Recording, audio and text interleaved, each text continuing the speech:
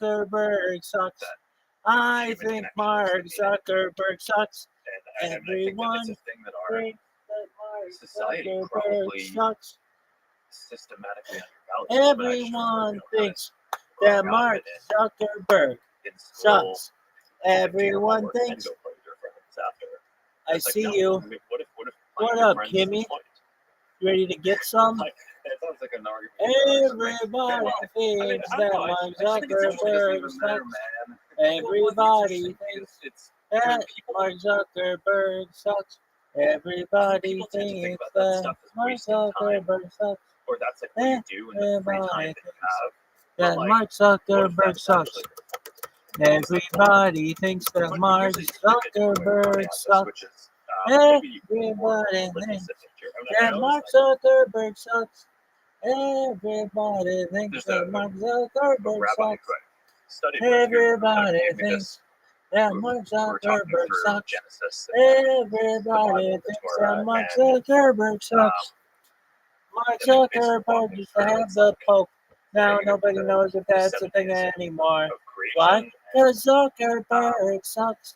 And it's basically Zuckerberg why does sucks. the Bible start there? Right? So you can start anywhere, right, Zuckerberg, in terms of like how to live. you're the worst. But Everyone basically it thinks starts to that talk you're about how the God worst. created people The Bible in shouldn't her have image. started there if they knew you were going to be But on the this Bible fucking starts by earth. talking about how God Zuckerberg created us. sucks. So, Everybody I think knows there's that like Mark Zuckerberg sucks. Everyone compelling argument that I think I've always knows just that found meaningful and Mark inspiring, that Zuckerberg is the worst. a lot of He the point is the worst. His of wife what hates him. sort of religion Zuckerberg's wife is named Priscilla, and is to she create. hates her own husband. She And is build like those. Marjorie Hindle, So these are and silly everybody odds. I think like, hates Zuckerberg. and I think probably to some degree you'd I expect me to hate say something Mark like this because I've Zuckerberg. dedicated life You to hate creating things Mark that help people connect Zuckerberg. them. That's sort of the fusion Zuckerberg is the worst. I'm getting back to what we talked about earlier Zuckerberg's the instead of what I worst. studied in school, or psychology and computer science. Right? So Zuckerberg, I mean, these are you're like the the two themes worst. that I hear about. Everyone thinks that But I Mark don't know, Zuckerberg that's is the kind of what I think worst. about. That's what matters. To create Mark and Zuckerberg, to you are love the is worst. a form of connection. You are the absolute It's one worst. hell of an amazing The replay worst. experience in the metaverse. So whoever is using Mark avatars Zuckerberg is the worst. years from now, I hope you Mark have fun. And thank you for Zuckerberg's talking the today. worst. Thank you. Mark Thanks for Zuckerberg listening is to this the conversation with Mark Zuckerberg. worst. To support this podcast, please check out Mark our sponsors in the Zuckerberg, description.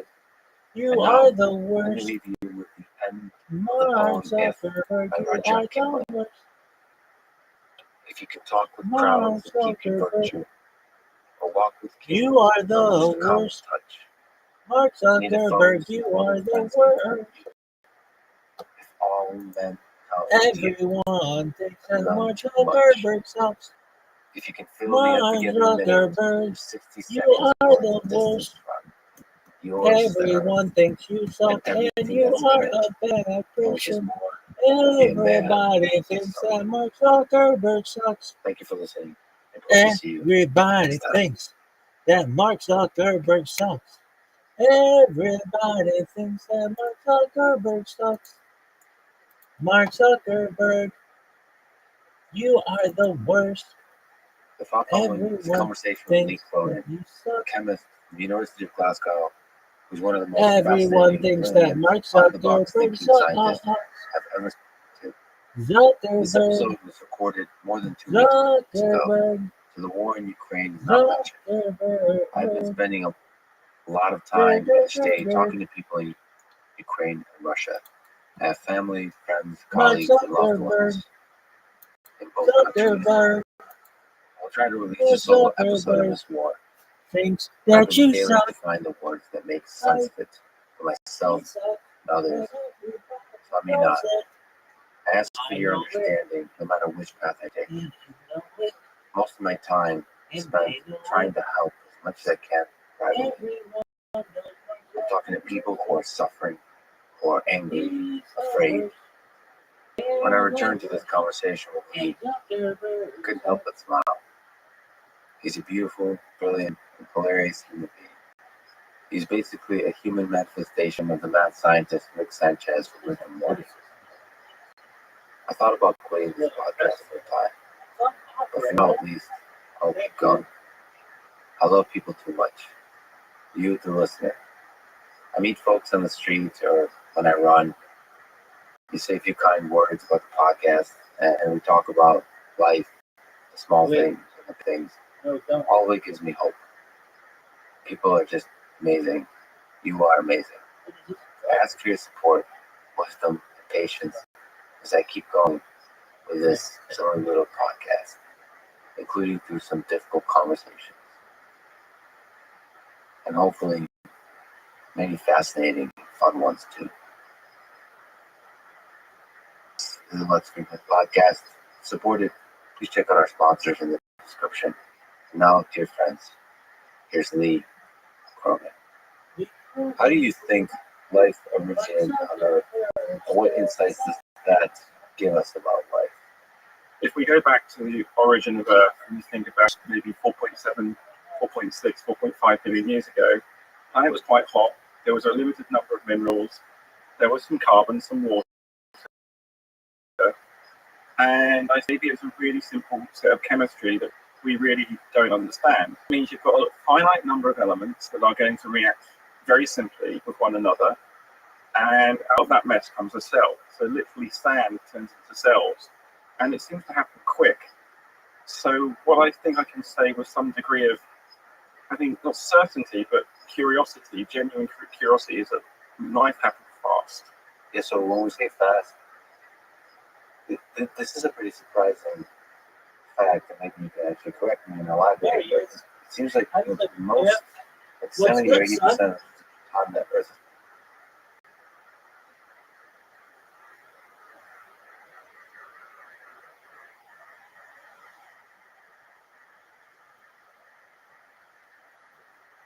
Kick it ass, take it out. Scared of like a motherfucker.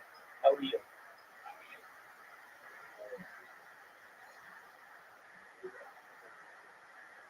Dude, that's not jail.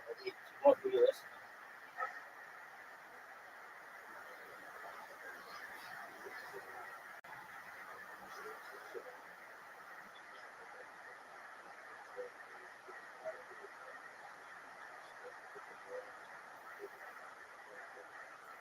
Okay, so is this Moonlight in the Desert or whatever? Midnight in the Desert?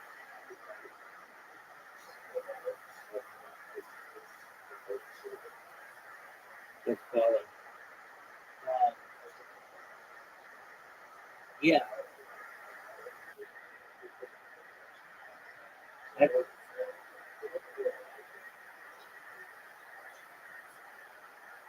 yeah, I tend to think that sometimes Premier Radio, the people to whom he sold it, they don't always catch it. So sometimes you get a little gem on there.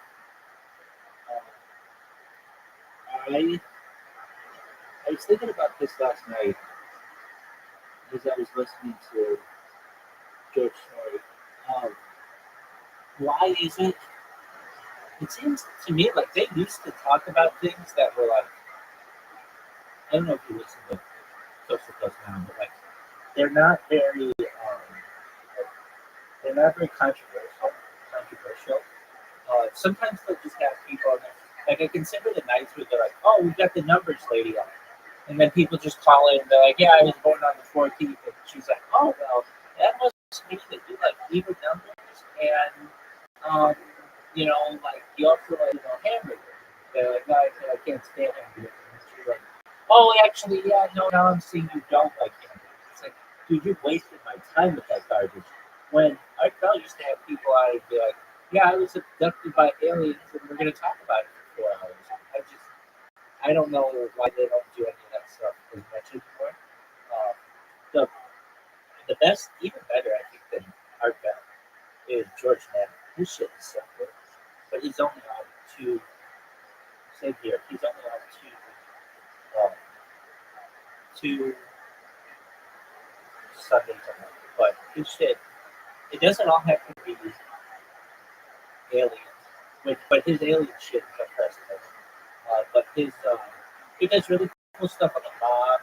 He does stuff on like old Las Vegas or old Hollywood that I really like, and like he do. I don't know, he'll do like things on like the Rolling Stones or some music. I just think that shit's cool.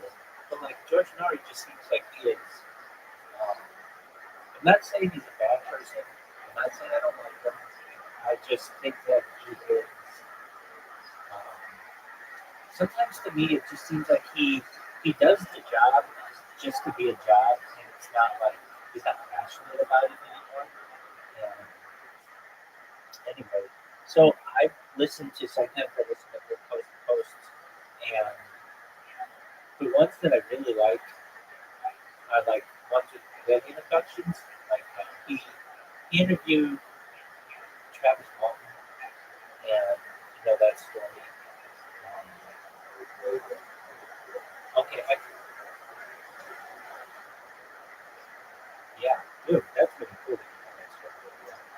I maybe like 3 months ago or so just decided that I'm going to get to know the Betty and Barney Hill story and the Travis Walton story better than like any other ufologist ever. So I can tell you, Betty and Barney Hill took place September 17th, 1961, I believe. And Travis Walton was November 5th, 1975. And like just getting those stories down really well.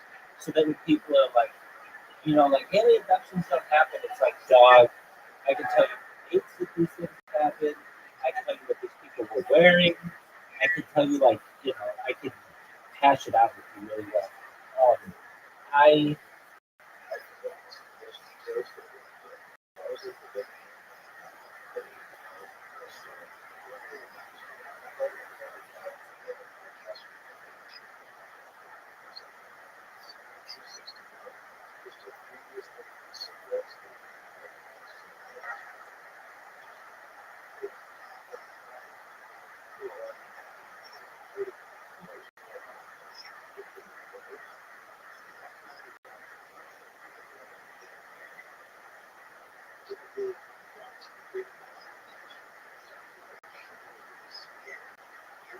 yes,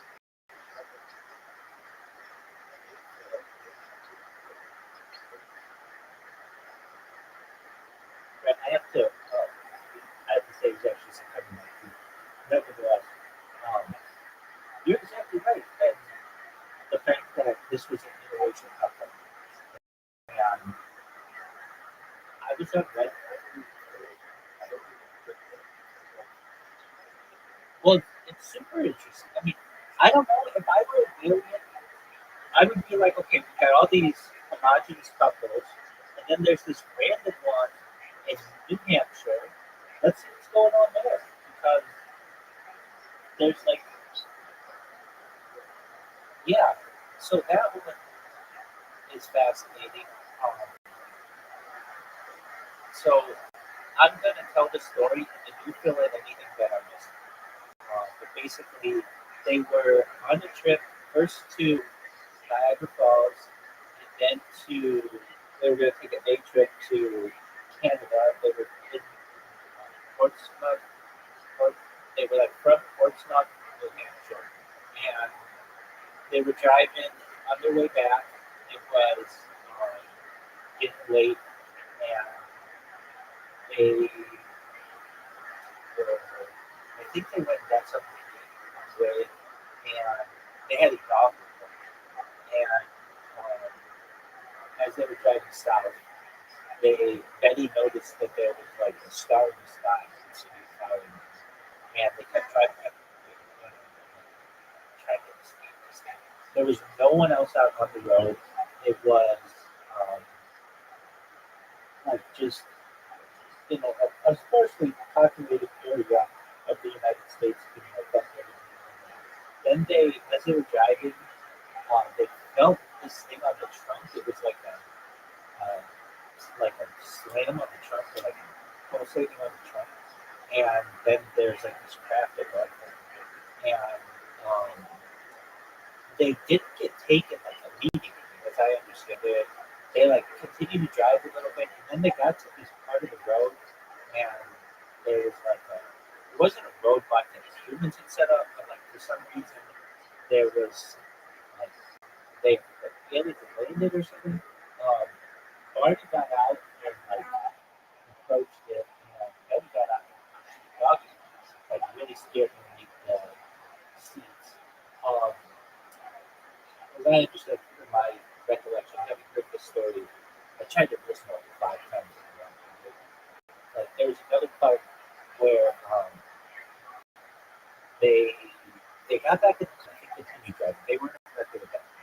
They continued to drive um, and actually that might have been when they were up there, but right before that, they saw this craft land in a field and got out of the car and approached it, and they could tell what's always interesting to me is this craft had windows. Why you could see the people, the windows, the whatever, not people, but like the beings, and the aliens, the head alien had like a very had like a top hat, not a top hat, like, you could tell like one of them was the tribe, and that one was like telepathically with Barney. Anyway, I think they got back in the car. That's when there was like this like roadblock or whatever. They this happened like right after sundown or so, like maybe 10 p.m. And I think they okay, so what happened? They go up in the spacecraft. Well, I don't even know. It doesn't like take off. I don't know if it takes off. I don't think it did. I think it stayed on the ground or something. Anyway, they check out Barney's like genitalia. He has like some major burns there. Um, they check out Betty's genitalia,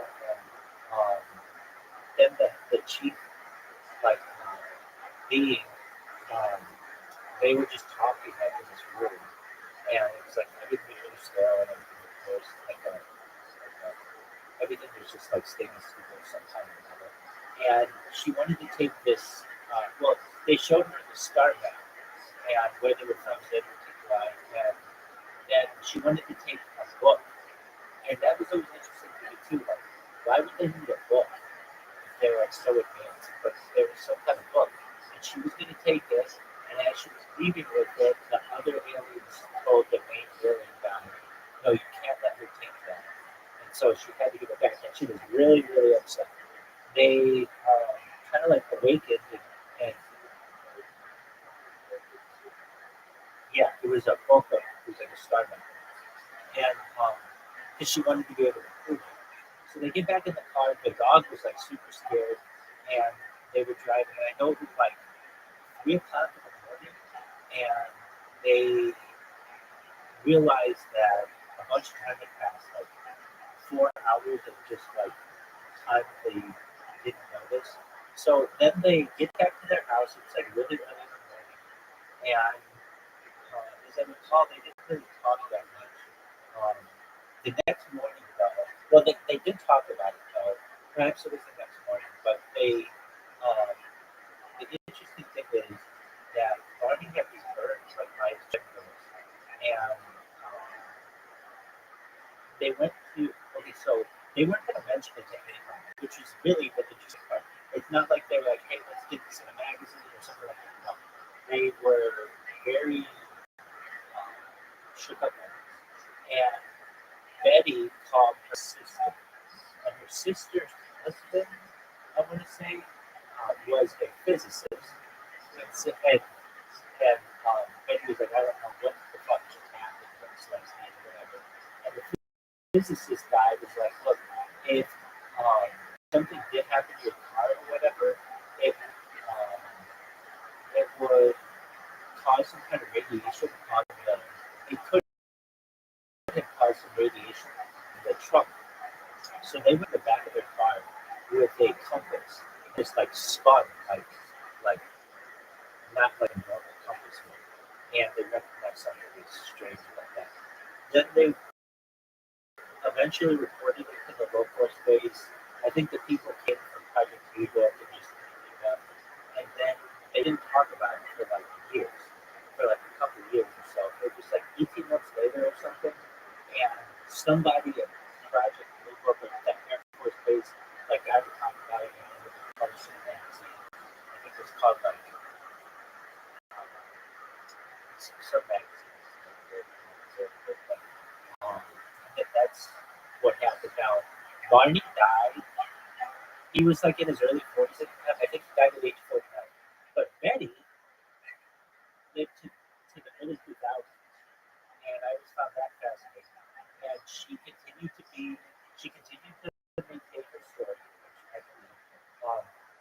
They never made any money. Oh, they actually spent about $1,200 or something. Like all in all, that's like they didn't make any money. And then they had they eventually had children, and one of the children eventually had a child who's now a professional UFC fighter. Some girl, she's been on Joe Rogan, and that's what I know about this thing. All right, please fill me in with anything that I'm missing, or that I haven't.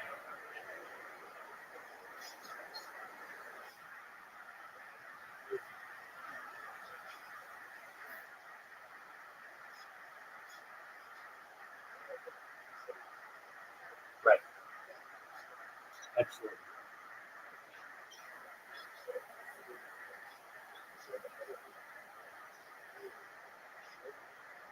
Right.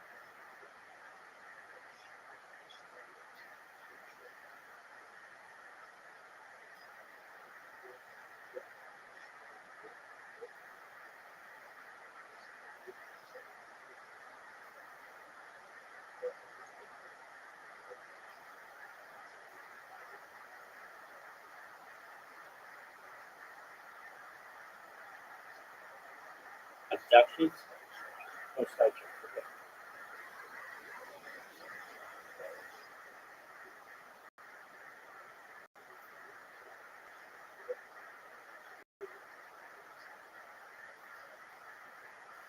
Yeah, dude, I was looking at it earlier today. I was looking at it earlier today. It was on Reddit, and it's exactly. She writes that like Zeta Reticuli had uh, bi- binary stars, which like wasn't a common thing back then, and it's like um, she's. I personally think that she did a really good job of drawing that chart and laid it. So did this on Reddit, and I can't stand this. I can't stand these Reddit people because I know that they're actually probably a minority of people.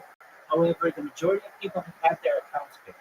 I can't tell you how many people who I've encountered who are like, yeah, I used to be a Redditor and I got my account banned for whatever reason. And so they had Betty's picture of some urban urban legends or urban myths or something. So one of them, it was that one because it's like a bunch of skeptics, and they had Betty's star chart, and then they had what actually turned out to be like the actual star configuration. And it's like very accurate, and all these people will just say debunked, debunked. This has been debunked so many times I can't even count. It's like, dude, shut the fuck up. In my opinion, nothing can be debunked ever, ever, ever, because there's always other evidence that can come into play. So if you use the term debunk, it just tells me that you're close-minded. Anyway, Betty had, I think originally, arranged these, like, the star map with the balls, and then wrote it, drew it from memory, but it was very accurate. And she said that Zeta Reticuli had a binary system, and that was very uncommon for us to know. It's actually pretty common in space, but in 1961 it was not well known. And then, oh yeah, this is the other thing. These stars would not have been discovered until later. So it's like, how did you know it? anyway, I found that really good. Oh, here's another interesting part of that story. The aliens. This is so weird to me. A couple of things. Like if these aliens are so smart, think they are, they can be kind of stupid. That Barney was a postal worker, and he had dentures, and they could not figure out why. They asked Betty, "Why does he not have teeth?" And she's like, "They're dentures. Don't you understand what dentures are?" And they did not understand. And the other thing is they could not understand Betty's dress. It had buttons or a zipper. It had a zipper. And they could not understand how to undo a zipper. They like tore her dress. I've always found that to be fascinating. That like these aliens were, yeah, no, I'm positive of those details. And the fact that these aliens just would not be able to figure that out. That's always just been fascinating to me. Uh, I've never seen her draw them. A lot of people I think assume that they were alien rays, but like if they did reticulate, there's a chance that they were. But like I'm sure you've probably seen it. It's oh, there's that famous book called was it Communion? Whitley Strieber, yeah. And the like front right.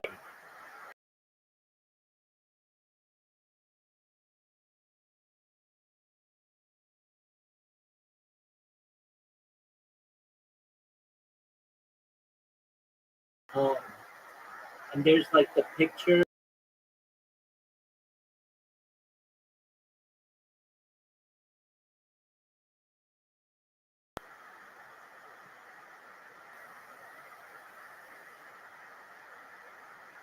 I'm back. I'm not sure if that was. Yeah. No. Yeah. No, just my internet. Okay. Um, Whitley Strieber wrote that book Communion, and it's got a picture of like the face on that book. A lot of the Indians are looking at it because they say that's what they don't look as much like the alien emoji that you see that kind of looks really friendly. These things kind of look like a little bit scary. Anyway, I've never heard what they thought that these aliens looked like. And that's always just been interesting. You would think that like they would have done a sketch of this, but they never did. You know, it's interesting to me as well. Go ahead. It's interesting to me that just one moment.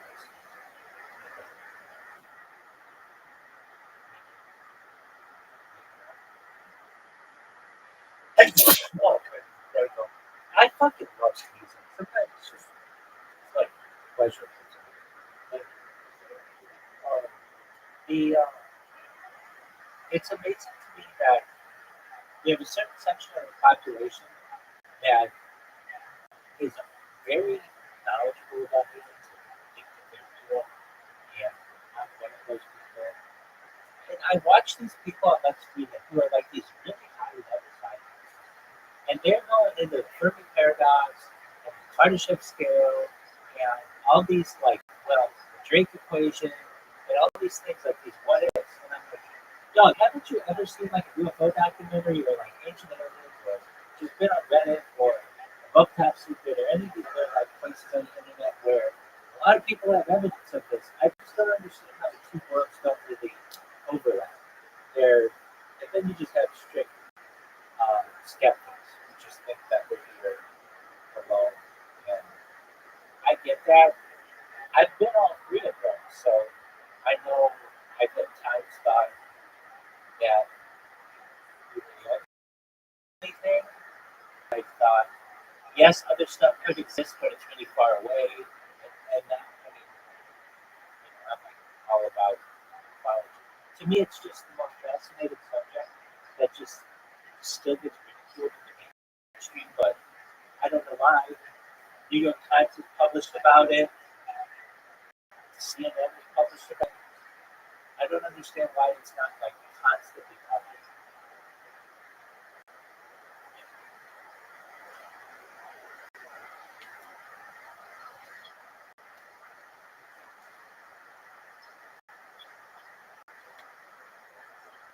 I think you're right.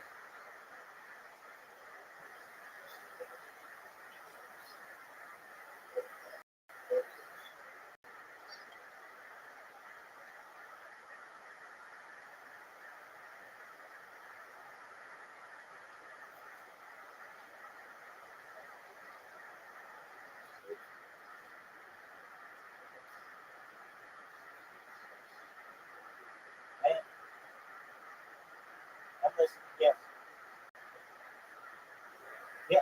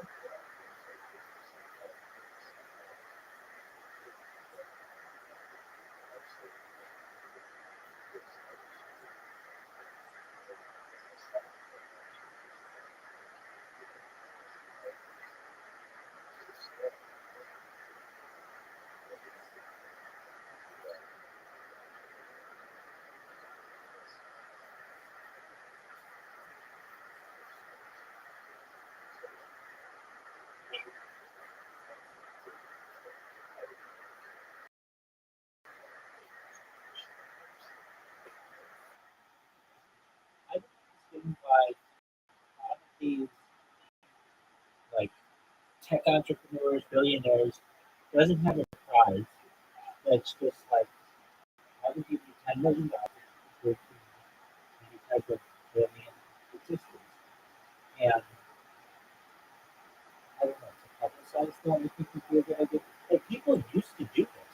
The reason why Lindbergh crossed the Atlantic was to get some prize.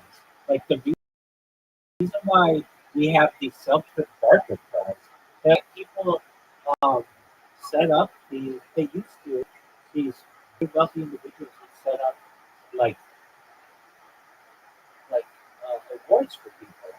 And I don't know, we had that whole thing in December with the New Jersey and New York drone, and I don't think that helped the discussions very much because now whenever you see anything in the air, people are like, "Oh, it's just one of those drones." But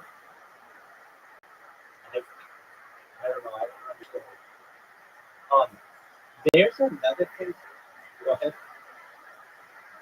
These these aliens.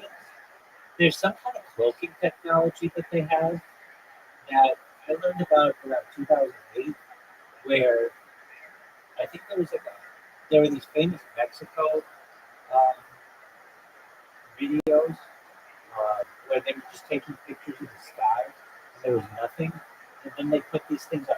They changed their cameras to be infrared, and these things were all over the sky. And I just think that, like, yeah, like we have stealth technology, which I think could have been could utilize some of these technologies as well. Um, but I just think it's fascinating that we, as humans, are just still consider the subject to be so taboo.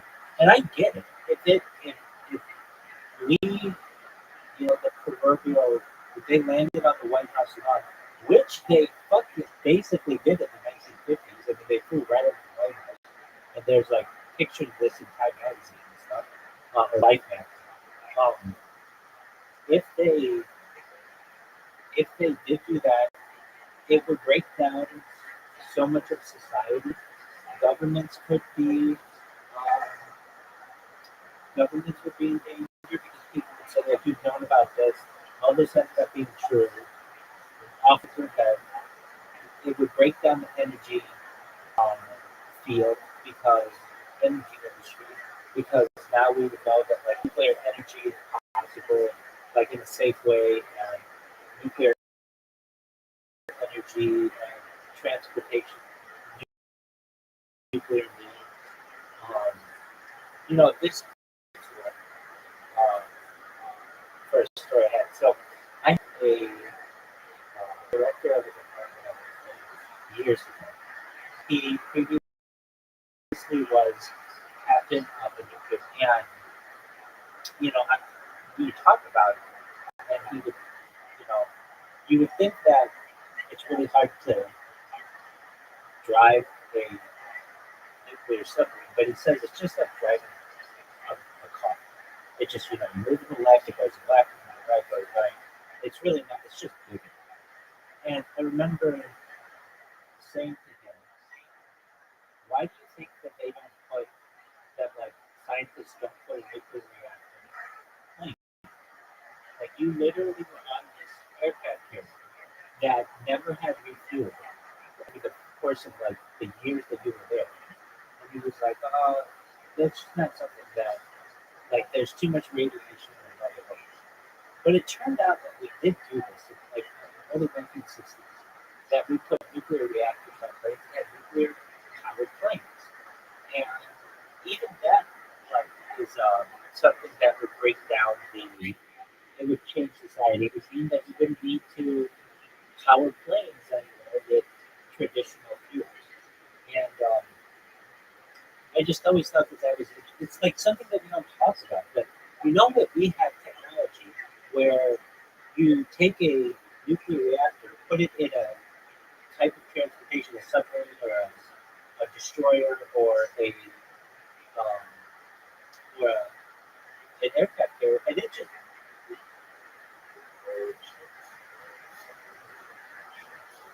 exactly. And but people don't really understand. They just don't get it. That means that these things don't have to go and be fueled, but they just keep going. People don't really understand that. I bet if you ask most people, well, that's something too. Who was it? Oliver Stone, the director, was on Joe Rogan like 2 3 years ago. It's episode 1994, and I don't know if you remember what Joe Rogan episode was. There are only a handful. There are like two that I know. There's episode 1000, and there's that. So basically, that I remember. And he really opened my eyes to not that I wasn't a proponent of nuclear power. I was. How many people have died there? I didn't really know how many people died in Chernobyl. I figured it was like tens of thousands. It's not. It's about 40. I didn't know how many people died at 3 Mile Island because of the nuclear incident that happened there. 0. I didn't know how many people died at Fukushima. It's 2. These are verified on Wikipedia. So that means over the course of like 80 years of nuclear energy, we've had like 42 people die. If nothing, it's like a miraculous type of technology. And I don't understand why it should be it. And whenever, like, there used to be this push for nuclear energy, and then it went with environmentalists and things. And I get it. I mean, but really, I think that um, environmentalists should find nuclear energy to be the best kind of energy that we can have. I mean, they would be they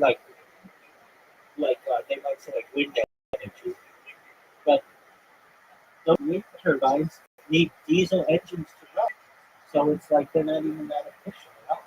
Anyway, this gets into just how aliens propose things. And I also get people who they come in here a lot, and one of the things they talk about is fossil like travel, fashion, and like communication. That violates the laws of physics, and I get that. But for some reason, I just don't think that the laws of physics are all that rigid. I think that there are ways to perhaps get around some of these things. And I had somebody come in here like last week, and they were like, "Nothing can travel faster than the speed of light." And I'm like, "Well, what about tachyons, which are like these hypothetical particles that travel faster than the speed of light?" And like, right, I know. Or there, but there's that other one that may potentially, like basically, I get how, right, I get like, and then I don't know, like, let me look this up and catch it. Do you know what a non-Newtonian fluid is? These are like these things that you see on like TikTok or Instagram, where somebody like punches a like a liquid, and it feels harder every time they punch it. But if you put your hand in slowly, it's like a liquid.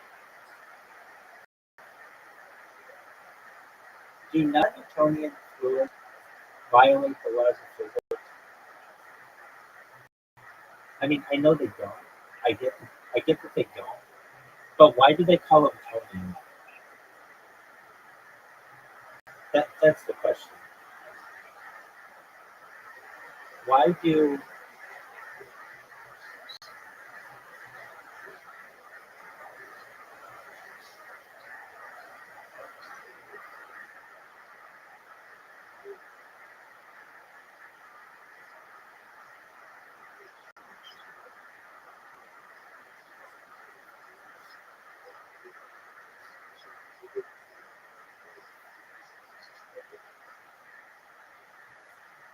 okay? So they're called non-Newtonian fluids because they do not follow Newton's law of viscosity.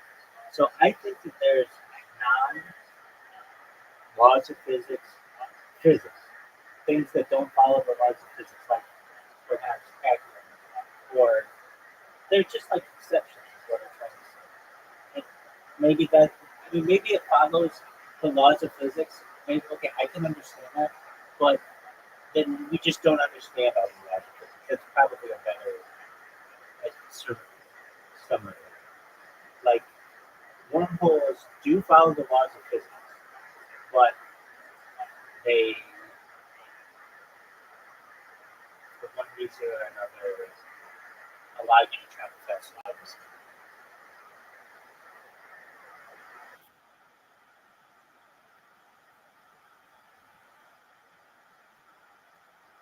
Anyway, back to Barney Hill. Um, I think it was Look magazine where they published that. They ended up not making any money. Okay, let me about in the Betty and Barney Hill story.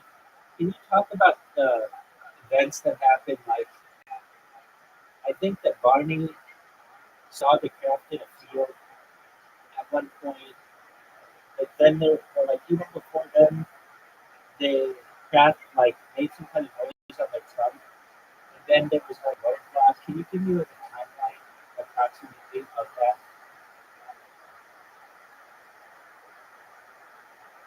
All right, so September 19th and 20th, 10:15. They're driving south on Route 3 between the Portsmouth and Antwerp from a vacation in Niagara Falls, Montreal. Near Lancaster, Betty spots a bright light in the sky that seems to be falling down the street. We need to start satellite 10:30. The light gets closer and seems to be moving rather to observe the binoculars. So that's right, he did pull over. At one point near the Franconia Notch, they stopped near the old man in the mountain for a better view. 10:15 to 11, close encounter begins. As they drive past the notch, the crash swoops down. Barney stops the car in the middle of the road in an open area and gets out with the binoculars. He sees a labor described as large scientific windows and humanoid figures inside. He claims one of the beads looked directly at him to communicate a message telepathically or through a concussion. Say, stay where you are and keep moving. Barney and Steve enter the car yelling to Betty that they are going to kiss the driver quickly. Auditory beeping or buzzing sounds. Shortly after fleeing, they Hills reported hearing buzzing or beeping sounds on their car's truck, which they said causes a tingling sensation in their body and some sort of altered state of consciousness for passengers. This happens twice, one right after the other, and get the missing time and robot sensation. After the second set of buzzing sounds, they realized they'd lost about 2 hours and can't account for about 35 miles of traffic. They also report a roadblock or detour during the missing time, not a literal sense, but more like an impression of being stopped and taken off the road. Under hypnosis later, both described being taken and board the craft, examined by humanoid beings and interacting with the leader of the figure. Early morning, September 20th. They arrived much later than expected. Around 5 a.m., feeling disoriented and exhausted, they both met a strange physical symptom. Barney's shoes are stuffed. That's another thing. Barney's shoes are stuffed like they dragged him, like the tops of the shoes are stuffed. Betty's dress is torn, has a pink powdery residue. The car truck has a shining concentric circle that causes the compasses to spin with first movement. Later developed. Betty begins having vivid dreams about the abduction a few days later. The couple eventually undergoes hypnosis therapy with Dr. Benjamin Simon in 1964, which brings out in more detailed accounts of their alleged abduction and medical examination record. So that's happened with our yeah, that's a fucking wonderful story. And like there aren't many movies about that. Like to me, that would be a really cool one. I mean, they would only you would never made for movie. They would do those, but like this is a, okay. Also, oh, was he brought? Okay, but they just don't do that stuff now. They used to do it, but something changed. But they don't. I guess it's because they don't make a lot of money. Like a movie like that, unless they put it viral, it's not going to make a lot of money. The thing that changed, I think, Hollywood in a lot of ways was Iron Man. Because once they realized how much money these Marvel movies make, they just stopped making like smaller movies.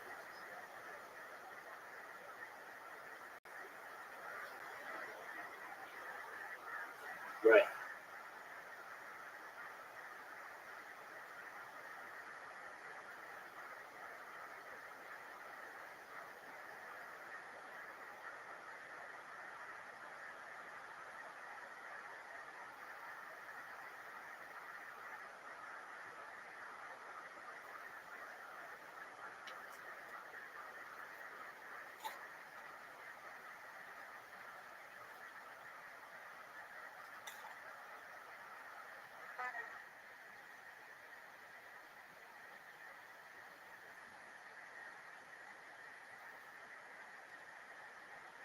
Has been around, there's been life on it, like some very significant percentage. So when you say fast, like the slow part is from single cell, or from bacteria to some more complicated organisms. Seems like most of the time that Earth has been around, it's been single cell or like very basic organisms, like a couple of billion years. But yeah, you're right. That's really.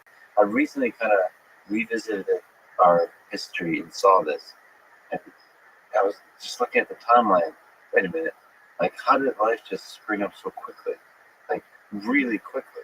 That makes me think that it really wanted to. Like, to put another way, it's very easy for life to spring. Yeah, I agree. I think it's much more inevitable. And I think I try to kind of, not provoke, but try and push chemists to think about, because chemists are central to this problem, right? Of understanding the origin of life on Earth, at least, because we're made of chemistry. But I wonder if the origin of life on a planet, or sorry, the emergence of life on a planet, is common as the formation of a star. And if you start framing it in that way, it allows you to then look at the universe slightly differently. Because, and we can get into this, I think, in quite some detail. But I think, to fix your question, I have little idea of how life got, but I know it was simple. I know that the process of selection had to occur before the biology was established. So that selection built the framework from which life kind of grew complexity and capability and functionality. And I think these are all really important words that we can unpack over the next while. Can you say the words again? So you said selection. Mm-hmm. So natural selection, the original A/B testing. And then complexity, and then a degree of autonomy and sophistication. Because I think that people misunderstand what life is. Some people say that life is a cell, and some people that say life is a virus, or life is an on-off switch. I don't think it's that. Life is the universe developing a memory, and the laws of physics and the way. Well, there are no laws of physics. So physics is just memory-free stuff. Right? There's only a finite number of ways you can arrange the fundamental particles to do things. Life is the universe developing a memory. So Yes. it's like sewing a piece of art slowly, and then you can look back at it. So there's a stickiness to life. It's like the universe doing stuff. Yeah. And then when you say memory, it's like there's a sticky a bunch of the stuff is building together. Yeah. So that you can, in a stable way, like trace back the complexity, and that tells a coherent story. Yeah, and I think, Okay. That's, by the way, very poetic. Beautiful. Life is the universe developing a memory. Okay. And then there's autonomy inside the complexity we'll talk about, but it's a really interesting idea that selection preceded biology. yeah, I think Yeah, so what, first of all, what is chemistry? Like, does sand still count as chemistry? sure. I mean, as a chemist, the card-carrying chemist, if I'm allowed a card, I don't know what I am, but What is your card made of? Composition card. yeah. So, what is chemistry? Well, chemistry is the thing that happens when you bring electrons together and you form bonds. So bonds, what I say to people when they talk about life elsewhere, I just say, well, there's bonds, there's hope. Because bonds allow you to get heterogeneity. They allow you to record memories, or at least on Earth. You could imagine, a Stanislav Lem type world where you might have life emerging or intelligence emerging before life. Or maybe something on the bit like Solaris or something. But to get to selection, if atoms can combine and form bonds, those bonds, those atoms can bond to different and those molecules, or have different identities and interact with each other differently, and then you can start to have some degree of causation or interaction, and then selection, and then existence, and then you go up the kind of the path of complexity. So at least on Earth, there is a sufficient pool of available chemicals to start create circular space of bonds. So, okay, this is a really interesting question. Let's lay it out. So, bond, almost like cards. You say there's bonds, there's life, there's intelligence, there's consciousness. And what you just made me realize is those, let's put bonds aside, those can emerge in any order. That's really brilliant. So, intelligence can come before life. It's like panpsychists believe that consciousness comes before life and intelligence. So consciousness permeates all matter. It's some kind of fabric of reality. Okay, so within this framework, you can kind of arrange everything, but you need to have the bonds that precedes everything else. Oh, the other thing is selection. Mm-hmm. So the mechanism of selection that could precede. Couldn't that precede bonds too? Whatever the hell selection. So I would say that there is an elegant order to it. That bonds allow selection, allows the emergence of life, allows the emergence of multicellularity, and then more information processing, building state machines all the way up. However, you could imagine a situation if you had, a neutron star with ferromagnetic loops interacting with one another, and these oscillators building state machines, and these state machines reading something out in the environment. Over time, these state machines will literally record what happened in the past and sense what's going on in the present and imagine the future. However, I don't think it's ever going to be within a human comprehension, that type of life. I wouldn't count it out because, whenever I know in science, whenever I say something's impossible, I then wake up the next day and say that that's actually wrong. I mean, there are some limits, of course. I don't see myself traveling faster than light anytime soon. But Eric Weinstein says that's possible, so he will say you're wrong. Sure, but I'm an experimentalist as well. So I have two superpowers, and my stupidity, and I don't mean that as I'm like absolutely completely witless, but I mean my ability to kind of start again and ask the question, and then do it with an experiment. I always wanted to be a theoretician growing up, but I just didn't have the intellectual capability. But I was able to think of experiments in my head. I could then do in my lab, or as a child outside, and then those experiments in my head and then outside reinforce another. So I think that's a very good way of kind of grounding the science, right? Well, that's a nice way to think about theoreticians, is they're just people who run experiments in their head. I mean, that's exactly what Einstein did, right? But you were also capable of doing that in your head, inside your head, and in the real world. And the connection between the two is when you first discovered your superpower, stupidity. I like it. Yes. Okay. What's the second superpower? Oh, your accent, or I am genuinely curious. So I have ego problems, but my curiosity is bigger than my ego. So as long as that happens, I can. Oh, that's awesome. That is so powerful. You're just dropping some powerful lines. So curiosity is bigger than ego. That's something I have to think about, because you always struggle about the role of ego in life, and that's so nice to think about. Don't think about the size of ego, the absolute size of ego. Think about the relative to the other forces pulling at you. If the curiosity one is bigger, then ego will just fine and make you fun to talk to. Anyway, so those are the two superpowers. How do those connect to natural selection, or selection and bonds? And I forgot already. Life and consciousness. So going back to selection in the universe and origin of life on Earth, I mean, selection is a force. I'm convinced that selection is a force in the universe. So not a fundamental force, but a directing. But it is a directing force, because existence, although existence appears to be the default, the existence of what? Why does?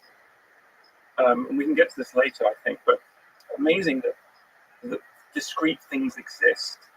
And you see this cup. It's not the sexiest cup in the world, but it's pretty functional. This cup, the complexity of this cup isn't just in the object. It literally the lineage of people making cups and recognizing that, seeing that in their head, making an abstraction of the cup, and then making a different one. So I wonder how many billions of cups come before this one. And that's the process of selection of existence. And the only reason the cup is still used is quite useful. I like candles, it's convenient so I don't die, I keep hydration. And so I think we are missing something fundamental in the universe about selection. I think what biology is a selection amplifier, and that this is where autonomy comes in. And actually, I think that how humanity is going to, humans and autonomous robots, or whatever we're going to call them in the future, will supercharge that even further. So selection is happening in the universe, but if you look in the asteroid belt, selection, if objects are being kicked in and out the asteroid belt, those trajectories are quite complex. You don't really look at that as productive selection, because it's not doing anything to improve its function. But the asteroid belt has existed for some time. So there is some selection going on, but the functionality is somewhat limited. On Earth, the formation of Earth, interaction of chemicals and environment gave selection, and then things could happen. Because you could think about, in chemistry, we could have an influence happen, but they don't all the reactions don't happen. Why? Because they're energyless. So there must be some things, catalysts out there, or there are bits of mineral that when two molecules get down on that mineral, it lowers the energy barrier for the reaction, so the reaction is promoted. So suddenly you get one reaction over another, a series of possibilities occurring that makes a particular molecule, and this keeps happening in steps. Before you know it, almost these waves of discrete reactions work together, and you start to build a machinery that that is run existence. So as you go forward in time, the fact that the molecules, the bonds are getting, there are more bonds in a molecule, there's more function, there's more capable molecule to interact with other molecules, to redirect them. It's like a series of little, and I don't want to use this term too much, but it's almost thinking about the simplest von Neumann constructor. That's the simplest molecule that could build a more complicated molecule, build a more complicated molecule. And before you know it, when that more molecule can act on the causal chain that's produced itself and change it, suddenly you start to get towards some kind of autonomy. And that's where life, I think, emerges in earnest. Every single word in the past few paragraphs, let's break those apart. So, who's von Neumann? What's the constructor? The loop that you're talking about, of the molecule that starts becoming, I think you said like the smallest Neumann constructor, yeah, the smallest minimal. So, what do all those things mean, and what is what are we supposed to imagine when we think about the smallest von Neumann constructor? So, John von Neumann was a real hero, actually, not just me, but many people in computer science and physics. He was an incredible intellect. Who probably solved a lot of the problems that we're working on today and just forgot to write them down. Yeah. I'm not sure if it's John von Neumann or Johnny, as I think his friends called him, but I think he was Hungarian mathematician who came to the US. And basically was involved in the Manhattan Project and computation, and came up with all sorts of ideas. And I think he was one of the first people to come up with stellar automata. But Really? I didn't know this whole thing. I think so. And I think. Well, anyway, if he didn't come up with it, he probably did come up with it and write it out. There was a couple of people did it at the same time, and then Conway obviously took it on, and then Wolfram loves CAs. There is his fabric of the universe. What I think he imagined was that he wasn't satisfied, and this may be. So a lot of what I say is going to be kind of out of my You're just reverse memory design. Exactly. Rewriting it. What I mean, I think he liked this idea of thinking about how could a Turing machine literally build itself without a Turing machine, right? It's like literally how did state machines emerge? And I think that von Neumann constructors, he wanted to conceive of a minimal thing, autonomous, that could build itself.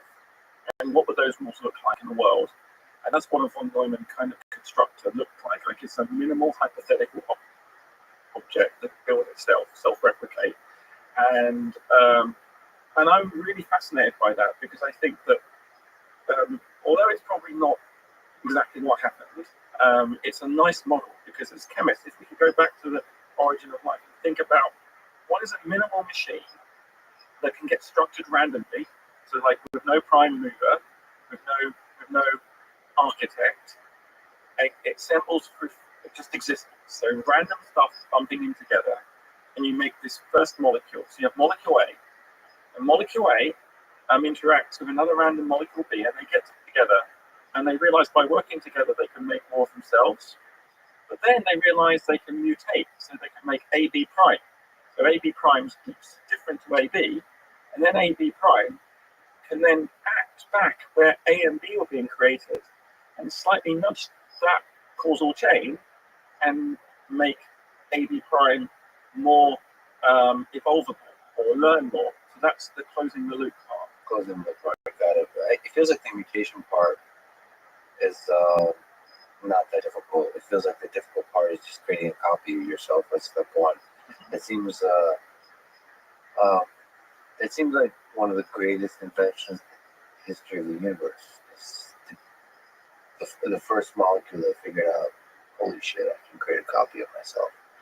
But how hard is that? I think it's really, really easy. Okay, I did not expect that. I think it's really, really easy. Well, let's take a step back.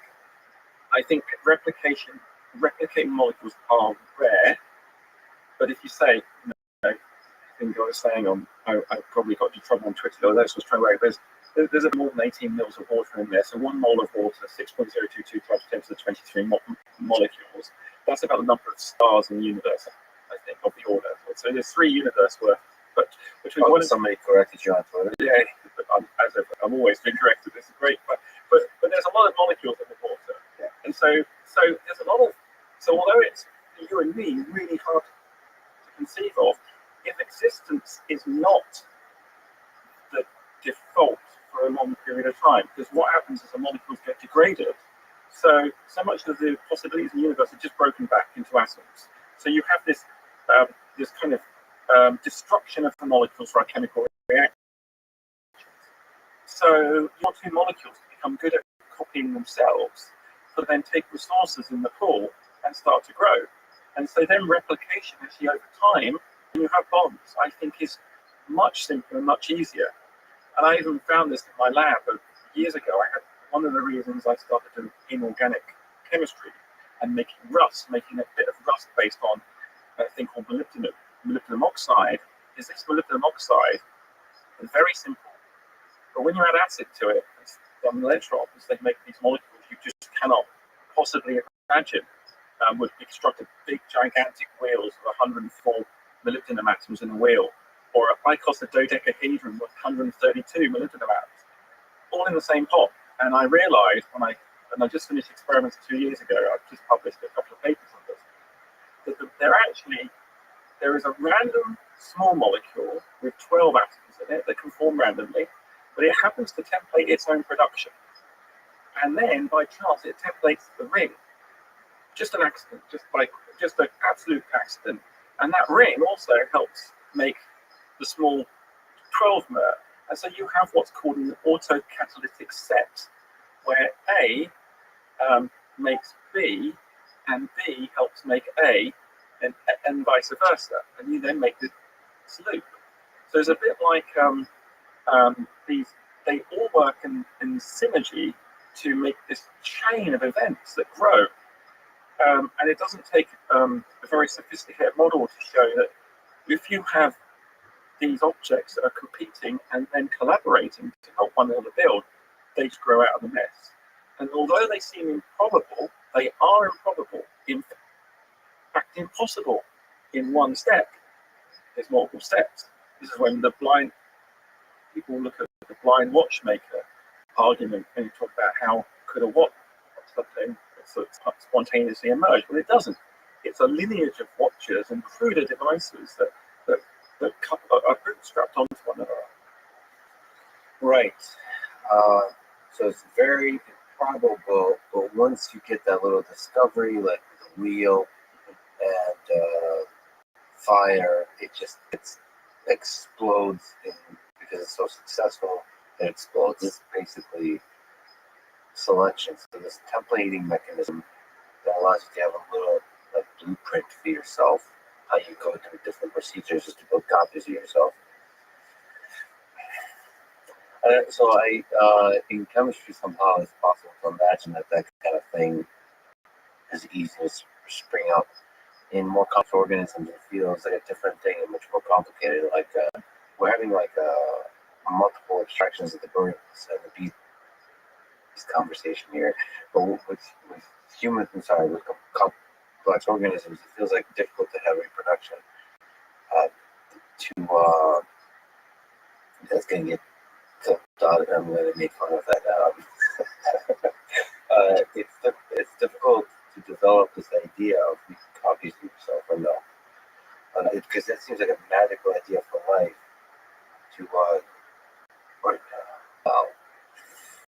That feels like very necessary for what selection is, for what evolution is. But then selection precedes all of this. Then maybe these are just like echoes of the selecting mechanism at different scales. Yeah, that's exactly it. So selection is the default in the universe, if you want to.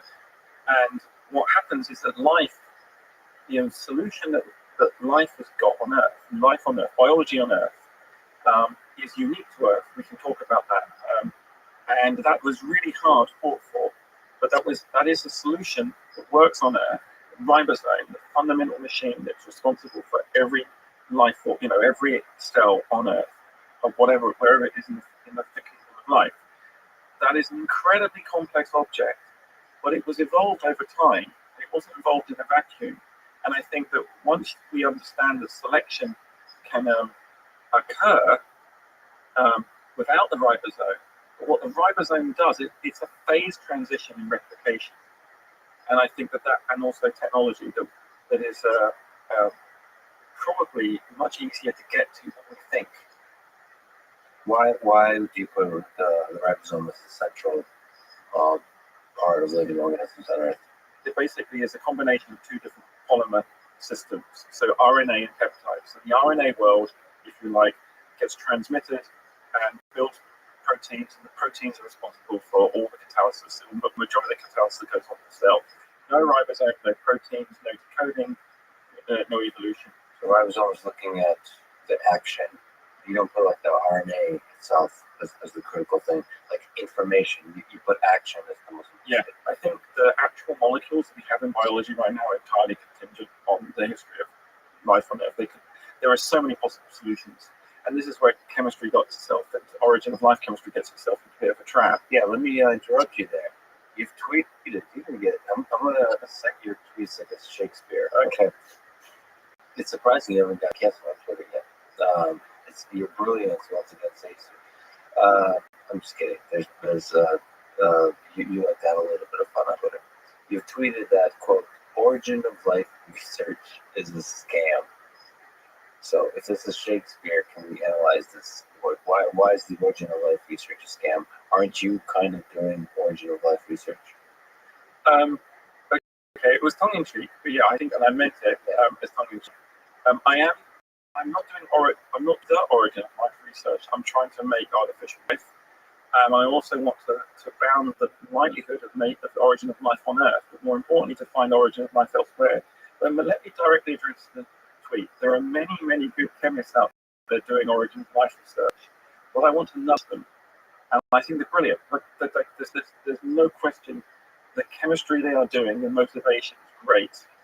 So what I meant by that tweet is saying that maybe they're making assumptions about saying if only I could make this particular type of molecule, say this RNA molecule, or this phosphodiester, or this other molecule, it's going to somehow unlock the origin of life.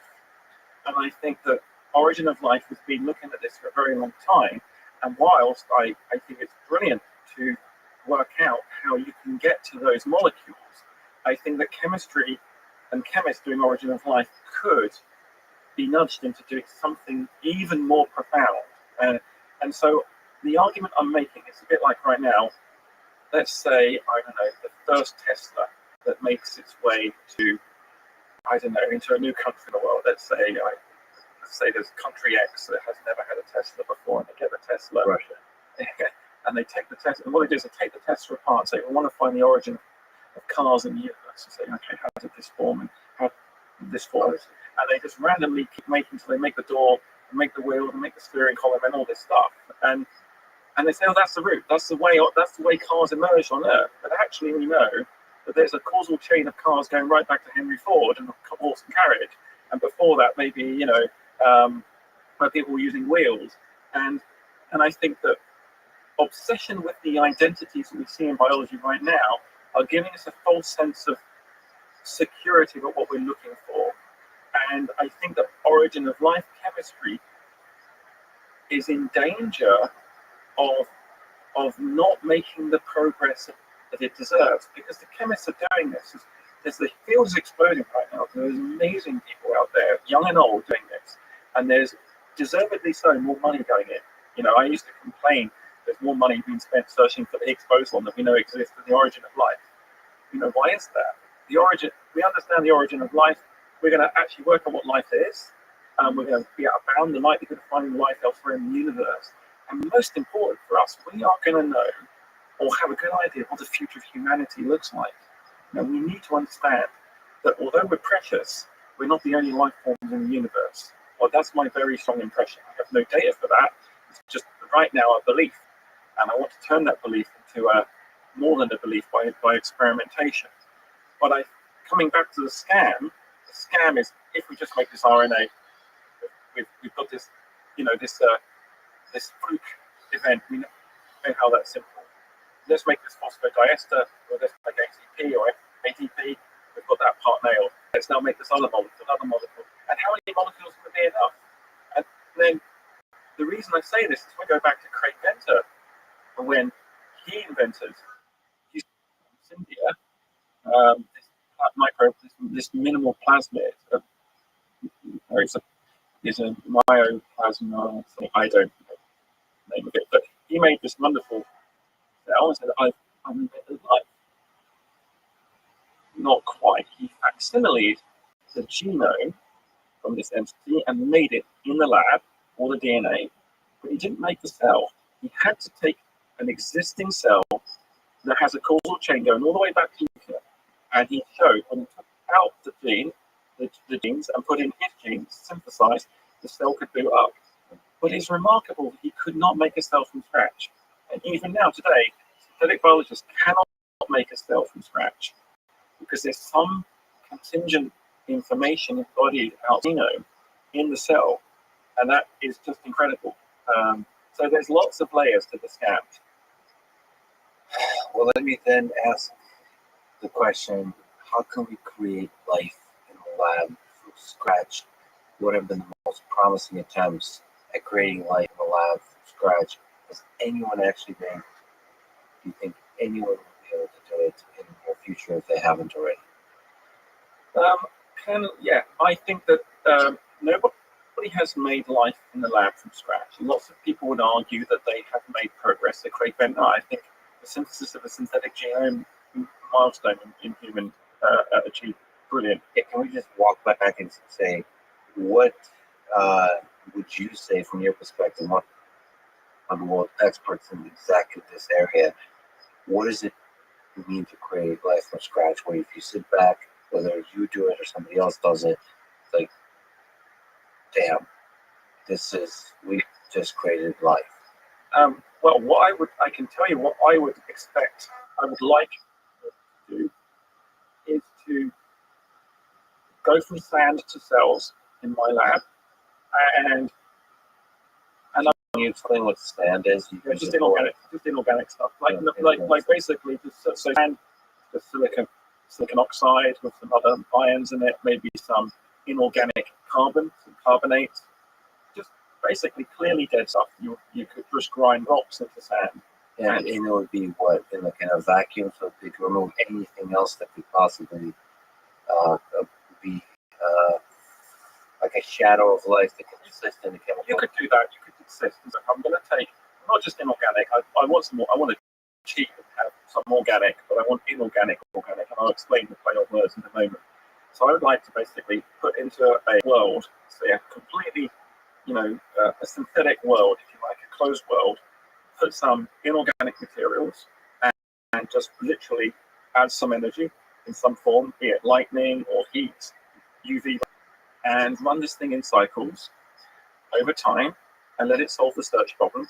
So I see the origin of life as a search problem in chemical space. And then I would literally wait for a life form to crawl out of the test tube. That's the joke I tell my group. Literally wait for a very, don't worry, it's been very feeble to take over the world. There's ways of ethically containing it. Last words. Indeed. But this is being recorded, right? It will not make you look good once it crawls out of it. It'll happen destroys all human civilization. But yes, but there's a very good things you could do to prevent that. Yes. For instance, if you put stuff in your world which isn't Earth abundant, so let's say we make life based on molybdenum and it escapes, it would die immediately because there's not enough molybdenum in the environment. So we can do responsible life. Or as I fantasize with my research group on our away day, that would go in. I think it's actually morally that until humanity finds life in the universe, this is going on a tangent, it's our moral obligation to make origin of life bombs, identify dead planets and bomb them with our origin of life machines, make them alive. I think it is our moral obligation to do that. I'm sure some people might argue with me about that, but I think that we need more life in the universe. And then we kind of forget we did it and then come back. And then, so where did you come from? We're coming back to what I'd expect. So I just say, Father, are you back? I think this is once again a Rick and Morty episode. Definitely all Rick and Morty all the way down.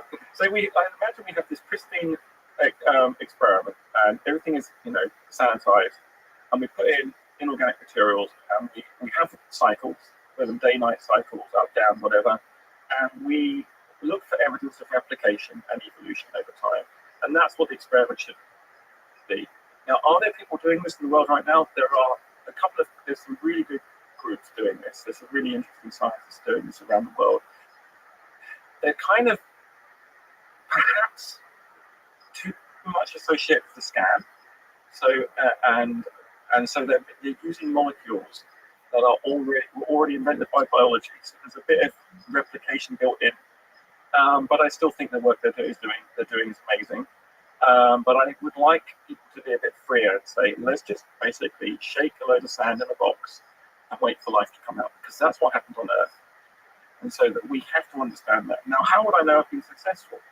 Well, because I'm not obsessing with what molecules are in life now, I would wager a vast quantity of money. I'm not very rich, so just be a few dollars, but for me, the solution space will be different. So the genetic material will be not RNA. The proteins will not be what we think. The solutions will be just completely different, and it'll be very feeble, because that's the other thing we should be able to show fairly robustly, that even if I did make, or someone did make a new life form in the lab, it would be so poor that it's not going to leap out. It is the fear about making a lethal life form in a lab from scratch is similar to us imagining that we're going to make the Terminator at Boston Dynamics tomorrow. It's simply not. And the problem is we don't communicate that properly. I know you yourself very. You explain this very well. There is not the AI catastrophe coming. We're very far away from that. That doesn't mean we should ignore it. Same with the origin of life catastrophe. It's not coming anytime soon. We should ignore it, but we shouldn't let that fear stop us from doing those experiments. But this is a much longer discussion, because there's a lot of details there. I would say there is potential for catastrophic events to happen in much dumber ways. In the AI space, there's a lot of ways to create social networks that are creating a kind of accelerated set of events that we might not be able to control. The social network virality in the digital space can create mass movements of ideas that could then, if times are tough, create military conflict and all those kinds of things. But that's not super intelligent AI. That's an interesting at scale application of AI. If you look at viruses are pretty dumb, but at scale, their application is pretty detrimental. And so, origin of life, much like all of the kind of virology, the very contentious word of data function research in virology, sort of like research on viruses, messing with them genetically, that can create a lot of problems if not done well. So we have to be very cautious. So the kind of, whenever you're ultra cautious about stuff in AI or in virology and biology, it borders on cynicism, I would say, where it's like everything we do is going to turn out to be destructive and terrible, so I'm just going to sit here and do nothing. Okay, that's a possible solution, except for the fact that somebody's going to do it. It's science and technology progresses, so we have to do it in an ethical way, in a good way, considering in a transparent way, in an open way, considering all the possible positive trajectories that can be taken and making sure as much as possible we walk those trajectories. So yeah, I don't think Terminator is coming, but a totally unexpected version of Terminator may be around the corner. Yeah, it might be here already. Yeah, so I agree with that. And so going back to the origin of life discussion, I think that in synthetic biology right now, we have to be very careful about how we edit genomes and edit synthetic biology to do things. So that's where things might go wrong, in the same way as Twitter turning ourselves into kind of a strange scale effects. I would love origin of life research or artificial life research to get to the point where we have those worries. Because that's why I think we're just so far away from that. We are just, right now, I think there are two really important angles. There is the origin of life people, researchers who are faithfully working on this and trying to make those molecules, the scan molecules I talked about. And then there are people on the creationist side who are saying, look, the fact you can't make these molecules, you can't make a cell, means that evolution isn't true and all this other stuff. Gotcha. Yeah, and so, and I find that really frustrating because actually the origin of life researchers are all working in good faith, right? Yes. And so what we're trying to do is give origin of life research a little more of an open context. And one of the things I think is important, I really want to make a new life form in my lifetime. I really want to prove that life is a general phenomenon, a bit like gravity in the universe, because I think that's going to be really important for humanity's global psychological state, meaning going forward. That's beautifully put. So one, it will help us understand ourselves. So that's useful for science. But two, it gives us a kind of hope, if not an awe at all the huge amounts of alien civilizations that are out there. If you can build life and understand just how easy it is to build life, then that's just as good, if not much better, than discovering life on another planet. Yeah. It's cheaper. It's much cheaper and much easier, and probably much more conclusive, because once you're able to create life, like you said, it's a search problem that there's probably a lot of different ways to do it. Yeah. Once you find the first solution, you probably have all the right methodology for finding all kinds of other solutions. Yeah, and wouldn't it be great if we could find a solution? I mean, it's probably a bit late for. I mean, I worry about climate change, but I'm not that worried about climate change. And I think one day you could think about, could we engineer a new type of life form that could basically, and I don't want to do this, so I don't think we should do this necessarily, but it's a good thought experiment, that would perhaps take CO2 out of the atmosphere, or an intermediate life form. So it's not quite a life; it's almost like an add-on. With a time. Zoo. I have a serious question for you. One of the most serious questions that you've ever been asked. Are you ready to lose your 11th straight big question right now? You think you got me this time? Yeah. Just as a friendly reminder, you've lost 10 straight games.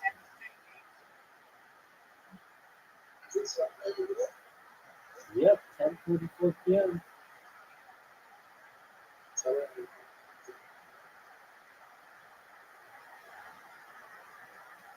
Dude, are you ready?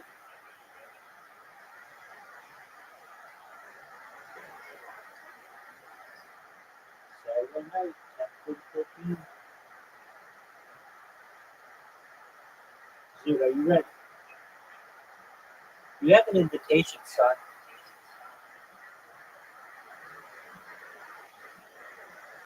Big dog, are you aware? Did you see me to ask you what time it was? Alright, but that's cool. Are you ready to lose your 11th straight game?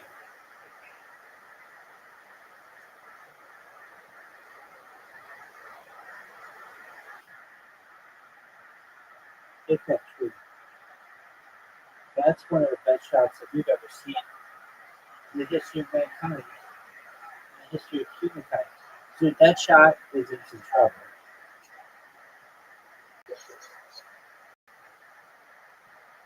Your shot is in some trouble, son.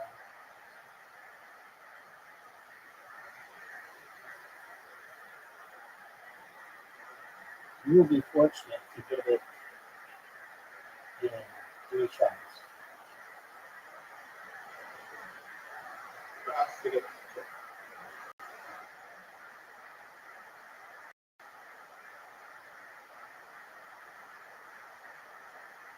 Dude, good job, dude.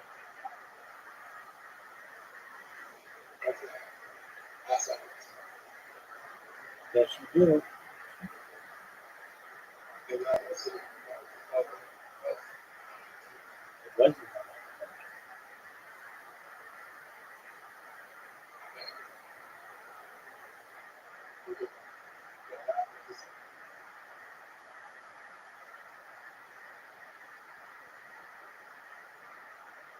The old man.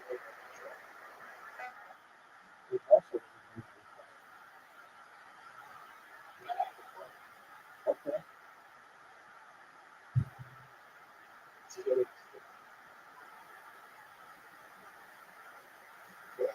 Baby, I'm dirty. I'm dirty.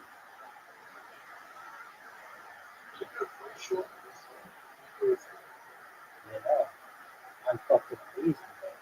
I want that 11th win, son.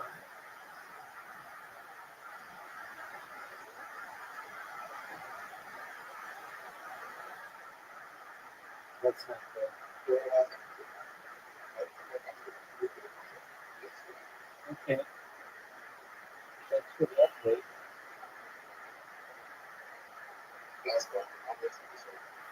See, what are your thoughts on the reactions to your shot?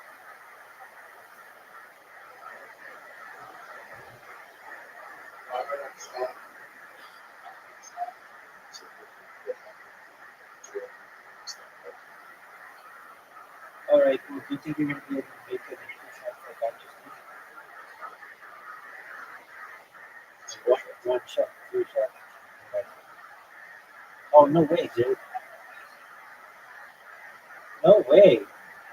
Nice shot, dude. That is beautiful. That was beautiful. Yes, I am.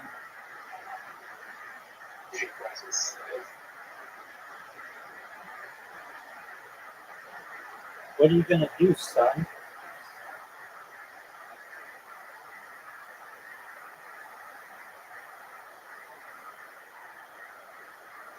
Look how beautiful this shot is. Just spectacular.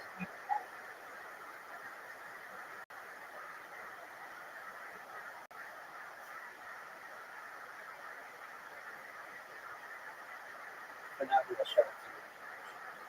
All right, dude, I'm going to go for this.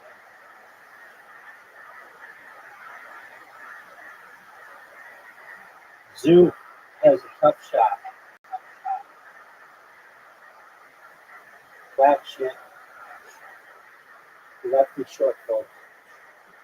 And with that, I'm guaranteed an 11th win. Unless, you know, the internet cuts out or something. My phone does. 11 wins, Zoo. We're going to have to interview you. Zoo, we're going to have to interview you about this. We want to get in the mind. We want to get in the mind of somebody.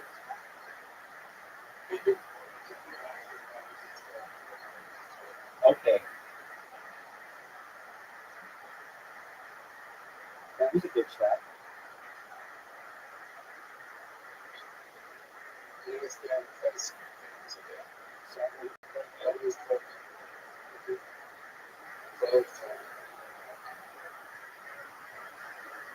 That was good.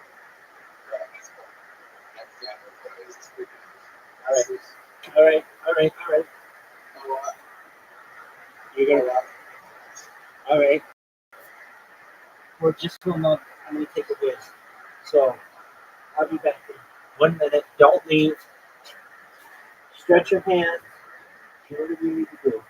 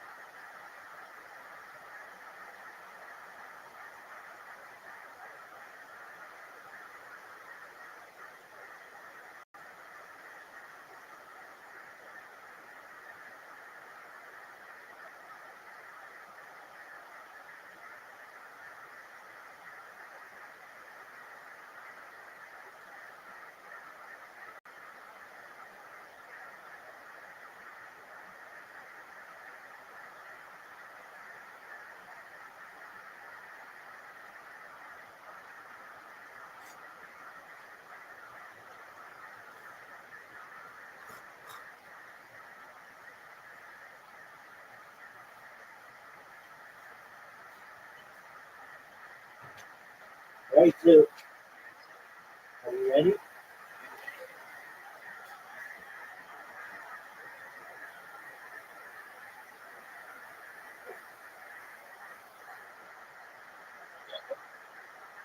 Are you ready? Now, I want you to know that after you lose this game, the people want a good interview.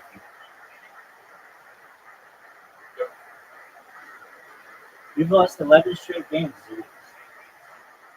I hope you have to go first. I hope you have to go first. Go.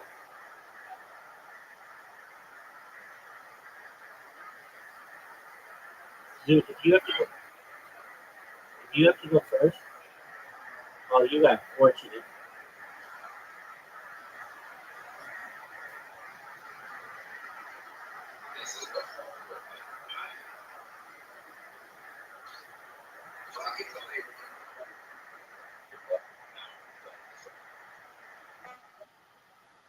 I have to believe what one. I don't know which one to do. That's a good question.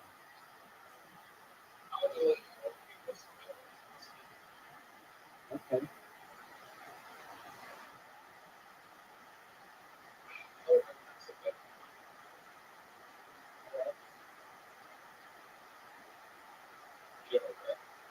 I like it.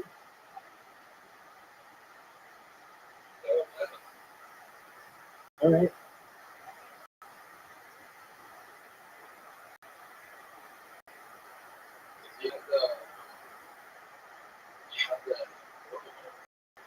Oh, yeah. There were a bunch of them.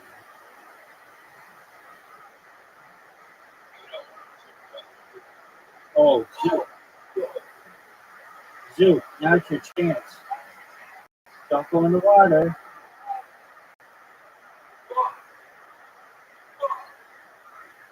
Zoo, you had a chance. A very serious chance. Don't fuck this up, dude. Whatever you do, don't hit it too hard.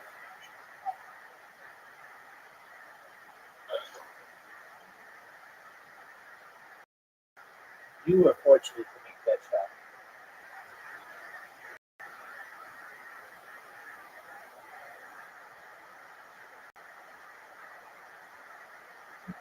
Dude, what are your thoughts on this shot?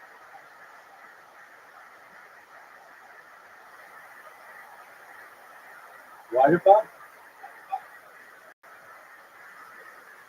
No.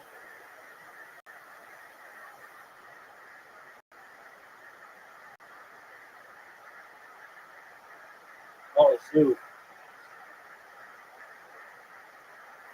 you might have a shot tonight.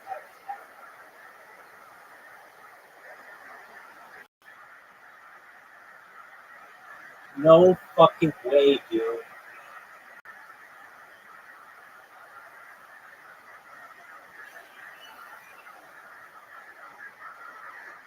Zoo has to shut you off.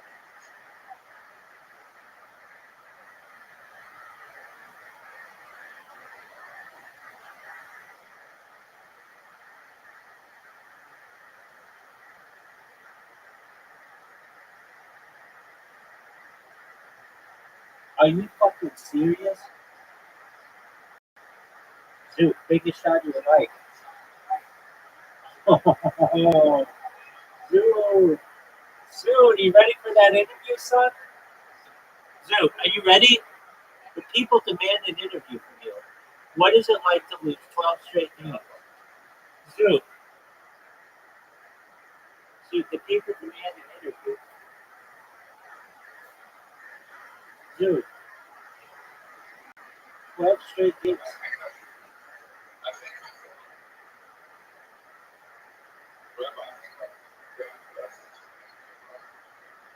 All right, cool.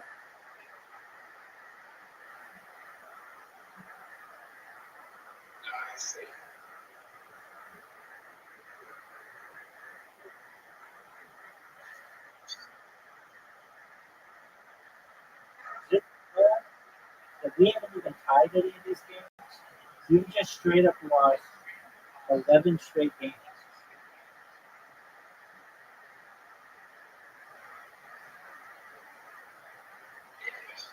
Dude, I didn't miss. I fucking made it like a pimp.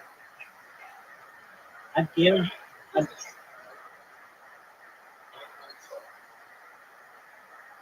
dude, I'm guaranteed 12 straight wins.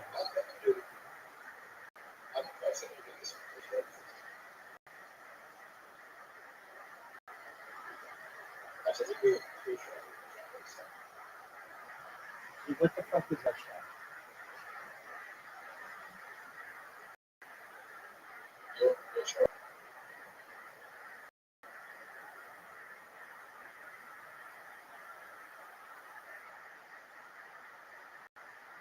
Dude, you don't want to play this game with me. You want to score.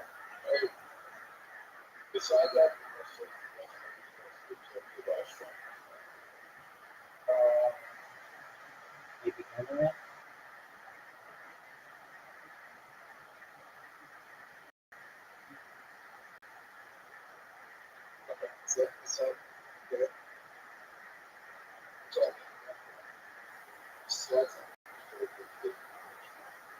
Katie Kirk was on one of my streams. The real Katie Kirk on Instagram like 3 years ago. Oh, she's like a big time news anchor. She like did the national news in the United States. She also did the Today Show. She's like almost a big Today Show for many years. Yeah, you would. I would do it around in the 90s. Dude, you ready for this interview, son?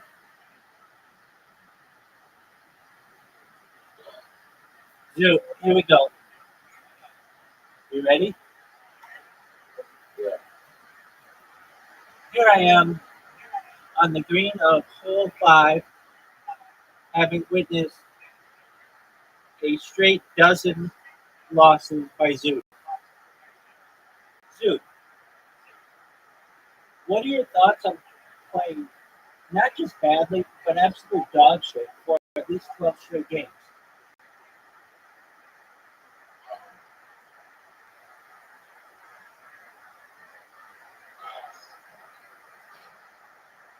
That's an honest answer. Back to you. I'm not,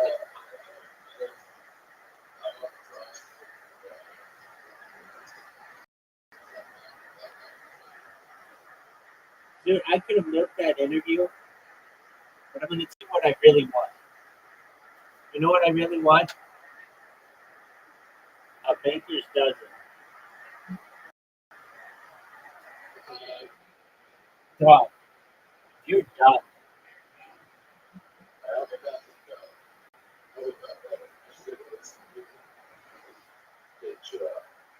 All right. All right.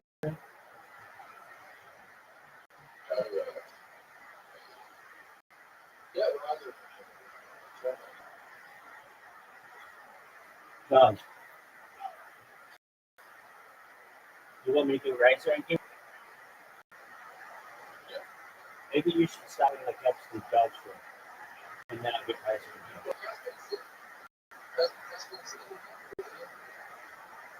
We've been in here as long as you've been in here. You want to just chill. See, all I know is that you lost 12 straight games. You want to make it 13 right now? You want to make it 13? All right, good job. Fuck yeah. Dependent add-on, you can give to say cyanobacteria in the ocean, or to maybe 2 weeks. You say, right, we're going to fix a bit more CO2, and we're going to work out how much we need to fix to basically save the climate, and we're going to use evolutionary principles to basically get there. What worries me is that biology has had a few billion years to find a solution for CO2 fixation. It hasn't really done. It's not, the solution isn't brilliant for our needs, but biology wasn't thinking about our needs. Biology was thinking about biology's needs. But I think if we can do, as you say, make life in the lab, then suddenly we don't need to go to everywhere and conclusively prove it. I think we make life in the lab, we look at the extent of life in the solar system. How far did Earth life get? Probably we're all Martians. Probably life got going on Mars. The chemistry on Mars seeded Earth. That might have been a legitimate way to kind of truncate the surface space. But in the outer solar system, we might have completely different life forms on the solar system and Titan. And that would be a cool thing because Okay, wait a minute. Did you just say that you think, in terms of likelihood, life started on Mars? Like, statistically speaking, life started on Mars, seeded Earth.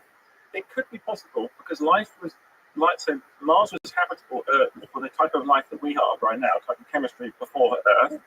So it seems to me that Mars got searching, doing chemistry, and Started way before. yeah, and so there were a few more replicators and some other stuff. And those replicators got ejected from Mars and landed on Earth. And Earth was like, I don't need to start again. Right. Thanks for that. And then just carrying on. So I'm not going, I think we will find evidence of life on Mars. Either life we put there by mistake, contamination, or actually life, the earliest remnants of life. And that would be really exciting. It's a really good reason to go there. But I think it's more unlikely because of the gravitational situation in the solar system. If we find life in the outer solar system, Titan and all that, that would be its own thing. exactly. Wow, that would be so cool if we Taking go to it, Mars taking and we it. find life that looks. What's good, the Texas man? Yeah, you're like the loudest person I've ever heard in here. How are you? I'm well. Your microphone is it's like in your throat. You're so loud. How do you look?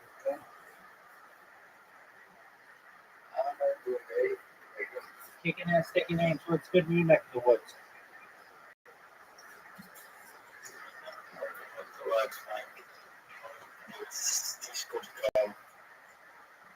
Yeah, you do. Are you slanging dick like it's going out of?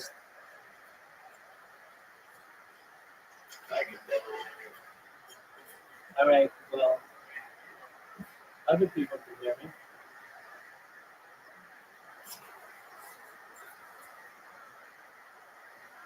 Well, we're just watching. Let's free. Feel free to watch. A hell of a lot similar to Earth life. And then we'll go to Titan and all those weird moons with the ices and the volcanoes and all that kind of stuff. And then you find there something that looks, I don't know, way weirder.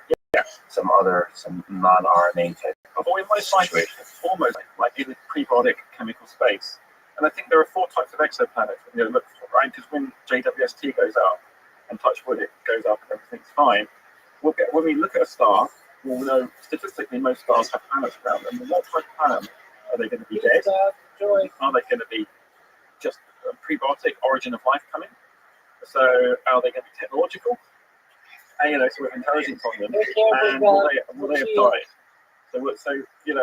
From had life on them. Those are the 4 states of And suddenly it's a bit like I want to classify planets the way we classify stars. Okay. And I think that in terms of rather than having this we found methane as evidence of life, we found oxygen as evidence of life, we found whatever molecule marker, and start to then frame things a little bit more. That's those 4 states. Yeah. Which, by the way, you're just saying 4, but there could be other states that this came to conceive of. Yeah, just prebiotic, almost alive, got the possibility to come alive. I think they could be post-technological, like whatever we think of as technology would be like pre-conscious, like where we all meld into one super intelligent conscious, or some weird thing that naturally happens over time. Yeah. I mean, I think that all bets are on the metaverse. Yeah, we are. We join into a virtual metaverse and start creating, which is kind of an interesting idea, almost arbitrary number of copies of each other much more quickly, so we can mess with different ideas in mind. Like I can create 1,000 copies of Flex, like every possible version of Flex, and then just see and then I just have them argue with each other and until in the space of ideas and see who wins out. How could that possibly go wrong? But anyway, there's especially in this digital space where you can start exploring with AIs mixed in, you can start engineering arbitrary intelligences. You can start playing in the space of ideas, which might move us into a world of very different than a biological world. Like our current world, the technology is still very much tied to our biology. It's we may move past that. Oh, definitely. Because that could be another phase then. Sure. Because they, But I did say technological, so I think I agree with you. I think so. You had let's get this right. So, a dead world, no prospect of life. Prebiotic world, life emerging, living, and technology. And the dead one, you probably won't be able to tell between the dead and everything alive, and the dead one, maybe got some artifacts. So maybe there's 5. There's probably not more than 5. And I think the technological one could have life on it still, but it might just have exceeded.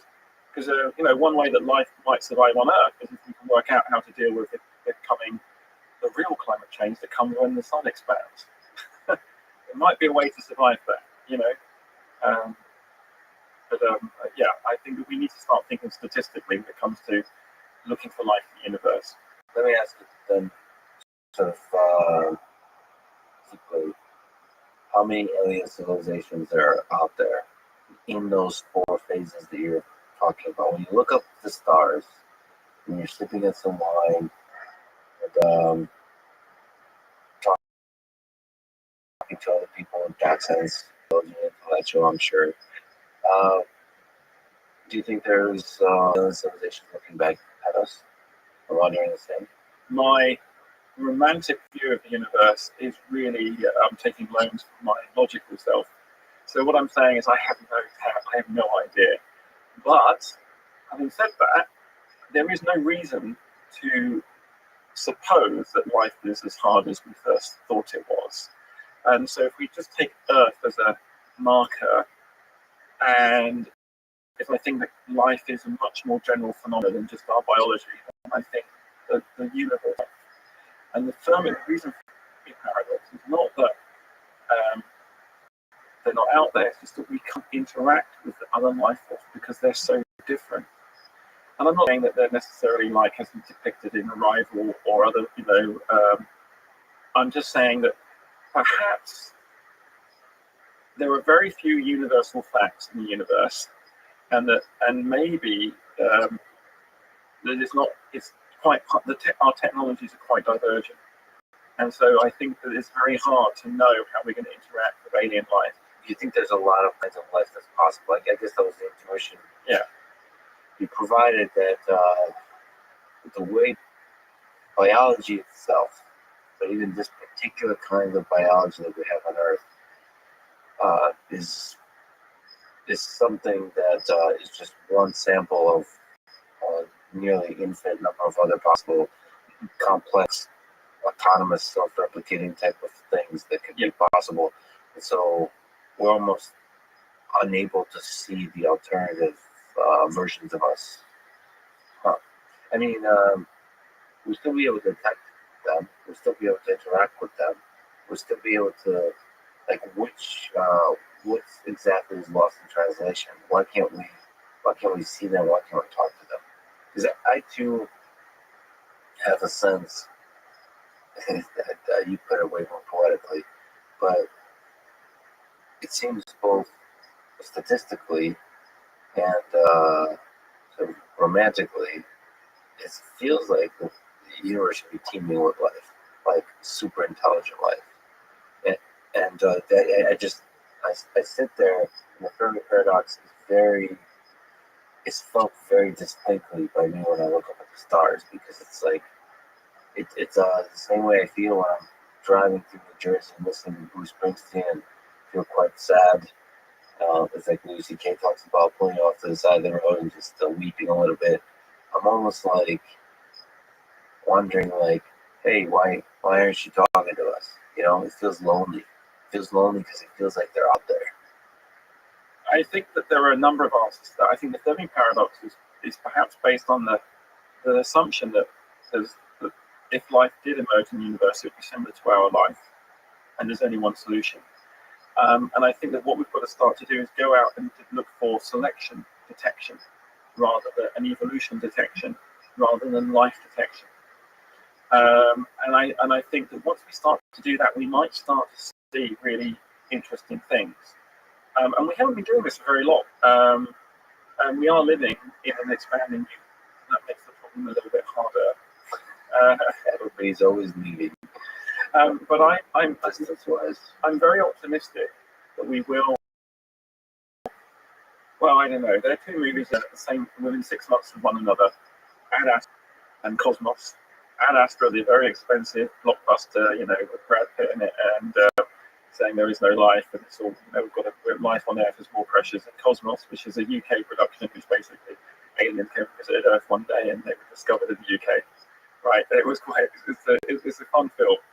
But I really loved those two films, and and at the same time, those films, at the time those films were coming out, I was working on a paper, a life detection paper, and I found it was so hard to publish this paper, and it was almost as depressed. I got so depressed trying to get the science out there that I felt the depression of the film in Ad Astra, like life, because there's no life elsewhere in the universe, but I'm incredibly optimistic that I think we will find life in the universe, firm evidence of life, and it will have to start on Earth, making life on Earth and surprising us. We have to surprise ourselves with making non-biological life on Earth.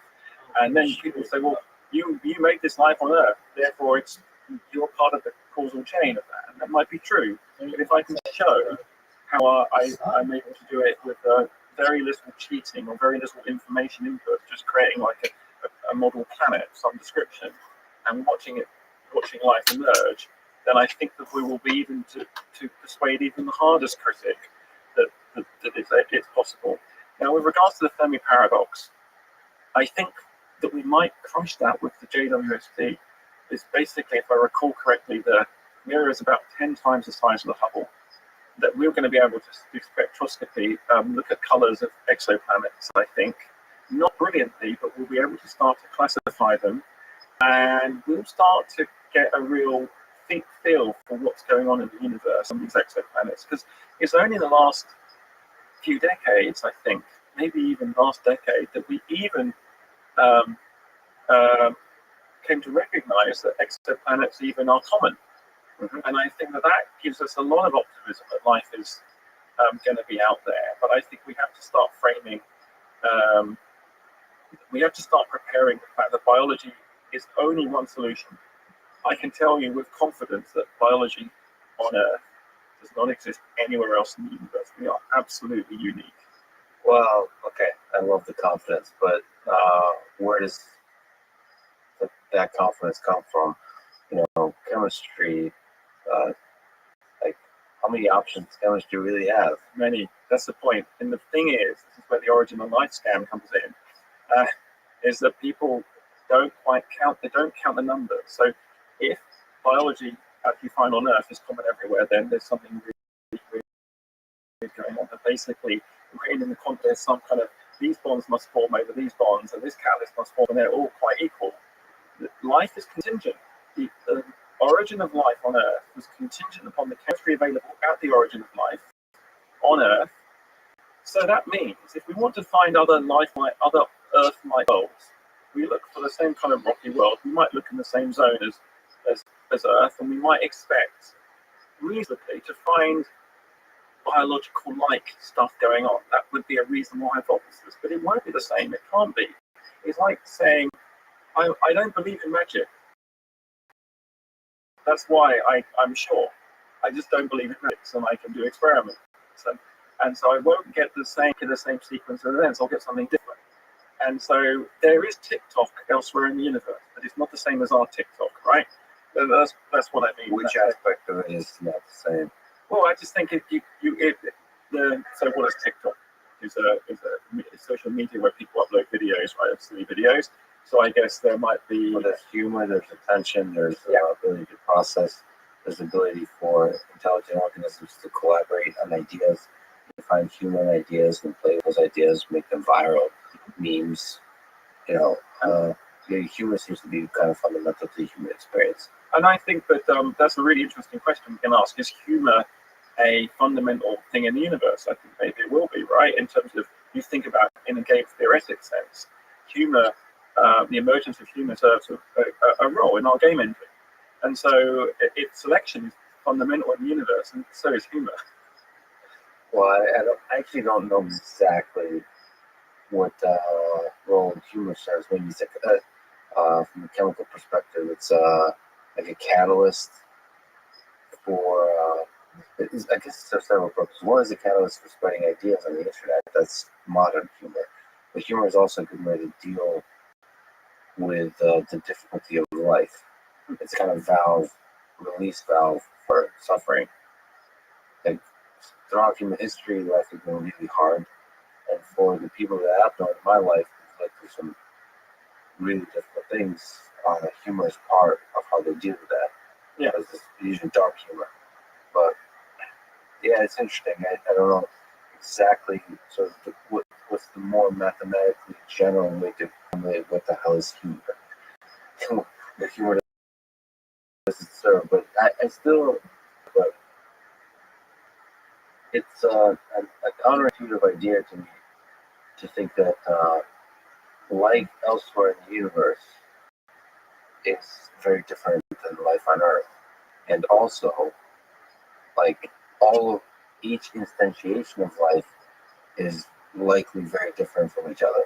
yeah, Like maybe there's a few clusters of similar like life, but it's much more likely is what you're saying.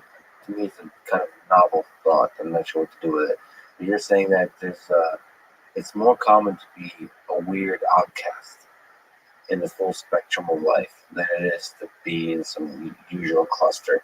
So every instantiation of the kind of chemistry that results in complexity as autonomous and self-replicating, however the hell you define life, that is going to be very different in time.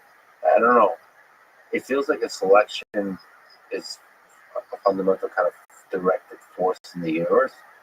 Won't selection result in a few pockets of interesting complexities? I mean,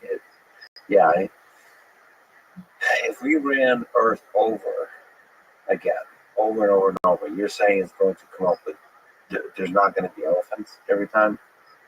yeah. I don't think so. I think that there will be similarities, and I think we don't know enough about how selection is globally works. But it might be that the elephant, the emergence of elephants was wired into the history of Earth in some way, like the gravitational force, how evolution is going, the Cambrian explosions, blah blah blah, the emergence of mammals. But I just don't know enough about the contingency, right? The variability.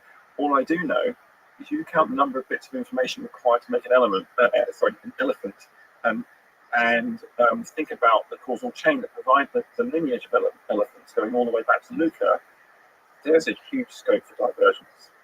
Yeah, but just like you said, with chemistry and selection, the things that result in self-replicating chemistry and self-replicating organisms, those are extremely unlikely, as you're saying. But once they're successful, they multiply.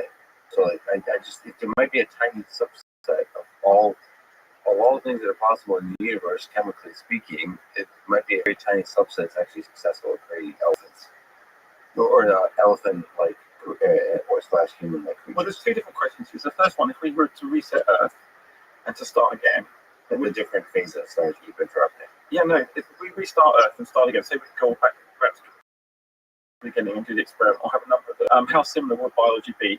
I would say that there would be broad similarities, but the emergence of mammals is not a given unless we're going to throw an asteroid at each planet each time and try and faithfully reproduce what happened.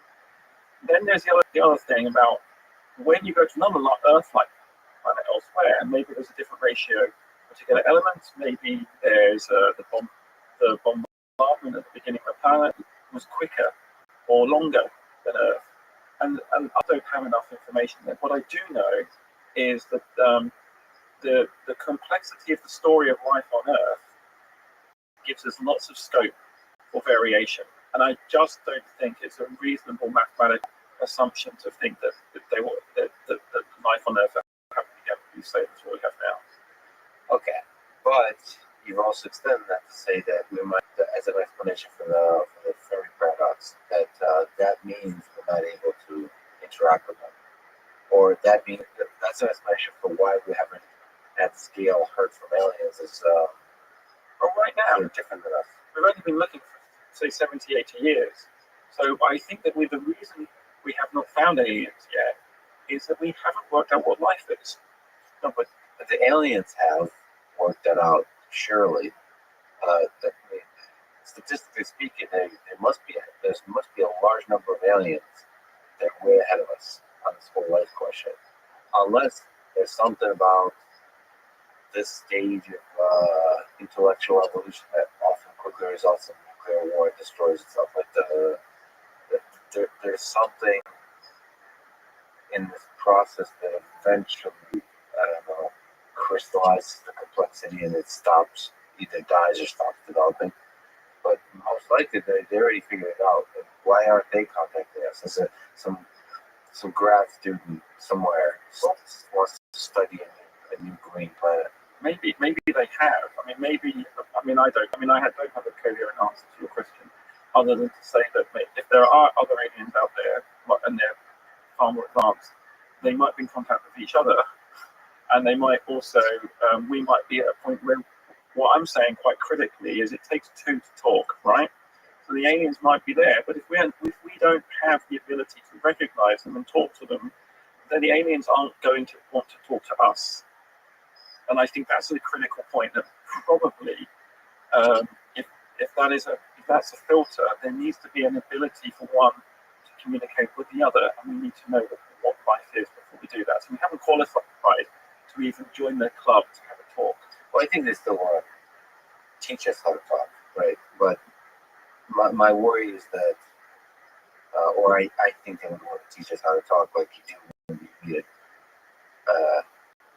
Like when you even meet, I was going to say child, that's a human species. I mean, like ant, you want to try to communicate with them to whatever device you can, given what it is. It's like, I worry mostly about that humans are just too many or don't have the right tools. No, I'm going to push back on this quite significantly. I would say because we don't understand what life is, and because we don't understand how life emerged in the universe, we don't understand the physics that gave rise to life. Now, these are fundamental description. I'm way out of my pay grade, even further about the but I'll say it anyway. The things you don't get paid much anyway. So as you said earlier, so I would say that because we don't understand the universe yet, we do not understand how the universe spat out life, and we know what life is. And I think that until we understand that, it is going to limit our ability to even. We don't qualify to talk to the aliens.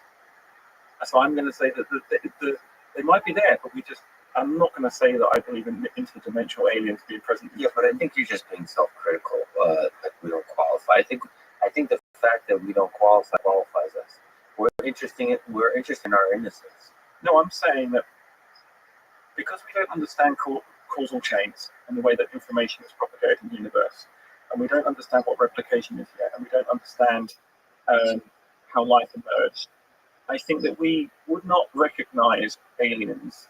And if someone doesn't recognize you, you wouldn't go and talk to it. You don't go and talk to ants. You don't go and talk to birds, or maybe some birds you do, right? Because you can. There's just enough cognition.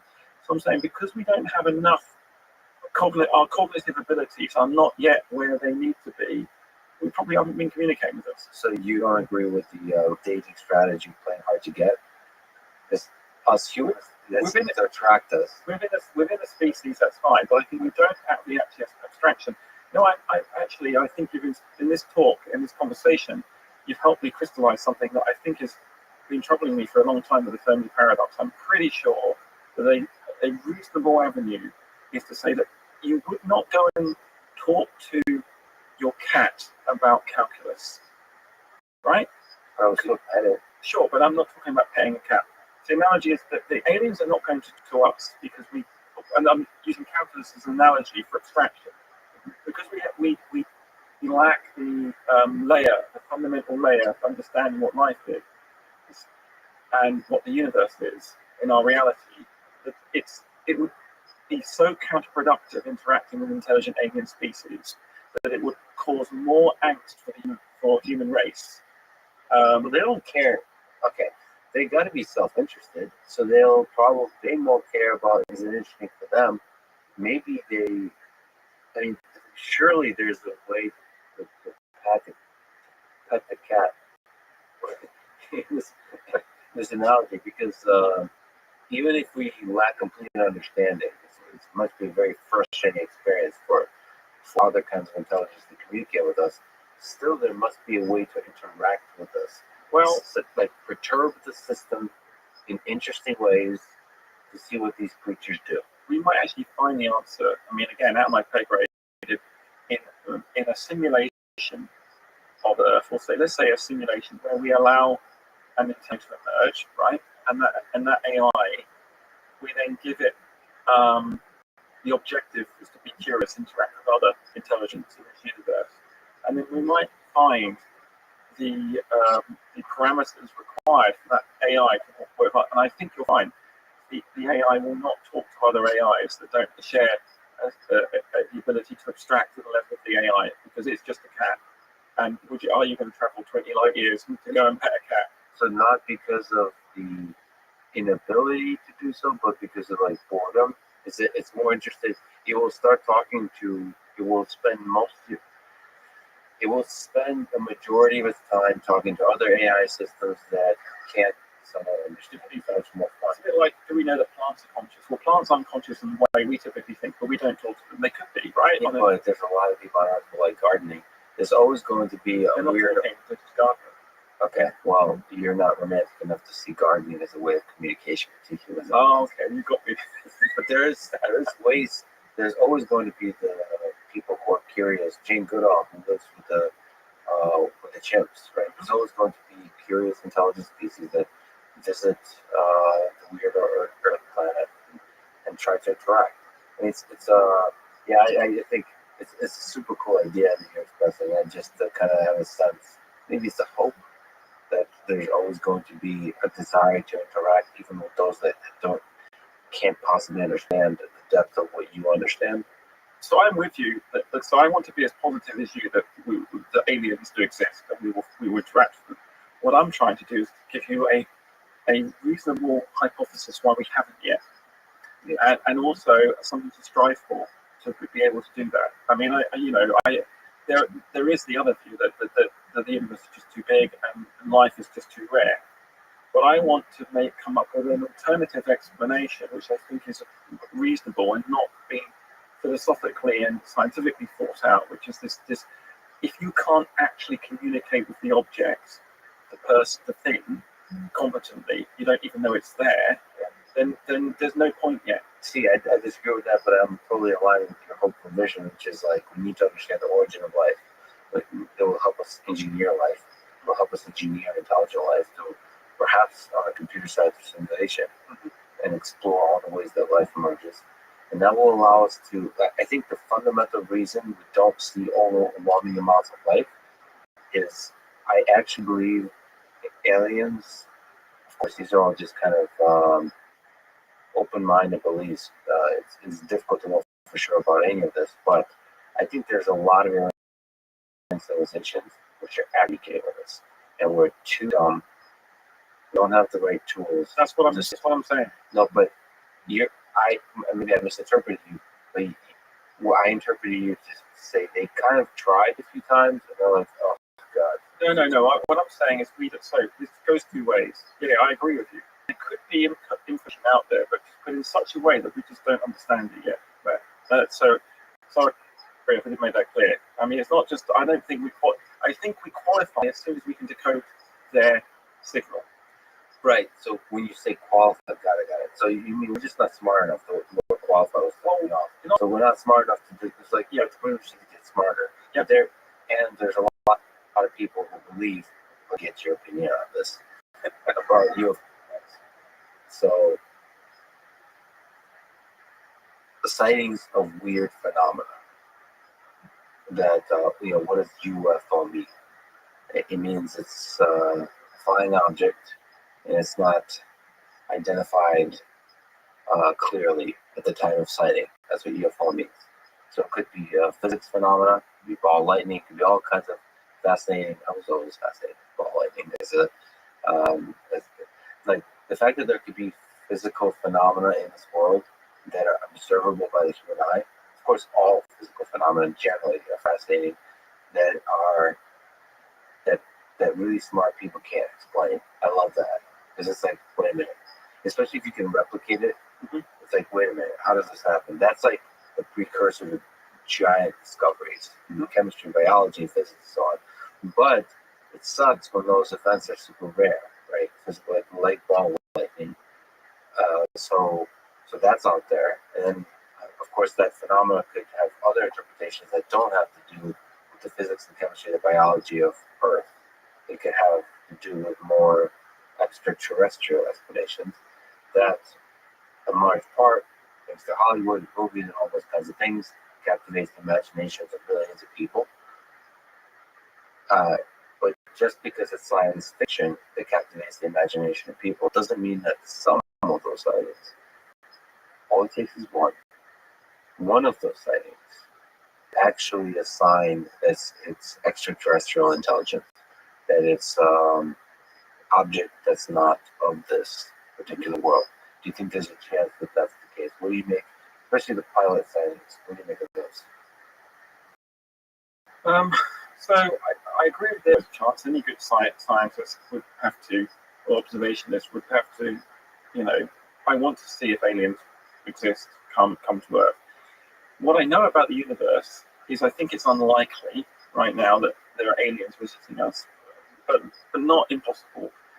I think the releases, the dramatization that's been happening politically, saying we're going to release all this information, classification. I was kind of disappointed because it was just very poor material, and right now the ability to capture high resolution video, everybody is carrying around with an incredible video device now, and we haven't got more compelling data, and so that we're just seeing grainy pictures, a lot of hearsay, instrument kind of malfunctions and whatnot. And so on balance, I think it's extremely unlikely, but I think something really interesting is happening. And also during the pandemic, right? We've all been locked out. Our imaginations are, running riot. And I think that I don't think that the information out there has convinced me there are anything interesting on the UFO side.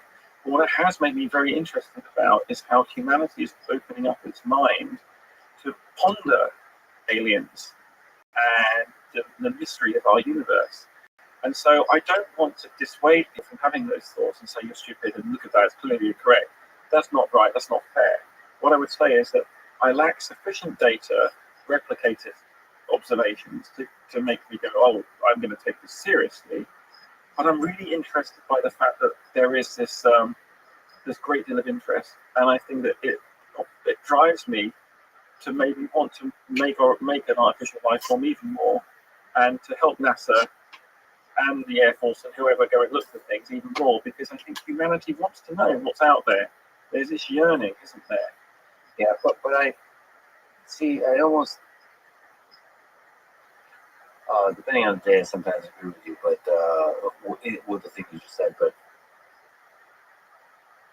one of the disappointing things to me about the sightings, I still hold the belief that a non-zero number of them is an indication of something very interesting. So I don't side with the people who say everything can be explained with sensor artifacts kind of thing. Yeah, I'd agree with you. I wouldn't say that either. I would say I just don't have enough data. Right? But the thing I want to push back on is the statement that everybody has a high definition camera. One of the disappointing things to me about the report the government released, but in general, having worked with government, having worked with people all over, is how incompetent we are. Like if you look at the response to the pandemic, how incompetent we are in the face of great challenges without great leadership. How confident we are in the face of the great mysteries before us without great leadership. And I just think it's actually, the fact that there's a lot of high definition cameras is not enough to capture the full richness of weird, of the mysterious phenomena out there, of which extraterrestrial intelligence visiting or be one. I don't think everybody having a smartphone in their pocket is enough. I think that allows for TikTok videos. I don't allows for that are even interesting, relatively rare human events. That's not that common. It's rare to have the right moment, the right time to be able to. I agree. Let me rephrase what I think on this. I haven't seen enough information. I haven't really actively sought it out. I must admit, but I'm with you, and I love the idea of anomaly detection in chemistry, in particular, right? Anomalies. Sorry, or not necessarily make anomalies. I want to understand an anomaly. Yeah, let me give you two from chemistry, which are really quite interesting. Phlogiston, going way back, where people said there's this thing called phlogiston, and for ages the alchemists got really this kind of this the fire is the thing. That's one, and then we determined that phlogiston wasn't what we thought it is. Let's go to physics. The ether. Ether's a hard one because I think actually the ether might exist, and I'll tell you what I think the ether is later. And it Can you explain the ether? so as the vacuum, so it's the light traveling through the ether in the vacuum. There is something that we call the ether that basically mediates the movement of light. Say, and I think that, and then the other one is cold fusion, which is more. So a few years ago, that people observed when they did some electrochemistry when they were splitting water.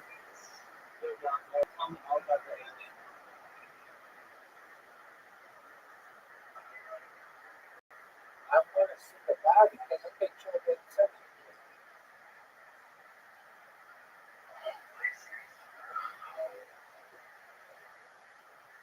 Well, tell me all about it.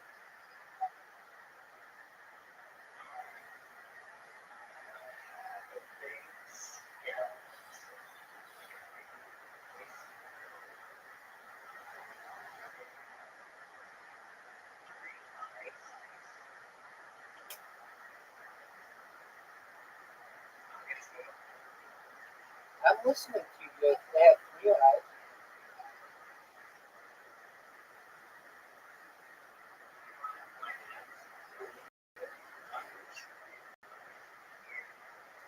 You don't do that. That's not. Welcome. How are you guys?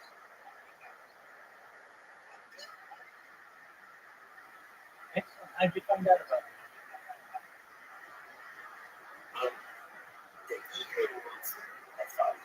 Okay, great. We're just listening to a friend tell us about some of their issues, and we're watching the Lex Friedman podcast talk about aliens.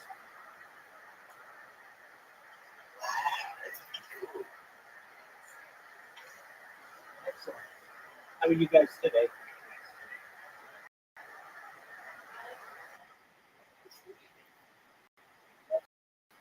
I absolutely.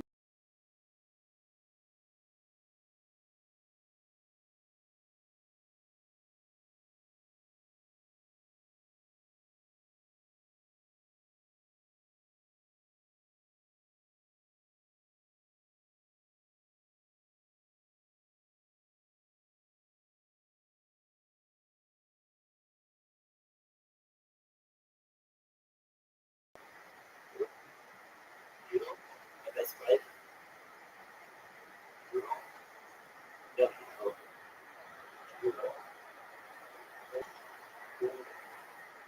You say noodle.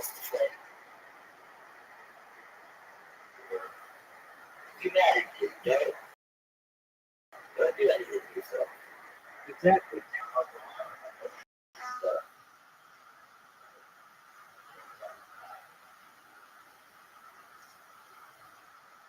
Hey,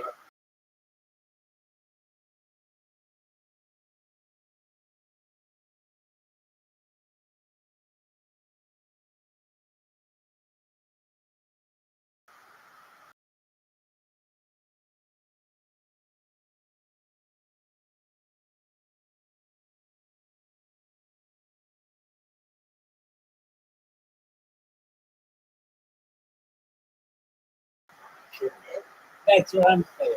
Tell us all about it, dude. We want to hear.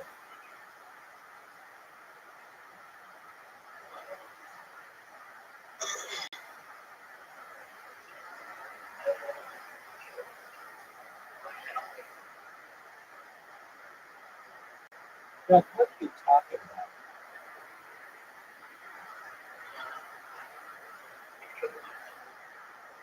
How'd you tell your family?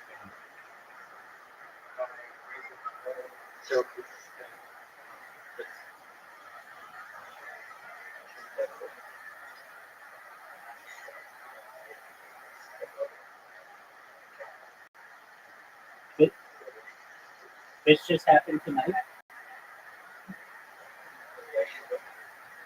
Does anybody else know about it? Okay, you should call the police and you should tell them about it.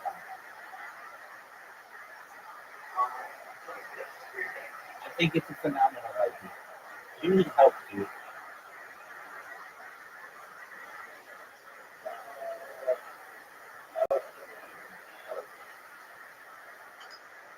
Yeah, you do. I mean, you literally took some people's lives yesterday. All right. Well, I mean, that's not a cool thing to do. Don't you think you might need some mental help? And then today you killed an alien.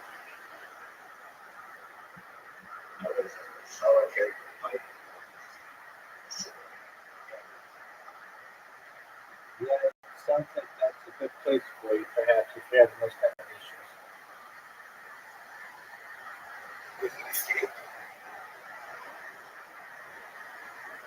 Well, how'd you get out? Don't worry, you're not alone.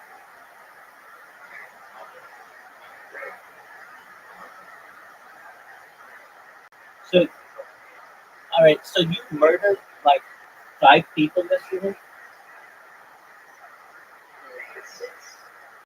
You murdered 6 people yesterday? Are you telling the truth?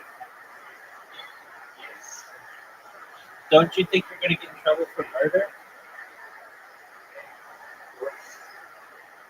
All right, well, why don't you turn yourself in?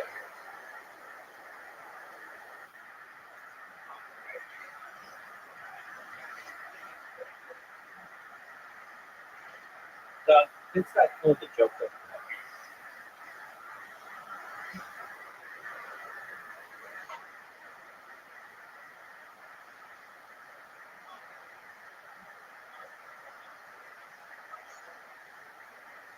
I mean, it's just a pretty. Thank you. The voice of reason.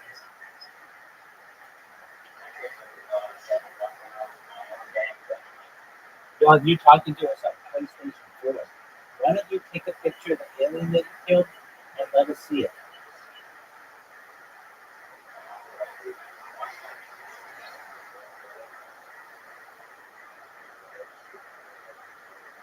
There you go. Yeah, show us what you're talking about.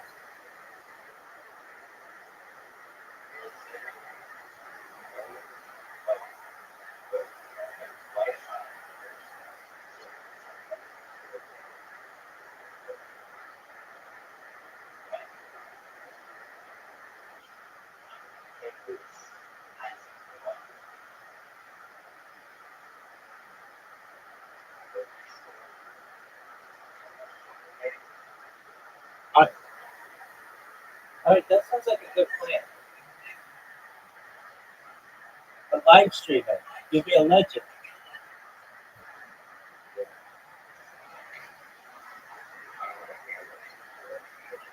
Doug, Doug, you'll be an icon.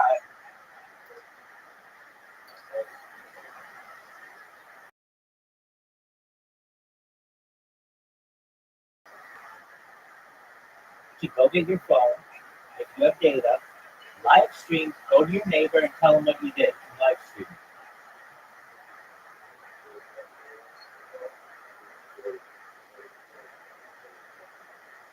That's right.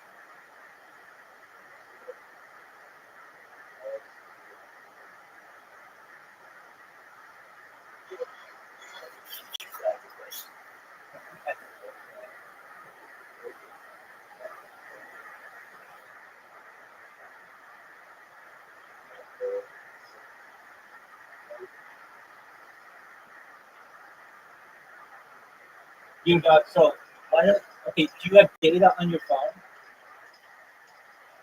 All right. Well, join the call with your data.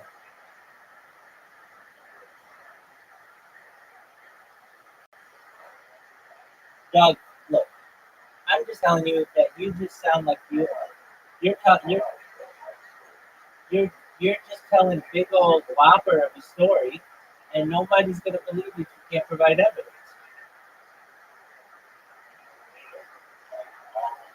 Right here.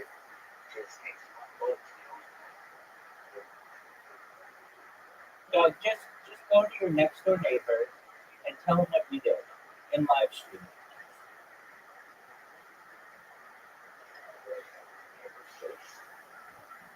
Look, all you have to do it's almost midnight.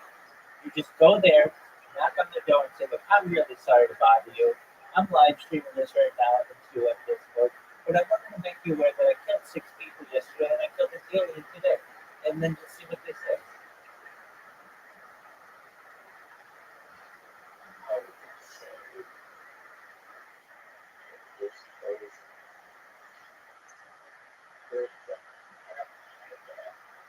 Yeah, but see, you'll have it on live stream, and so your actions will be recorded.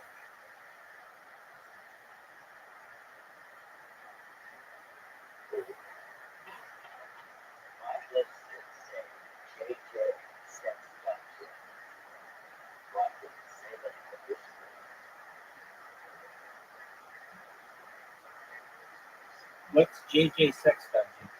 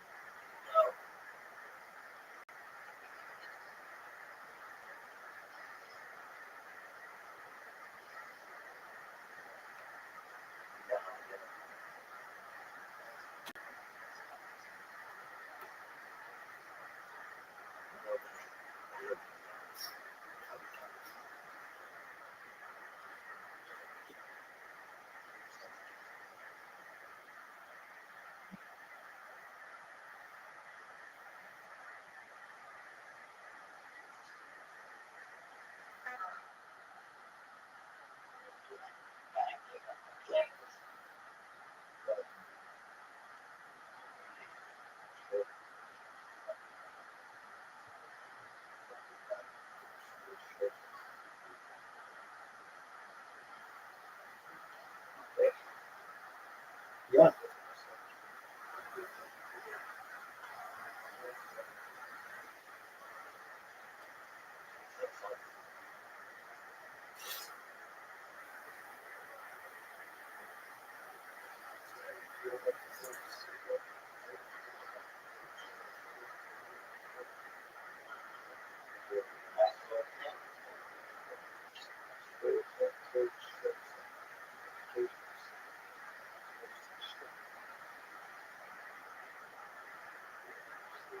Dude, I want to see this alien. If you killed an alien, the least you can do is get off your PlayStation 2 and take a picture of it.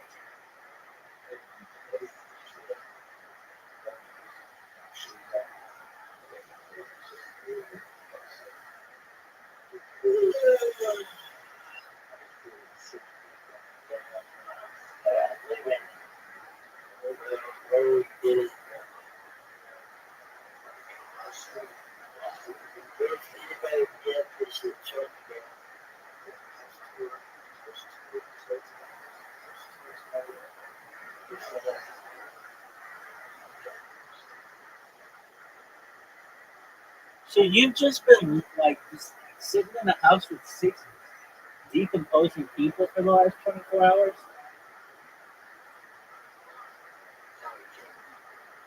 I thought you killed him yesterday. Dude, you're full of shit, man.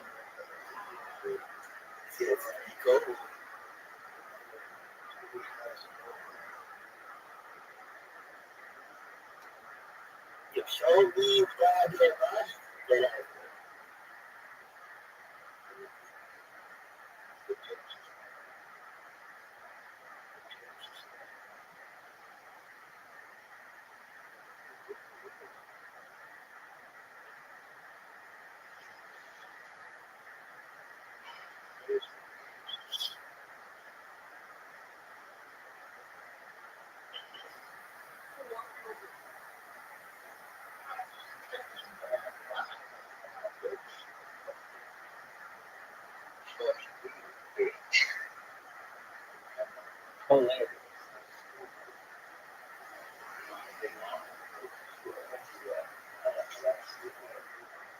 The Texas man, aren't you a police officer? Dog, because I remember you telling your stories before. Dog, because I remember your other story, you chased an alien into a tree. I remember this distinctly. Not many people in here tell me that they're in Big Bear chasing aliens of trees. Like, I remember it.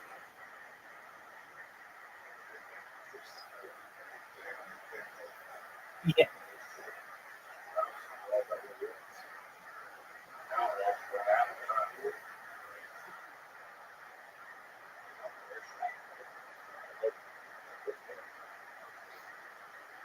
Which is New Texas. That's fine. Look, all I know is that they have cameras in Big Bear, and you can use one of those to take a picture of either A, one body that you killed within the last 72 hours, or B, an alien. One or the other. I mean, of anything. All right, well,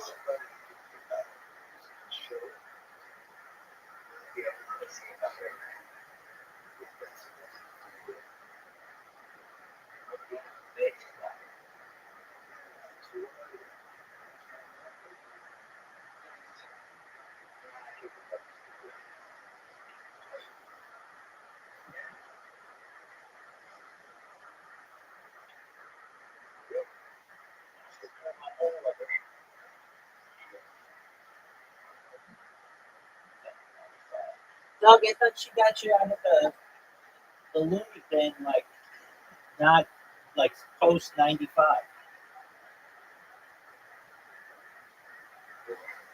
Doug, you said that they put you in some lockup and she got you out. Well, yeah, didn't that happen?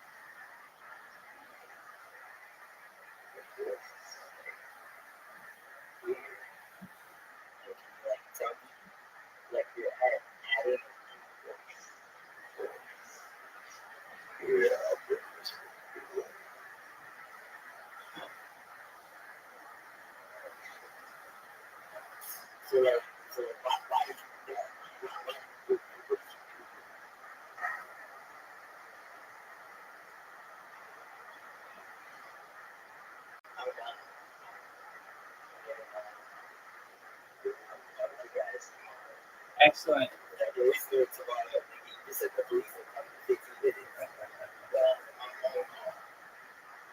Are you going to use your one phone? to call in the Discord. Hey, dude, that is the highest of privileges.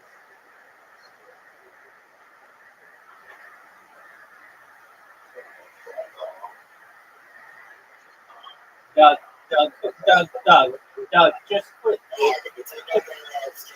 Quit, just quit wasting our time and just go. Just leave. Just leave. You're wasting our time. You are such a cock tease. Dog, you are the ultimate cock tease. You talked about a dead alien, 6 dead family members. You're going to commit suicide, and the cops are coming in 15 minutes, and you haven't done any of this shit. You are a cock tease, dog.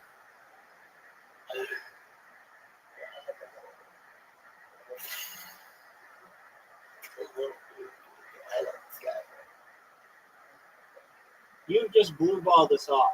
Dog, at least give us something. Show us the picture of the alien.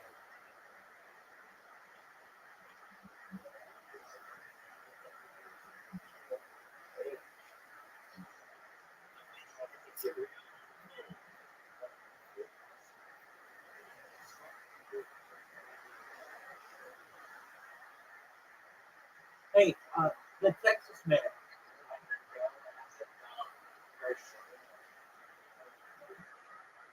The Texas man. Do you know about Shadow, the eagle at the top of Big Bear?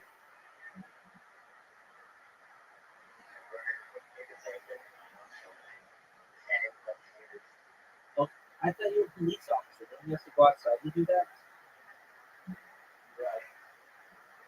Dog, get out of here. You don't make any sense. Dog, you don't make any sense. Get the fuck out of here.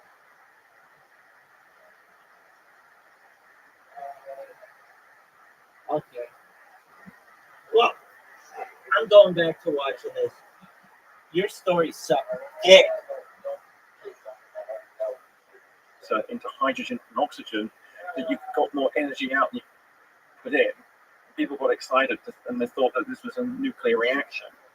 And in the end, it was kind of discredited because you didn't detect neutrons and stuff. But I'm pretty sure, I'm a chemist, I'm telling you this in the podcast, but why not? I'm pretty sure there's interesting electrochemical phenomena that's not completely bottomed out yet, that there is something there. However, we lack the technology and the experimental design. So what I'm saying, in your response to aliens, is like we lack the experimental design to really capture these anomalies. And we are circling the planet with many more detection systems. We've got satellites everywhere. So I do hope that we are going to discover more anomalies. Remember that the solar system isn't just static in space, it's moving through the universe.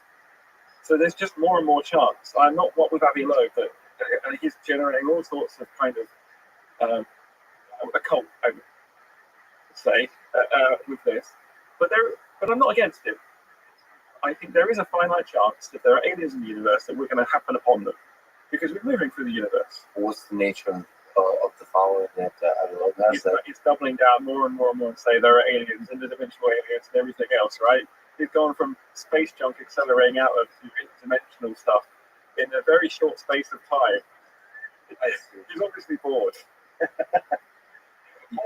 or he wants to tap into the psyche and understand, and he's playfully kind of trying to interact with society and his peers to say, stop saying it's not possible, and which I agree with. We shouldn't do that, but we should frame it statistically in the same way we should frame everything as good science statistically. Yeah, good scientist. Recently, the idea of good scientist is I take quite skeptically. I've been listening to a lot of scientists tell me about what is good science. That makes me sad because you can interview what I would consider a lot of really good scientists. No, that's true. But that's exactly right. Most of the people I talk to are incredible human beings. But there's a humility that's required. Science is not. Science cannot be dogmatism. Sure, I agree. I mean, authority, like a PhD does not give you authority. A lifelong pursuit of a particular task does not give you authority. You're just as lost and clueless as everybody else, but you're more curious and more stubborn. Mm-hmm. So that's a nice quality to have. but overall, just using the word science and statistics can often, as you know, kind of become a catalyst for dismissing new ideas, out of the box ideas, wild ideas, all that kind of stuff. Well, yes and no. I think that so I like to. Some people find me extremely annoying in science because I'm basically I quite rude and disruptive. Not in a rude, so people say they're ugly or stupid or anything like that. I just say you're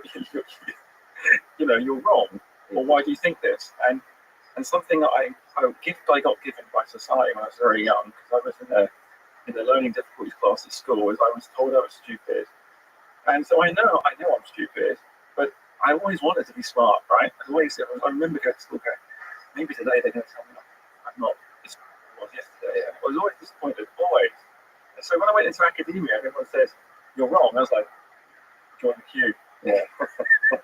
Because then it allowed me to walk through the wall. So I think that people like to always imagine science as they're like living in a Japanese house, the paper walls, and everyone sits in their room. And I annoy people because I walk straight through the wall. Not because why should I be a chemist and not a mathematician? Why should I be a mathematician, not a computer scientist? Because the problem requires us to walk through those walls. But I like walking through the walls. Then I have to put up. I have to do good science. I have to win the people in those rooms across by good science, by taking their criticisms and addressing them head on. And I think we must do that. And I think that I try and do that in my own way. And I kind of love walking through the walls. And it gives me, it's difficult for me personally. It's quite painful. But it always leads to a deeper understanding of the people I'm with, in particular, the arguments I have with all sorts of interesting minds, because I want to solve the problem, or I want to understand more about why I exist. That's it, really. And I think we have to not dismiss science on that basis. I think we can work with science. No, science is beautiful, but humans with egos and all those kinds of things can sometimes misuse good things, like social justice, like all ideas we all aspire to.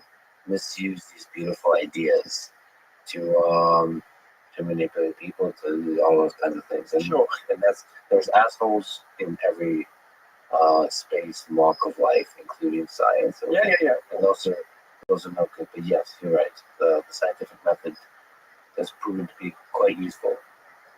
That said, for difficult questions, for difficult explanations for rare phenomena, you have to walk cautiously, because the scientific method, when you totally don't understand something and it's rare, you can't replicate it, doesn't quite apply. Yeah. I agree with you. The challenge is to not dismiss the anomaly because you can't replicate it. I mean, we can talk about this. This is something I realized when we were developing assembly theory. That people thinking that the track they're on is so dogmatic, but there is this thing that they see but they don't see, and it takes a bit of time, and you just have to keep reframing it. And my approach is to say, well, why can't this be right? Why must we accept that RNA is the only way into life? I mean, who said? Does RNA have a special class of information that's encoded in the universe? No, of course it doesn't, right? RNA is not a special molecule in the space of all the other molecules. But it's so elegant and simple, and it works so well for the evolutionary process that we kind of use that as an intuition to explain that must be the only way to have life. Sure. But you mentioned assembly theory. Well, first, let me pause. Bathroom break. Yeah, it takes 2 minutes. We took a quick break, and offline, you mentioned to me that you have a lab in your home, and then I said that you're basically Rick from Rick and Morty, which is something I've been thinking this whole conversation. And then you say that there's a glowing pickle that you used, something involving cold plasma, I believe. I don't know, but can you explain the glowing pickle situation?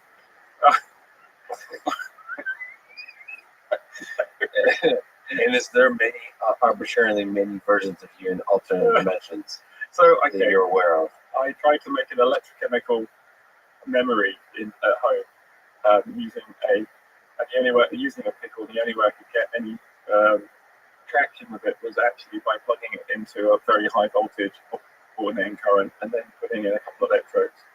But my kids weren't impressed. They're not impressed with anything I do, any experiments I do at home. I think it's quite funny. But you connected that pickle to some electrode. I mean, 240 volts, yeah, AC. Yeah. And then had a couple of electrodes on. So what happens is a pickle, this is a classic thing you do. I mean, pranks you do. You put a pickle into the mains and just run away and leave it. And what happens is that it starts to decompose. It heats up and then explodes because the water turns to steam. And it just violently explodes. But I wondered if I could cause the iron, sodium, potassium ions in the pickle to migrate. It'd been in a jar, right? So in a brine. But that was not my best experiments. I think far better experiments in my lab at home. At that time, it was a failed experiment, but you never know. It could. Every experiment is a successful experiment if you stick with it long enough. Well, I mean, I got kicked out of my own lab by my research team many years ago, and for good reason. I mean, my team is brilliant, and I used to go and break things. So what I do at home is I have a kind of electronics workshop, and I prototype experiments there. Then I try and suggest to my team sometimes, maybe we can try this thing, and they would say, "Oh, well, that's not going to work because of this," and I'm saying, "Aha! But actually, I've tried. And here's some code, and here's some hardware. Can you have a go?" So I'm doing that less and less now as I get even more busy. But that's quite fun because then they feel that we're in the experiment together. You do, in fact, brilliantly, just like Rick from Rick and Morty, connects chemistry with computation. So, sort of, and when we say chemistry, we don't mean the simulation of chemistry or modeling of chemistry. We mean chemistry in the physical space as well as in the digital space, which is fascinating. We'll talk about that. But first, you mentioned assembly theory, so we'll stick on theory and these big ideas, I would say revolutionary ideas, this intersection between mathematics and philosophy. What is assembly theory? And generally speaking, how would we recognize life if we saw it?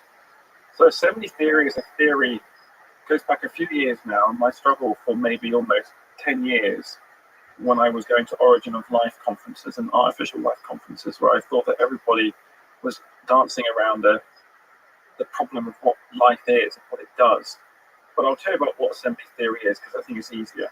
So assembly theory literally says if you take an object, any given object, and you are able to break that object into parts very gently. So just maybe, let's say, take a piece of very intricate Chinese porcelain, and you tap it just with a hammer and a nail at some point, and it will fragment into many parts. And if that object is able to fragment into many, and you count those parts, the different parts, so they're unsymmetrical. Assembly theory says the larger the number of parts, unsymmetrical parts that object has, the more likely it is that object has been created by an evolutionary or information process, especially if that object is not one-off. You've got an abundance of them. And that's really important. So because what I'm literally saying about the abundance, if you have a one-off object and you break it into parts, and it has lots of parts, you'd say, well, that could be incredibly intricate and complex. It could be just random. And I was troubled with this for years because I saw in reality that assembly theory worked. But when I talked to very good computational complexity computationalists, algorithmic complexity people, they said, you haven't really done this properly, you haven't thought about it. It's like this is the random problem. And so I kept working this up because I invented assembly theory in chemistry, first of all, with molecules. So the thought experiment was, how complex does the molecule need to be when I find it that it couldn't possibly have risen by chance probabilistically? And if I found this molecule, able to detect it in enough quantities in, say, an object, like a machine, like a mass spectrometer. So typically in a mass spectrometer, you weigh the molecules in electric field. You probably have to have on the order of 10,000 identical molecules to get signal. So 10,000 identical molecules that are complex. What's the chance of them occurring by chance? Well, we can do the math. Let's take a molecule like strychnine, so strychnine is a good molecule actually to take. Or Viagra is a good molecule. I made jokes about Viagra because it's a complex molecule. And one of my friends said, yeah, if we find Viagra on Mars in detectable quantities, we know something is up. Yeah. But anyway, it's a complex molecule. So what you do is you take this molecule with a mass spectrometer and you hit it with some electrons or an electric field and it breaks apart. And if the larger the number of different parts, you know when it starts to get to a threshold. My idea was that molecule could not be created by chance, probabilistically. So that was where assembly theory was born, in an experiment, in a mass spec experiment.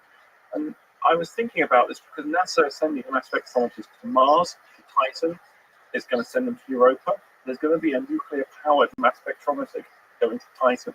I mean, this is the coolest experiment ever. They're not only sending a drone that's going to fly around Titan, it's going to be powered by a nuclear slug, a nuclear battery, and it's going to have a mass spectrometer on it. Is this already launched? No, it's Dragonfly, and it's going to be launched in a few years. I think it got pushed a year because of the pandemic. So I think you 3 or 4 years. Nuclear Dragonfly is going to fly to Titan and collect data about the composition of the various chemicals on Titan. Yeah, I'm trying to convince NASA. I don't know if I'll be able to convince the Dragonfly team that they should apply this approach, but they will get data, and depending on how good their mass spectrometer is. But I had this thought experiment anyway, and I did this thought experiment, and for me it seemed to work. I turned the thought experiment into an algorithm in assembly theory, and assembly theory, if I take, let's just make it generic, and let's just take the word abracadabra.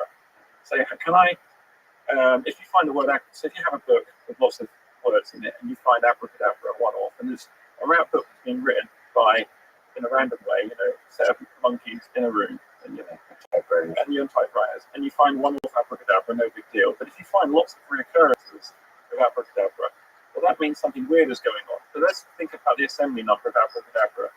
So abracadabra has a number of letters in it. You can break it down, so you just cut the letters up. But when you actually reassemble abracadabra, the minimum number of ways of organizing those letters, so you can have an A, a B, and keep going up. There's just when you cut abracadabra up into parts, you can put it together again in 7 steps. So what does that mean? That means if you basically you're allowed to reuse things you make in the chain at the beginning. That's the memory of the universe, the process that makes abracadabra. And because that causal chain, you can then get to abracadabra quicker than the number of letters for having to specify only in 7. So if you take that to a molecule and you cut the molecule up into parts, and you can, on the causal chain, and you basically start with the atoms and then bonds, and then you randomly add on those parts to make the A, make the B, and keep going all the way up. I found that literally assembly theory allows me to say how compressed the molecule is. So when there's some information in there. And I realized assembly theory isn't just confined to molecular space. It can apply to anything. But let me finish the molecular argument. So what I did is I had this theory.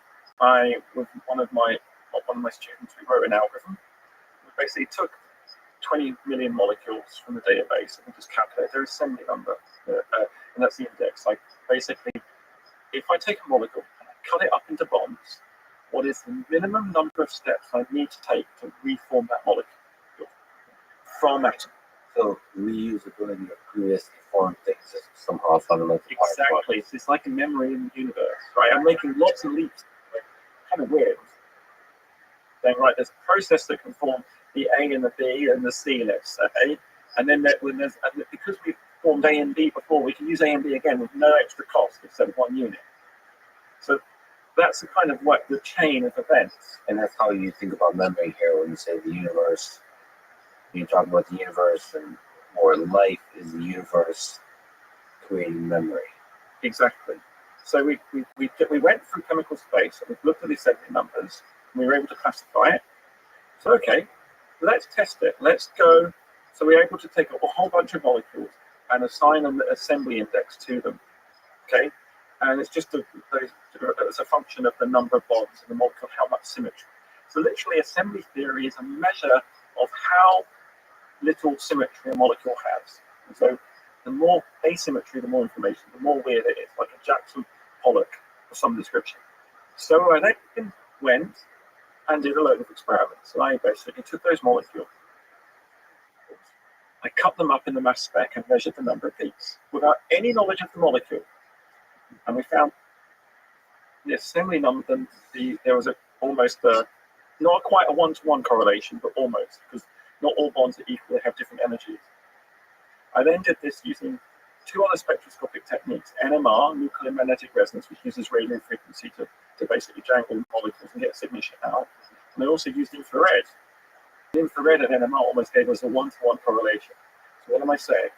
Saying by taking a molecule and doing either infrared or NMR or mass spec, I can work out how many parts there are in that molecule and then put it on the scale.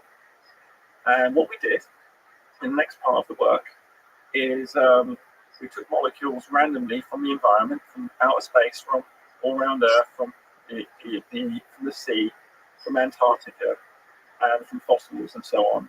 And even NASA, because they didn't believe us, blinded some samples. And that we found that all these samples that came from biology produced molecules that had a very high assembly number, above a threshold of about 15. So basically, all the stuff that came from that abiotic origin was low. There was no complexity there. So we suddenly realized that on Earth, at least, there is a cutoff that natural phenomena cannot produce molecules that need more than 15 steps to make them. So I realized that this is a way to make a scale of life, a scale of technology as well. And literally, you could just go sniffing for molecules off Earth, on Titan, on Mars. And when you find a molecule, a mass spectrometer that gives you more than 15 parts, you'll know pretty much for sure that it had to be produced by evolution. And this allowed me to come up with a general definition of life based on assembly theory. To say that if I find an object that has a large number of parts, say an iPhone, a Boeing 747, or any complex object, and I can find it in abundance and cut it up, I can tell you whether that has been produced by an informational process or not. And that's what assembly theory kind of does. But it goes a bit further. I then realized that this isn't just about life, it's about causation. So actually, it tells you about whether there's a causal structure. So now I can look at objects in the universe, say they're going to cut, and say, right, I'm going to look at how many independent parts it has. That's the assembly number. I'll then look at the abundance, how many cups are two on this table, maybe there's a few more you've got stashed away. So assembly is a function of the complexity of the object times the number of copy numbers of that object, or a function of the copy number normalized. So I realized there's a new quantity in the universe. You have energy, entropy, and assembly. So assembly, the way we should think about that is how much reusability there is. Because Yes. what reusability is like, can you play devil's advocate to this, or could this just be a nice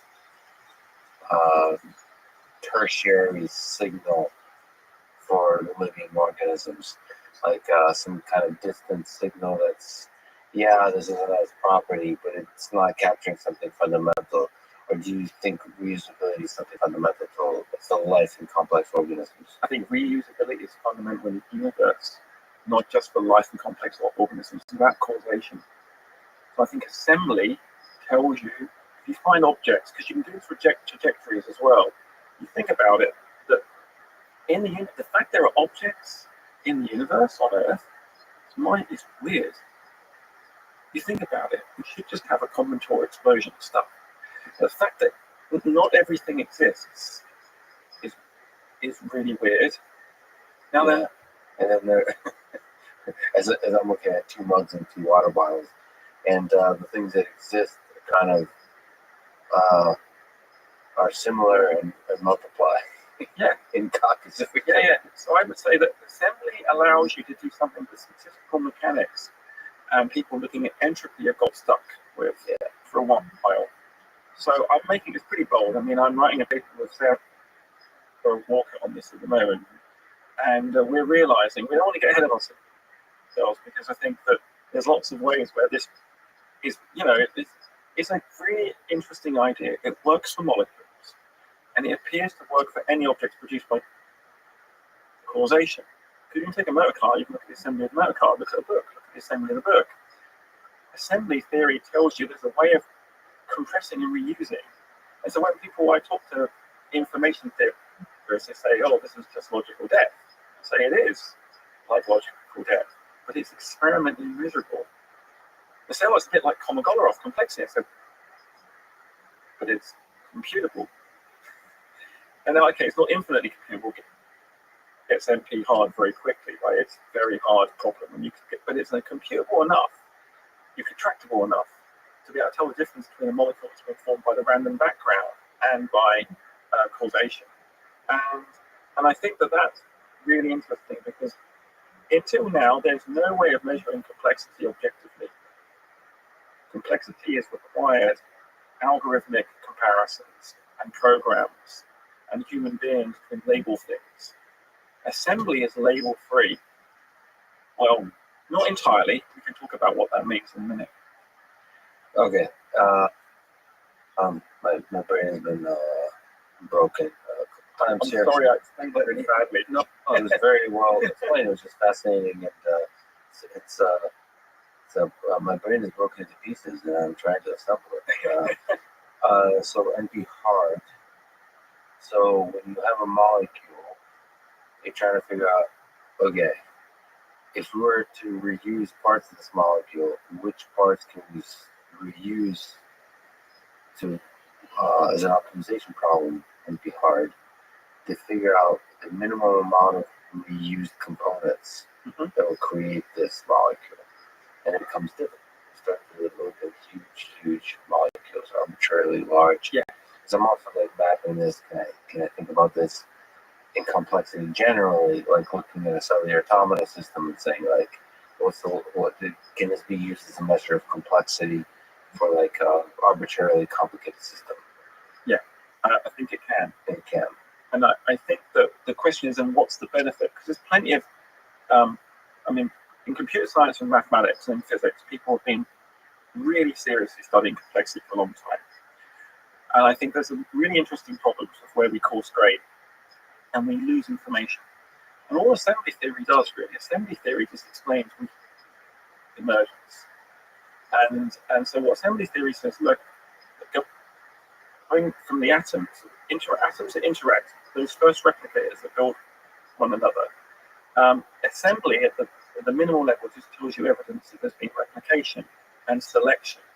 And I think the more selected something is, the higher the assembly. And so we're able to start to know how to look for selection in the universe. And because of the moon, there's nothing of very high assembly on the moon except the human artifacts we've left there. So again, let's go back to the sandbox.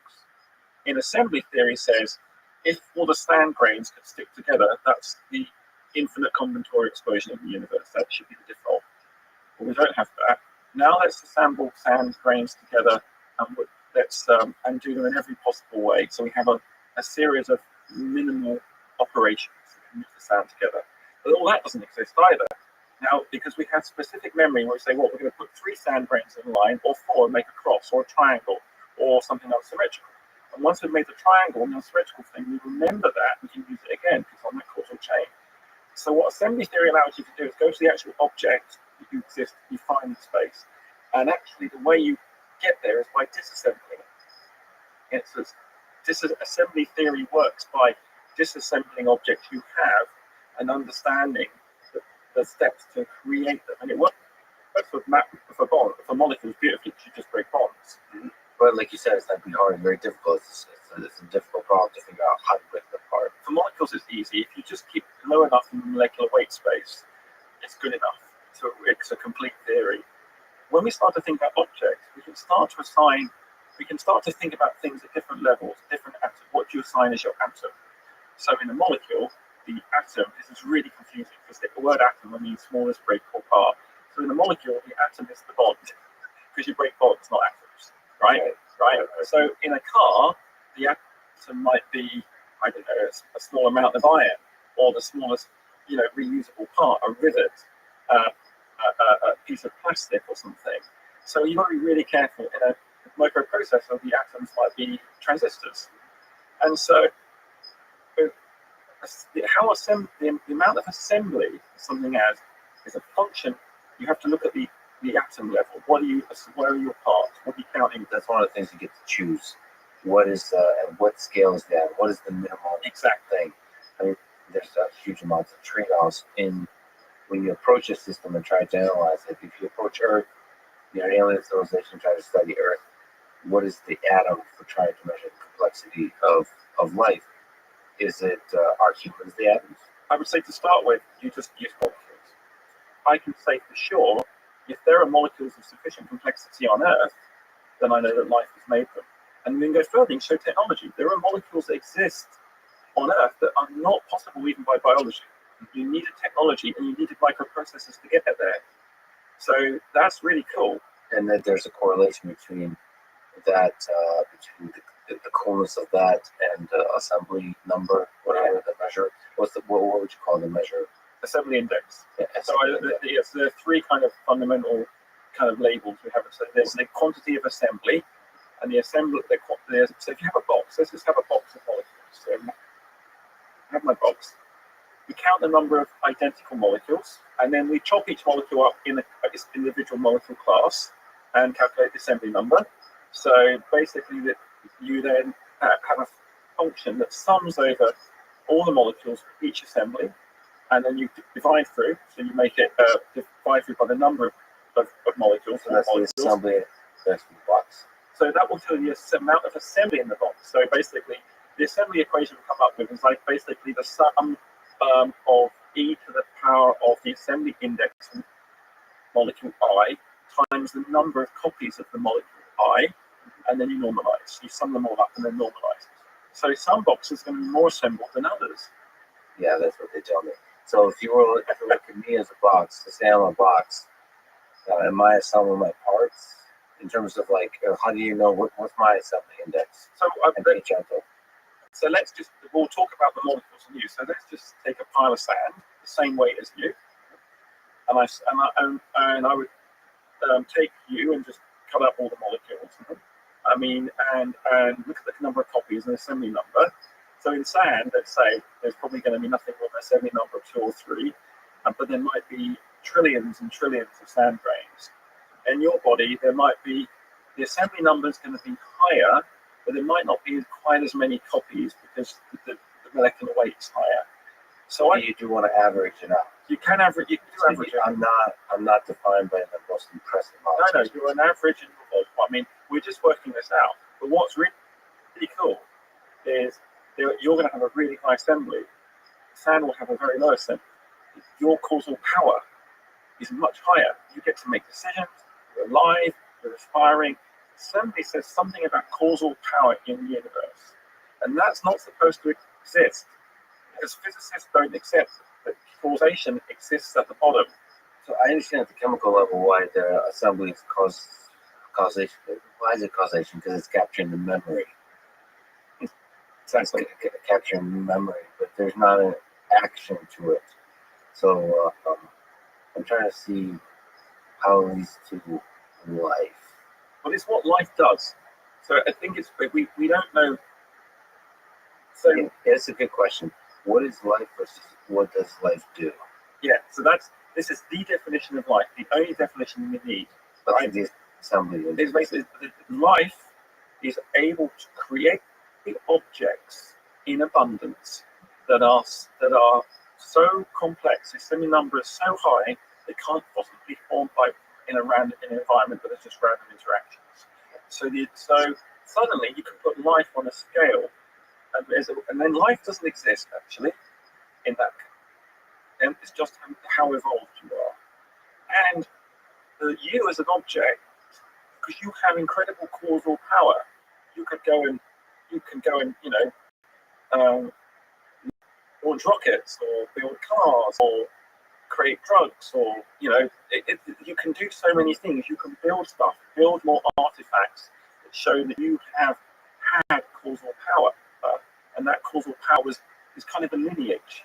And I think that over time, I've been realizing that physics, the discipline, has a number of problems associated with it. Me as a chemist, it's kind of interesting, the assembly theory, and I'm really, I want to maintain some credibility in the physicist science, but I have to push them because physics is a really good discipline.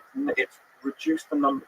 Physics is about reducing the belief system, but they're down to some things in their belief system, which is kind of really makes me kind of grumpy. Number one is requiring order at the beginning of the universe magically. We don't need that. The second is the second law, or we don't actually need that. This is blasphemous. Well, in a minute, I'll recover my career in a second. Although I think the only good thing about being the religious chair means I think there has to be an act of parliament to fire me. Yeah.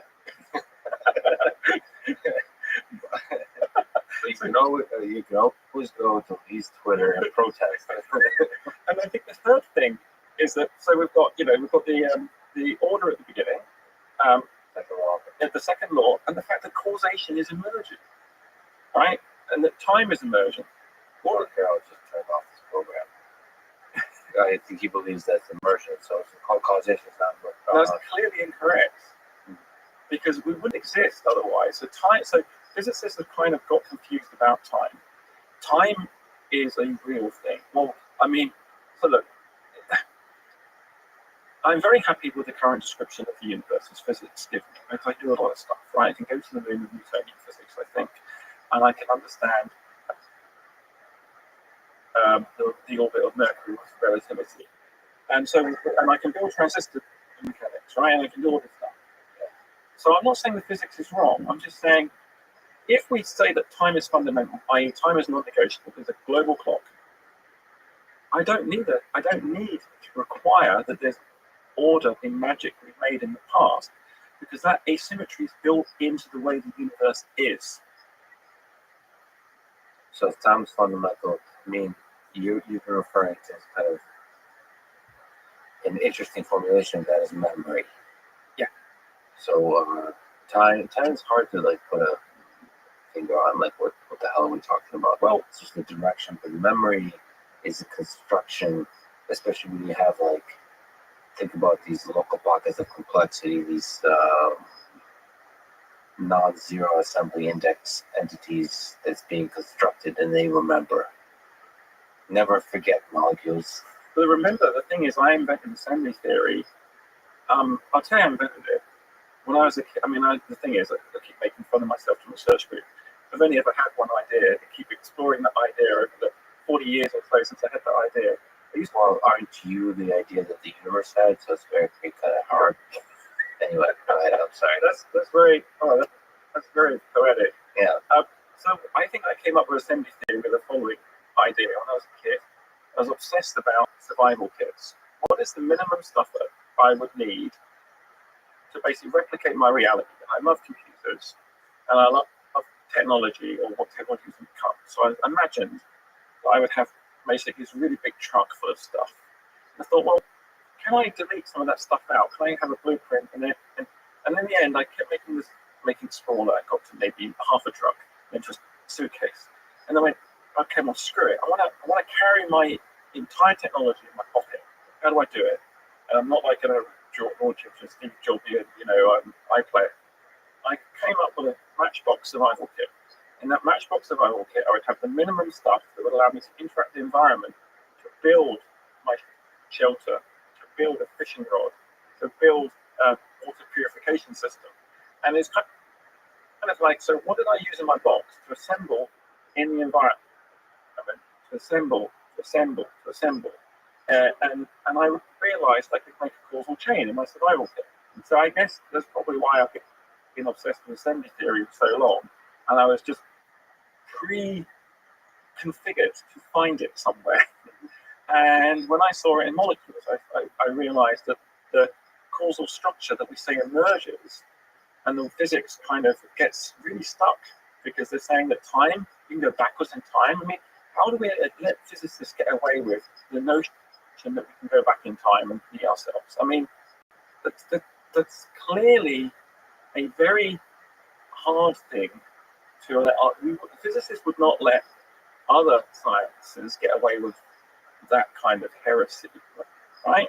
And why are physicists allowed to get away with it? Let's First of all, to push back, to play devil's advocate, you are clearly married to the idea of memory.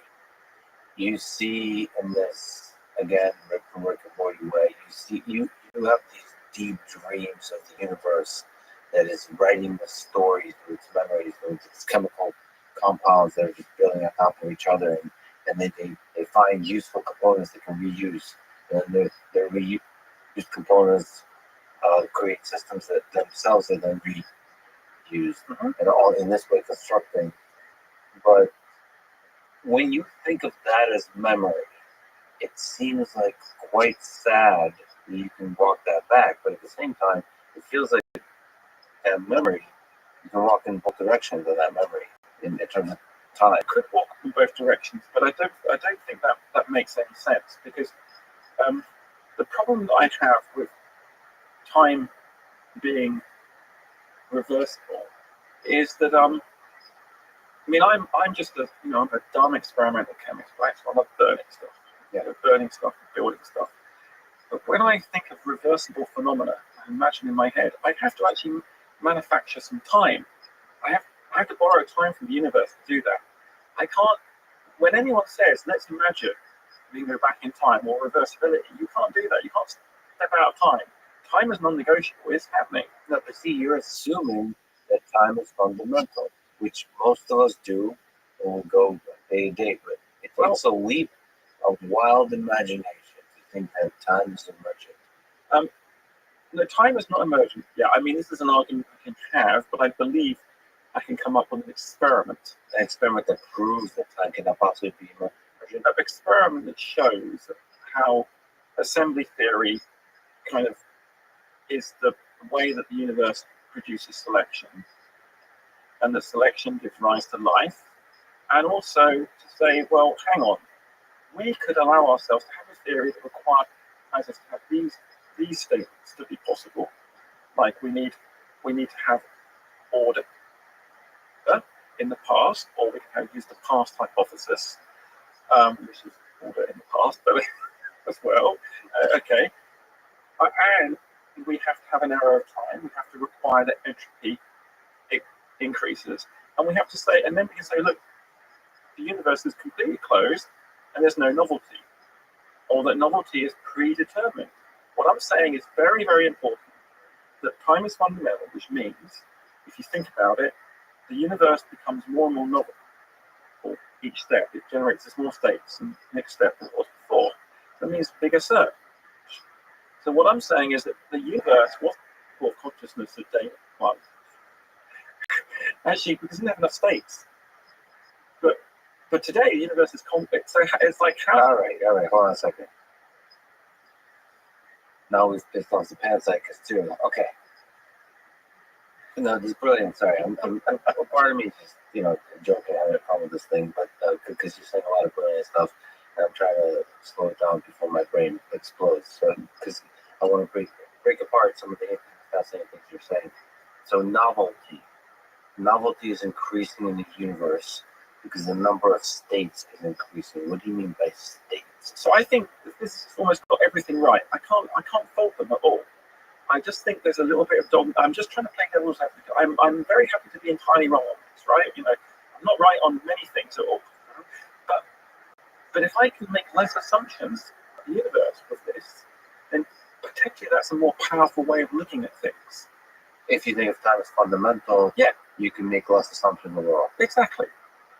The time is fundamental. I don't need to add on a magical second law, because the second law comes out of the fact the universe is actually there's more states available. I mean, we might even be able to do weird things like dark energy in the universe might actually just be time, right? Yeah, but then you still have to explain why time is fundamental. Because I can give you one explanation that's simple at times, like God. Like just because it's simple doesn't mean it's. Okay. You still have to explain God, and you still have to explain time. Like, why is it fundamental? So let's just say existence is default, which means time is the default. So how did you go from the existence to the look, we exist, right? So let's just take look. Be very. We're yet to talk about what exist means. All right, let's go all the way back. Yeah. Okay. I think it's very poetic and beautiful what you're weaving into this. I don't think this conversation is even about the assembly, which is fascinating, and we'll keep mentioning this and the index and this idea. That I don't think is necessarily connected to time. Oh, I think it is deeply connected. I can't explain it yet. So you don't think everything you've said about assembly theory and assembly index can still be correct, even if time is emergent? So, yeah, right now, what assembly theory appears to work, I appear to be able to measure objects of high assembly in a mass spectrometer and their abundance, and all that's fine, right? It's a nice, if nothing else, it's a nice way of looking at how molecules can compress things. Now, am I saying that the time has to be fundamental, not emergent, for assembly theory to work? No. I think I'm saying that the universe, it appears that the universe has many different ways of using time. You could have 3 different types of time. You could just have time that's, the way I would think of it, if you want to hold on to emergent time, I think that's fine. Let's do that for a second. Hold on to emergent time, and the universe is just doing its thing. Then assembly time only exists when the universe starts to write memories, bonds. So let's just say there's rocks running around, when the bond happens and the selection starts, suddenly the universe is remembering cause in the past, and those structures will have effects in the future.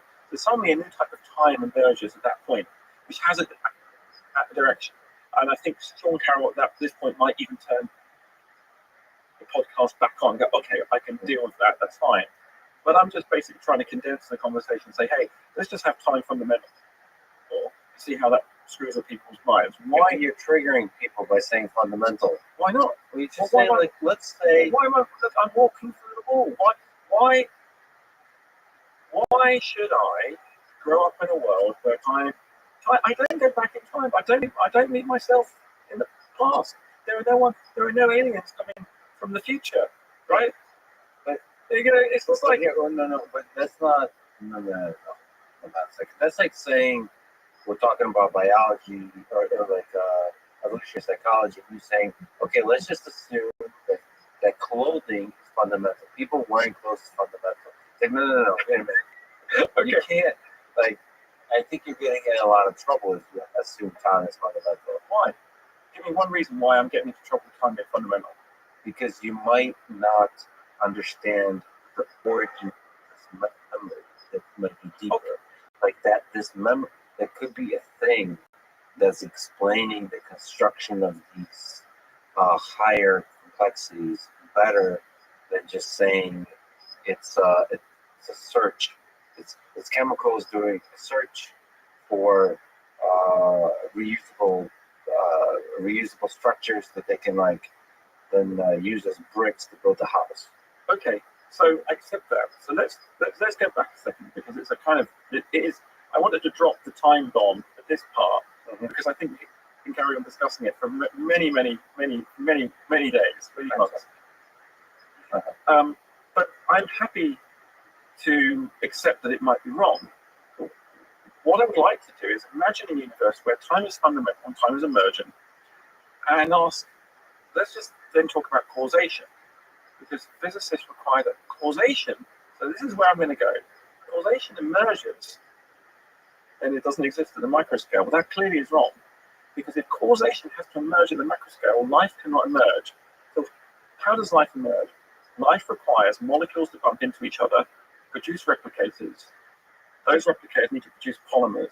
There needs to be cause and effect at the molecular level. There needs to be an agertic, non-agertic to an agertic transition, right, at some point. And those replicators have material consequence in the universe. Physicists just say, oh, you know what? I'm going to have a bunch of particles in the box. I'm going to think about it in a Newtonian way, in a quantum way, and I'll add on an arrow time so I can label things, and causation will happen magically later. Well, how? Explain causation. And they can't. The only way I can reconcile causation is having a fundamental time, because this allows me to have a deterministic universe that creates novelty. And there's so many things to unpack here. But let's go back to what you said. Can assembly theory work with inversion of time? Sure, it can, but it doesn't give me a deep satisfaction about how causation and assembly gives rise to these objects that move through time and space. And again, what am I saying? To bring it back, I can say, without fear, take this water bottle and look at this water bottle and look at the features on it. There's writing. You've got a load of them. I know that causal structures gave rise to this. In fact, I'm not looking at just one water bottle here. I'm looking at every water bottle that's ever been conceived of by humanity. This here is a special object. In fact, Leibniz knew this. Leibniz, who was at the same time with Newton, he kind of got stuck. I think Leibniz actually invented assembly theory. He gave soul. The soul that you see in objects wasn't the mystical soul. It is assembly. It is the fact there's been a history of objects related, and without the object in the past, this object wouldn't exist. There is a lineage, and there is conserved structures, causal structures that give rise to those. Fair enough. And you're saying it's just a simpler view of time is fundamental. And it shakes the physicist's cage a bit, right? But I think that I just enjoy the fact that physicists are in cages. I would say that Lee Smolin. I don't want to speak for Lee. I'm talking to Lee about this. I think Lee also is in agreement that time has to be fundamental. But I think he goes further. Even in space, I don't think you can go back to the same place in space. I've been to Austin a few times now. This is my, third time I've been to Austin. Is Austin in the same place? No. The solar system is moving through space. I'm not back in the same space. Locally, I am. Every event in the universe is unique. In space. And time. Doesn't mean we can't go back, though. Let's just, rest this conversation, which was beautiful, with a quote from the Rolling Stones that you can't always get what you want. It's just you want time to be fundamental, but if you try, you get what you need, which is assembly theory.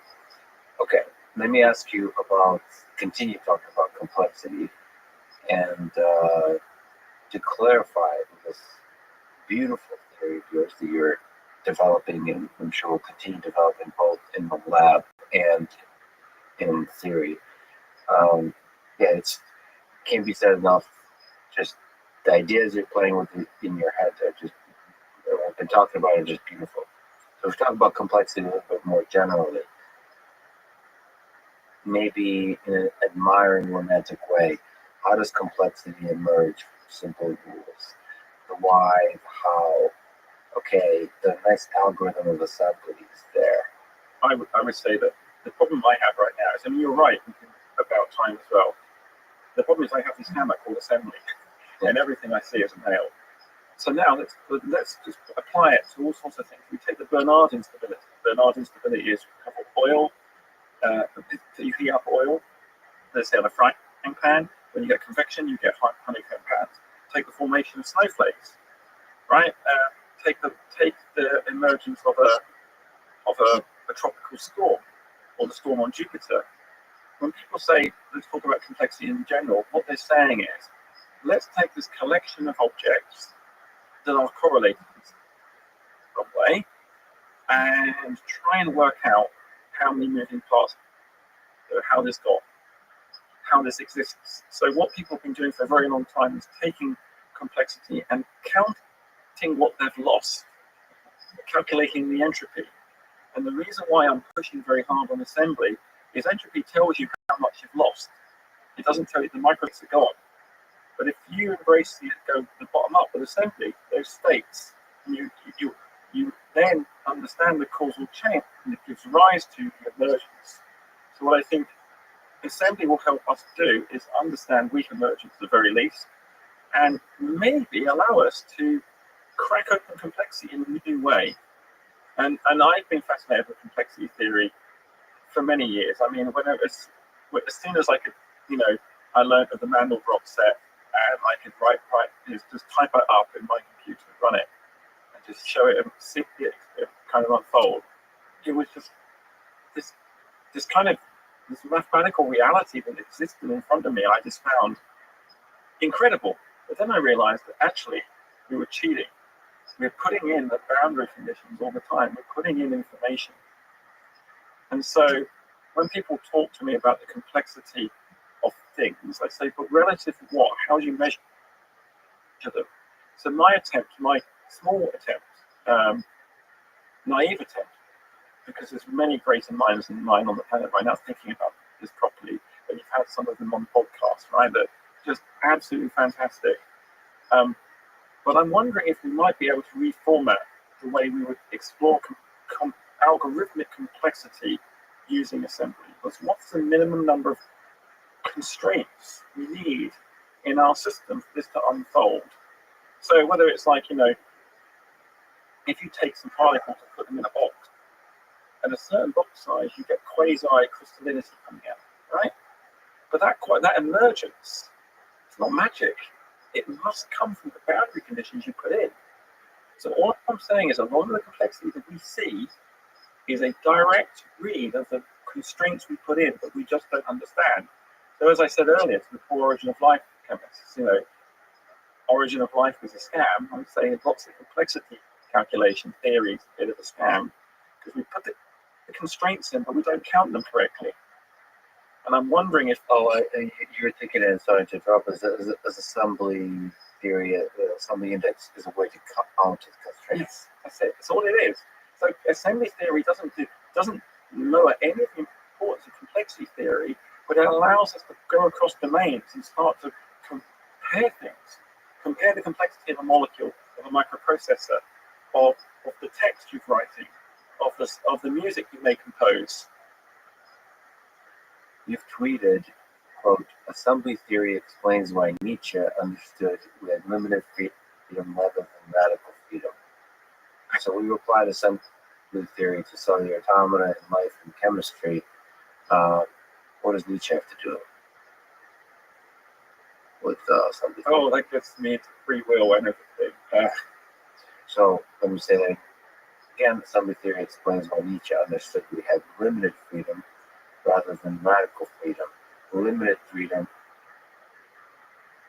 I suppose, is referring to the fact that there's constraints. Yeah. Or what is radical freedom? What is freedom? So Sartre was like, believe in absolute freedom, and that he could do whatever he wanted in his imagination. And Nietzsche understood that his freedom is somewhat more limited. And it kind of takes me back to this computer game that I played when I was 10, which I think is called Dragon's Lair. Okay. Do you know Dragon's Lair? I think I know Dragon's Lair, yeah. Dragon's Lair, I knew I had been conned, right? Dragon's Lair, when you play the game, you're lucky that you grew up in a basically procedurally generated world. That was RPG a little bit. No, it's like is it turn-based play? Was it? It was a role-playing game with really good graphics and one of the first laser discs. And when you actually flick the stick, it was like a graphical adventure game with animation. Yeah. And when I played this game, I really, you could get through the game in 12 minutes if you knew what you were doing, not making mistakes. Just play this, play this, play this. So it's just about timing. And actually, it was a complete fraud because all the animation has been pre-recorded on the disc. Yeah. It's like the Black Mirror, the first interactive, where they had all the, several million kind of permutations of the movie that you could select on Netflix. I've forgotten the name of it. So this was exactly that in the Laserdisc. You basically go left, go right, fight the ogre, slay the dragon, and when you flick the joystick at the right time, it just goes to the next animation. Like, it's not really generating. And I played that game and I knew I was being had. So, okay, I see. So to you, Dragonair is the first time you realized that free will is an illusion. Yeah. And why does assembly theory give you hints about free will, whether it's an illusion or not? Yes and no. So not entirely. I do think I have some will, and I think I am an agent, and I think I can interact, and I can play around with the model I have of the world, whether the cost functions, right? And I can hack my own cost functions, which means I have a little bit of free will.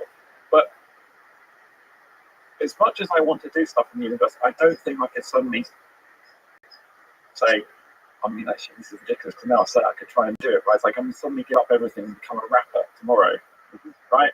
But maybe I could try that, but I don't have sufficient agency to make that necessarily happen. I'm on a trajectory. So when in Dragon's Lair, I know that I have some trajectories that I could play with. Where Sartre realized he thought that he had no assembly, no memory, and he could just leap across and do everything.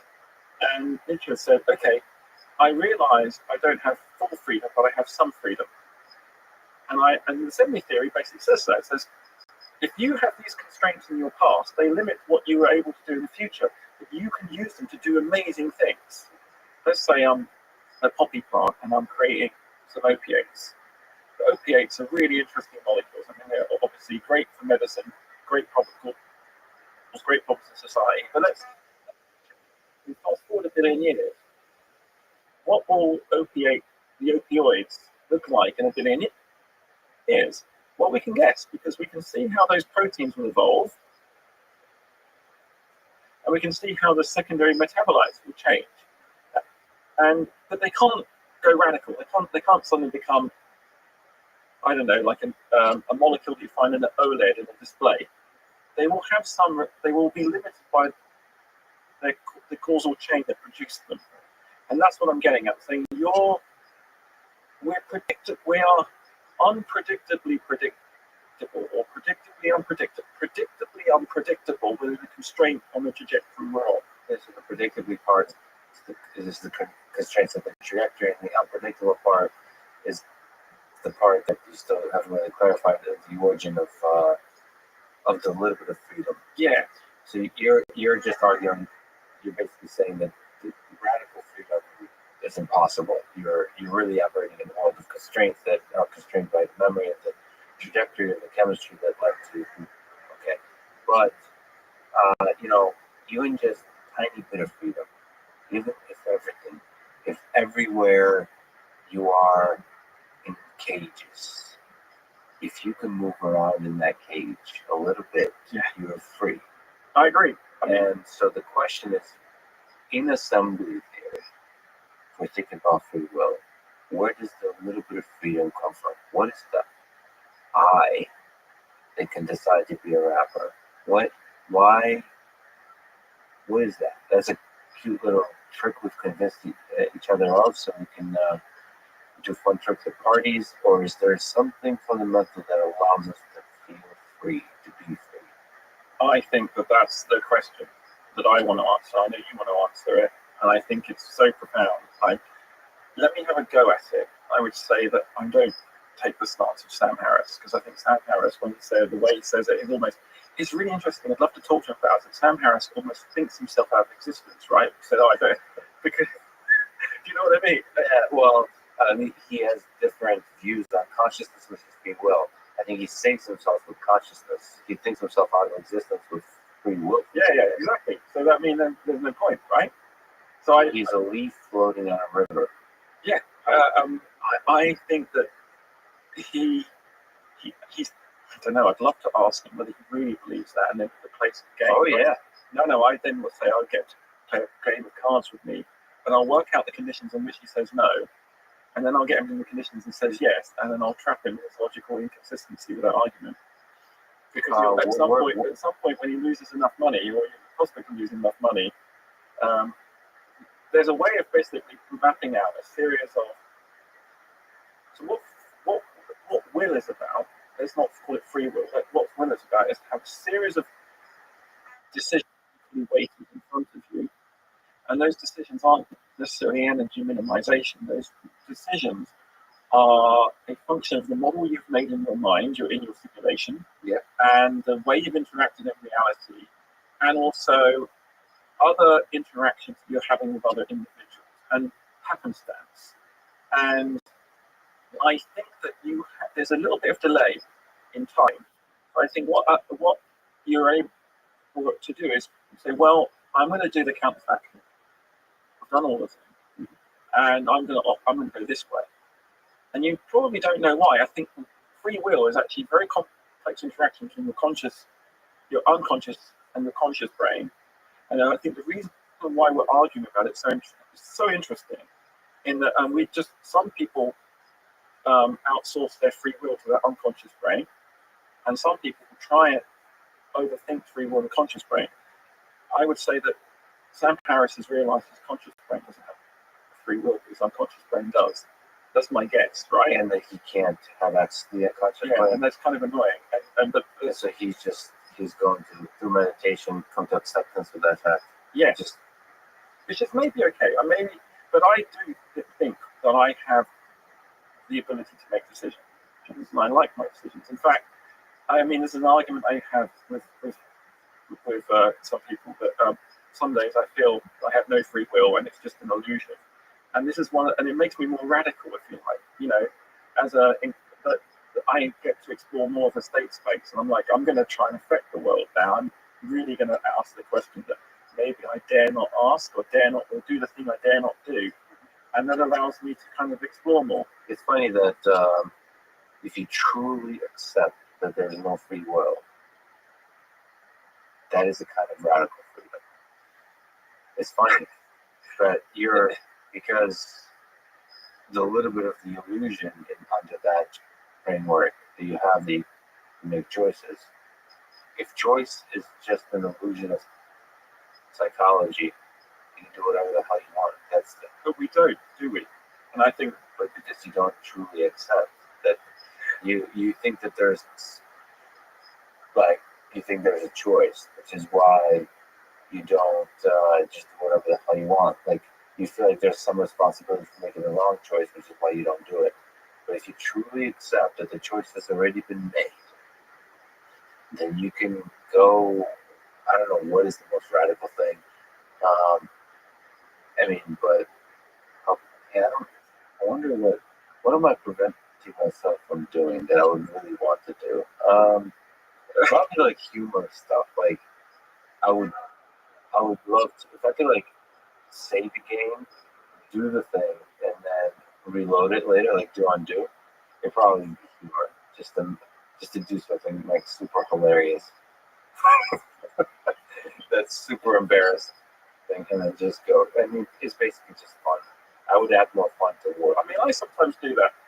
It's like, I sometimes I try and mess up my reality in unusual ways by just doing things because I'm bored, but not bored.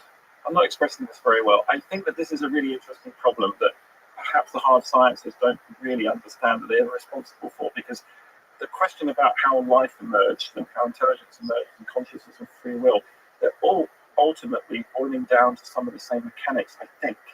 My feeling is that they are the same problem again and again and again. The transition from a boring world, or a world in which there's no selection. So I wonder if free will has something to do with selection of models, and also the models you're generating in the brain, and also the amount of memory, working memory, have available at any one time to generate counterfactuals. Well, that's it. So like the decision-making process is a kind of selection, and that could be just absolutely yet another manifestation of the selection mechanism that's pervasive throughout the universe. Okay, that's fascinating to think about. There's not some kind of fundamental its own thing or something like that. But it's just yet another example of selection. Yeah. And in a universe that's intrinsically open, you want to do that because you generate novelty. You mentioned something about, do cellular atoms exist outside the human mind? In our little offline conversation. Why is that an interesting question? So, cellular automata, complexity, what's the relationship between complexity and the human mind? And trees falling in the forest. Infrastructure. So the CA, when John von Neumann and Conway and Feynman were doing CAs, doing on paper.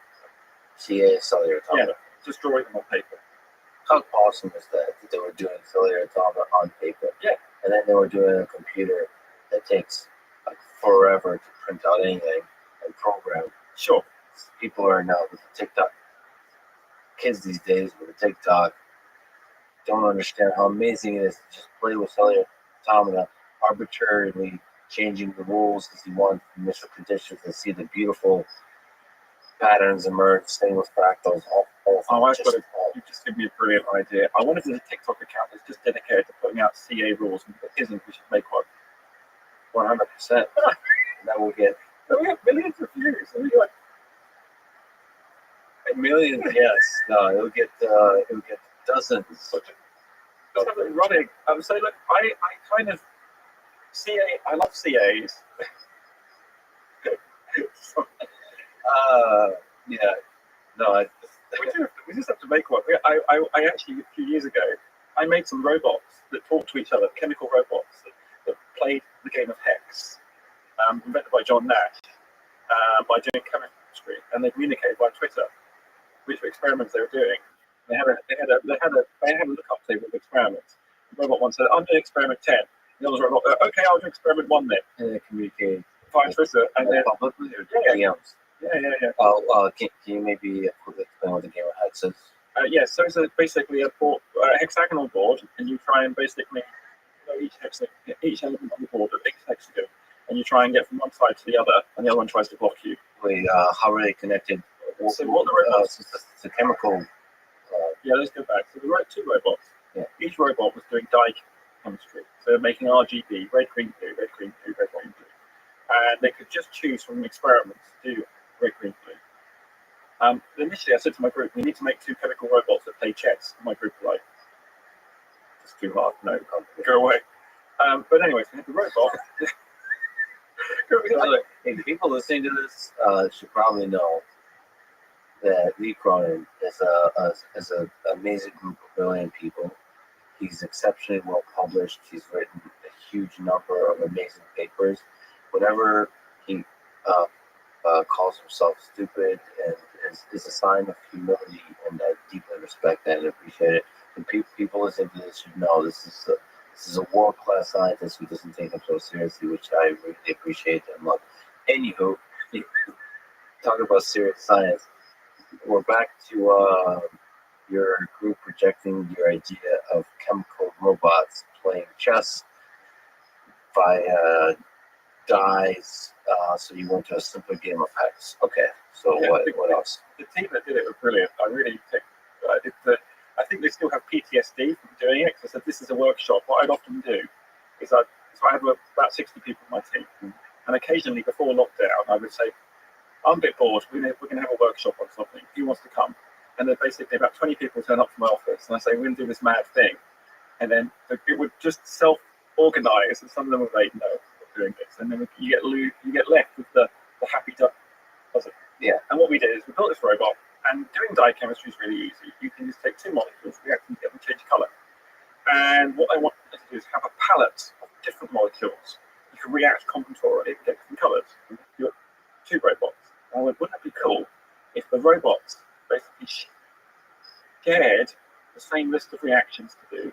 And they said, then you could do a kind of multi-core chemistry. Like you had 2 chemical reactions going on at once, and they could basically outsource the problem. But they're sharing the same tape. Exactly. The robot one would say, I'm going to do experiment 1, and the other robot says, I'll do experiment 100, and then they cross it off. But I wanted to make it. That's brilliant. That is genius. So, well, I wanted to make it groovier. I said, look, let's have them competing so playing a game of Hex. I say when a robot does an experiment, and the more blue the die, the more it gets the higher chance it gets to make them move it once on the hex board. So if it gets a red color, it's like it gets down weighted than the other robot.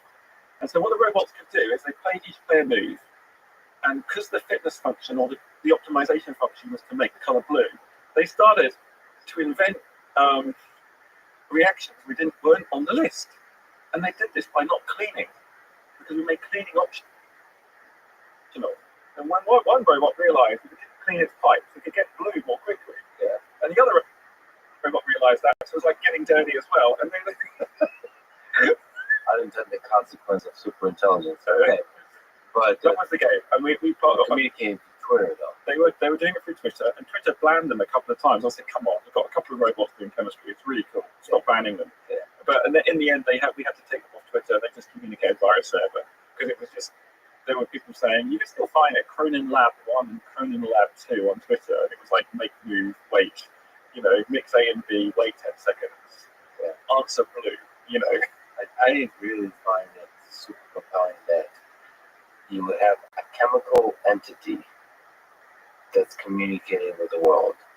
That was one of the things I want to do in my origin of life reaction, right? Is basically have a reactor that's basically just randomly enumerating the chemical space and have some kind of cycle, and then read out what the molecule is reading out using a mass spectrometer, and then convert that to text and publish it on Twitter, and then wait until it says I'm alive. I reckon that Twitter account would get a lot of followers. Yeah. And I'm still trying to convince my group that we should just make an Origin of Life Twitter account where it's going and it's like, hello, testing, I'm here. Well, I'll share it. I like it. I particularly enjoy this idea of a non-human entity communicating with the world via a human-designed social network. It's quite a beautiful idea. How we were talking about CA's existence outside your mind. Yeah. So I really admire Stephen Wolfram. I think he's a genius. Clearly, a genius. And trapped in is like a problem with being so smart is you get trapped in your own, mind, right? And I tried to convince Stephen that assembly theory wasn't nonsense. He's like, that's just nonsense. I was a little bit sad by that. So nonsense applied, even if you apply to the simple construct of a one-dimensional cellular automata, for example. Yeah. But I mean, actually, maybe I'm doing myself a bit too down. It was just as a theory was coming through, and I didn't really know how to explain it. But we are going to use assembly theory in CAs, cellular automata. But I wanted to. What I was really curious about is why people marvel. I mean, you marvel at CAs and their complexity. And I said, well, hang on, that complexity is baked in because if you play the game of life in a CA, you have to run it on a computer. You have to do a number of operations, boundary conditions. So is it surprising that you get this structure out? Is it manufactured by the boundary conditions? And it is interesting because I think cellular automata running them is teaching me something about what real numbers are and not. I haven't quite got there yet. I was playing on the aeroplane coming over and just realised I have no idea what real numbers are really. And I was like, well, I do actually have some notion of what real numbers are. And I think thinking about real numbers as functions rather than numbers is more appropriate. And then if you then apply that to CAs, and you're saying, well, actually, why am I seeing this complexity in this rule? Is it you've got this deterministic system, and yet you get this incredible structure coming out. Well, isn't that what you'd get with any real number as you apply it as a function, and you're trying to read it out to an arbitrary precision?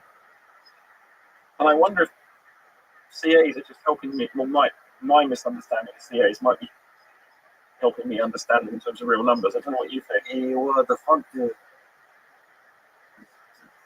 but the devil's in the function. Mm-hmm. It's like which is the function that's generating your real number? Like that, it seems like it's very important, the specific algorithm of that function, because some lead to something super trivial, some lead to something that's all chaotic, and some lead to things that are just walk that fine line of complexity and structure. I think we agree. So let's take it back a second. So take the logistic map or something, logistic equation, where you have this equation, which is you don't know what's going to happen at n+1, but once you've done n+1, you know full time. You can't predict it. For me, CAs and logistic equations feel similar, and I think what's incredibly interesting, and I share your kind of wonder at running a CA. But also I'm saying, well, what is it about the boundary conditions and the way I'm running that calculation? So in my group, in my team, we actually made a chemical CA. We made Game of Life. We actually made a physical grid. I haven't been able to publish this paper. It's been trapped in purgatory for a long time. So you wrote up a paper how to do a chemical formulation of the Game of Life. You made a chemical computer and little cells. Playing the Game of Life. With the BZ reactions, each cell would pulse on and off, on and off, on and off. We have little stirrer bars, we have little gates, and we actually played Conway's Game of Life in there, and we got structures in that. We got structures in that game from the chemistry that you wouldn't expect from the actual CA. So that's kind of cool in that because they were interacting outside of the cells somehow. Or so what's happening is you're getting noise. So the thing is that you've got this BZ reaction that's on off, on off, on off, but there's also a wake, and those wakes constructively interfere, and in such a non-trivial way that's non-deterministic. And the non-determinism in the system gives very rich dynamics. And I was wondering if I could physically make a chemical computer with this CA that gives me something different I can't get in a silicon representation of a CA where all the states are clean. Because you don't have the noise trailing into the next round. You just have the state. So the paper in particular, so it's just a beautiful idea to use a chemical computer to construct the cellular automata, the famous one of Game of Life. But it's also interesting, and it's a really interesting scientific question whether some kind of random perturbations or some source of randomness can have a significant constructive effect on the complexity of the system. And indeed, I mean, whether it's random or just non-deterministic, and can we bake in that non-determinism? You know, I wonder what is the. I'm trying to think of what is the encoding space. The encoding space is pretty big. We have 49 stirrups, 49 cells, 49 chem bits, all connected to one another in like an analog computer, but being read out discretely as the BZ reaction. So just to say, the BZ reaction is a chemical oscillator. And what happened in each cell is it goes between red and blue. So two Russians discovered it, Belousov and Zabotinsky. I think Belousov first proposed it, and then said, "You're crazy, it breaks the second law." And Zabotinsky said, "No, it doesn't break the second law, it's consuming a fuel." and it's sort of like, there's a lot of chemistry hidden in the Russian literature, actually, just because the Russians just wrote it Russian, they didn't publish it in English speaking German. Actually, well, it's sad, and it's great that it's there, right? It's not lost. I'm sure we will find a way of translating it properly. Yeah. Well, the silver lining / greater sadness of all of this is there's probably ideas in English speaking. Like, there's ideas in certain disciplines that, if discovered by other disciplines, would crack open some of the biggest mysteries in those disciplines. Like computer science, for example, is trying to solve problems like nobody else has ever tried to solve problems. Yeah. as if it's not already been all addressed in cognitive science, in psychology, in mathematics, in physics, in just whatever you want, economics even. But if you look into that literature, you might be able to discover some beautiful ideas. Obviously, Russian is an interesting case of that because there's a loss in translation. But you said there's a source of fuel, a source of energy. Yeah. So in the BZ reaction, you have an acid in there called malonic acid. Yeah. And what happens is it's basically like a battery that powers it, and it loses CO2, so decarboxylates. It's just a chemical reaction. What that means we have to do is continuously feed, or we just keep the BZ reaction going in a long enough time, so it's like it's reversible. It's like but only like. But it's fascinating. I mean, the big team that did it, I'm really proud of their persistence. We made a chemical computer. It can solve little problems. It can solve traveling salesman problems, actually. Yes. But like I say, it's a naive answer. Is there something you do? Maybe. I'm not sure. I'm not I think we can come up with a way of solving problems, also really complex, hard ones, because it's an analog computer, and it can energy minimize really quickly. It doesn't have to basically go through every element of the matrix, like flip it. It just reads out. So we can actually do Monte Carlo by just shaking the box. It's literally a box shaker. You don't actually have to encode the shaking of the box in a silicon memory and then just shuffle it around. Yeah, and you No, it's analog, it's natural, so it's an organic computer. Yeah. So I was playing around with this, and I was kind of annoying some of my colleagues and wondering if we could get to chemical supremacy, like quantum supremacy. And I kind of calculated how big the grid has to be so we can actually start to solve problems faster than the silicon computer. But I'm not willing to state how that is yet, because I'm probably wrong. But it's not that it's any top secret thing. I think I can make a chemical computer that can solve optimization problems faster than the silicon computer. That's fascinating. But then you're unsure how big that has to be. Yeah, it might be a big box, hard to shake. It might be exactly a big box, hard to shake, and basically a bit sloppy. Did we answer the question about do cellular atomic systems have the mind? We didn't, but I would posit that they don't, and that I think minds can. Well, so the mind is fundamental. What do I mean? Sorry. So let's go back. So as a physical phenomena, do CAs exist in physical reality? Right? I would say they probably don't exist outside the human mind, but now I've constructed them, they exist in computer memories, they exist in my lab, they exist on paper. So they emerge from the human mind. I'm just interested in, because like Stephen Wolfram likes CAs, a lot of people like CAs, and likes to think of them as minimal computational elements. I'm just saying, well, do they exist in reality, or are they a representation of a simple machine that's just very elegant to implement? It's a platonic question, I guess. Yeah. There's initial conditions, there's a memory in the system, there's simple rules that dictate the evolution of the system. So what exists? The idea, the rules, people are using CAs as models for things in reality. Say, hey, look, you can do this thing in a CA, and when I see this, that's cool.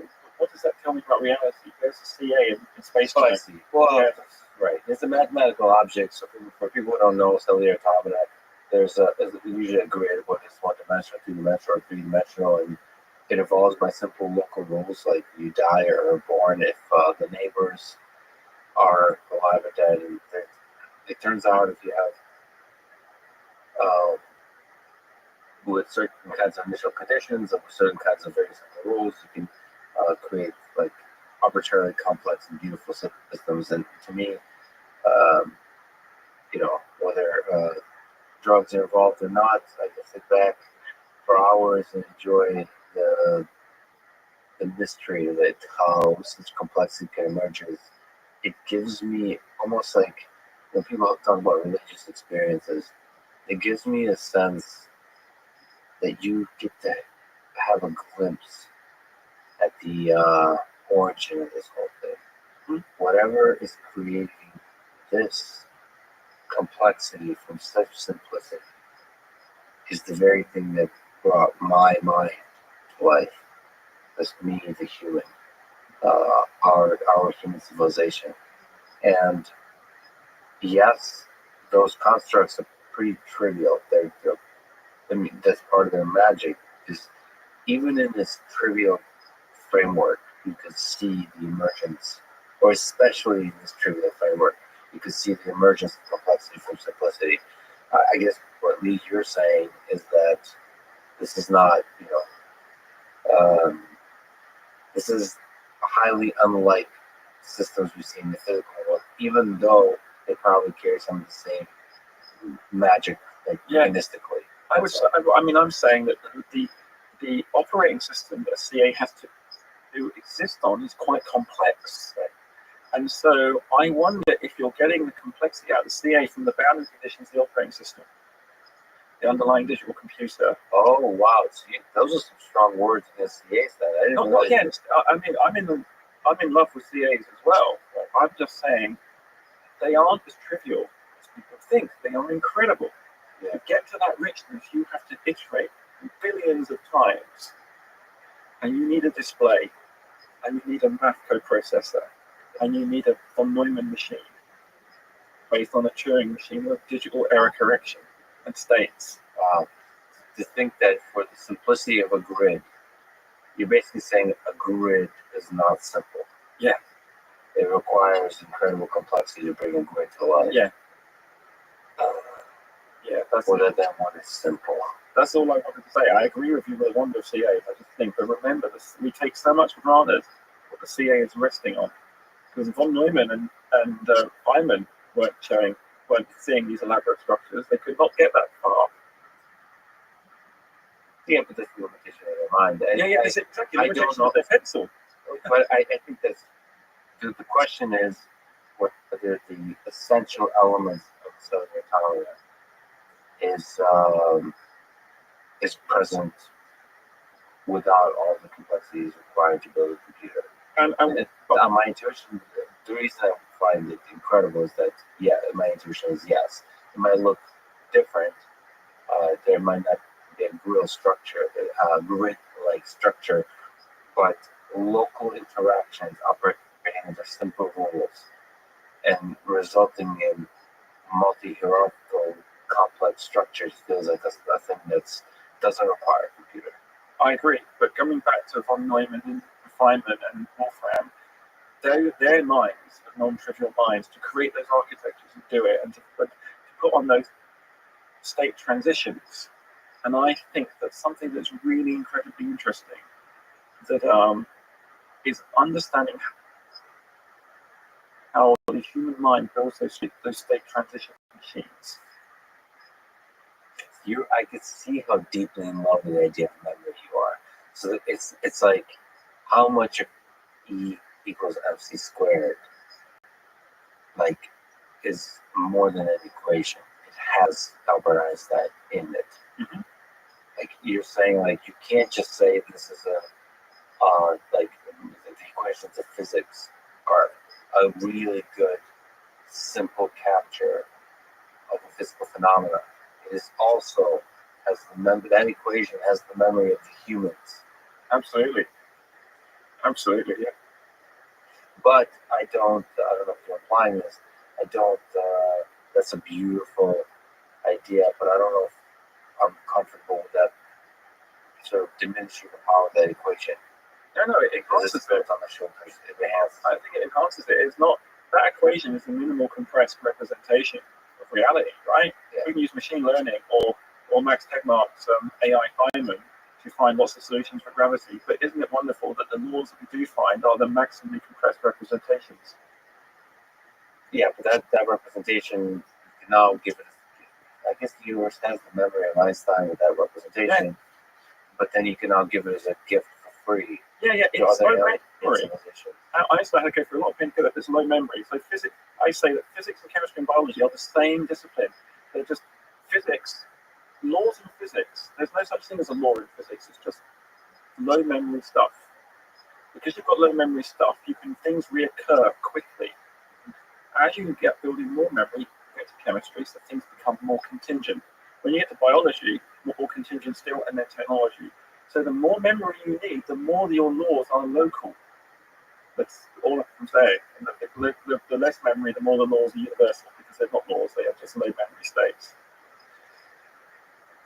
We have to talk about the thing you've kind of mentioned already a bunch of times, but doing computation through chemistry, chemical-based computation.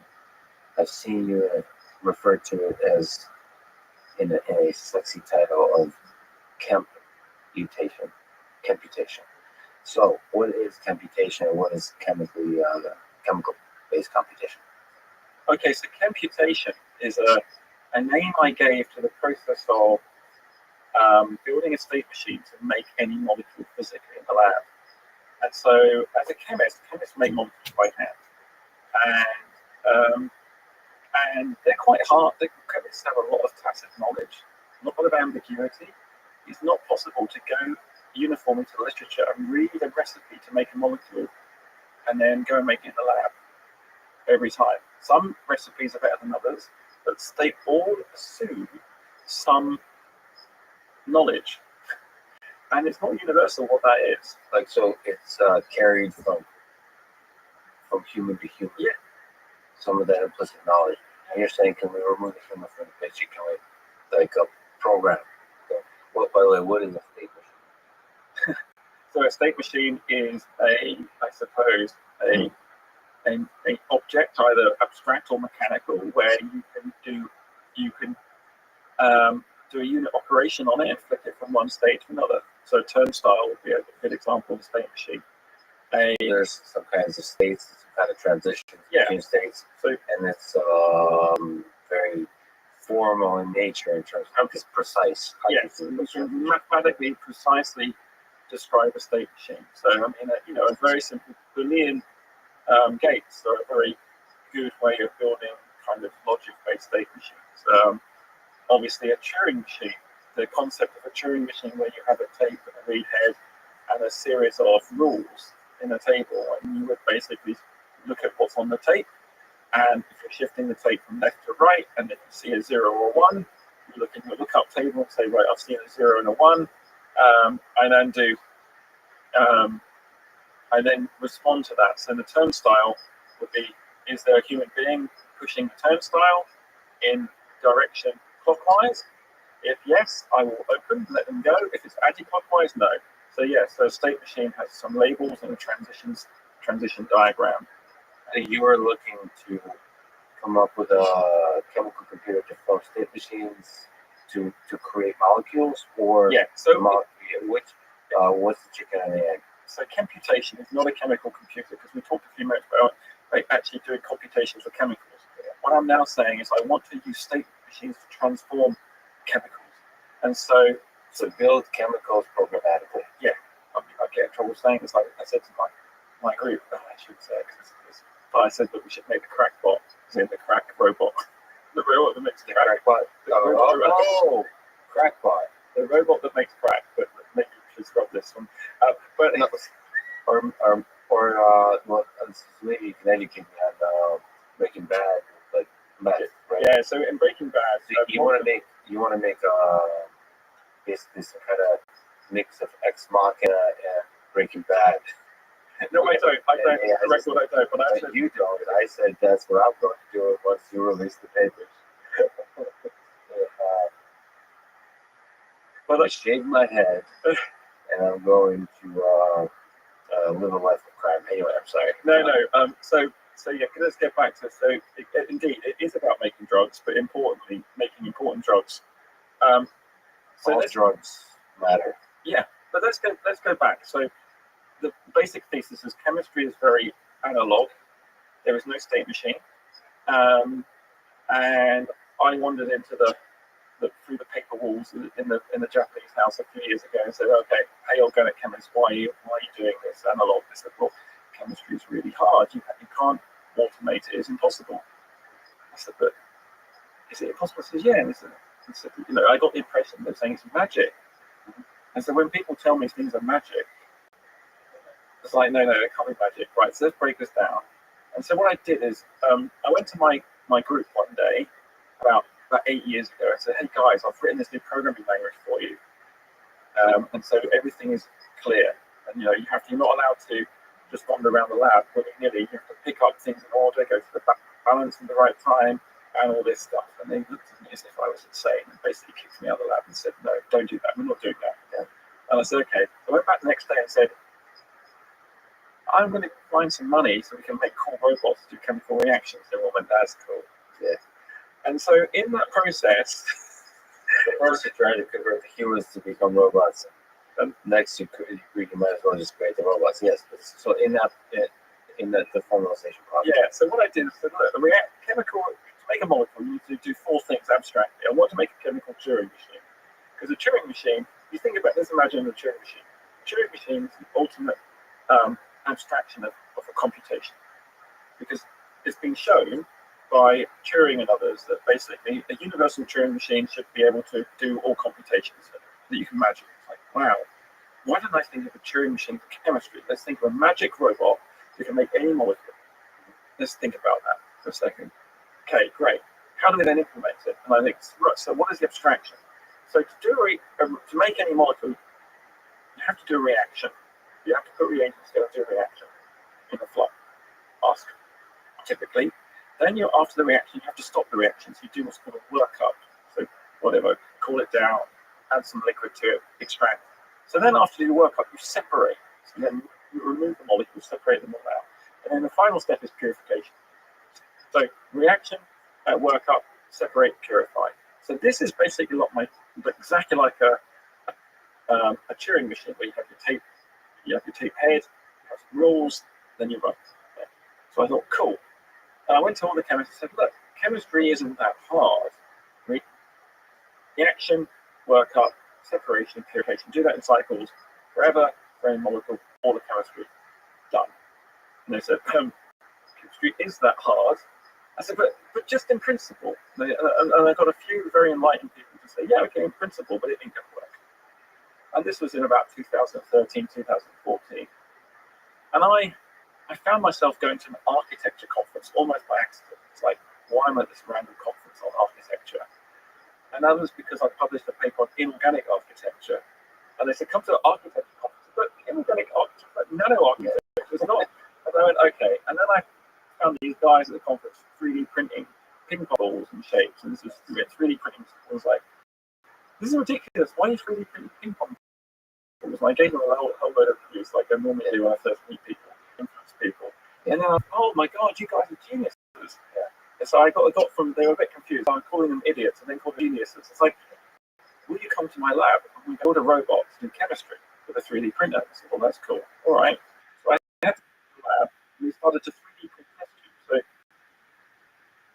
imagine, 3D print the bottle and then we used the same gantry to basically, rather than to squirt out plastic out of a nozzle, have a little syringe and chemicals in it. Cool. So we had the 3D printer that could simultaneously print the test tube and then put chemicals into the test tube. And then, well, so it's really end to end. Yeah, I was like, that'll be cool because they've got G code to do it all. I was like, yeah, that's cool. So I got my group doing this and I developed it a bit and I realized that we could take those unit operations and we built a whole bunch of pumps and valves. And I realized that I could basically take the literature and I made the first version of the computer in 2016, 17. I made some architectural decisions, so I designed the pumps and valves in my group. I did all the electronics in my group. They were brilliant. I cannot pay tribute to my group enough in doing this. They were just brilliant. And there were some poor souls there that said to me, why are you making this design electronics? I'm like, well, because I don't understand it. And he's like, so you're making this design stuff because you don't understand it? Yeah. Like, can we not just buy some? I said, well, we can, but then I don't understand how to, what bus they're going to use and the serial ports and all this stuff. I just wanted, and I came up with a decision to design a bunch of pumps and valves and use power over Ethernet. We've got one cable for power and data. Plug them all into a router, and then I made the state machine. And there was a couple of cool things I did, or they did actually. We got the abstraction, so reaction, work up, separation, purification. And I made the decision to do it in batch. Now, as in batch, all chemistry had been digitized before, apparently. It's been done. But everyone had been doing it in flow. And flow is continuous. Infinity is everywhere.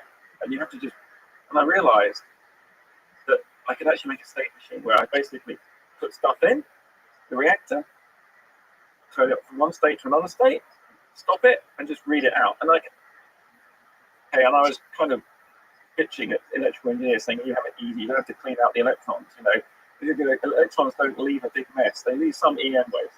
But in my state machine, I built in cleaning. So it's like, do an operation, and it cleans it back home, then can do it again. So what we managed to do over a couple of years is develop the hardware, develop the state machine, and we encoded 3 molecules. We did the first 3, we did nitol, the sleeping drug, rufinamide, anesthesia, and Viagra. And I would make jokes on the paper, it's a hard problem, blah, blah, blah, blah. That is very good. and then in the next one, what we did said, okay, my poor organic chemist said, look, Lee, we've worked with you this long. We've made a robot that looks like it's going to take our jobs away, and not just take our jobs away, that what we love in the lab, but now we have to become programmers. But we're not even good programmers. We just have to spend ages writing lines of code that are boring, and it's not as elegant. I went, you're right. So then, but I knew, because I had this abstraction, and I knew that there was language, I could suddenly develop a state machine that would interpret the language, which was lossy and ambiguous, and populate my abstraction. So I built a chemical programming language that is actually going to be recursive. It's going to be a true complete language, actually, which is kind of cool, which means it's formally verifiable. So where we are now is we can now read the literature using a bit of natural language processing. It's not the best, but many other groups have done a better job. But we can use that language reading to populate a state machine and basically add, subtract. We've got about a number of primitives that basically program loops that we dovetail together, and we can make any molecule with it. Okay, so that's the kind of program synthesis. So you start at like literally you talk about like a paper, like a scientific paper that's being read. Yeah. Natural language processing, extracting some kind of details about chemical reactions and the chemical molecules, compounds involved, and that in GPT terms serves as a prompt for the program synthesis. That's kind of trivial right now. There you have a bunch of different like for loops and so on that creates a program in this chemical language that can then be interpreted by the chemical computer, Yeah, computer. That's computer. Yeah. Everything sounds better in your British accent. I love it.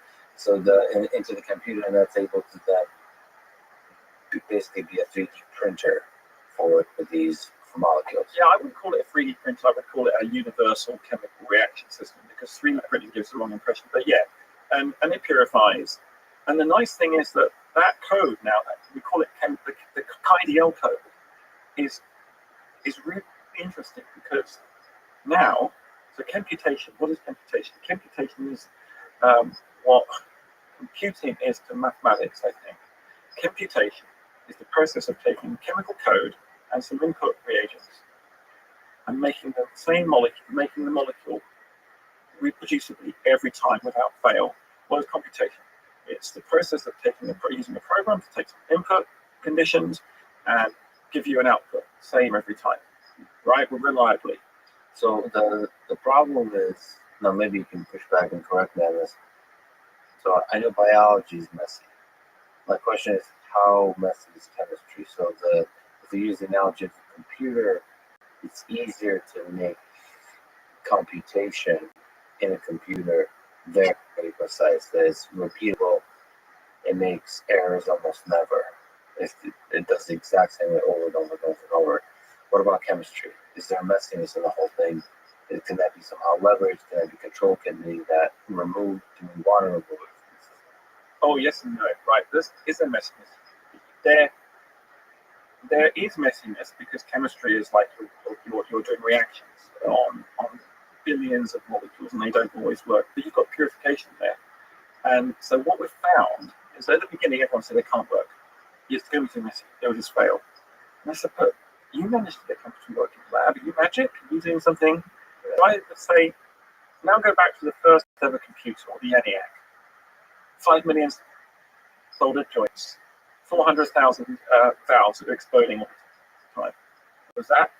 Would you have gone, okay, that's messy. So we've got have we got the equivalent of the ENIAC in my lab? We've got 15 computers in the lab now. And are they unreliable? Yeah, they fall apart here and there. But are they getting better really quickly? Yeah. Are they now able to reliably are we at the point in the lab where there are some molecules we would rather make on the computer than have a human being make? Yeah, we've just made an anti-influenza molecule, some antivirals, 6 steps in the computer that would take a human being about 1 week to make arbidol, of continuous labor. All they do now is load up an agent to go button. go away and drink coffee. Wow. So this, I mean, and this is, you're saying this computer's just the early days, and so, like, some of the criticism just have to do with the early days. And yes, I would say that something like this is quite impossible. So the fact that you're doing is incredible. Not impossible, of course, but extremely difficult. It did seem really difficult, and I do keep pinching myself when I go in the lab. I'm like, is it working? Like, yeah. And it's not, it does clog. It does stop. You get it clean. This is great. It's, but it's getting more reliable because we just made design decisions and said we are not going to abandon the abstraction. Think about it. If the von Neumann implementation was abandoned, I mean, think about what we do to semiconductors to really constrain them to what we do to silicon in a fab lab. We take computation for granted. Silicon is not in its natural state. We are doping the hell out of it. It's incredible what they're able to accomplish and achieve that reliability at the scale they do. Like you said, that's after Moore's law what we have now. Yeah. And where we, how it started, so now think we're about here, it. We started at the bottom, now we're here. We have only 20 million molecules, say 20 million molecules in one database, maybe a few hundred million in all the pharmaceutical companies. And those few hundred million molecules are responsible for all the drugs we've had in humanity, except, biologics for the last 50 years. Now imagine what happens when a drug goes out of print. Because there's only a finite number of manufacturing facilities in the world that make these drugs. Yeah. They can't keep It's the printing press. They can't for chemistry. Yeah. And not only that, we can protect the IDL, so we can stop bad actors doing it, we can encrypt them. And we can give people IDL, that's the name of the name of the programming language. The KDL is the name of the programming language and the code we give the chemicals. So Chi, as in, it's actually like an XML format, but I've now taken it from script to a fully expressible programming language, so we can do dynamics and there's for loops in there and conditional statements. Right. The structure started out as like an XML. Yeah. And now the chemist doesn't need to program KDL. They can just go into the software and type in add A to B reflux, do what they would normally do, and just convert it to KDL, and they have a linter to check it. So how do you, not with ASCII, but because it's a Greek letter, how do you go with, how do you spell it just using the English alphabet? And we just XDL, what we usually put in Chi. And it was named by one of my students, and one of my postdocs many years ago, and I kind of liked it. It's important, I think, when the contribute to such big ideas, because it's their ideas as well. I try not to just rename, I didn't call it Cronin or anything because they keep saying, the chemistry, when they're putting stuff in the computer, one of my students said, we're asking now, is it Cronin complete? And I was like, what does that mean? He said, well, can we make it on the damn machine? And I was like, oh, is that a compliment or a pejorative? And they're like, well, maybe both. Yeah, so you tweeted, quote, why does chemistry need a universal programming language, ? For all the reasons you can think of. Reliability, interoperability, collaboration, remove ambiguity, lower cost, increase safety, open up discovery, molecular customization, and the publication of executable chemical code. Which is fascinating, by the way. Just publish code. And can you maybe elaborate a little bit more about this KDL? What does the universal language of chemistry look like? A Cronin complete language. It's a Turing complete language, really. So what it has a series of operators in it, like add, heat, stir. So there's a bunch of just unit operations, and all it is really is just we're chemical engineers. When I talked about this, that you've just rediscovered chemical engineering. I said, well, yeah, I know. I said, well, that's trivial. I said, well, not really. Well, yes, it is trivial. That's why it's good, because we've not only rediscovered chemical engineering, we've made it implementable on universal hardware that doesn't cost very much money. And so the KDL has a series of statements like define the reactor, so defines the reagents, so they're all labels, so you assign them. And I also implemented at the beginning is because I give all the hardware IP address, you put it on a graph. And so what it does is the graph is equivalent to the processor firmware, the processor code. So when you take your KDL and you go to run it on your computer, you can run it on any compatible hardware in any configuration. So what does your graph look like? As long as I can solve the problem on the graph with these unit operations, you have the resources available to compiles.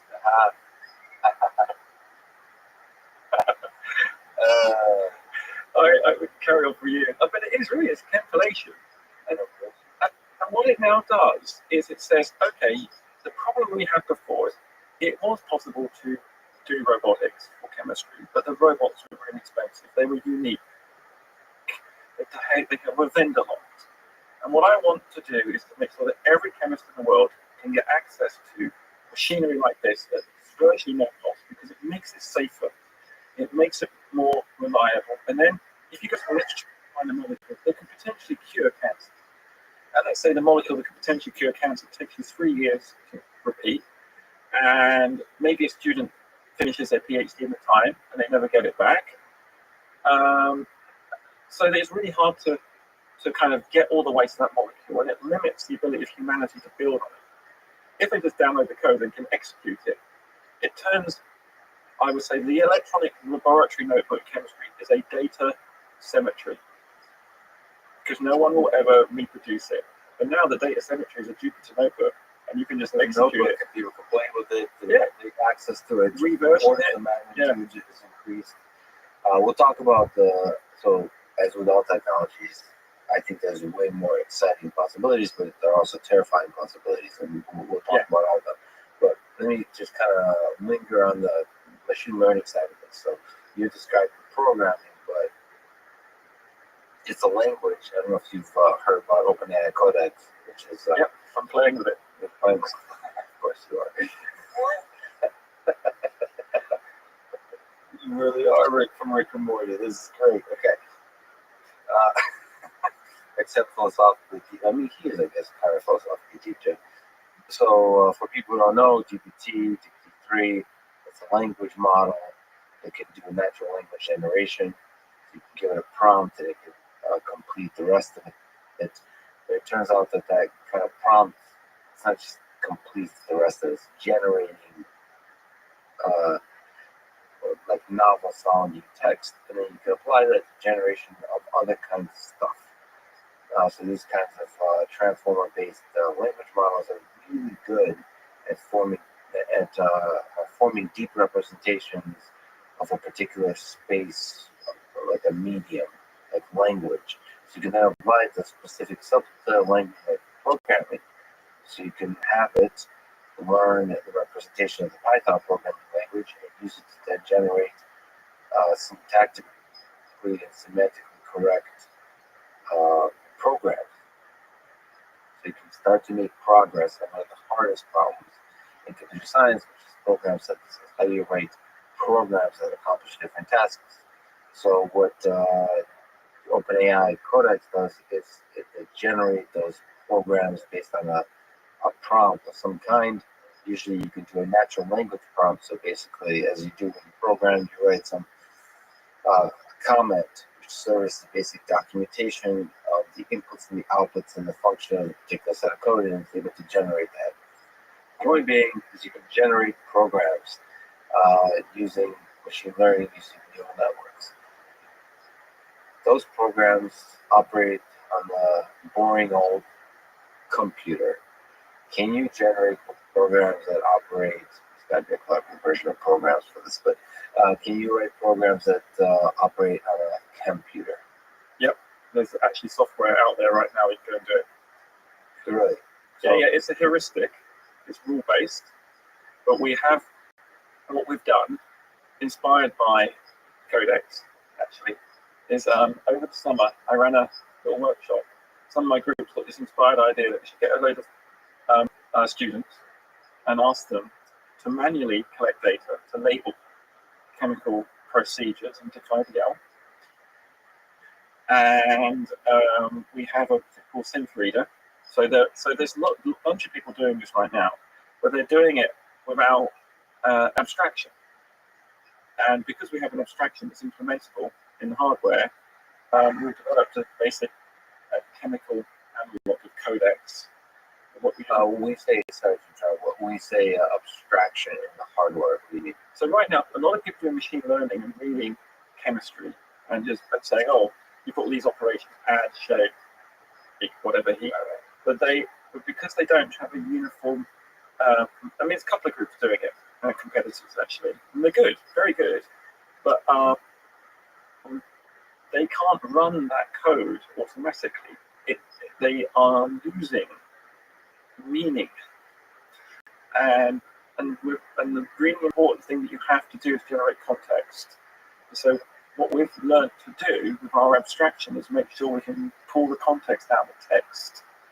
And so, can we take a chemical procedure and read it and generate our executable code? Yes. What's the hardest part about that whole pipeline, from the initial text, interpreting the initial text of a paper, extracting the meaningful context and the meaningful chemical information, to then generating the program, to then running that program in the hardware? What's the hardest part about that pipeline as we look towards a universal foreign computer?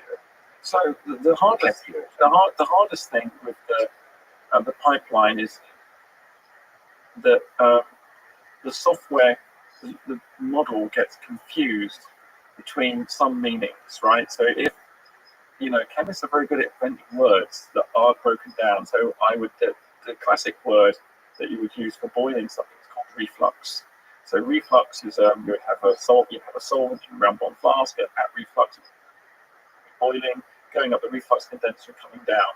But that term, reflux, to reflux, could be changed, to people often make up words, new words, and then the software can fall over. But what we've been able to do is a bit like in Python or any programming language, is identify when things aren't matched. So you present the code and say, this doesn't match, you may want to think about this, and then the user goes and says, oh, I'm being reflux, and just ticks the box and corrects it. So what the codex or the chemex does in this case is it suggests the first go, and then the chemist goes and corrects it. And I really want the chemist to correct it, because it's not safe, I believe, to allow AI to just read literature and generate code at this stage. Because you're having actual, by the way, chemex. Next thing. So you are unlike, which is fascinating. It's a really fascinating moment in human history. But yes, you're literally connecting AI to some physical, and it's building something in the physical realm. Yeah. Especially in the space of chemistry that operates sort of invisibly. Yeah, I would say that's right. And it's really important to understand those labeling schemes, right? And one of the things I was always worried about at the beginning, that the abstraction was going to fall over. And the way we did it is just by brute force to start with. We just kept reading the literature, saying, is there anything new? Can we get a new rule in? And actually, our KDL language exploded. There was so many extra things we had to do. And then I realized the primitives still were maintained, but I could break them down again. So it's pretty good. I mean, there are problems. There are problems of, interpreting any big sentence and turning it into an actual code. And the codex is not without its problems. You can crash it quite easily, right? You can generate nonsense. But boy, it's interesting. I would love to learn to program now using codex, right? Just hacking around, right? And I wonder if chemists in the future will learn to do chemistry by just hacking around with the system, writing different things. Because the key thing that we're doing with chemistry is that where a lot of mathematical chemistry went wrong is people, and I think Wolfram does this in Mathematica, he assumes that chemistry is a reaction where atom A or molecule A reacts with molecule B to give molecule C. That's not what chemistry is. Chemistry is take some molecule, take a liquid or a solid, mix it up and heat it, and then extract it. So the programming language is actually with respect to the process operations. And if you flick in process space, not in chemical graph space, you unlock everything. Because there's only a finite number of processes you need to do in chemistry. And that's reassuring. And so we're in the middle of it. It's really exciting. It's not, the be all and the end all. And there is, like I say, errors that can creep in. One day we might be able to do it without human interaction. You simulate it, and you'll know enough about the simulation that the lab won't catch fire. But there are so many safety issues right now. Now we've got to really be very careful. Protecting the user, protecting the environment, protecting misuse. I mean, there's lots to discuss if you want to go down that route, because it's very, very interesting. You don't want novichoks being made, or explosives being made, or recreational drugs being made. But how do you stop a molecular biologist making a drug that's going to be important for them looking at their particular assay, and a bad actor trying to make methamphetamine? I saw how you looked at me when you said bad actor, but that's exactly what I'm going to do. I'm trying to get the details. So let's start with you first. Oh, don't worry. We can protect you from yourself. Okay. I'm not sure that's true, but that statement gives me hope. Does this ultimately excite you about the future, or does it terrify you? So let's mention that time is fundamental. It seems like you're at the cutting edge of progress that will have to happen, that there's no stopping it. And as we've been talking about, I see obviously a huge number of exciting possibilities. So whenever you automate these kinds of things, just the world opens up. It's like programming itself in the computer, regular computer, has created innumerable applications and made the world better in so many dimensions. And it created, of course, a lot of negative things that we, for some reason, like to focus on, using that very technology to tweet about it. But I think it made a much better world. It created a lot of new dangers. So maybe you can speak to when you kind of stand at the end of the road for building a really solid, reliable, universal computer.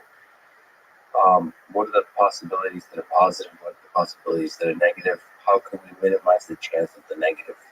Yeah, that's a really good question. So there's so many positive things, from drug discovery, from supply chain stress, or basically enabling chemists to basically be more productive in the lab, right? Where the computer's not going to replace the chemist.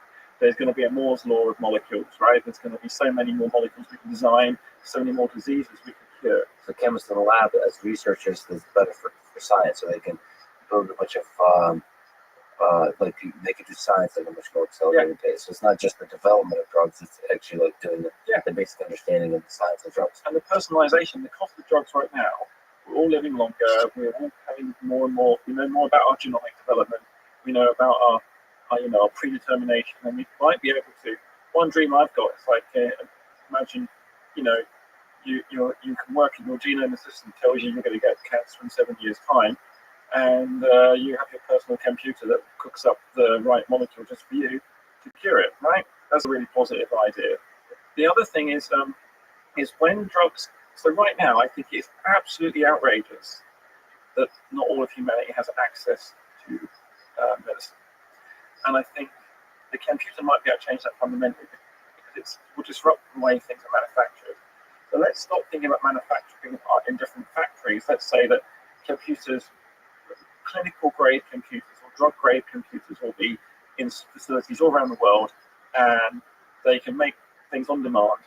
As a function of the cost, maybe people won't be able to afford the latest and greatest patent, but maybe they'll be able to get the next best thing, and we'll basically democratize, make available drugs to everybody that they need. And there's lots of really interesting things there. So I think that's going to happen.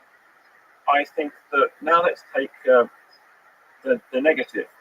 Before we do that, let's imagine what happened if we go back to a really tragic accident a few years ago. Well, not accident, an act of murder by that pilot on the, I think it was Eurowings or Swiss Wings. Or what he did is the plane took off. He waited till his pilot went to the toilet. He was a co-pilot. He locked the door, and then set the autopilot above the Alps. He set the altimeter for the descent height to 0. So the computer just took the plane into the Alps. Now, I mean, that was such a tragedy that obviously the guy was mentally ill, but it wasn't just a tragedy for him, it was for all the people on board. But what if, and I was inspired by this, and I'm thinking, what can I do to anticipate problems like this in the computer? Had the software, and I'm sure Boeing and Airbus will be thinking, oh, maybe I can give the computer a bit more situational awareness. And whenever some tries to drop the height of the plane, and it knows it's above the Alps, we'll just say, no, the computer says no, we're not letting you do that. Of course, he would have been able to find another way, maybe fly it until it runs out of fuel or something, but, keep anticipating all the large number of trajectories that can go negative, all those kinds of running into the Alps, and try to at least make it easy for the engineers to build systems that protect us up. Yeah, and let's just think something. What in the computer world right now with KDLs? Let's just not think about what I'm doing right now. What I'm doing right now is completely open, right? Everyone's going to know KDLs, playing with them, making them more easier and easier and easier. But what we're going to start to do, it makes sense to encrypt the KDLs in such a way you let's say you work for a pharmaceutical company and you have a license to make a given molecule. Well, you get issued with a license by the FDA or your local authority. And they say, right, your license, here it is, it's encrypted, and the KDL gets run. So you have a license for that instance of use. Easy to do. Computer science has already solved the problem. So the fact that we all trust online banking, right now, then we can secure it, I'm 100% sure we can secure the computer. Because of the way we have it's like the same mapping problem that to actually reverse engineer a KDL will be as hard as reverse engineering the encryption key. Brute force, it will be cheaper to just actually buy the regulated medicine. And actually, people aren't going to want to then make their own fake pharmaceuticals because it'll be so cheap to do it. We'll drop the cost of access to drugs. Now, what will happen? Recreational drugs. People will start saying, well, I want access to recreational drugs. Well, it's going to accelerate that social discussion that's happening in the US and Canada and UK, everywhere, right? Cost goes down. Yes. Access goes up. Giving cannabis, THC, to some people who've got epilepsy is literally, forgive the term, a no-brainer, because these poor people go from seizures like every day to maybe seizures just once every few months. That's an interesting idea that tries to minimize the chance that it can get into like the hands of individuals, like terrorists or people that want to do harm. Now, with that kind of thing, you're putting a lot of power in the hands of governments, in the hands of institutions, and so then emerge the kind of natural criticism you might have in governments that can sometimes use these for ill, use them as weapons of war, not tools of betterment. So, and sometimes not just war against other nations, but war against its own people, as it has been done throughout history. Well, I'm thinking, so there's another way of doing it, a decentralized peer-to-peer version, where, and what you have to do, I'm not saying you should adopt a blockchain, but there is a way of maybe taking KDLs to the blockchain. Here's an idea. Let's just say, we're in my lab right now, so we go to the literature, we take a recipe, take a molecule, and then that's kind of a KDL, and diligently make it in a robot and validate it. And that I would call mining, proof of work, proof of synthesis. All right? Proof of the synthesis. Yeah, but this is cool because suddenly when you actually synthesize it, you can get the analytical data, but there's also a fingerprint in there of the impurities that get carried across, because you can never make something 100% pure. That fingerprint will allow you to secure your KDL. What you do is encrypt those two things. So suddenly you can have people out there mining, and what you could do, perhaps, is do the type of thing that we need to basically look at the way that contact tracing should have been done in COVID, where people are given the information. So you've just been in contact with someone COVID. You choose. I'm not telling you to stay at home. You choose, right? And now, if we can imagine a similar thing, like, you have got access to these chemicals. They will have these effects. You choose and publicize it, or maybe it's out somewhere. I don't know. I'm not a policy maker on this.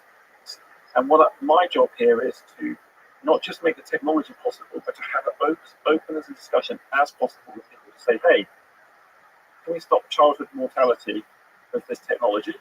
And do those benefits outweigh the one-off where people might use it for terrorism or people might use it for recreational drugs? Chemify, which is the name of the entity that will make this happen, I think we have some social responsibilities as an entity to make sure that we're not enabling people to manufacture personal drugs, weapons at will. And what we have to do is have a discussion with society, with the people that invest in this, the people that are going to pay for this, and say, would you want to live longer? And do you want to be healthier? And are you willing to accept some of the risks? And I think that's a discussion to have. So, but when we say personal drugs, do you mean the illegal ones, or do you have a concern of just putting the manufacture of any kind of illegal drugs in the hands of regular people, because they might, like, dose matters, they might take way too much? I mean, I would say, to be honest, that the chances of computers being, well, should always never say, the fact I can now say this means it's totally going to come true, right? You know, I'm going to do it. I cannot imagine that computers will be in people's houses anytime soon, but they might be at the local pharmacy, right? And if you've got a drug manufacturing facility in every town, then you just go and they give you a prescription. They do it in such a way, they format it so that you don't have to take 10 pills every day. You get one manufactured for you that has all the materials you need and the right distribution. Got it. Like you mentioned recreational drugs, and the reason I mentioned it is I know people are going to speak up on this. If the drug is legal, there's, to me, no reason why you can't manufacture recreation. I mean, you could do it. What do you have against fun league? I have, so I mean, I'm a chemistry professor at a university. I'm an entrepreneur as well. I just think I need to be as responsible as I can in the discussion. Sure. No, sure. Yeah. But I know I'm just a little neat, the one that says, like, there's nothing, because you have said recreational drugs and like terrorism in the same sentence. Yeah. I think let's make sure we draw a line that there's real dangers to the world of terrorist, of bio warfare, and then there's a political lead. So I think it's up to the society to tell its governments what it wants, what's acceptable, right? And if it becomes, let's say that THCs become, heavily acceptable, and that you can modify them. So let's say it's like blood type. There's a particular type of THC that you tolerate better than I do. Then why not? Why not have a machine that makes the one you like? Yeah.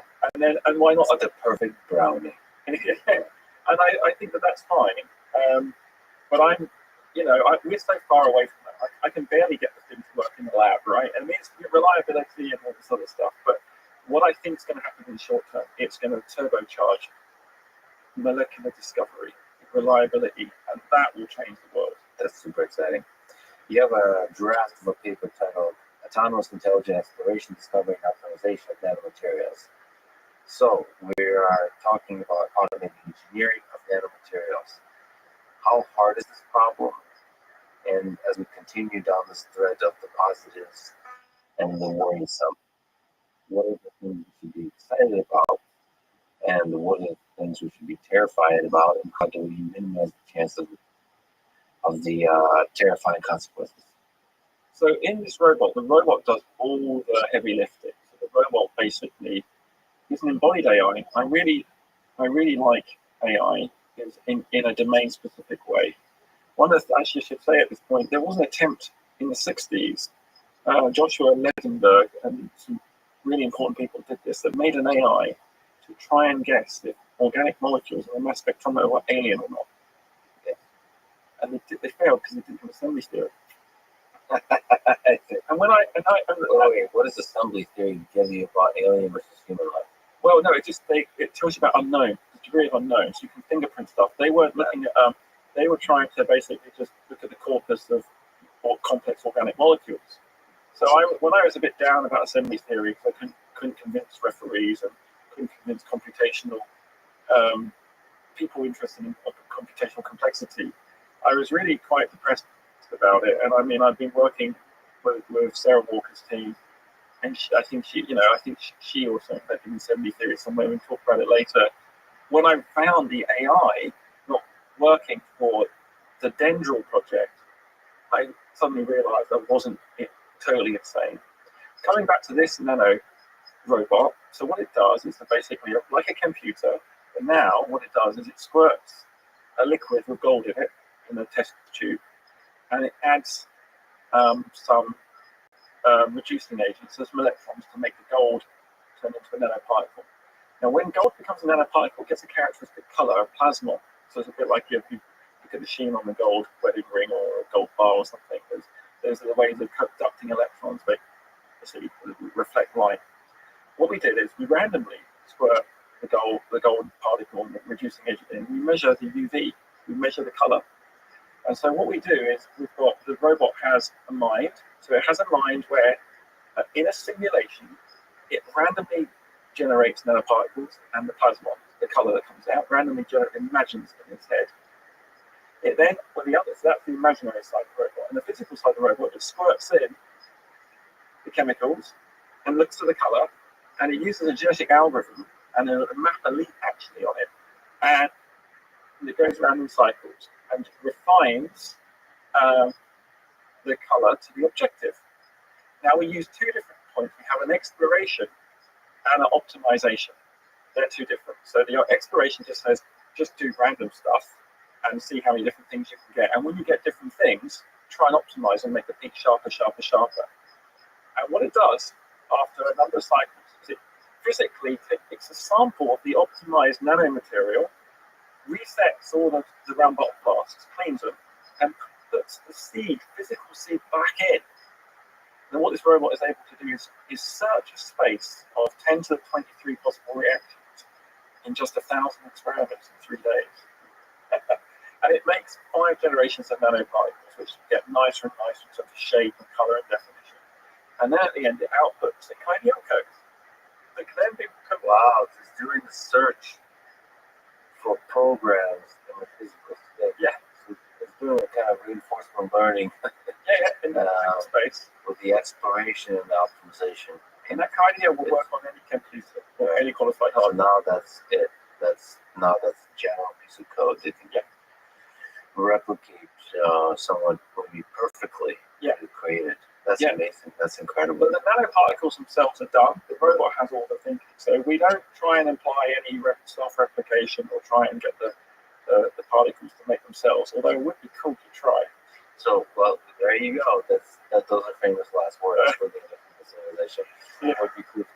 So, is it possible to create molecules that start approaching this question that we started this conversation with, which is the origin of life? So start to create molecules that have life-like qualities. So, have the replication, have start to create complex organisms. So we have done this with the oxides I talked about earlier, the lithium oxides and the rings and balls. And the problem is that what they do, they autocatalytically enhance one another. So they would, I guess you would call it self-replication. But because there's limited function and mutation, they're pretty dumb. So they don't do very much. So I think the prospect of us being able to engineer a nanomaterial life form in the short term, like I said earlier, my aim is to do this, of course. I mean, on one hand I'm saying it's impossible, on the other hand I'm saying I'm doing it. Which is it? It's like, I think we can do it, but only in the robot. So the causal chain that's not out is in the robot. These particles, if they do start to self-replicate, the system's going to be so fragile that I don't think anything dangerous will come out. And it doesn't mean we shouldn't treat them as potentially, I don't want to scare people like gain of function, we're going to produce stuff that comes out. Our number one kill switch, we always try to search a space of objects that don't exist in our reality, don't exist in the environment. So even if something got out, it just would die immediately. It's like making a silicon life form or something, or, which is the opposite of oftentimes gain of function research is focused on like how do you get a dangerous thing to be closer to something that works with humor. Yeah. So how to jump to humor. So that's one good mode to operate on is always try to operate on chemical entities that are very different than the kind of chemical environment that humans operate in. Yeah, and also, I mean, I'd say something dramatic, which may not be true, so I should be careful. If, let's say, we did discover a new living system, that it was made out of a shadow biosphere, and we just released it in the environment, who cares? It's going to use different stuff.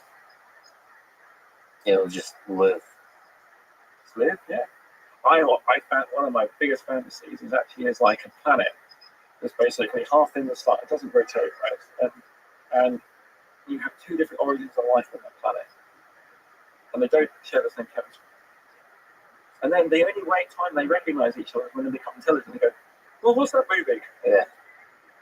I wonder. So they co-evolve. That's fascinating. I mean, so one fascinating thing to do is exactly what you were saying, which is a light bomb. Yeah. Which is like try to focus on atmospheres or chemical conditions of other planets and try within this kind of exploration optimization system try to discover life forms that can work in those conditions, and then you send those life forms over there and see what kind of stuff they build up. Like you can do like a large scale, it's kind of a safe physical environment to do large scale experiments. It's another planet. Yeah, so look, I'm going to say something quite contentious. I mean, Elon wants to go to Mars. I think it's brilliant he wants to go to Mars. But I would counter that and say, is Elon just obsessed with getting humanity off Earth? Or what about just technology? So we do technology. So Elon either needs to take a computer to Mars because he needs to manufacture drugs, right, on demand, right? Because you zero cost payload and all that stuff is just code. Or what we do is we actually say, hang on, it's quite hard for humans to survive on Mars. Why don't we write a series of origin-like algorithms where we embed our culture in it, right? It's a very Ridley Scott Prometheus, right? Yeah. Which is a terrible film, by the way, but anyway. And dump it on Mars and just terraform Mars. And what we do is we evolve life on Mars that is suited to life on Mars, rather than brute forcing human life on Mars. So one of the questions is, what is human culture? What is the things you encode? Some of it is knowledge, some of it is information. But the thing that Elon talks about, the thing I think about, I think you think about as well, is some of the more unique aspects of human nature, of what makes us human, which is our particular kind of consciousness. So he talks about the flame of human consciousness. Yeah. That's one of the questions. Can we instill consciousness into other beings? Because that's a sad thought that whatever this thing inside our minds that hopes and dreams and fears and loves can all die. Yeah, but I think you already know the answer to that question. I have a robot lawnmower at home. My kids call it CC, full car. It's a robo mow. And the way it works, it has an electric field around the perimeter. And it just tells it the area. It goes out, goes from its base station, just knows a bit, gets to the perimeter, detects the perimeter, then chooses a random angle, rotates around, goes on. Yeah. My kids call Cutter, it's a she. I don't know why it's a she. When they were like quite young, they called it. I don't want to be sexist there. It could be a he, but they liked. They gendered the lawnmower. They gendered the lawnmower. Okay. Yeah. Why not? But I was thinking, this lawnmower. If you apply integrated information theory to the lawnmower is conscious. Now, integrated information theory is that people say it's a flawed way of measuring consciousness, but I don't think it is. I think assembly theory actually measures consciousness in the same way.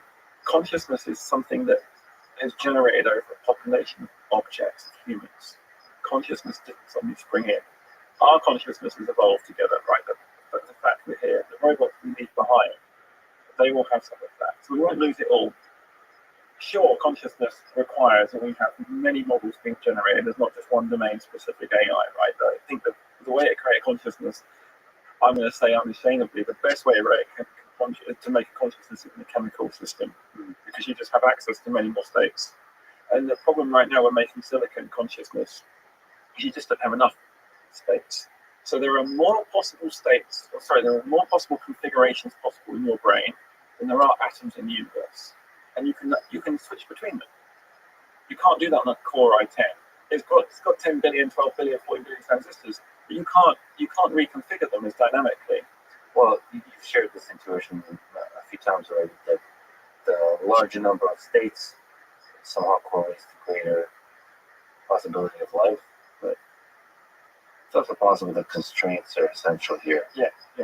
I mean, but coming back to you worry that something's lost. I agree, but I think that we will get to an age we are, right? But I wonder if it's not. It can't be separate from human.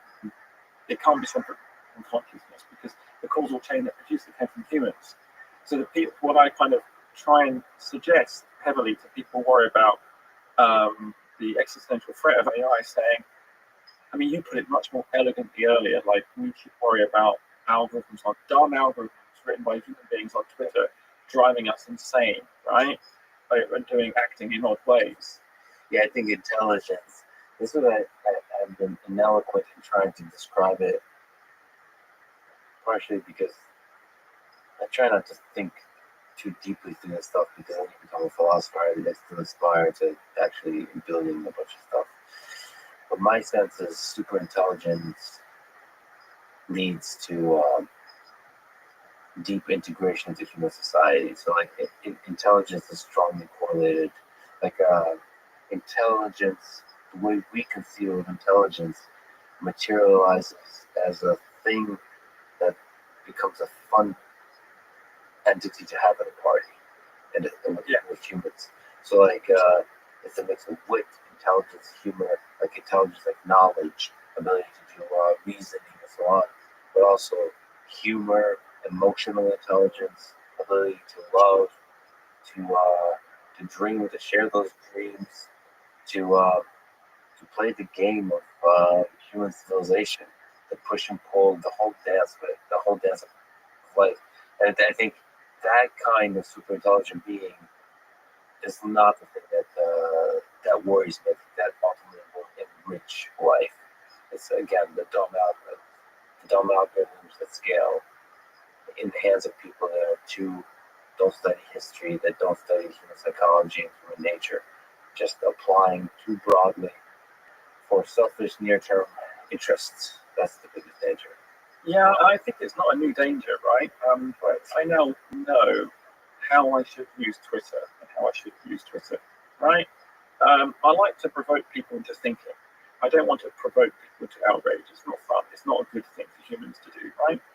And I think that when you get people outraged, they take sides. And taking sides is really bad. But I think that we're all beginning to see this. And I think that actually I'm very optimistic about how things will evolve, because, I wonder how much productivity has Twitter and social media has taken out of humanity. Because how many now? So the good thing about Twitter is it gives power, so it gives voice to minorities, right? And that's good to some degree.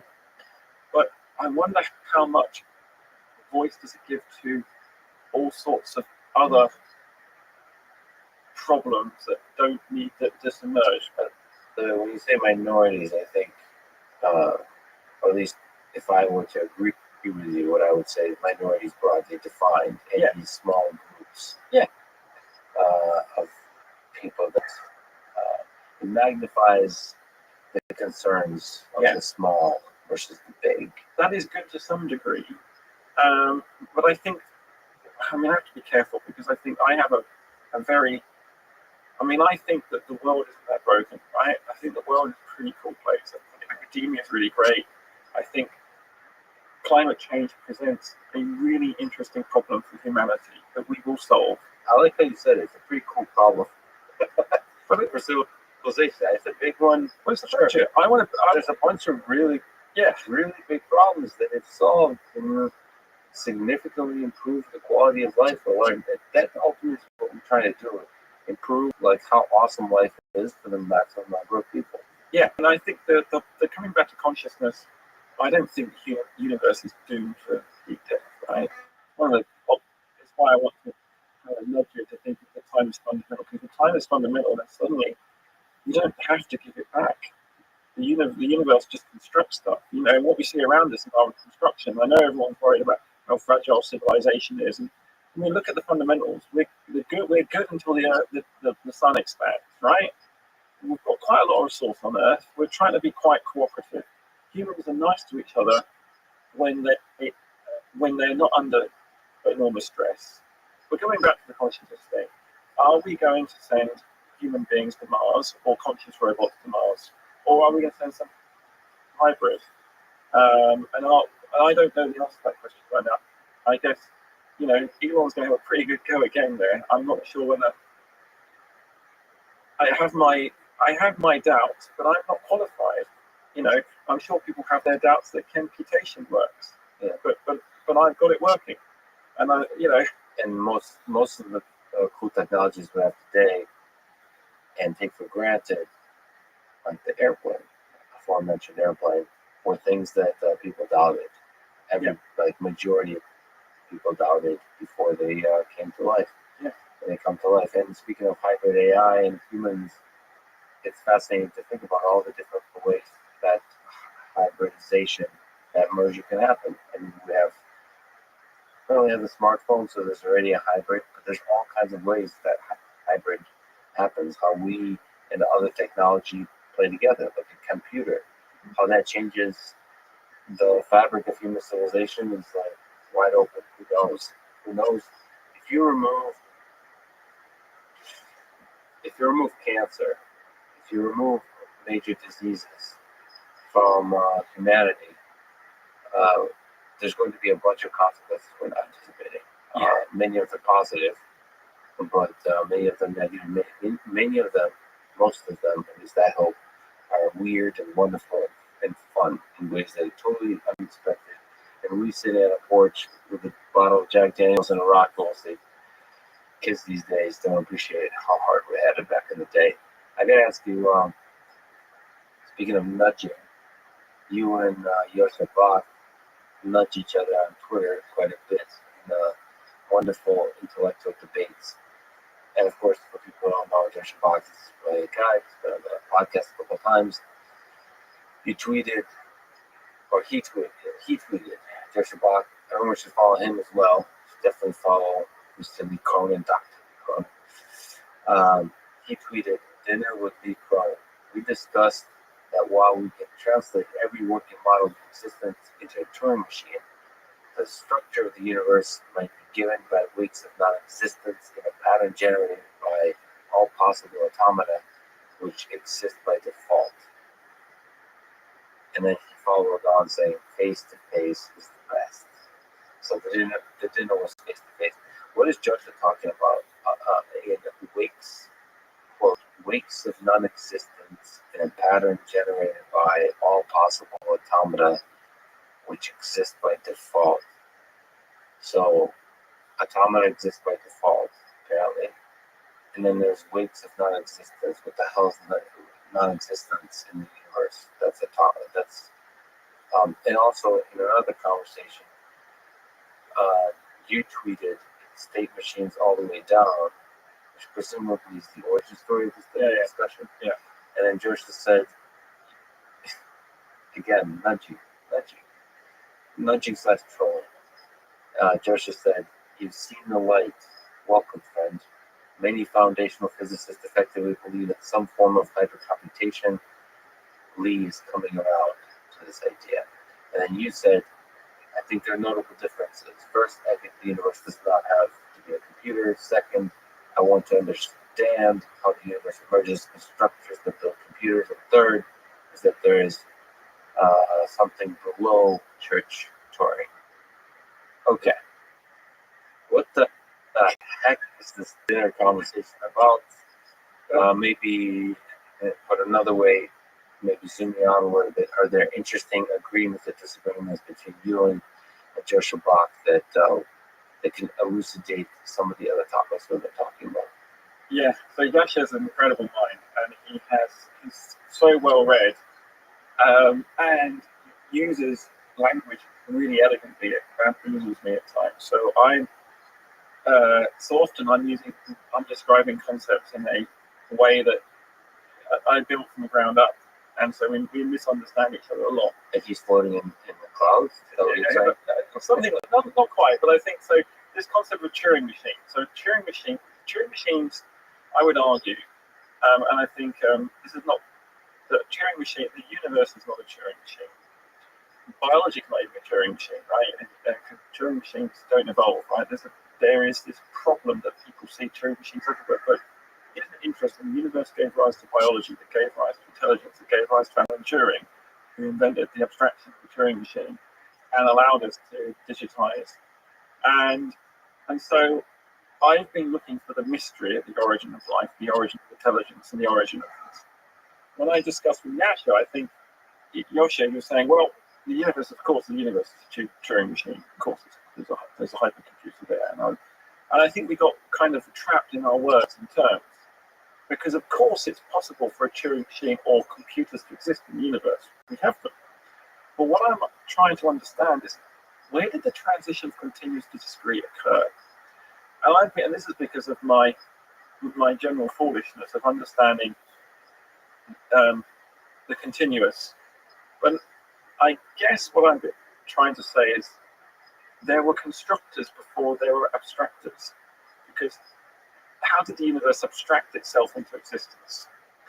And it goes back to earlier saying could the universe intelligence come first? What's a constructor? What's an abstractor? So the abstractor is the ability of, say, of Alan Turing and Gödel and Church to think about the mathematical universe and to label things, and then from those labels to come up with a set of axioms with those labels, and to basically understand the universe mathematically and say, okay, I can label things.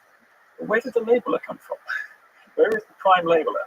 Even if the universe is not a Turing computer, does that negate the possibility that a Turing computer could simulate the universe? Like, just because the abstraction was formed at a later time, does that mean that abstraction? This is to our cellular automata conversation. Yeah, you were taking away some of the magic from cellular automata because very intelligent biological systems came up with that cellular automata.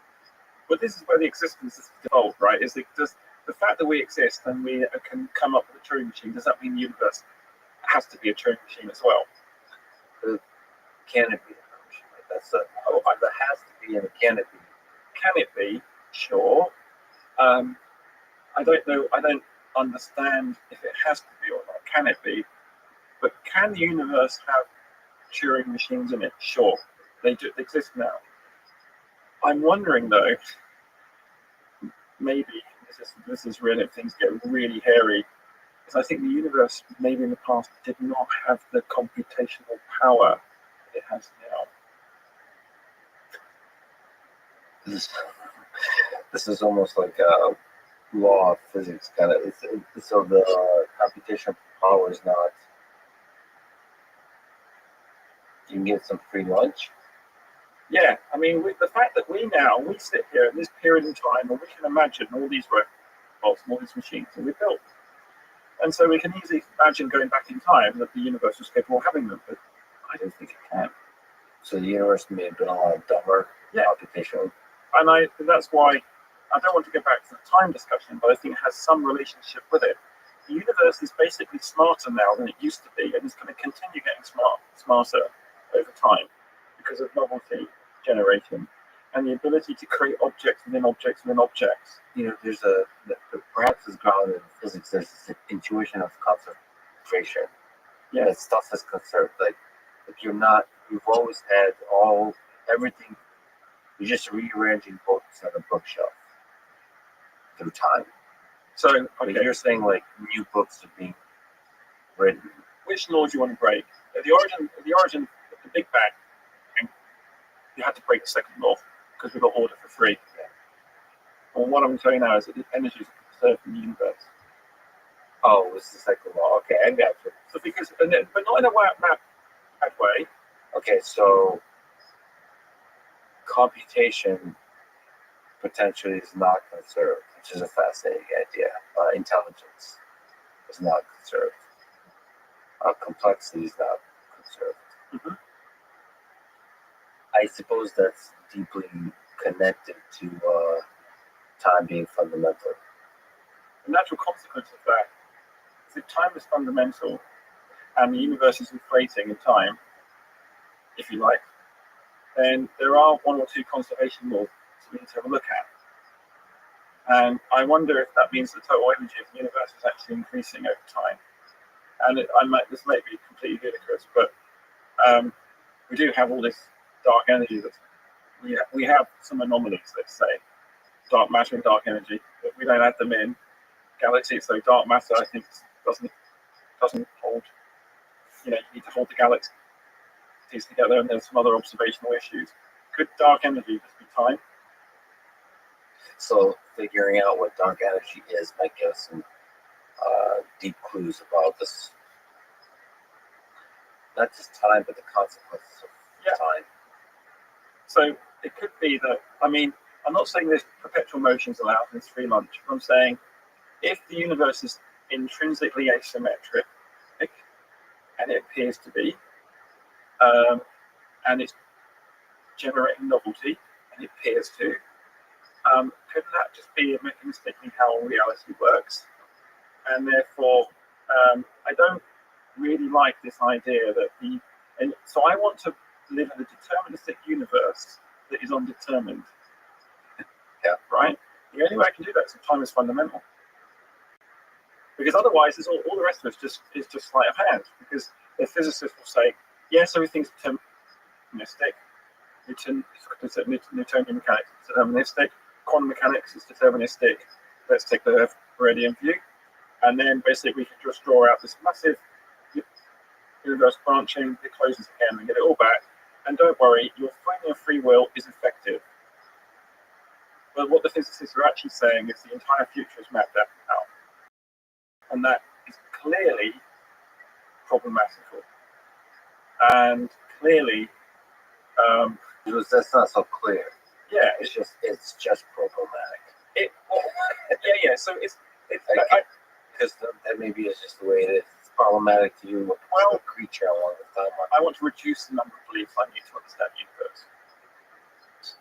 So if time is fundamental, I don't need to have magic order at the beginning, and I don't need a second law. But you do need the magical belief that time is fundamental. Well, I need the observation that I'm seeing to be just how it is all the way down. But the Earth also looks. If you agree with your observation, so we can't necessarily trust our observation. I know the Earth isn't flat because it can send a satellite into space. Like now you're using the tools of science and the technology. But I'm saying I'm going to do experiments that start to show. I think that it's worth. So if I cannot do an experiment or a thought experiment that will test this assumption, then the assumption is without merit, really. In the end, that's fine. Yeah. So that's a beautiful ideal you hold yourself to. That's given that you think deeply in a philosophical way, you think about some of these really important issues and you have theoretical frameworks like assembly theory. It's really nice that you're always grounded in experiment. That's so refreshing. That's so beautiful and refreshing.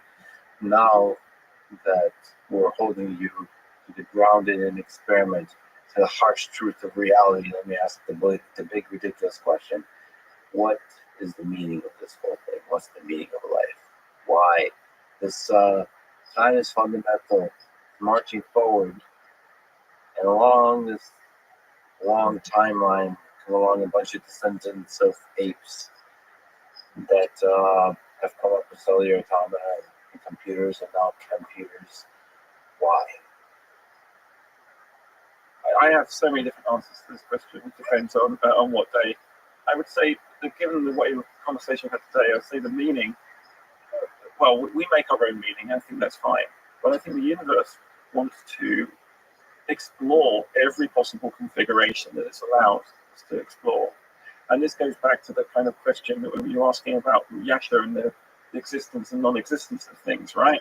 So if the universe is a Turing machine that's journeying through a lot of states, and you think about combinatorial theory, force entry theory, so everything, what Yasha and I were saying is, well, not everything is, we don't see the combinatorial explosion, we see something else.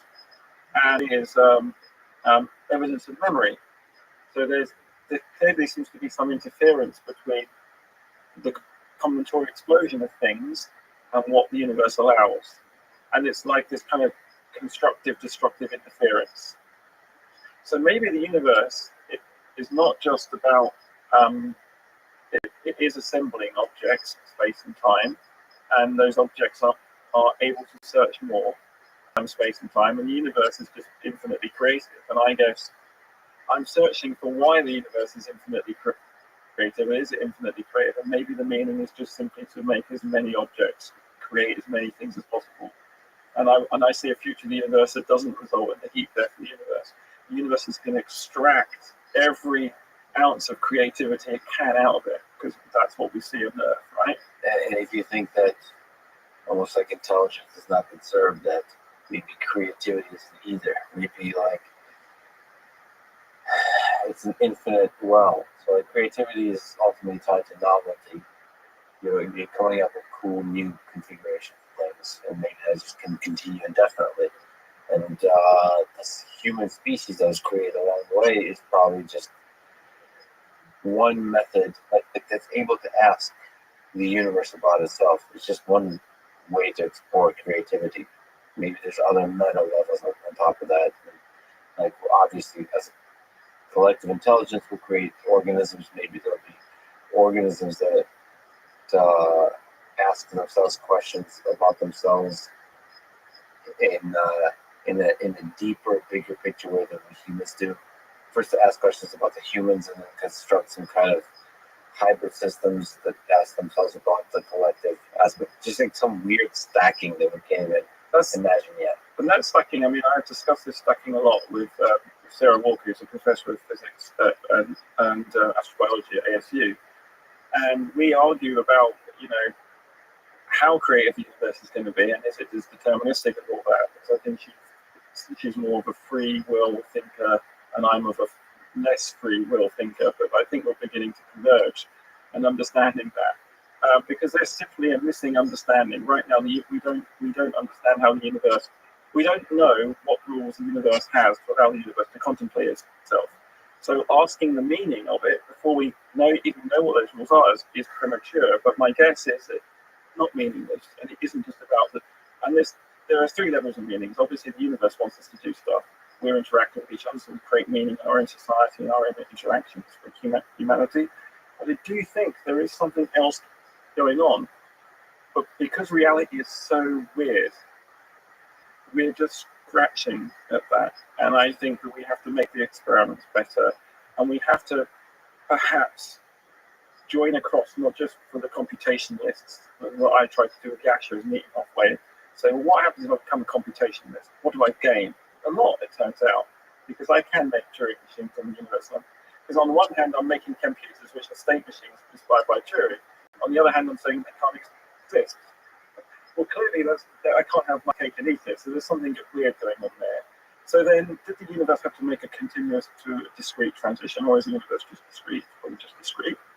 So if it's just discrete, then I will then give Yasha this Turing-like property in the universe, but maybe there's something else below it, which is the constructor that constructs the Turing machine, that then constructs, it's a bit like you generate a computing system that then is able to build an abstraction that then recognizes. It can make a generalizable abstraction because human beings with mathematics have been able to go on and build physical pieces, if that makes any sense. And I think that's the meaning. I think that's, as far as we can. The meaning will be further elucidated with further experiments. Well, you mentioned Sarah. I think you and Sarah Walker are these fascinating human beings. I'm really fortunate to have the opportunity to be in your presence, to study your work, to follow along with your work. I'm a big fan. Like I told you offline, I hope we get a chance to talk again with perhaps just the two of us, but also Sarah. That's a fascinating dynamic. Uh, for people who haven't heard, I suppose on Clubhouse is where I heard you guys talk, but you have an incredible dynamic. And I also can't wait to hear you and Yosha talk. So I think if there's some point in this predetermined or yet to be determined future where the three of us, you and Sarah, or the four of us with Yosha, could meet and talk, would be a beautiful future. And I look forward to most futures, but I look forward to that one in particular. Lee, thank you so much for spending your valuable time with me today. Thanks, Lex. It's been a pleasure. Thanks for listening to this conversation with Lee Cronin. To support this podcast, please check out our sponsors. And now, let me leave you with some words from the mad scientist Rick Sanchez of Rick and Morty fame. To live is to risk it all. Otherwise, you're just an inert chunk of randomly assembled molecules drifting wherever the universe blows you. Thank you for listening, and hope to see you next time.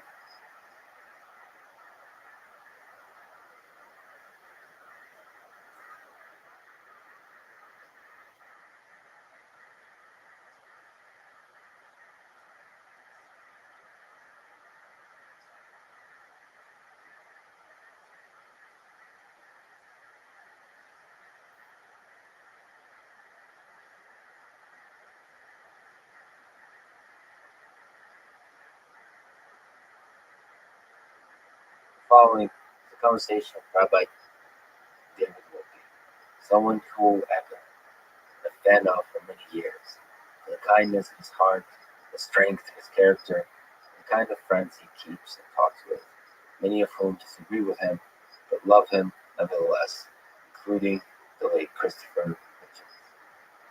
I will have many conversations like these in the future about religion, about Islam, Christianity, Judaism, Hinduism, Buddhism, and others, looking to understand and celebrate the culture, the tradition, and the beauty of the people who practice these religions. I will, of course, not shy away from the difficult topics. I will talk both about hate and love, about war and peace. This conversation was recorded more than 3 weeks ago. Please allow me this time to speak on what has been on my mind. If this is not interesting to you, please skip. I totally understand. Some people ask me to say a few words on the war in Ukraine. I think my words are worth little. Perhaps we try. I considered doing a long solo episode on this war. I tried several times, but it is too personal for now. To give you context, I've been talking to refugees, friends, loved ones in Ukraine, Russia, Poland, Slovakia, Moldova, Romania, the UK, Germany, Canada, India, China, and of course, the United States. Some of them crying, or angry, or confused, or scared. I'm helping as best as I can privately. I'm hoping to help in the future by traveling to Ukraine and Russia and celebrating the humanity and the beauty of the people in this region. This was all set up both for Ukraine and Russia trips before 2022, including conversations with scientists, artists, athletes, leaders, and just, quote, regular folks who are equally, if not more, fascinating to me. For now, it has become much more difficult, but I'll keep trying to find a way. I was born in the Soviet Union. My roots are both Ukrainian and Russian. And today, and until the day I die, I'm an American. I'm proud of all of this. I hope to keep celebrating the culture and the incredible human beings that make up these nations, and humanity as a whole. We're all one people. We're in this together. That's how I feel about the people of these nations. Now let me speak about those in the seats of power. I condemn all actions of leaders who play geopolitical games on the world stage, disregarding the cost paid in human suffering on the scale of millions. For this reason, I condemn Vladimir Putin's invasion of Ukraine. And I condemn many of the military interventions by the superpowers of the world, including by my country, the country I love, the United States. That after World War II has intervened in over 40 nations, with many studies finding that the United States is culpable for an unfathomable number of civilian deaths. I condemn all heads of state who needlessly wage wars, watching young men and women burn in the fires they started. I don't understand how humans can be so cruel to each other. Or rather, I understand, but I believe in a future world where this is no longer true. Let me also say a few words on what I hope to do with this podcast. I want to explore the full complexity and beauty of human nature. I believe each of us are capable of good and evil, and I want to understand how the mind and the circumstance lead one to choose the former path or the latter. And I believe conversation is one of the best ways to work toward this understanding. For that, I think I have to not only talk to the most inspiring humans in the world, but also to the most controversial. I will speak with many people who I disagree with. Politicians, actors, CEOs, heads of state, with very different opinions on the world. I will try hard to challenge their ideas without closing my mind to the depth and complexity of their perspective and their humanity. My presence in the same room with wildly different people will make it easy for the media and the internet to pick and choose clips and snapshots, attacking me for being a show for one side or the other. I can't defend this point, except to say that I'm a show for no one, and that I hope you see the strength of my integrity, that I won't be influenced by any of them, no matter how rich, powerful, or charismatic they are. Like the poem myth by Rothschild says, if you can talk with crowds and keep your virtue, or walk with kings, or lose the common touch, neither foes nor loving friends can hurt you. All men count with you, but none too much. This is a really, really important thing to me that I try to live by, that all human beings count with me the same. People have criticized me for wanting to have some of these conversations, like with Vladimir Putin and Volodymyr Zelensky, and for times in the past speaking about them without the seriousness the topic deserves. For this, I would sincerely like to apologize. I'm disappointed and ashamed of my frequent ineloquence on these topics. I will work hard to do better. When I'm joking, it should be clear that it's a joke, and hopefully actually funny. When I'm being serious, I should speak with care and rigor. I've now done many hundreds of hours of podcast conversation. Despite my frequent failures in speaking, I hope you know where my heart is. Unfortunately, I think people will take clips of me and use them to attack me. This will happen more and more. I guess there's nothing I can do but send them my love. In the meantime, try to be a better person and a better interviewer. Let me also say that I like humor, especially dark humor. I like being silly and not taking myself seriously. I will keep taking risks with that, all with the goal of having fun and celebrating humanity at its most absurd and most beautiful. I will occasionally dress up in strange and weird outfits to celebrate the absurdity of life. I will hang out, break bread, and joke with all kinds of people. I don't have to agree with them to laugh with them, in order to escape for a brief moment the tension, the conflict, the hatred of the world. Humor just might save this little chaotic little civilization of ours. I love the Ukrainian people. I love the Russian people. And of course, I love my fellow Americans, Californians and Midwesterners, New Yorkers and Texans. I love humans. I love life. And I want to share that love with others, with you. If I mess it up, I'm really, really sorry. I'm trying my best. I have no agenda, no one to tell me what to do. I feel like the luckiest guy in the world to have all these opportunities. And I'm deeply grateful to be alive and to share that joy with other amazing people around me. Thank you for your support, for all the love you sent my way. I will work my ass off to not disappoint you. I love you all. this is a Let's podcast. Support it. Please check out our sponsors in the description. And now, here's my conversation with David Wolpe. Let's start with the big question. According to Judaism, who is God? It's difficult because Judaism, like any tradition that is thousands of years old, that encompasses so many different lands and languages and thinkers, it doesn't give a single answer to even simple questions, and for large questions, it certainly doesn't give a single answer. Although Judaism was responsible for introducing the monotheistic idea to the world, it doesn't mean that it's one idea. So if you take Maimonides, the greatest sage in Jewish tradition, medieval philosopher, he would say that God is an omnipotent, benevolent, intangible, unimaginable God. In fact, he said you can't say what God is, only what God is not, because you have to emphasize, we could talk more about that, but basically you have to emphasize the unknowability of God. You have a modern philosopher like Heschel, who says that God is a God of pathos, a God of deep feeling, which probably would make Maimonides shiver if he heard such a description. And if you look in the Bible, God is always dreading or having human emotions. So there are so many different kinds of depictions and ideas. And there is this tremendous tension between transcendence and immanence. That is, in the Jewish tradition, God is exquisitely close. God is immanent. In the Talmud's words, God is as close as your mouth is to your ear.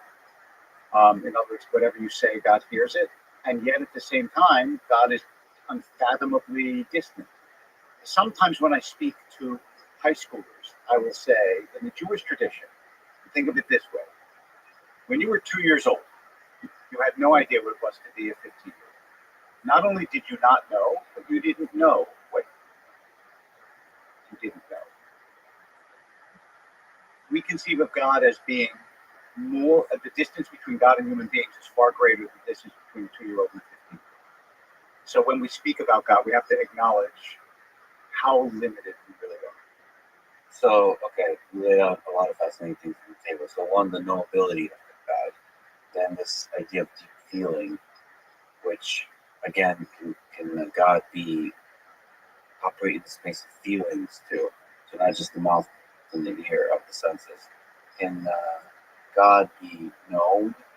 Can God be felt by this 3-year-old in the analogy versus the teenager?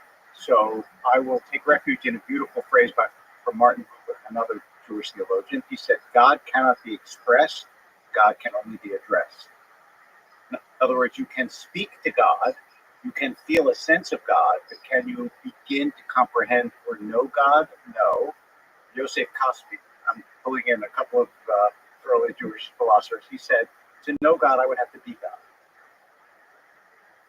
Okay, we get close. Is it useful or is it a distraction to visualize things, to embody, to create, to attach to the stories some kind of visualizations in our mind? For example, gender, he versus she, or things like this, or old man in the sky kind of feeling. So it's almost inevitable, but I think ultimately you try to transcend it. This was the great, we just read this actually in synagogue, the story of the golden calf, and the story is that human beings found it impossible to not have a visualization because they had just come from Egypt, and in the world of pagan worship, everything is. It's not that pagans thought that idol was actually God, but it represented visually what God was, and along comes this idea that God is actually not capable of being visualized, which is very difficult, and it stretches the bounds of human comprehension, maybe even breaks them. So would you say that the proper way to operate as a human in relation to God is humility, and that you're screwed. You're not able to basically know anything. Almost anything. Well, the reason that the salvation of this is that you can't, I was going to say the reason you're not screwed, but then I thought somebody might be upset at a rabbi by saying that. So I didn't say it and have not said it. Yes. But the reason you're not is that you don't have to have a comprehension of God. You have to have a relationship to God, and those are not the same. I mean, to draw an analogy that is not far from perfect, as most analogies are, but this one especially. You have relationships with people who are mysteries to you. You're a mystery to yourself. You can live and love somebody for 50 years and they can say something that surprises you. Because ultimately, we are trapped in here. And when a child first says I, we call that individuation. But what that really means is I now know that I am cut off from the minds of all other children and all other people. And so you have with God a more intimate relationship because you can believe that God is, you are known by God and you have a relationship to God despite the fact that you can't know God just as you can't know others. And some would say to have a good relationship, you want to be constantly surprised. Right. You don't want to know the thing. Well, the world that God created is constantly surprising. But by the way, the caveat to this, when I had all these debates with Christopher Hitchens, and he would always say that God is a greater tyrant than North Korea because it continues after your death. And the idea of being known by God is, after all, frightening if you think God knows what I think and so on. If your image of God is unloving. Can we jump to this? You had friendships and conversations with a lot of the fascinating figures of the past 20, 30 years of the great intellectuals, one of which, perhaps one of the greats, is Christopher Hitchens. What have you learned from your conversation and your friendship? So there are a lot of views he held that I really did not agree with, but he was a remarkable person. That was a good line about North Korea. He was full of incredible good lines. Well, one of the things I learned was you can't win a debate with Christopher. One of the reasons you can't win is because he has this British baritone and this ready wit that because you can't triumph over laughter. It doesn't matter if your argument is better. If your wit is better, you win. And so I remember once we were arguing about free will, and he said, "Well, I choose to believe it," and everybody laughed, and that was, despite the fact that that's not really an argument. Or like, I have free will because I don't have a choice. Right, exactly. And people should watch the conversation with him. It's great. I mean, it's a kind of David versus Goliath situation. And you're quite masterful at using charisma and sweet talking. I also genuinely liked it. I spent a 3-hour limousine ride with him from one debate to another, from LA to San Diego, and the entire time he said, "We just can't talk about literature." So we talked about literature, and he gave me a long lecture about Scotch. He was inexhaustible. I mean, not only did he, I wrote a couple of obituaries about him. One I began with the historian Keith Thomas. Said there are two ways of achieving immortality: by doing things worth remembering or saying things worth remembering. And by that standard, he did both. I mean, he went all around the world to all sorts of danger zones. He knew like the best bars everywhere, from Kuala Lumpur, to Beirut to LA, and he could drink all night and write a 2,000-word essay on the poetry of Yeats and go to sleep. I remember before one of our debates in Boston, he was at the bar, and he said, "Come have a drink." And I said, "I'm not going to have a drink before I go to debate with you. What, are you crazy?" He said, "Just have a beer. It's water." So he was, he really was a constant, inexhaustible fountain of intrigue and interest. What kind of things, if you can remember, you can mention, if you can admit, him enlightening you or helping you change your mind about something in this world? So I think, unrelated to Scotch. Unrelated to Scotch. He convinced me that the idea, I mean, I had my doubts about it, have my doubts about it, but he convinced me through many debates, not only he, that the idea that religion makes people better it's not ipso facto wrong, but It's a much, much more complicated argument than I wish it could be. So he is, however you conceive of the term beauty, uh, he's one of the more beautiful humans this weird little earth produced. So how do you explain the atheism combined with such a beautiful mind?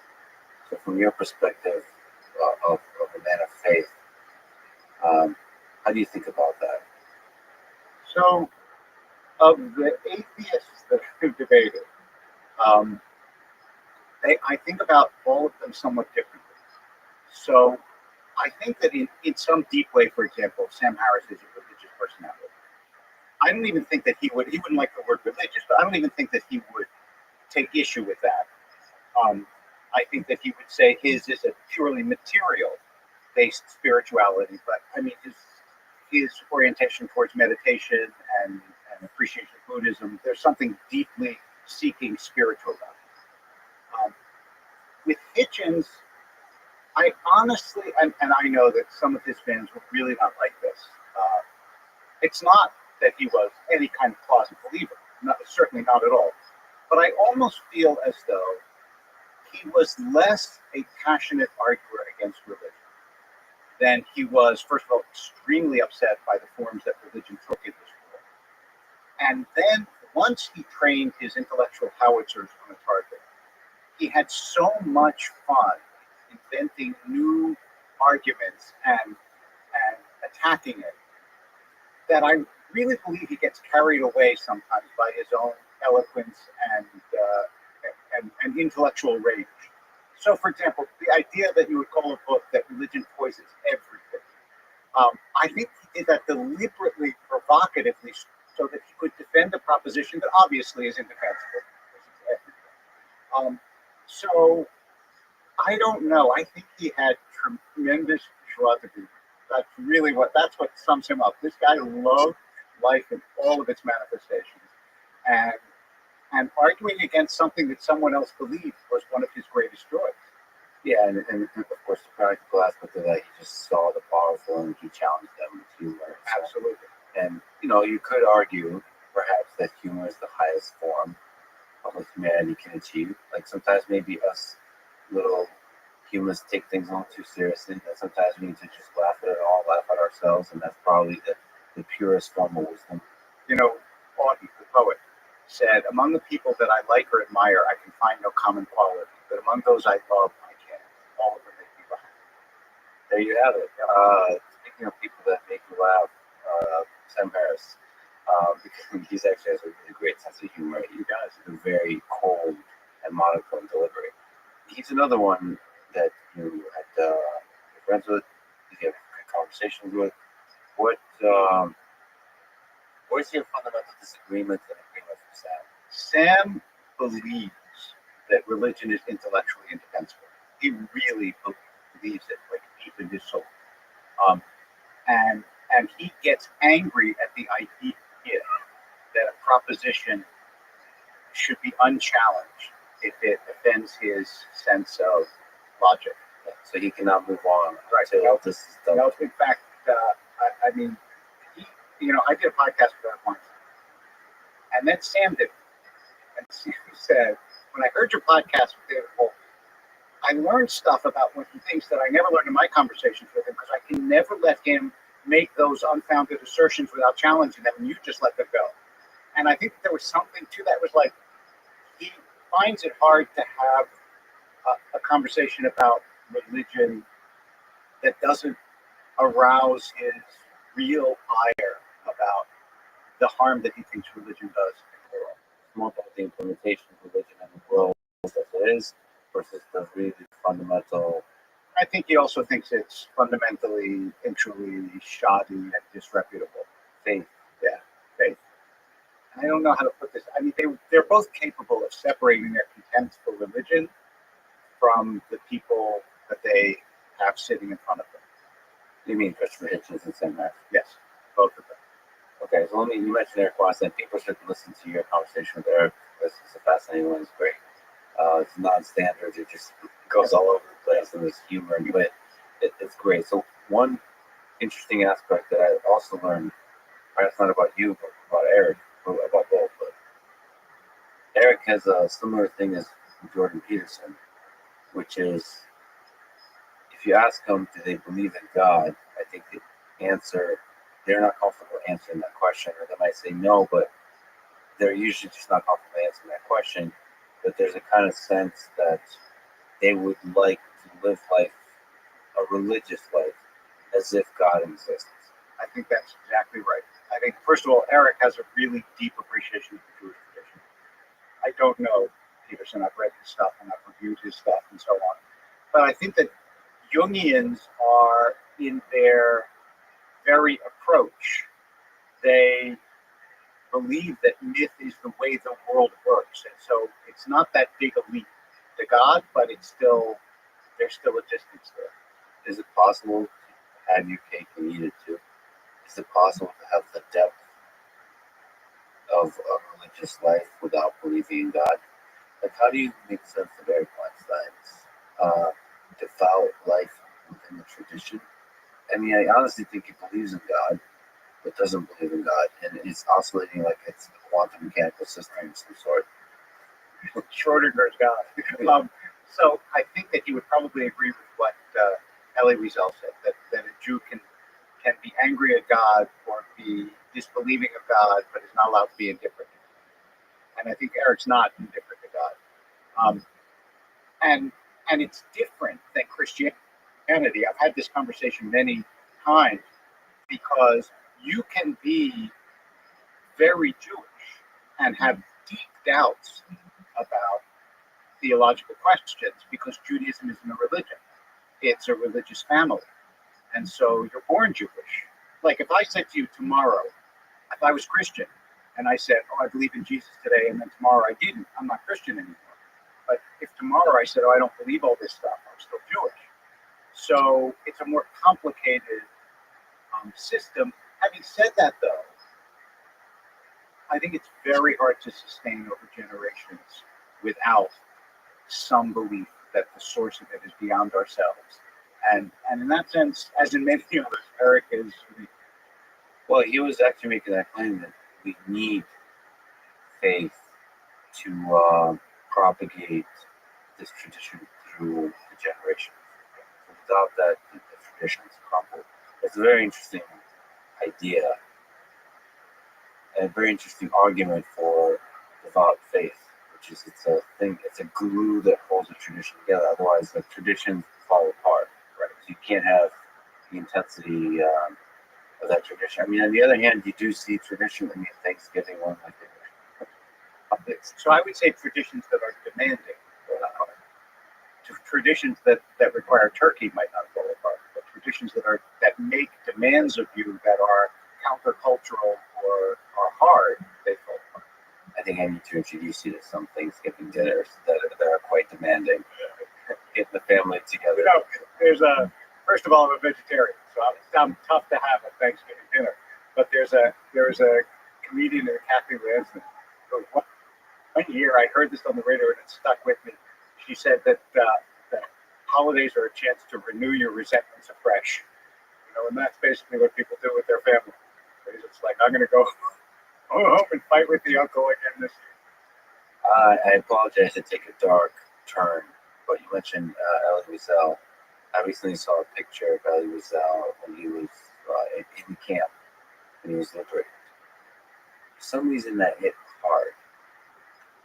Like, I've seen pictures in concentration camps of people I don't know, or whose words I haven't really felt and gone through. But for some reason, like, you're just a normal person, like a normal body, right? Laying there. That was him. I've seen it. And you can see his face, but at the same time, you see that this is an amazing. And I think what's so disturbing about it is exactly what you were saying. Is I've seen 1,000 people like this, and I know this one, and I know what he became. So what about all those other people who look exactly like him who didn't make it out of the camp? Maybe it's projection, but it seemed like this perhaps is also combining with myth, uh, social media, is it seemed like it was a regular day for them, right? Picture. It didn't seem like.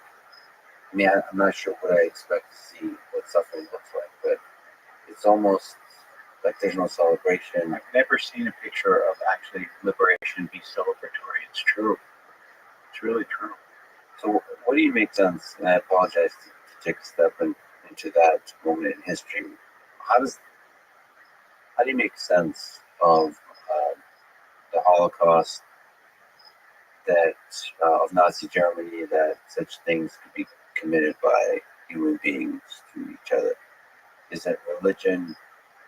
Is it the thirst for power? Is it the madness of crowds somehow carrying us forward? I mean, for me, it's multi-causal. I don't think there's one reason. So one of the things, especially there, has to do with the special nature of anti-Semitism, which is, let's put that to one side for the moment. The second is, I think human beings are fundamentally split. They are mostly good, except when put under certain pressures. My first explanation for hatred is as follows. Go to a playground. What happens when a new kid comes on the playground? Do the other kids say, oh, let's go share our toys with the new kid? No. They say, oh, who's that stranger? And let's go get him. Because otherness is built into our genetic, we're tribal by nature. And we see people form tribes all the time of different kinds. I asked you before if you were a chess player. And when I was a kid and playing in tournaments, and I didn't do it for that long and I didn't do it that well. Oh, but when I was, it was like the whole world was divided into people who could play chess and people who couldn't play chess. Which is ridiculous if you think about it, as though that's the way you divide the world. But we tend to do that. And the Jews were always the identifiable other. There were Frenchmen and Jews. There were Russians and Jews. There were Germans and Jews. And the great blessing of America is that there's no identifiable other quite that way. Is that there's all these minorities and there's not an American and a something. But once you have that identifiable other, and you have a long history of blaming that identifiable other for all the ills that befall you.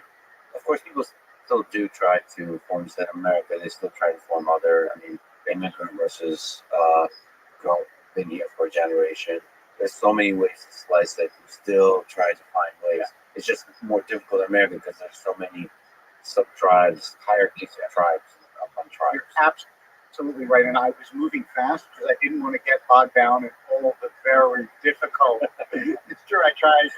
You're hoping it would mention that tribal happens in America. So when you're up tonight, your safety is in your speed. So I was trying to move fast. But for most of history in East and Western Europe, not obviously in Asia, but in East and Western Europe, Jews were the ones who, they're not like us. They're clearly not like us. And in addition, there's a peculiar quality, and I don't know, I wonder what you'll think of this explanation. There's a peculiar quality to anti-Semitism that is unlike any other hatred that I know of, which is Jews are both superhuman and subhuman. They're vermin, the Nazis thought of them as vermin, and yet they control the world. And there was an English scholar named Hyman Maccabee who said the reason that that's so is the myth that Jews killed God. They killed Jesus. And to kill a God, you have to be super evil. You can't just be bad. Otherwise, you can't kill God. So there is some supercharged evil sense that people got from that about Jews that still in people cares. Yeah, that's true. A lot of the way we formulate the other, so the tribes, is often they're subhuman and they're here to steal our resources within the playground. But to be both is a fascinating construction. Do you agree with Solzhenitsyn that all of us have the capacity for evil? 100%. It runs through every human heart. I have no doubt about it. I know, as you probably do, but probably know more both because of what I do and because I have lived a lot longer than you. I know a lot of religious leaders who people thought or think are above the human, and they are emphatically not. They're not. Some of them have done horrible things, and they use their position to do horrible things. And it's because there is no perfect saint. There's no, I mean, all through history, you discover all these saintly characters that we worship, the people who actually knew them around them, some liked them and some didn't. People are complicated, all of us. And the tough thing is, the thing that's the toughest for me is it's not very always clear what is good and what is evil. Because certainly, if you just look at history, and it's not always propaganda, I really believe that some part of Stalin thought he was doing good, legitimately, and it makes you ask a question of yourself. For those of us who want to do good in the world, am I actually doing good? And that's a really difficult question. Sort of like in the technology sphere, for example, and this dream of creating technology that will do some good. Am I actually doing good? So I have a question about that myself. Not about Stalin. I'm sure that Stalin thought so. Stalin does not strike me from what I know of him as somebody who gives to a lot of self-doubt. But the question with AI to me is actually, it goes back to the God question, which is, if we have an appreciation of the limitations of our own intelligence, that we know that just like we can only hear certain things and see certain colors, how much of the world is inaccessible to us because of the way our brains are constructed, how can we possibly have any confidence that we can create things that in certain ways are far more intelligent than we are and control them the way we think is best? Seems to me a hubris that might end up being destructive. It definitely, well, any sentence with the word hubris in it is going to end badly when implemented at scale. But there's also beauty.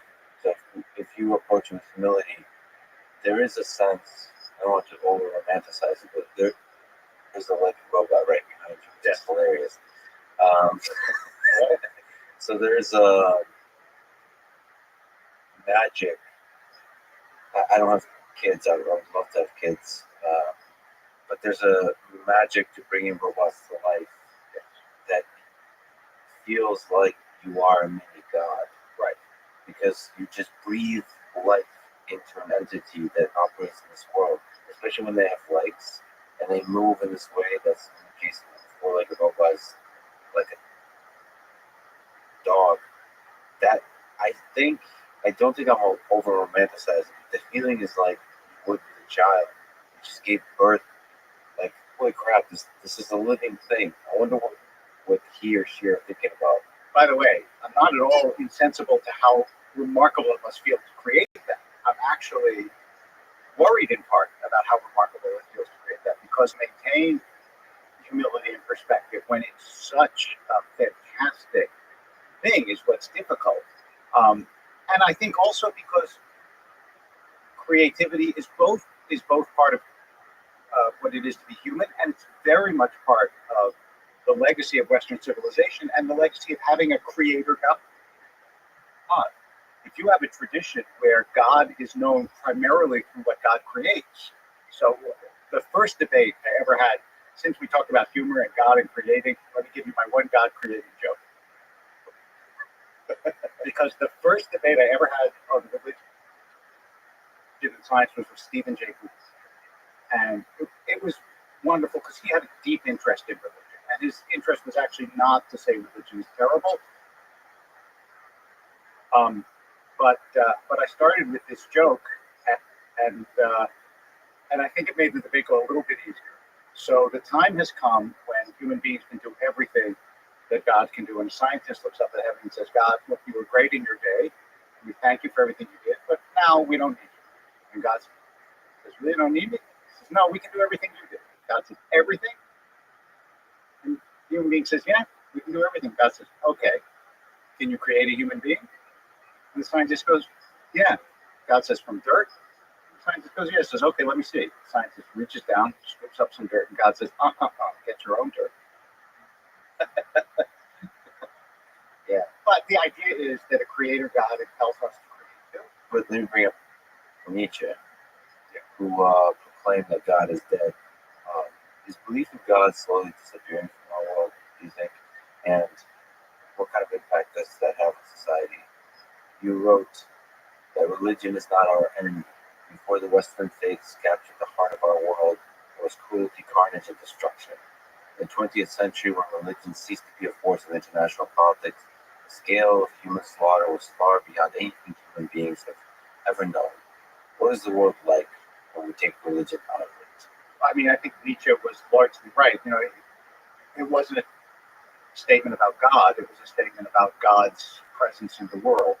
Um, and I think that that's largely true. That God is not a force in a lot of Western society, and I believe that if the force of nihilism has no clear counter without an idea that we're all here for a purpose and that our lives are inherently meaningful and that there's a God who wishes us to be better. So I worry a lot about it. And I think that the sort of optimism that things are just going to get better and better is what one philosopher called cut flower ethics. That is, we're still living off the morals that religion gave us, but now that they're separate from the soil that gave birth to them, I see them wilting. This kind of optimism for the future of human civilization, you think, is in part grounded in a religious society? I really do believe that. I mean, it was religion that the Greeks look back at the golden age of the past. It was the Jews who said, no, the golden age is in the future, right? It's the Messiah.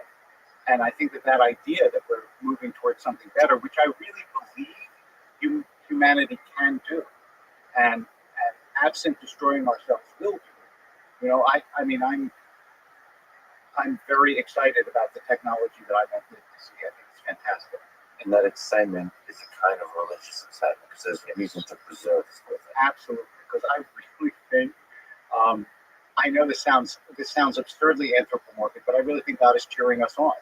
I feel like this is why we're here. We're here to grow in soul and to grow each other in soul.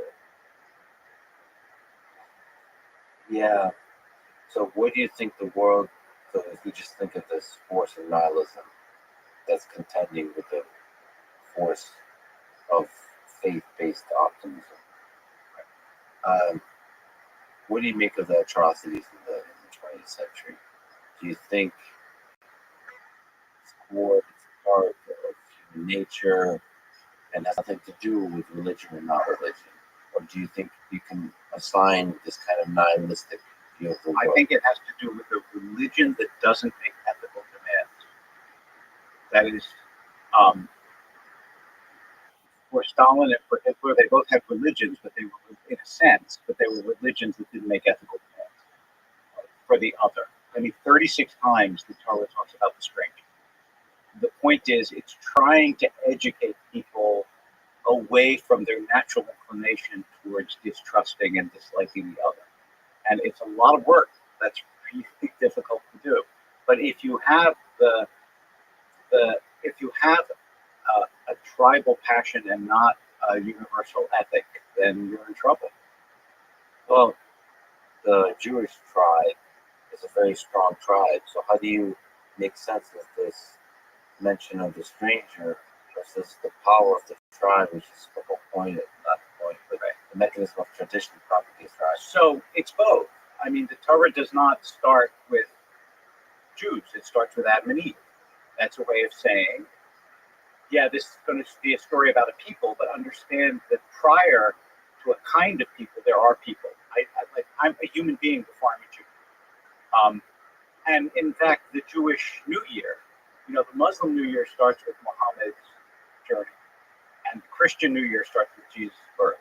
The Jewish New Year starts with the creation of the world. Because the idea is, yes, this is a particularist tradition, but it makes a universal statement, which is all of humanity is are in the image of God, are children of God. I think that the idea of Judaism was to try to exemplify a certain way of making that statement over and over again. And I want to say one other thing about chosenness. It's very name droppy, but when I tell you how I got there, it won't be as name droppy. So my brother is a professor at Emory, and so is the Dalai Lama. Actually, teaches at Emory, although he no longer does because he's too old to go to Emory. But for many years, taught at Emory, and so my brother brought us. He's the head of the ethics center at Emory, bioethicist. So he brought a bunch of students to Dharamsala to meet with the Dalai Lama. So I went to India. I was on sabbatical then anyway. I met my brother there, and we had a chance to meet with the Dalai Lama. Okay, that was the name drop. So we're sitting in the office. Before he speaks to the students, he was speaking to us, but not because I just wanted to make it clear, not because he said, "Oh, I got to talk to that rabbi." We just happened to be. I happened to glom along with my brother. We sit down. The first thing he says is he points at me and says, "What's this about the chosen people anyway?" So, and he had, by the way, he had asked that I give a lecture, which I did later, to his monks about how Jews survived in the diaspora. So it's not like he doesn't know about Judaism; he knows a lot about it. We street right away with. So I said, yes, Jews believe that they were chosen for a certain mission in this world. That doesn't mean other people weren't chosen for other sorts of things. They certainly, I mean, it seems to me that other people believe they're chosen for things too. He burst out laughing and said, yeah, we also think we're chosen. So I think the idea is that no tribe is better than it, from a better, no. From a Jewish perspective, you're chosen for a thing, right? But that doesn't make you better. No. The only place where the betters came in, honestly, if I'm going to be honest, was not with the idea that you, but it was when Jews were small, persecuted. The way that you take this sort of psychic revenge is by saying, no, we're better not persecuted. You know? But the idea is, yeah, different people have different missions, which is, I mean, like, there was a Jewish philosopher, Franz Rosenzweig, who used to say, he didn't know very much about Islam. He used to say, Judaism is the sun, and Christianity was the rays of the sun. Like, Judaism introduced the idea of God, and Christianity brought it forward. Can you speak to this difference? What is the difference and similarities between Judaism, Christianity, and Islam? The religious family part is different, and the greatest difference, which I talked about in the Eric Weinstein podcast, is that Islam and Judaism are more similar in a lot of ways than Judaism and Christianity. And the reason that is so is Christianity, at its core, is not a religion of law. The reason it's not a religion of law is because it grew up in the Roman Empire. So law was taken care of. And Jesus didn't have to create civil law because you had Roman law. Muhammad and Moses created a religion in the desert where there was no law. So you have to create a religion of law. Otherwise, you have anarchy. And that's why, in a lot of ways, like, there was never a separation of church and state in Islam or Judaism. That was a gift that Christianity gave the world. And it could do it because of render unto Caesar what is Caesar's. But when Moses came along, there was no Caesar. When Muhammad came along, there was no Caesar. So historically, the traditions shaped differently. But all three of them have this core, I think, the single most important statement and insight in all of human history, which is that every human being is in the image of God. And if you really believe that, that's a transformative belief. So that means you should love, thy neighbor as thyself, which comes from Leviticus, comes straight from the Torah. So I don't know if you know, I've been chatting with Omar Salman. You know who that is? He's an imam in Dallas. Great guy. I enjoy his interfaith dialogues he engages in. And do you ever do that kind of talk with Christians, with Muslims? Yes, often. I mean, I do whenever I at least listen to them in the context of these kinds of conversations. There's so much love, humor, and empathy and appreciation, and also ability to make fun of the quirks of the little one's own communities. Like, it's not necessarily the depths and the details of the traditions, but these are communities, and they're full of people, and they're full of weird all weird. And so there is very particular flavors of weirdness that emerge, and they can make fun of them. And that in that way, they can talk about some like beautiful ideas. So, I mean, I don't know, do you engage in these kinds of things? What would you learn from them? So one of the things I learned is exactly what you said, that personalities that you think are unique to your own community, in fact, they exist in all sorts of communities, and religious communities in particular draw, I think, some interesting personalities. And also that especially as clergy, some of the pressures that you feel are shared. And it's weird, again, it has to do with that tribal association. There's almost like there's an understanding among clergy because they have similar and it's a strange role in the following way. It's one that you never escape. That is, you're not my lawyer at the supermarket, but you are my rabbi at the supermarket. I mean, it doesn't matter why you're there. That's not an escapable role. Every religious leader is aware of that. That strange assumption of stepping into something that you can never step out of. But you're also the source where people go to think about the deepest question of our lives and our universe. And so that's some heavy, when people are suffering, they look to you for answers. I mean, every privilege comes with a cost of one kind or another. The reason you get to be in that role is exactly because you get the privilege of being there at crucial moments in people's lives. I mean, the fact that I get to marry people and get to give eulogies for people and come to the hospital, it's inexpressible. I have this joke with people that I know, like, when I'm sitting on the couch and it's Saturday night, I don't want to get up and go to a wedding. I really don't. I want to sit there and watch Netflix like everybody else. Yeah. But when I'm actually doing the wedding, I always. And the reason is that I don't think, I mean, yes, people go to you for answers in calmer conversations. Like, if you ask me now, like, what's my theory of why God allows evil, I could give you a conversation about it.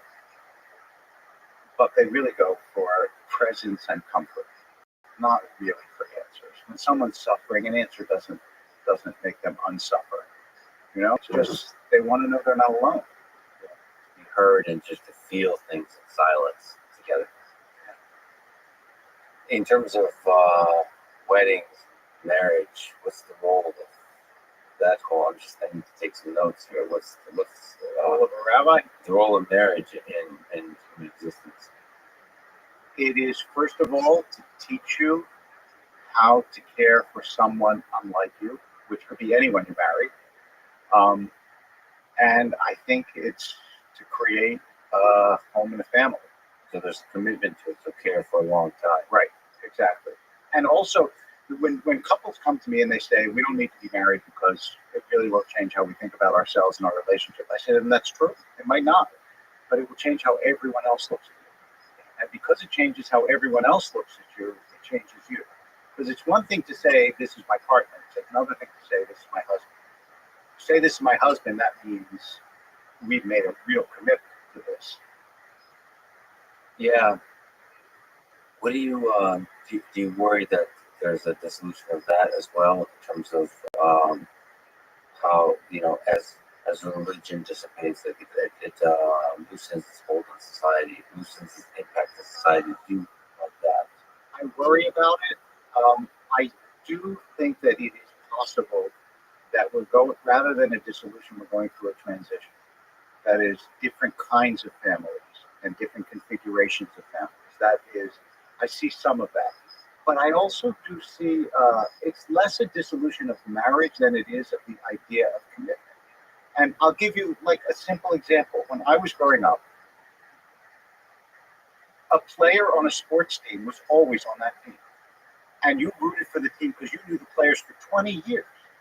Now, there are very good reasons, starting with Kurt Flood, why people got free agency and they can move around and it's better for the players. I understand all that. And I'm not saying, they should continue. But just like people move jobs and they move sports teams and they change careers and they change partners. And there's a diminishment of the commitment to commitment that I actually think has serious societal consequences and that I am worried about. Yeah, there's a cost to that.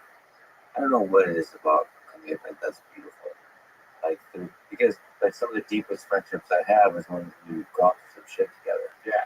And so like going through hard times together, especially when the hard times are between the two of you, if I mean that's always a risk, but if you can find a way through that can bond you stronger, that's the fascinating thing about the relationship. There's no question that even if it doesn't keep you forever, you still have a connection that exists.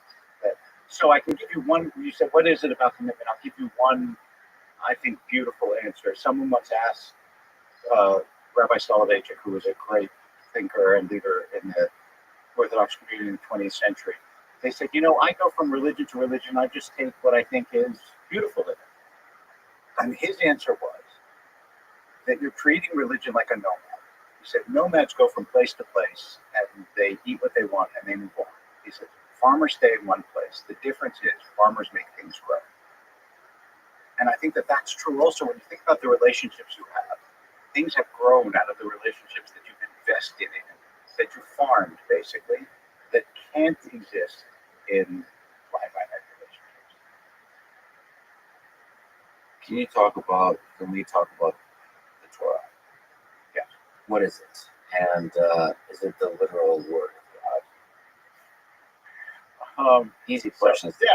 Well, the Torah is the 5 books of Moses written in Hebrew. Like most, I think, modern rabbis, non-Orthodox or non-literalist rabbis will tell you that it's a product of human and I believe that they are inspired by God, but it's clear to me that it's a human product. And I think that people who study modern biblical criticism, it's really hard to study modern criticism. It gives a wrong impression. I would say modern scholarship on the Bible and not appreciate the fact that it even has levels of language. I mean, it's just like if you read today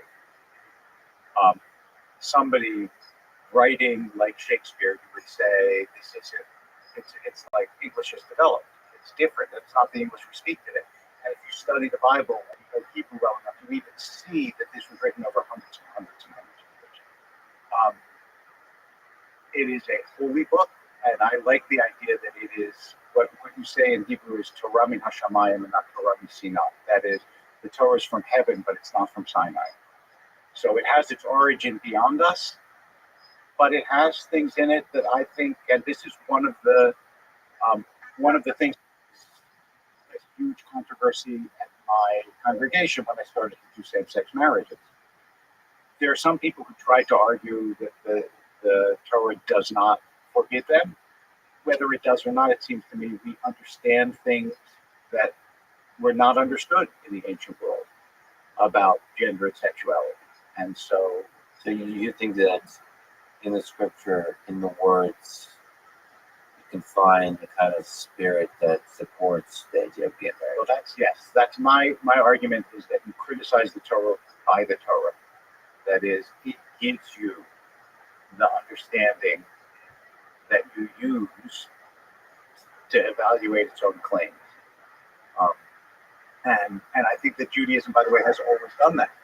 It's clear that there are things in the Torah that the rabbis changed, altered, grew, expanded, diminished. I think that's what it is to be part of a living tradition. Yeah, you wrote in your book, Why Faith Matters, quote, Walt Whitman wrote that in order for there to be great books, there must be great readers. For a book to remain powerful through all generations, it cannot have a single meaning. Scripture, like great poetry, is not reducible to other words. That is, one cannot paraphrase it and capture the totality of its meaning. So, how the heck do you capture the meaning of the word in Scripture? Is it an ongoing process through the centuries? Yeah, exactly so. It's a continual conversation of sages, scholars, readers, strugglers, seekers, mystics, visionaries, all of them making a contribution. I mean, I write a weekly Torah column for the Jerusalem Post. Now, what is there left to say? But every week, what I do is I start opening books and seeing what people say, and it starts to percolate, and you realize that you're entering this conversation that's been going on for thousands of years with remarkable minds, and it constantly fertile in new insights. So yes, that's what it is to be part of a tradition. Why do people keep writing love poems? We should have figured out love by this point. By this point already. I use the analogy sometimes of diet books. If any diet worked, there would be one book. There'd be one book and you'd be done. You mentioned this fascinating story that you were part of. You were a part of several controversies in your life. I've had a few. So, for someone who walks with grace through the fire, you sure have found yourself in a lot of fires. One of them, can you tell me the story of your views on gay marriage, the underlying principles that led you to fight this battle of defending gay marriage in the Jewish community? So I'm part of a congregation that is really politically split, and split not only politically but split in terms of origin. We have a lot of Jews from the Middle East, from Iran, a lot of Persian Jews, a lot of Jews from Israel, from Mexico, from other places, and many that grew up in LA. And You have any Russian Jews? I have a few Russian Jews, not as many as I should, but we'll work on that. What happened was, like, increasingly, I became uncomfortable with people who would come to me and say, "This is the only kind of person I can love." It's not the same question as an intermarriage, as a Jew marrying a non-Jew, because you could find a Jew to love. You may not have found, but you could, and that's a whole separate question. But I would have men in my office primarily, a couple of women. They would say, like, this is the only kind of person that I can enter into an intimate relationship with. How can it be that my religion has no room for me? And that was very persuasive to me. So, but I knew that it was going to be explosive in my community. When, by the way, it finally happened, it was literally on the front page of the New York and the LA Times. It was that explosive. So it was not a small controversy. And so what I did was I started to teach classes. Not that many people came about, homosexuality, tradition, and so on. It's funny, much less about lesbians. I'm talking about in terms of the sources and so on. It's almost always about homosexuality. So, and then I got ready to send out a letter. And I said to my daughter, who at the time was maybe 10 or 11, now in her mid-20s, I said, "Look, honey, when you go to school tomorrow," or whatever it was, I said, "people might be saying bad things about your dad, and I just want you to be prepared for that." She said, "Why?" And I said, "Because I'm going to start doing same-sex marriages." And she looked at me quizzically and said, "What took you so long?" And I thought, her face was like, I said to her, "I'm going to start marrying blonde-haired people to brown-haired people." It's like she really did not understand why there was an issue. And I thought, that's exactly why. Because I know that it's generational. People are raised with it. They have it deep in there, but it's not really right. It's just not right. But if you could just look back to that journey, how difficult is it to make these decisions? So you have to think about that in order to think about such decisions you still have to make in the future. And I will tell you one thing I did wrong with that and one thing I did right. The thing I did right was I waited until in the communities where people objected to it, I had enough people whose kids had come out so that I had parents of kids who'd come out to refer later on other parents to, so that they wouldn't feel like they were the only ones. Because once I announced it, as I thought would happen, a bunch of kids came out and said, now that the rabbi said this, Mom, Dad, I want you to know I'm gay. And when the parents came, I could say, well, listen, you're not alone. This person also. That I did right. What I did wrong was I don't think the classes were enough, and I don't think that enough people were prepared. And I think part of the explosion was shock. And I should have prepared even more. The words you used to talk about it, the way you thought about it, was it more scholarly in the Jewish tradition, or did you go to the feeling? No, I went to the feeling. I said Kvod HaBriot, which means respect or honor for God's creations, and caring for other human beings and understanding. It wasn't scholarly because I knew the objections were not scholarly objections. They were, and I had many beautiful and also painful stories as a result. Some of which can be told and some of which really can't. But what I tried to impress also on people was how painful it is to not be able to tell the world, even your own parents, who you are. And your sexuality is not a trivial part of who you are. I mean, it's core to people. So it's one of the reasons why it evokes such reactions. But I would say to them, the same reason that you're reacting so strongly tells you how strongly, Anyway, it was a very powerful experience, and for that I feel good about it. Afterwards, the other thing that I again said to my daughter afterwards, after it all died down, and after all the bad things were said, I told her the Churchill once said that it's exhilarating to be shot at without result. You go into a battle and you make it through and you're still okay. That's good. The problem is when you're in the battle, you don't know. No, you don't know. So how did it feel like looking back? You've been, to use the word canceled a couple of times. I guess when you're dealing with the most difficult of questions, how did, just as a human being, for a community that you really deeply care about, some part of it saying that you have failed? I wasn't canceled the way, I didn't lose my job, didn't lose my home, but I hurt people that I cared about. And that was the hard, I went into this, to be someone who brings people together. And then I would sit there and do, even now, as you're well aware with stuff that's going on now, I sit there and people are really upset at me, who I either am or used to be close to. Do those people in time come around? When you look now, because those are real feelings in the moment. I've learned that about social media. People, especially COVID, there's this intensity of feeling about stuff. And have you learned something about the passing of feeling that turns into wisdom?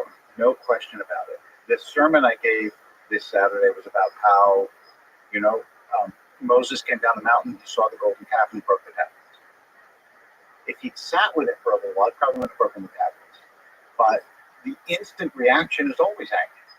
And in our age, unfortunately, the instant reaction gets put on social media forever and ever and ever. And by the way, once you've actually said that, it becomes harder to back down. If you keep quiet for a day or two, then you can back down because you haven't put yourself out there. But once you've said, this is terrible what you did, it's harder to write and say, I'm sorry, I shouldn't have said that. Yeah, so it almost becomes, it's a really powerful statement that the downside of saying something on the internet is that it actually pulls you into this current. You both create the current and it pulls you into it, where it's actually very hard to escape. So when 2 days later you feel different, there's a momentum. There's now a tribe of people that feel this way, and there's a momentum with it. There's a momentum, and also you don't want to betray your own tribe, because then people will get upset at you. I really think that a lot of the antagonism is not so much that you don't want to give ground to the people who oppose you. It's that you don't want to break with the people who are behind you. And that's really hard. Can you tell the story of this recent controversy? Sure. The sermon you Why just not? gave So- to the Super Bowl. Yeah.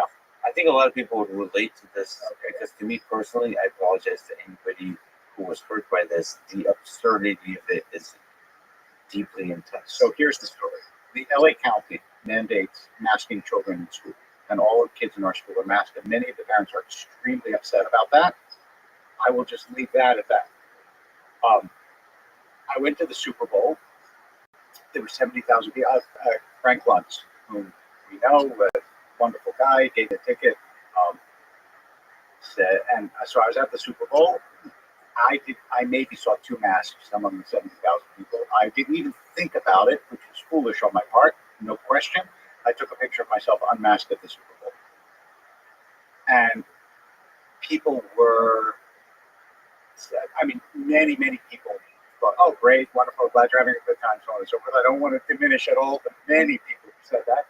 A lot of people were livid.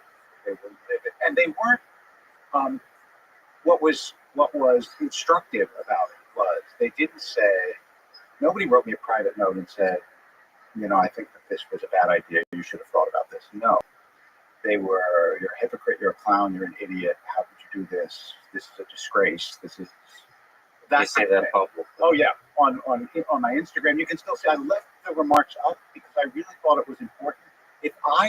I only deleted the really vile comments because I thought that shouldn't stay up. But I left them up because I thought people should see, and I should remind myself what I did, and I didn't want to just delete the picture as though it didn't happen, because it did happen, and I did do it. And I felt terrible about that, and I felt terrible that I had not about. The comments weren't pleasant. I didn't like it. Nobody likes it. But I felt worse that I had hurt all these people that I'm close to, and I defended all these people who were really upset that their kids were wearing masks, and now that their kid says, why doesn't the rabbi have to wear a mask? Well, first of all, it is tough to be a rabbi. The masks to me symbolize these kinds of discussions, symbolize not necessarily the issues at hand, but the intensity of feeling. And people are really struggling. People are in pain. They're lonely. The uncertainty of it. You don't know who to trust. Everything's under question. The institutions, even the scientific institutions, and there's all these conspiracy theories flying around. You don't know who to believe, and there's people just yelling at each other. And politics is weaved into this whole thing in some messy way. And you just get honestly, it's just legit, simple, just frustration. Go back to marriage. I was just hanging out with the kids, wife, husband, just the stress building up over time, on release, and people want to tell you when the rabbi is not wearing a mask, even though it's a damn Super Bowl, people want to focus on the Super Bowl part, which is awesome. But anyway, it released clearly a dam of all the kinds of feelings that you're talking about. So how do you then write a sermon? So what I did was I didn't answer on social media because I knew that I wouldn't be able to formulate it the way I wanted, and I was going to wait, and I was going to be able to give a longer. The sermon is 15 minutes, not that long, but I wanted to be able to give a longer answer as opposed to a tweet. And so I was really, I tried to make 2 points during the sermon, and I published the text of it, which I never do because I never speak from the text. I always speak from either notes or not even from notes. But this time I thought it was really important that I have the text out there too, so that people could actually look over it. And I just wanted to make 2 points. One of which was I feel terrible. I did that. All these people were hurt, and that there is this, contradiction between the way I acted and the way they want me to act. And I also think, by the way, I didn't speak about this, but I also think that there are some people who just don't like the idea of a rabbi being at the Super Bowl. It's like you're supposed to be doing rabbi stuff. So I understand that too. But then, rabbi at the Super Bowl, you are also, I hate to say it, but there's a rock star nature to you talking to Christopher Hitchens, contending with ideas, inspiring so many other minds. There's an educational aspect. I appreciate that. It's making ideas cool. That's very powerful. I mean, that is also the job of a rabbi. You're not just supposed to do rabbi stuff. Yeah, It's to I wasn't. educate Yeah, people. yeah, but I didn't do so much of that, at the game. So, I see. nonetheless, but the second part of it was I said that we have to be able to express our anger and disappointment better than this. You just have to. And in part because it doesn't get you the result that you want. I mean, when you scream at someone, that's not going to get them to realize what they did. And the most painful moment of it was this letter that I got from a Christian pastor who said, I always admired the Jews so much. I can't believe they could be so cruel, and especially to a rabbi. And I thought, that's not how I want my congregation to be perceived in the world. And by the way, some of them were from my congregation, some were, many were not from my congregation. But I spoke about what you talked about, which is that, I mentioned before that Moses broke those tablets coming down the mountain. And the Torah doesn't say what happened to the tablets, but the rabbis, they say that they were carried together in the ark with the second set that was intact. And that we all have brokenness, communities and individuals. We have brokenness, and especially now. And we have to learn how to give each other space to be mistaken and broken and hurt and all of that. And the cool thing when you give people that space, you feel better. I mean, you, for caring for the community, it feels better when you show empathy and compassion, kindness on the internet. You actually feel better a week from now. You feel much worse if you make some kind of negative statement of principle on the internet. It's almost just exclusively true. So if you care about feeling good, just be kind first, right? Be empathetic first. Almost always the case, exactly so. So it's, it settled down a lot. The single best reaction. There are people, and you can go on social media, you can see all the criticisms and so on and so forth. But the single best reaction I got was from a man who came up to me right after the sermon and said, "I have 4 words for you." And I thought, oh no. I gotta confess. I said, what? I said, "You changed my mind." And I thought, wow. And I said to him, it's like it takes so much courage to come up to somebody and say that in front of them. I was so grateful. And the other thing that it tells me is, look, I've been the rabbi of that congregation for 25 years, and I taught 10 years before that. I've been a rabbi for a long time. I still have a lot to learn.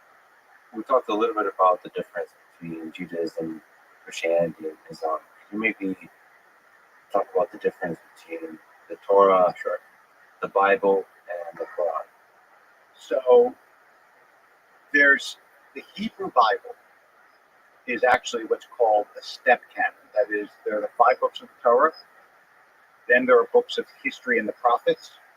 So books like Samuel, Kings, Judges, and then the prophets Isaiah, Jeremiah, Amos, Ezekiel, so on. And then there are what are called the writings. The writings are books like Psalms, Proverbs, Job, the Megillot, which are Esther, Daniel, all of those books, Ecclesiastes. So in Hebrew, it's called the Tanakh, Torah, Nevi'im, Ketuvim. The Torah, the prophets, and the writings. And that is the Hebrew Bible. Sometimes that's also called the Torah, just to be confusing, but really the Torah generally refers to the 5 books. Then there is the New Testament, which the Jews don't recognize as a sacred book.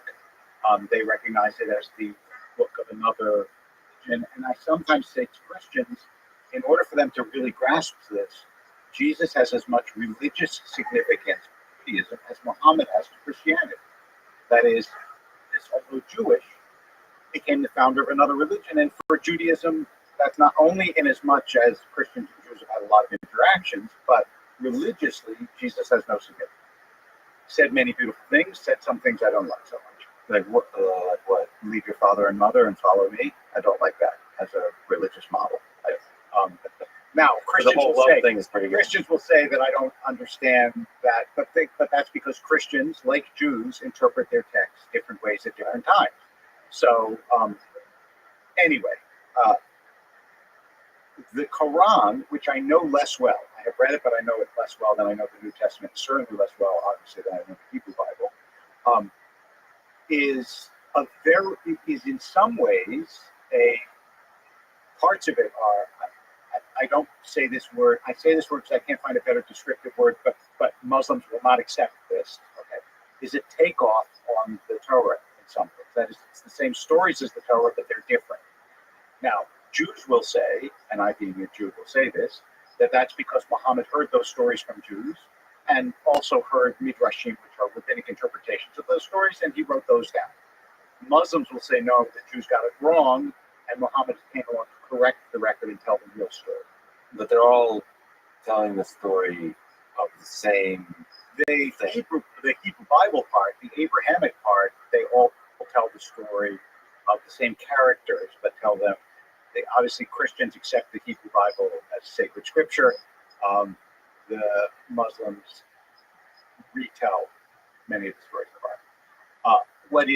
What is common to all of them is that all of them are monotheistic faiths. Now, in Christianity, that's more complicated because of the Trinity, but as Christianity has developed over time, it clearly presents itself and thinks of itself and is a monotheistic faith as well. What's the role of the word in each of these religions in the scriptures? So in terms of, first of all, the role of oral traditions, the power of the exactness of the words in the scripture, does it differ, or is it really within the communities it differs? It differs because in Christianity, the words are not all the words of Jesus.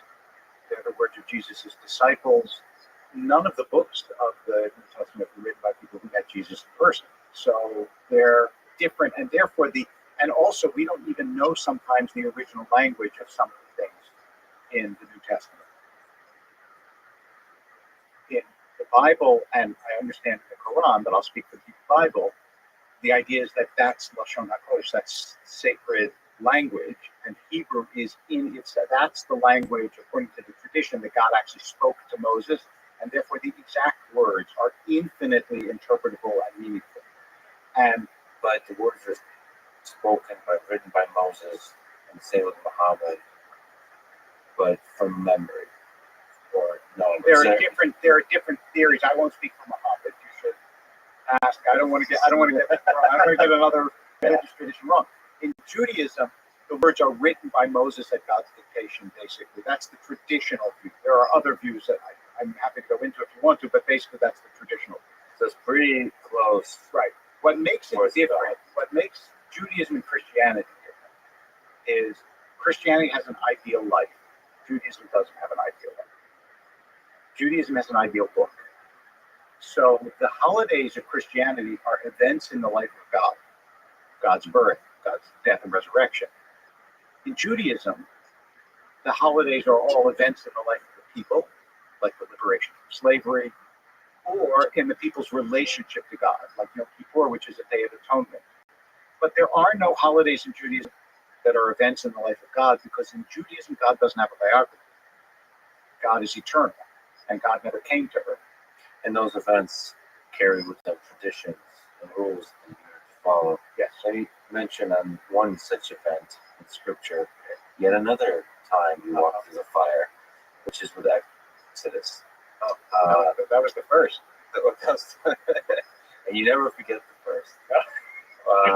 One of several controversies.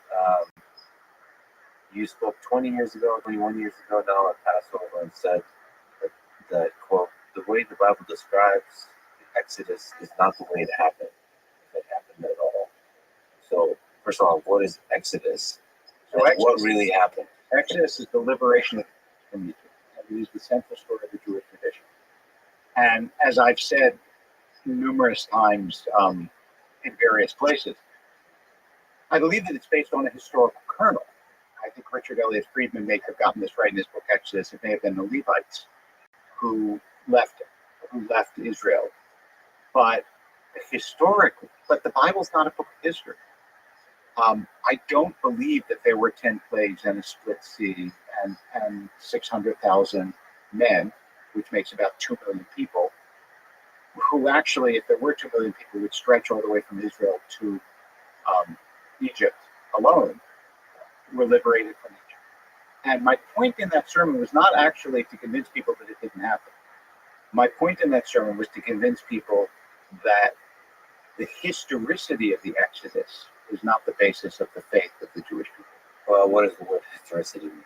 In other words, the factuality of it. It can be true without being factual. You're not supposed to read it as fact. Well, I don't read it as fact. I don't read it as history book. I said, look, I was talking again to a congregation that had many Iranians. I said, you experienced the truth of the Exodus in your own life.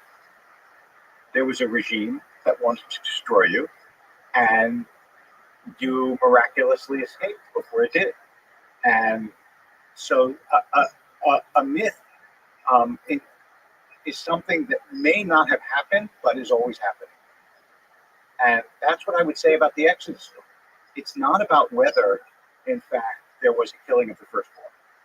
It's about, does God deliver? Did God deliver the Jews in ancient times? Does God deliver people in modern times? That's what the issue is.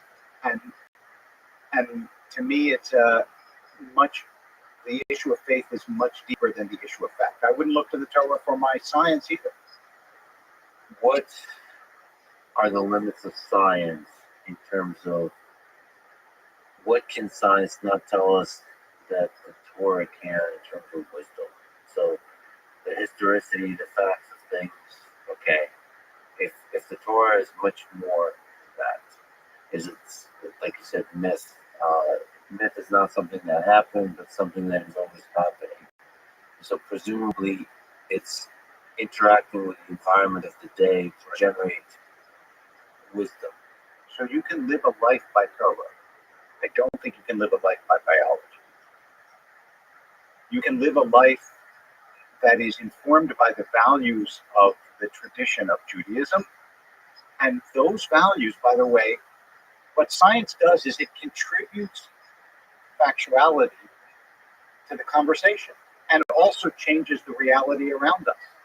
So when you study Talmud on your iPhone, you're still, it changes the atmosphere in which you do it, but the wisdom and the life guidance and the connection to transcendence is something that science doesn't do. So if we now step into, turning to our friend Sam Harris, step into this weird place of science, talked about this, where the current assumption of science is a materialistic one.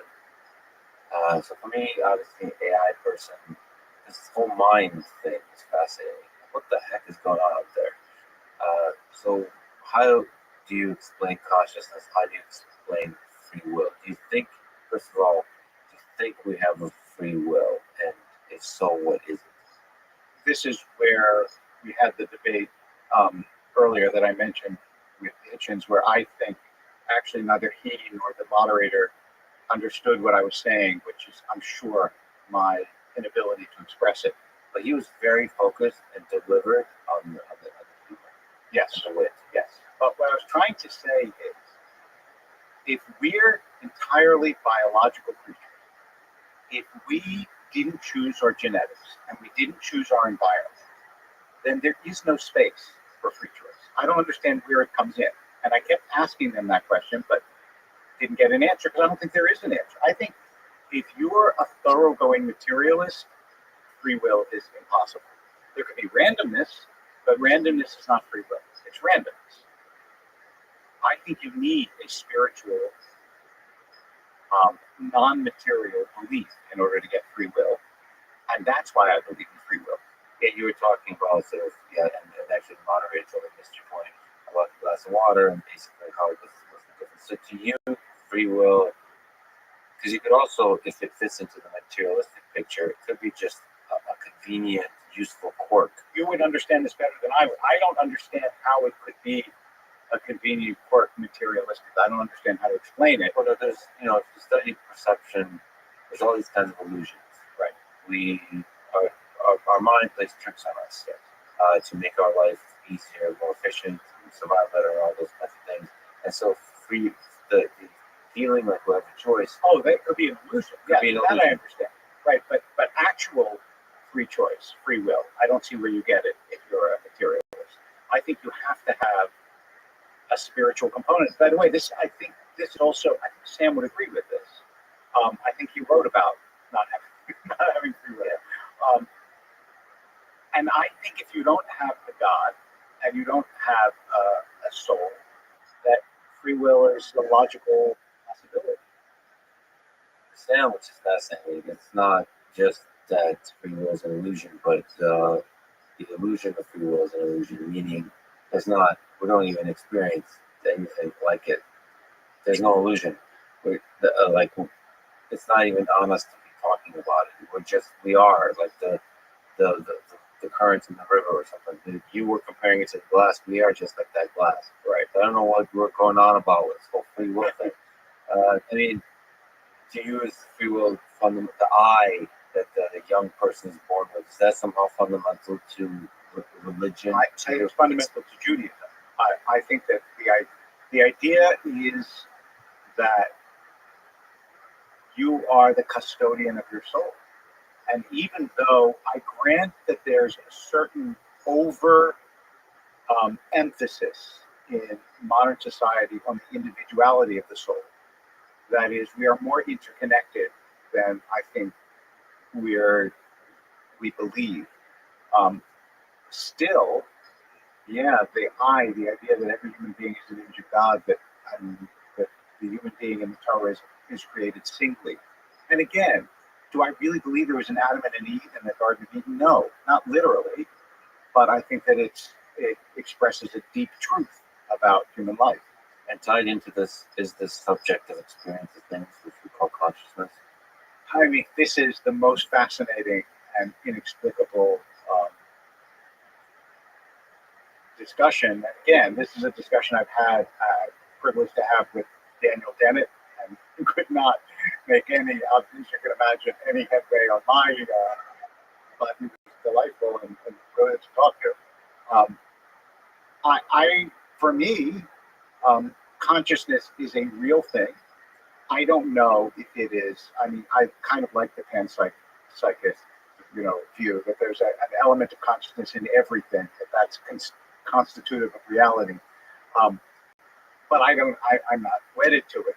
But I think that it exists in different degrees in all sentient creatures. I think that anybody who has a pet knows that they have some kind of consciousness. Except cats.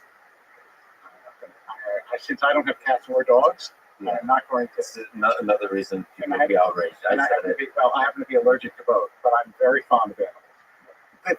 The thing that so perplexes me about this and is the denial of the reality of consciousness from people who are fully aware that they're conscious.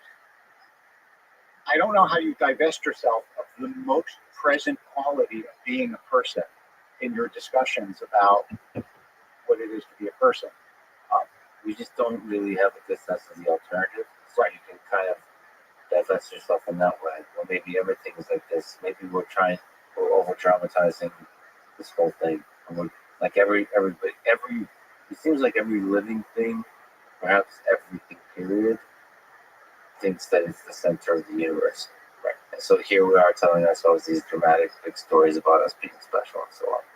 And maybe we need to have a little bit more humility, both about the uncertainty and about our place in the whole. Any statement you make about something like consciousness has, I think, a sort of equal level of humility.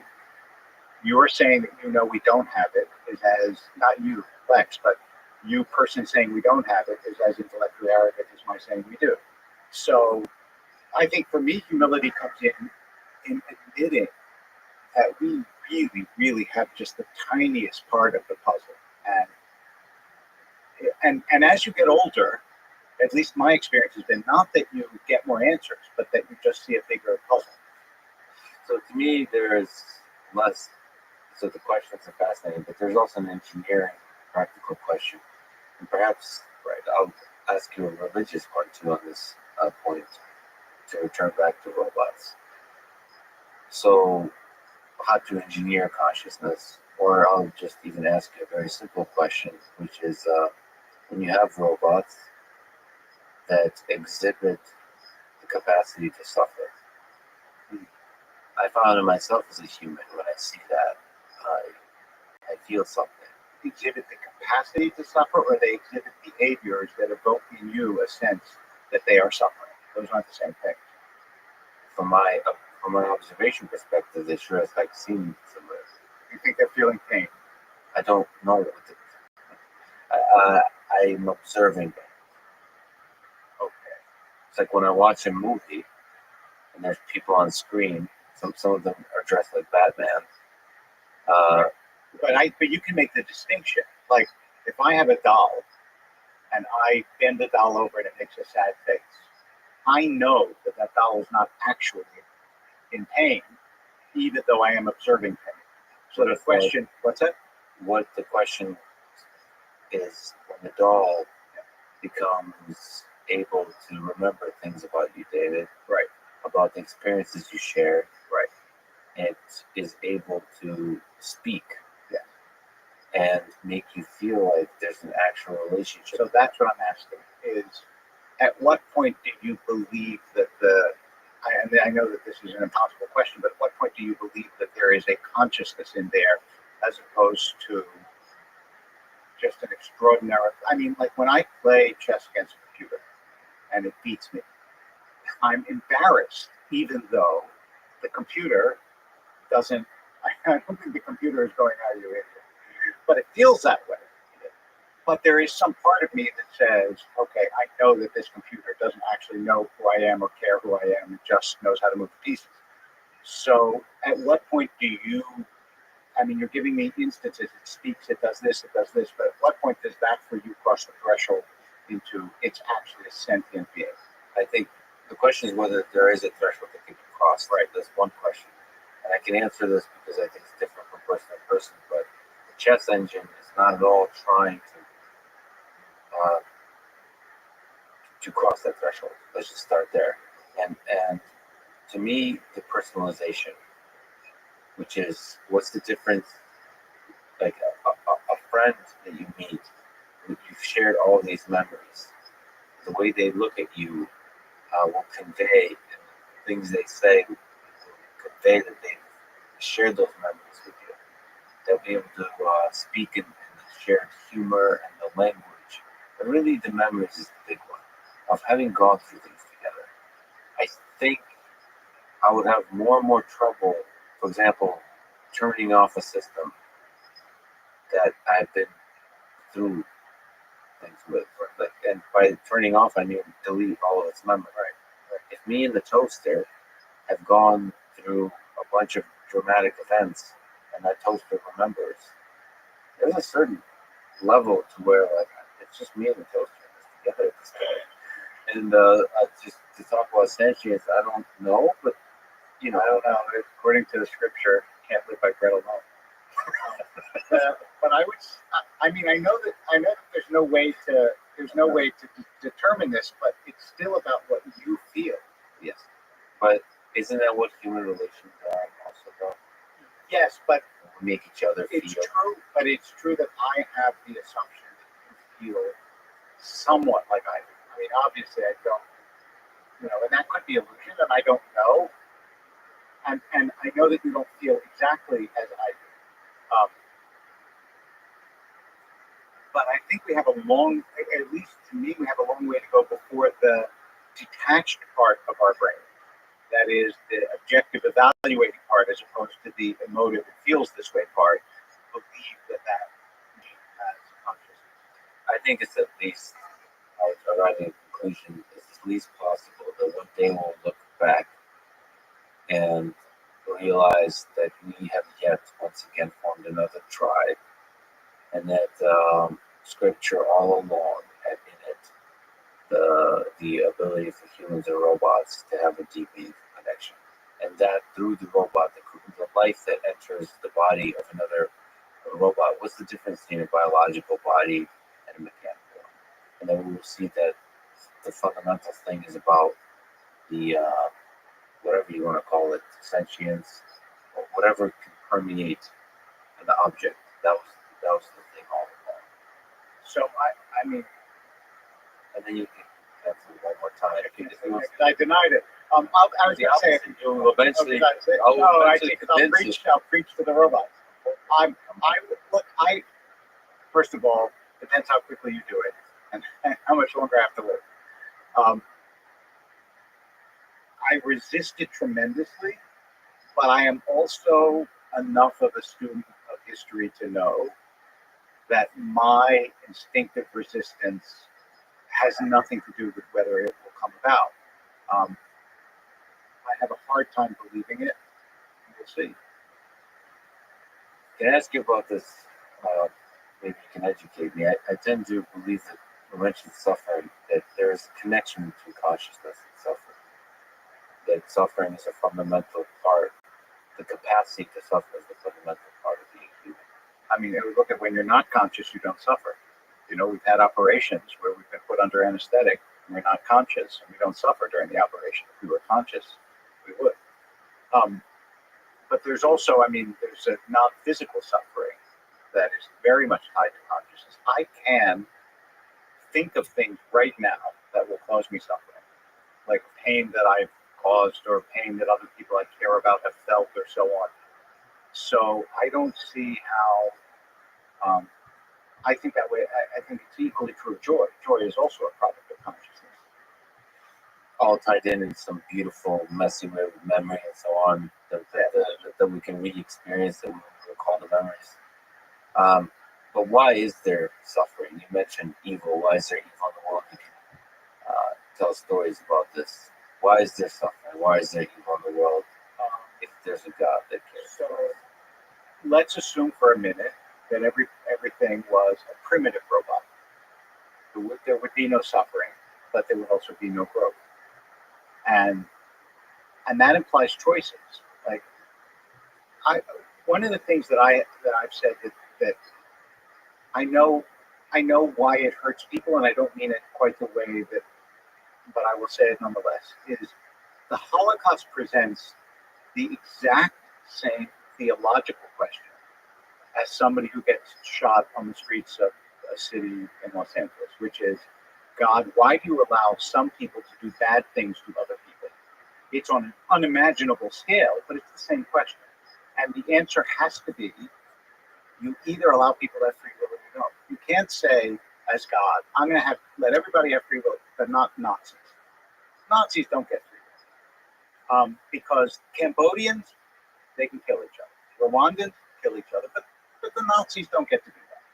So that's one piece of the puzzle. And what makes it unfathomable is when you're actually faced with suffering, these kinds of explanations are obscene. They just are. You can't, I mean, when somebody is actually suffering, oh, the rabbi said God gave people free will, that's just awful.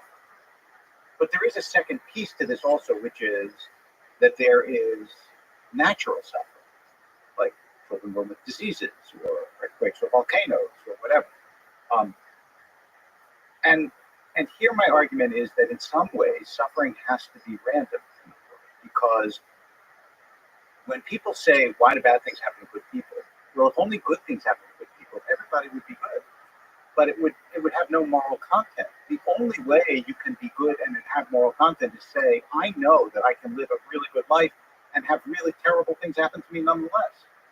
So it feels to me like it has to be a random. Now that means, by the way, that I've been incredibly lucky. I don't have a good life because I was good. I have a good life because I was lucky. And that implies not that I should feel guilty about it, but that I have a tremendous responsibility as a result to other people who aren't so lucky. Tremendous responsibility to study the lessons of history, to tell the stories of those who are less lucky, and to draw enough wisdom from them so that we have less cruelty and suffering in the world, or have new kinds that get us to improve even more. That's right, exactly. That we suffer better. Suffer better.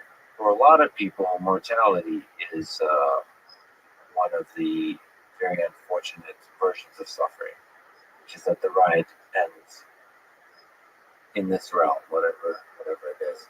What do you think of mortality? Is it something you think about fear? What do you think happens I don't after we fear die? it. I don't fear it. First of all, I would say when I was in high school, I think my father actually encouraged me to read this book. I read Ernest Becker's Denial of Death, which I found and still find to be one of the most profound works I've ever come across. And he convinced me that a lot of what our society is about are ways that we avoid encountering our own mortality. Our physicality. I mean, among the points he makes, and I'm not quoting him at all directly, it's like, why does everything about our physical body make us so uncomfortable? Everything that comes out of you, other than tears, is either mildly or very disgusting. Why? Why does that have to be? Why are sex and eating and all the things that are physical surrounded with so much symbolism? I mean, what are table manners really? They're like, we're not eating like animals because we're not eating like animals. And sex obviously has more symbolism around it than anything. And his answer is anything that reminds you that you're a physical body, because that's what dies. Your body dies, it decays, it dies, it gets eaten by worms. That you don't want to think about, so you deny it. I think that part of religion is a confrontation with your own mortality, but also a certain transcendence of it, because the idea is something about you is eternal.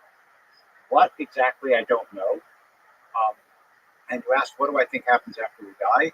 So I don't know any better than anyone else does, but I'll say two things about it. One is that every image of what it's like is foolish. Like Mark Twain has, I think in Letters from Earth, he says, we're going to lie on green fields and listen to hard music, which you wouldn't want to do for 5 minutes while you're alive, but you think you'll be happy for the rest of eternity doing it after you die. So I don't know. This world was a surprise, so why shouldn't the next world be a surprise? I have no idea. But I really like this parable that's told by a guy in a book on death and mourning, by a rabbi in a book on death and mourning, about twins in a womb. He says that one of them believes that there's a life outside and the other one doesn't. He says, the one who doesn't says, look, this is the only world we've ever seen, the only world we've ever known. Why do you think there's something out there? He says, now imagine the one who believes is born. Back in the womb, his brother is mourning a death. But outside, everybody's celebrating a birth. He said, and that's what it's like when you die. And I love that image. Yeah, the grass is always greener. The new step, but the eternity thing is an interesting one. And it's yet another concept that I feel humans are fully equipped to comprehend. Is eternity fundamental somehow to all of these discussions? I think it is, or partly because God is supposed to be eternal, and therefore it moves the mind in that direction, even though it is completely unfathomable. Because sometimes I would say eternity, you said on a green field, sometimes a moment, like a truly joyful moment, feels like an eternity. The intensity of it. Maybe eternity is more about stopping time versus extending time indefinitely. And it's something that we just totally can't comprehend, us silly humans. All I would say is the older you get, the more you're struck by the fact that time does not freeze. People will sometimes say to me, you haven't aged a day. And then I'll look at an old picture of myself. And I'll say, that is very kind of you, but that's not true. It's not true. So, yeah, I mean, I love the idea of, seeing eternity in a grain of sand, was how Blake put it. I love that notion. But when you talk about life after death, I think that in some ways, my fundamental faith is in human beings, that this doesn't all disappear, that there's something about people that transcends this world. You mentioned Ernest Becker in high school, Denial of Death, and you can mention if you still see truth and wisdom in some of this idea. But in general, can you go all the way back and tell some of the fascinating story of how you found it? When I was in high school, I was a really pretty ardent atheist, and I loved Bertrand Russell, who was, for my money, with all due respect to all the very, very capable people that we talked about earlier, he's the best atheist pound for pound that there was. and a remarkably witty and lucid writer, and I was totally in his role. And I would read every book by Russell I could get my hands on. And the reason that I did, I have this theory that why do adolescent boys like Mr. Spock and like Sherlock Holmes? I think it's because when you hit puberty, for a lot of us, there's so much discomfort with our bodies that we like the idea that we're just brains. I really think so. I had that experience. It's like I want to just be a thinking machine. I don't want to be a body because my body was making me so uncomfortable. I had all these urges and inclinations that I couldn't control. So Russell was perfect. And my father, who was a rabbi, did the very wise thing of buying me some of Bertrand Russell's books, which was his way of saying, I'm not afraid of him. Actually, there was another rabbi. I was at summer camp, and I was sitting on the porch of I remember exactly, and I was reading Bertrand Russell, and this guy came up to me and said, what are you reading? I was maybe 16 or 17, and I said, Bertrand Russell, and I was spoiling for a fight. And he said, I'm glad you're reading it. I said, really, why? He goes, how old are you, David? I said, whatever I was, 16, 17. He said, well, I'd rather you go around with him than go with me. And you know what? He was actually right. Starting to read about Russell's life, I realized that all of that rationality didn't shield him. He had an incredibly messy life, multiple marriages, endless infidelities, family members he didn't speak to him. His father was raised by his grandparents because his parents had died, and like really not a happy a remarkable life, but not a happy life. And so I started to believe that maybe it was possible that people who had faith were not just stupid and needed crutches, but saw something deeper than Russell did. And the more people that I met that were like that, it's funny because I always thought, okay, my father is a rabbi, that's great, but nobody else. And I think what happened to me was it was not a logical decision to come to faith. It was a sort of opening of my heart. It's like this world is way much more than my mind can capture. And I kind of felt my way to God. And in the moments, my faith, there was a rabbi named Rabbi of Rothschild. He said he was a moon man. His faith waxed and waned. So sometimes I have more, sometimes less. But in my feeling-er moments is when I had more. So, with your heart open, what would you say in your feeling-er moments is the most beautiful part about Judaism and your faith? I think the most beautiful part about Judaism is that even though it is filled with humor and wit, it takes life and it takes the soul seriously. It really believes that this matters and that we matter and what we do matters. And I think that that's incredibly, and especially in a world in which young people feel so much like they don't matter, that's an unbelievably powerful message. I mean, it's, I want to say almost to every young woman under 30 on TikTok, you don't matter because you're beautiful. That's not why you matter. I hope you know that. You matter because you have a soul. And to every young man who's nihilistic and doesn't think and just thinks that if they make enough money, their life will be fine, I want to say the same thing, which is really, that's not ultimately you matter because you're in the image of God. And Judaism really deeply, deeply believes and preaches that. And I think that that's a message that has so much to say to the world. It's like you have to take people's souls seriously, and for all of the difficulty in figuring out all these social questions and what they need, I just don't want to dismiss people because I disagree with them politically or socially or culturally, because I think they matter. So ultimately, Judaism has a wealth of meaning. Yes. For I really believe that it does. I really do. And its meaning, and I want to emphasize this, is not political. the deepest meaning of Judaism is not political. Well, there's you put politics on top of there. Exactly. That's why I want to emphasize the deepest meaning is on the soul level. It's not on a voting level. Well, that combined with the humor, it's clear to me that Christopher Hitchens shouldn't have been a Jew. He was. He actually was. He discovered that in his 30s, that his mother was Jewish. That's fascinating. Yep. He has a beautiful essay about it, discovering in his 30s his mother was Jewish. Yep. So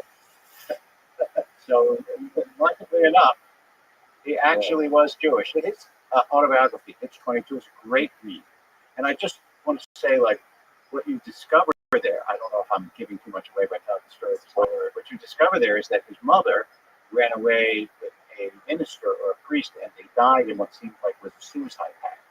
And so I read it, unfortunately, after he passed away, but I would have wanted to ask him, do you think that has anything to do maybe with the hostility towards religion? We are only human.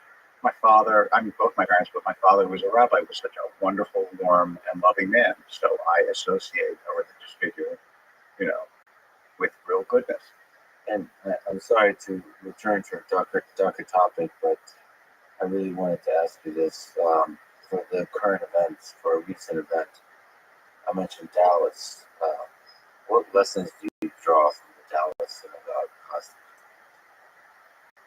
Well, the week after that, we had active shooter training in my synagogue. So one of the things I drew was that security for synagogues is important. And the second is that the reality of anti-Semitism, which I had thought had waned when I first began my rabbinate, I thought it's not going to be such a big issue. It is like an evergreen issue. And Jews and all people of goodwill have to take this really seriously, because it has devastating consequences. And if the world doesn't know that, then it just hasn't been paying attention. So there's anti-Semitism at a scale of human to human. There's also, like you mentioned, politics get mixed up into things, nations get mixed into things impossible to answer, but I have to ask. Sure. What do you think about the long-running saga of Israel and Palestine? Will we ever see peace in that part of the world? Well, since I'm an optimist about human, look, I mean, I have many, many thoughts about it. I'm a very, very strong supporter of Israel. And I also feel really for the plight of Palestinians. I think that this is a clash of legitimate narratives that is impossible to exactly split the difference. However, I know that Israel has made peace with Egypt, has made peace with Jordan, has made peace now with other Arab nations. I don't believe that Israel is unwilling to make peace.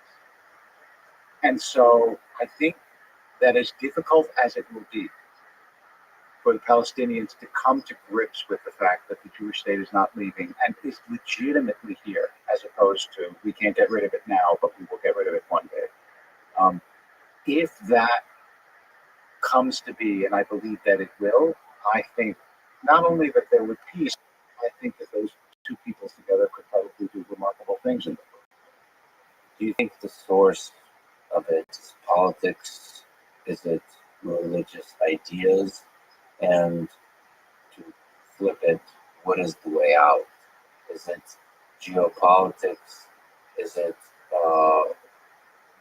interfaith discourse and collaboration, or is it simply the human love?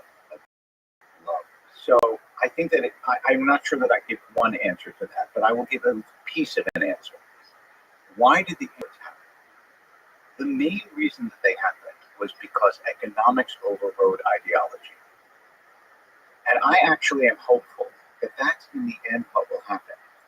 That people will say, you know what, we could have such a better life if we put aside the ideological animosities and just created this different kind of Middle East together.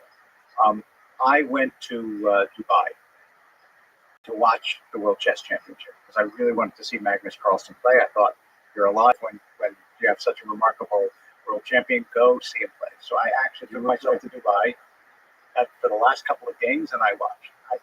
And so I wasn't so much. I mean, it's not that I'm uninterested in Dubai, but I went there for the chess thing. The expo was also on at the same time, and I saw here's this amazing place. I came back.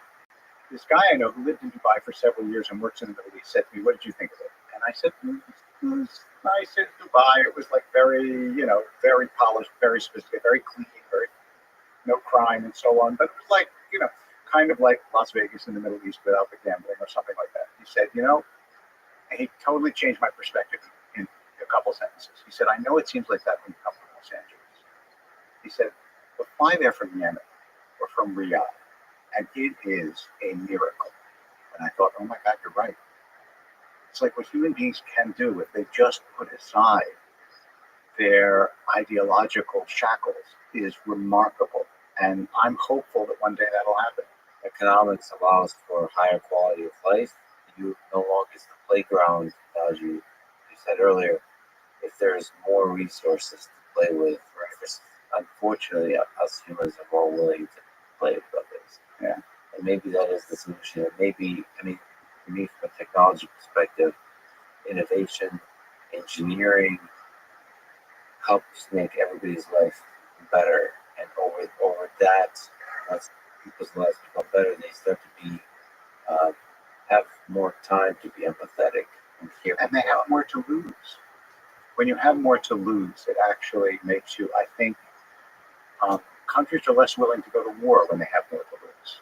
And families want peace when it's good at home. So I think there is an element of that as well. And some of it, again, taking us back to the other aspect of our conversation is how we're conducting ourselves in conversation online and so on. And I think actually I'm a big fan of the idea of social media. That is a way for us to connect together. I think there's a lot of really strong ideas how to do that well. And clearly the initial attempts that kind of just open it up wide, some of the lesser aspects of human nature can take over when combined with different forces like advertisements and virality and all those kinds of things. But overall, I love the honesty of the mess that is being presented before us on social media. Part of me, maybe because I don't participate in it, like if somebody is being mean to me or being aggressive or these kinds of things, I enjoy it because it's human nature.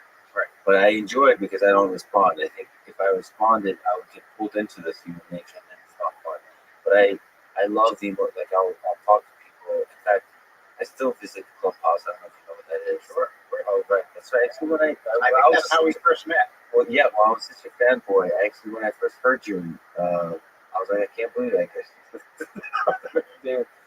But the Israel-Palestine topic was something that was very deeply, heated way discussed. Race relations is a thing that was really heatedly discussed. And I now go to Clubhouse and practice Russian. And there, in Russian, heated discussion is on basically any topic, as meaningless or meaningful as you want, in the heat of it. Just people just screaming and then calming down and going through the full process. And that too is beautiful because that emotion is there. And if it is allowed to have a voice, I think ultimately it leads to healing. So that felt really helpful to learn how to do that at scale. Social media, I wish that it were not as algorithmically biased towards conflict. I don't think that that's healthy, but I think it brings a lot of blessings into people's lives if they use it wisely. It can, like anything else, it can be awful, but it can. I've connected to all sorts of people that I never would have known, and that's been wonderful. So, let me ask you the big question of advice. What advice would you give to young people today that were maybe high school, college, thinking about career, thinking about life, that they'd be proud of? So the first thing that I would say is that life is longer than you think it is. Even though I understand the impulse to be in a rush, you will have many unfoldings, more even than people of my generation did. unfolding. That's such a funny word. That's a It's beautiful just- word. But it feels that way. It's like different aspects of your life will show you different possibilities that you don't imagine at the moment. Um, and I think the second thing that I would say is, I know that this is a very old-fashioned, but I would say if to the extent that you can't read, don't just, and not just on social media, read books. Learn things that will give you a broader context for your life than just today or yesterday, or the day before.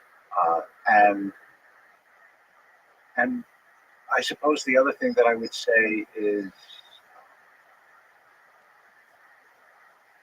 that to the extent that you can, try to develop your own internal metric of both what matters and what is good, because you will be exposed to more voices than any generation in history telling you that that's good or this is good. They're called influencers, but what they are is voices telling you what you should think and what you should believe. And so have some internal space where you'll be able to say, for example, I know this person is doing that and it looks great, but that's not me. You have a community of people that speak to you with a lot of passion. And do you still have that voice in your own, in the privacy of your own, that you were able to ignore, like for a moment, just be with yourself? Absolutely. Think what is right. Absolutely. And I think it's partly because I grew up without that. I mean, I grew up with a lot of space in my life, and so I had a chance to develop that voice. That's why I think it's harder for kids today than it was for me. I mean, I grew up when there were 3 channels. There was 3, 6, and 10. There was ABC, CBS, and NBC, and that was it. And you spent your evening, playing board games or reading or whatever. And there was a lot of space. And we played football in the street. And you went on your bike in the morning, and nobody worried about you. And you came home at night, and everybody assumed you were fine. And so I really feel, and also I went into a religious tradition where I feel like I have the opportunity to judge myself by bigger metrics. And it's still hard. I don't want to. It's not like, oh, I wear impenetrable armor. It's still hard. So how much harder for kids today when they don't have that? You mentioned books. Is there Bertrand Russell and Denial of Death by Ernest Becker? Is there books that pop into mind that have an impact on you? My favorite novel is Middlemarch. Middlemarch. I remember, I was listening to a podcast. I was listening to one of your podcasts where your guest said the 2 greatest novels of the 19th century were Brothers Karamazov and what was the other one he mentioned? I don't remember. Dostoevsky as well, or no? I think Was it both Dostoevsky? I may have been. I don't remember. Maybe yeah. But anyway, I would say Middlemarch is up there. Middlemarch presents an entire world, and it's written by a woman, Mary Ann Evans, who she took the pen name George Eliot, who you feel. Virginia Woolf said it's the only English novel for grown-ups. You feel the genius in her sentences, like the pressure of her intellect in her sentences. It's a wonderful, wonderful book. I love it. Pressure of her intellect. Yeah, you really do. I love Saul Bellow, especially Herzog, but it's a very different kind of thinking person's novel. I read a lot of mysteries and a lot of other kinds of fiction and literature, but in terms of the books that most, you mentioned one of them, which is Viktor Frankl's Man's Search for Meaning. And I also really, really love Heschel's The Sabbath. I think it's a beautiful book. It's a very short book, just as Frankl's book is. What do you take from Man's Search for Meaning? What do you take of your being in the worst conditions, being able to non-dramatically find little joys, find beauty? It's what I said before about Judaism's advice to younger people, is that it matters. If you believe that something matters, you have enormous resilience. It's meaninglessness that is the greatest threat to a decent life. when people are like deeply depressed, whether it is chemical depression or what they feel like is this is all meaningless, and meaning. Now, obviously, chemical depression calls apart for chemical means, but meaning is the great antidote. We can talk about what kind of meaning. I mean, there are kinds of meanings that are awful, but meaning is the great antidote to a sense that life is just nihilistic and purposeless, and to that destructiveness that I think is too common. Yeah, so maybe the heroic action in Nazi Germany, in the Holocaust, in the camps, is even not the action, but just the realization that every life matters. So here's this really wonderful story that Hugo Grint, who was a rabbi in England, died, I don't know, 15, 20 years ago, used to tell. He grew up in Auschwitz. He was a child there, and he was with his father, and it was Hanukkah. And you're supposed to light the candles. And his father took the margarine ration and used it as the oil to light the Hanukkah candles. And Hugo was scandalized. And he said, that's our food. And his father said, what we have learned, my son, is you can live for 3 weeks without food. You can live for 3 days without water, but you can't live for 3 minutes without hope.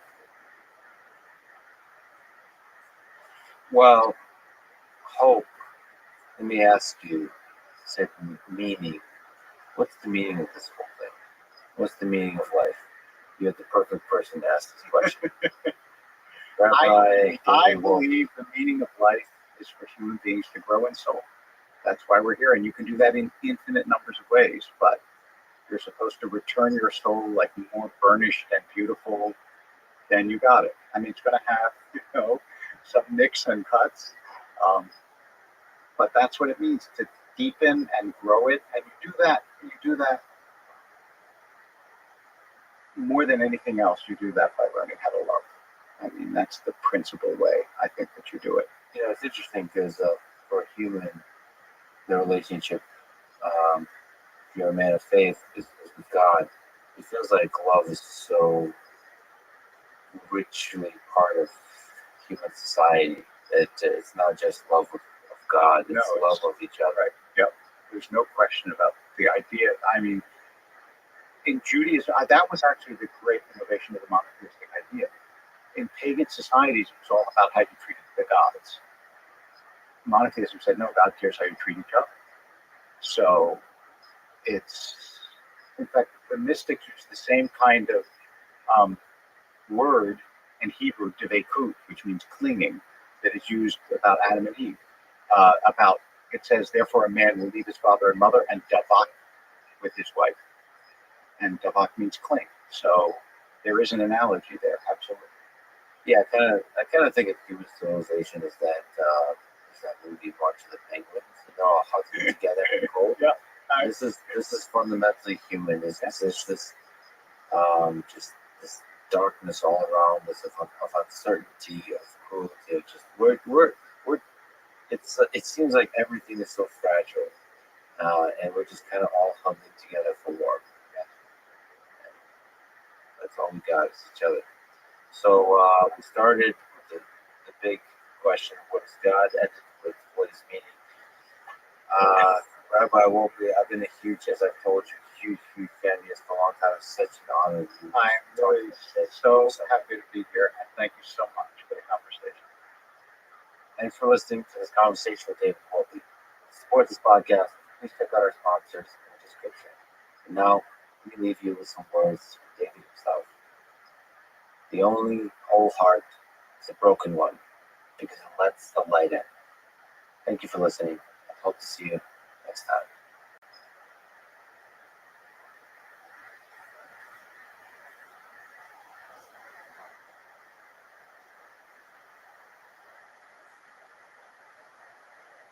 We think that self-assembly, this modular, reconfigurable algorithm for constructing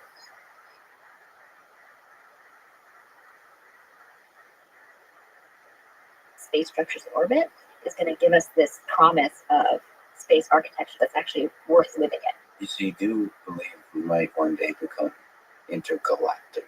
civilization. Yeah.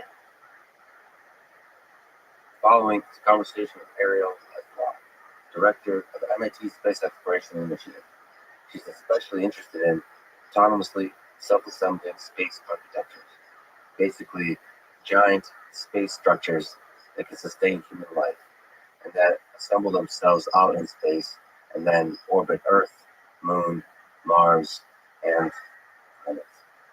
This is the Let's Read podcast. To support it, please check out our sponsors in the description. And now, dear friends, here's Ariel and Paul. When did you first fall in love with space exploration and space in general? My parents are both ex-Air Force. So my dad's an A-10 fighter pilot, and my mom trained and had qualified to be a fighter pilot, but it was early enough that women were not allowed in combat at that time. And so I grew up with these two pilots, and although they themselves did not become astronauts, there's a really rich legacy of Air Force pilots becoming astronauts. It was loomed large in my childhood.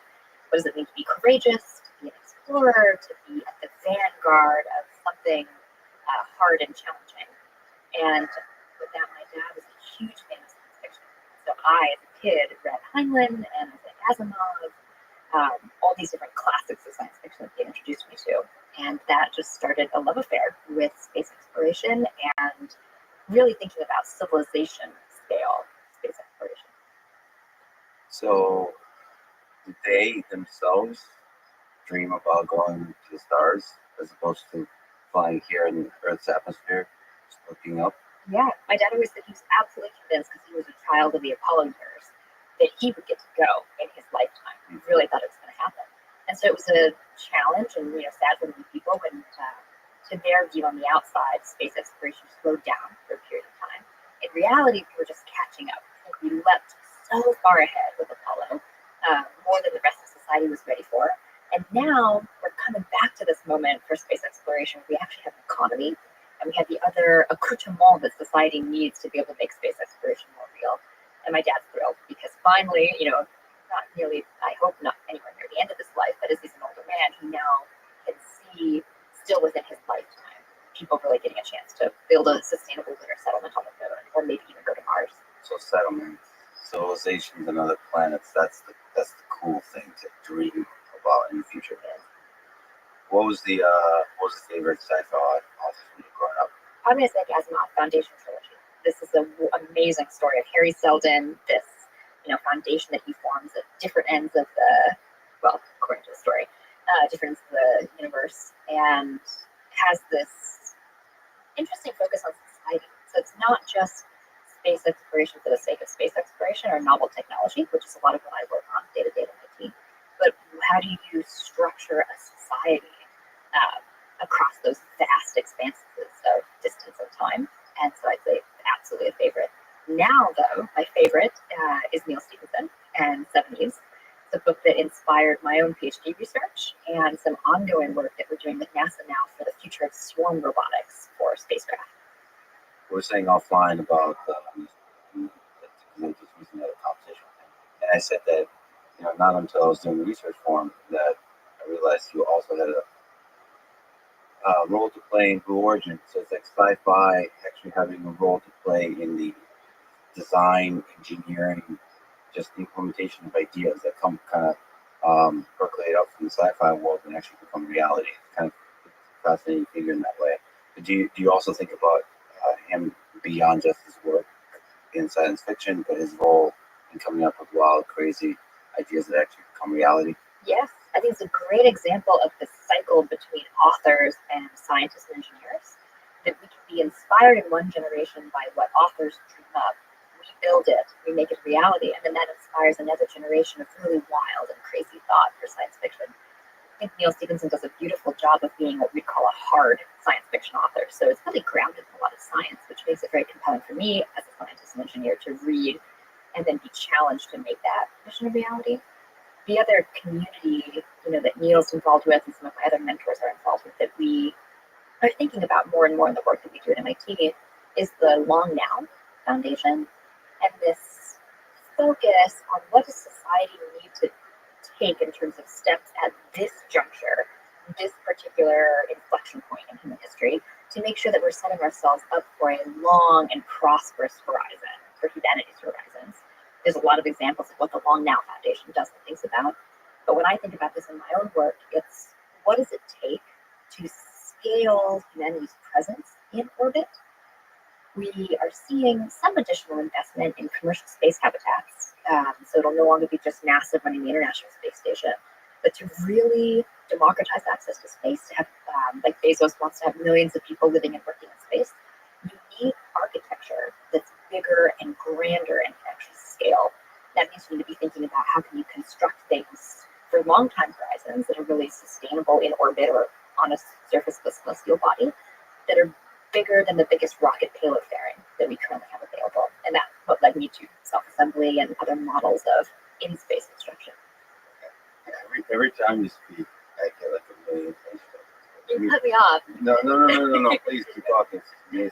It's like a million idea. So one sort of on the dark side, let me ask, do you think about the threats to human civilization that kind of motivate the scaling of the expansion of humans in space and on other planets? What are you worried about? Nuclear war, pandemics, super intelligent artificial intelligence systems, more not existential crises, but ones that have potential significant detrimental effects on society, like climate change, those kinds of things. And then there's, of course, the fun asteroid coming out from the darkness and hitting our Earth. There's been a few movies on that. Anyway, guys, there's something that you think about that threatens us in this century? I mean, as an ex-military family, we used to talk about all of this. We would say that luck favors the prepared.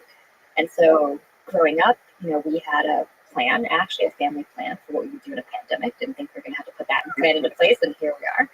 We do, certainly, among my own family and my friends and then our work at MIT, we do think about existential threats and risks to humanity and what role does space exploration and getting humans off-world have to play in a resilient future for humanity.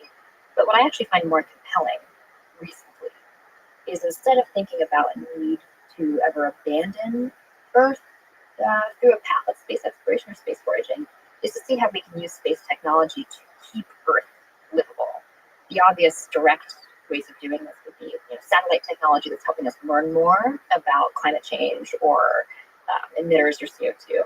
But there's also a future for geoengineering that might be space-based. A lot of questions that would have to be answered around that. But these are examples of pivoting our focus away from maybe the Hollywood vision of, an asteroid's going to come, we're going to have to save Earth, to let's use our considerable technology prowess and use space technology to save Earth and be very much focused on how we can have a worthwhile life for Earth's citizens, even as some of us want to go out further venturing. Right, just the desire to explore the mysterious, yes.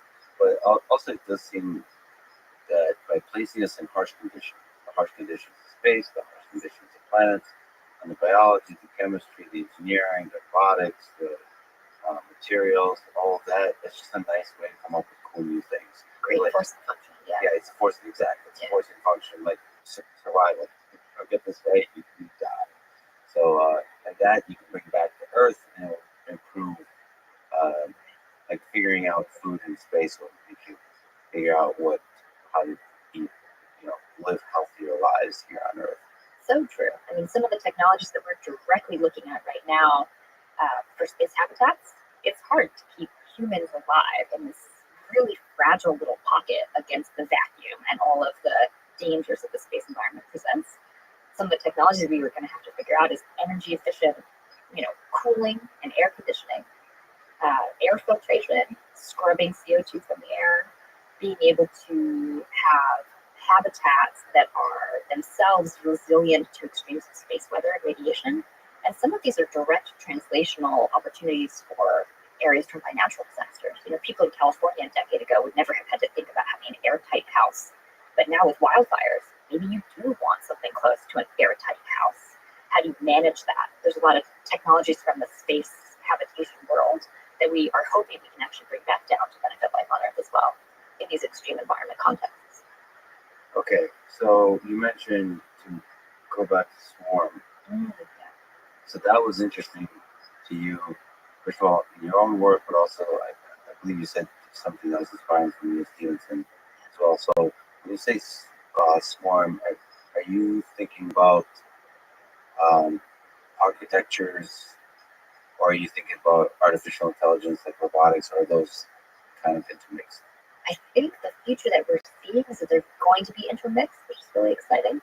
So the future of space habitats are one of intelligent structures, maybe not all the way to how, and the 2001 Space Odyssey reference that scares people about the habitat having a mind of its own. But certainly we're building systems now where the habitat has sensing technology that allows it to communicate its basic functions, maintaining life support for the astronauts, but could also communicate in symbiosis with these swarm robots that would be on the outside of the spacecraft, whether it's in a microgravity orbiting environment or on the surface. And these little robots, they crawl, just a la Neil Stephenson said in Eves, they crawl along the outside of the spacecraft looking for micrometeorite punctures or gas leaks or other faults and defects. And right now, we're just working on the diagnosis. So can the swarm, with its collective intelligence, act in symbiosis with the spacecraft and detect things?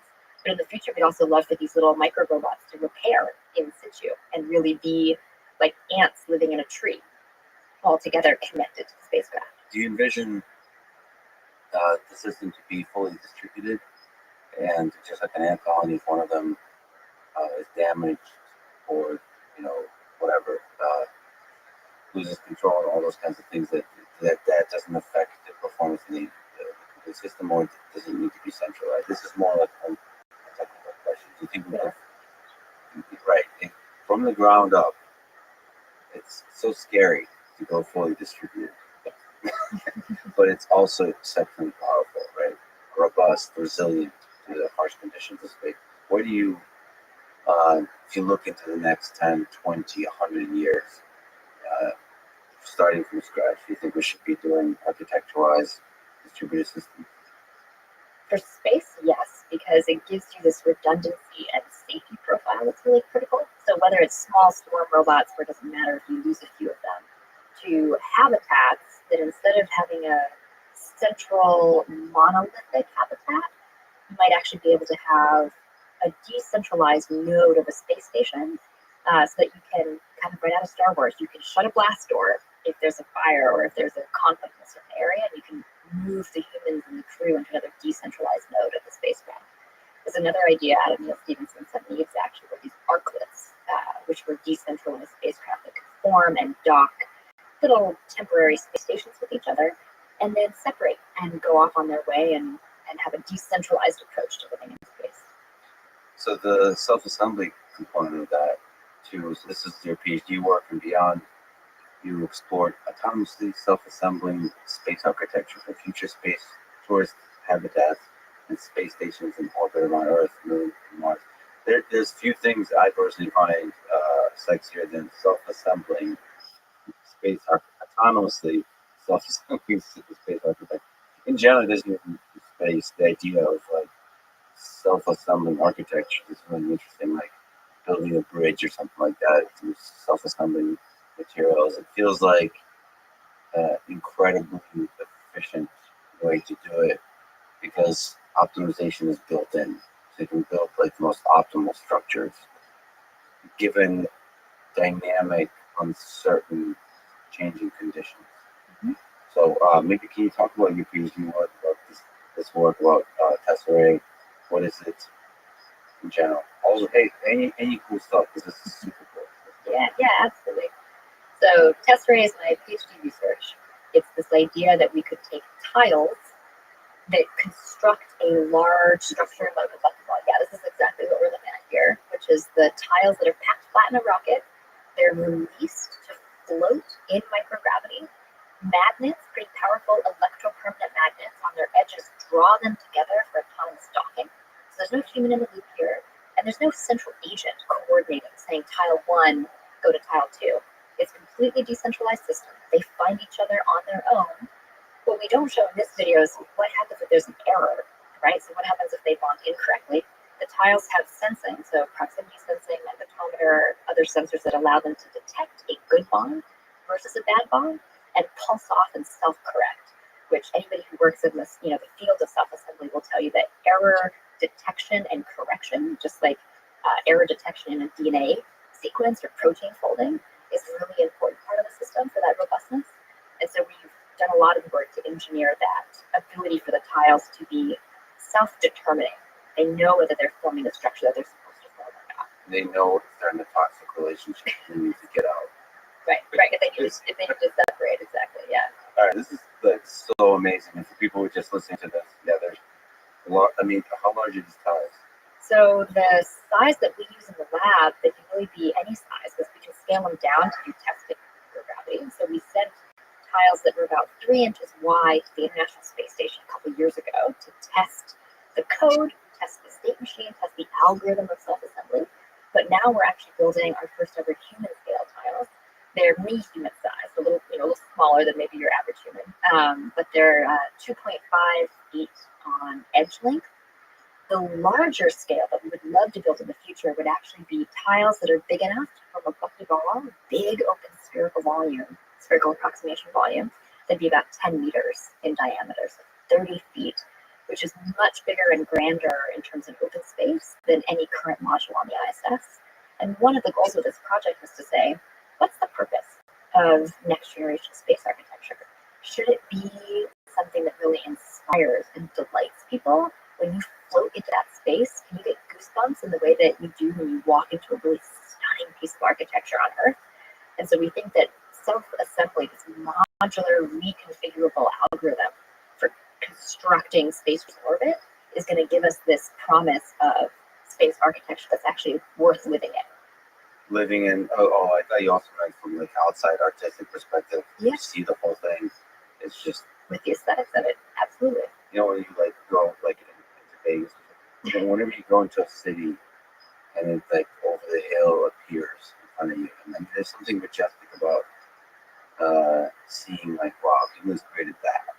It gives you like hope about like these bunch of ants were able to figure out how to build skyscrapers that light up, and in general the design of these tiles and the way you envision it are pretty scalable.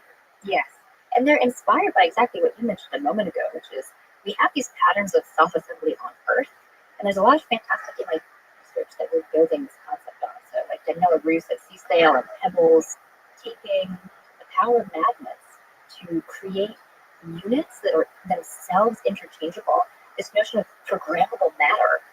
And so we're interested in going really big with it to build big scale space structures with programmable tiles. But there's also a really fascinating, end of that on the other side of the spectrum, which is how small can you go with matter that's programmable and stacks and builds itself and creates a bridge or something in the future. What do you envision the thing would look like? Like, when you imagine a thing far into the future where there's so we're not even thinking about like small space. Let's not call it small, but our currently sized space stations, but like something gigantic. What do you envision? Is this something with symmetry, or is this something you can't even come up with yet? Is there a beautiful structure you imagine in your mind? I've got 3 candidates that I would love to build. If we're talking about monumental space architecture, one is, what does a space cathedral look like? It can be a secular cathedral, doesn't necessarily have to be about religion, but that notion of long sight lines, inspiring, stunning architecture when you go in. And you can imagine floating, instead of being on the ground and only looking up, in space you could be in a central node, and each direction you look at, all the cardinal directions, are spires going off in a really large and long way. So that's concept number 1. Number 2 would be something more organic that's not just geometric. So here, one of the ideas that we're working on at MIT in my lab is to say, could you, instead of the tesseract model, right, which is self-assembling a shell, could you define a module that's a node, a small node that someone can live in, and you self-assemble a lot of those together? They're called plesiohedrons, like space-filling solids, and you dock a bunch of them together, and you can create a really organic structure out of that. So it's the same way that muscles accrete to appear. You can have these nodes that dock together, and one shape that I would love to form out of this is something like a nautilus, a shell. That beautiful, Fibonacci spiral sequence that you get in that shape, which I think would be a stunning and fabulous aggregated space station. You said so many cool words. Plesiosahedron. Yeah, So that's space filling solid. The simplest thing to think of is like a cube. Oh, cube. A cube, right? So you can stack cubes together, and if you had an infinite number of cubes, you fill all that space. There's no gaps in between the cubes. They stack and fill space. Another plesiosahedron is a truncated octahedron, and that's actually one of the candidate structures that we think would be great for space stations. What's the truncated part? So you cut off an octahedron actually has little pointy areas.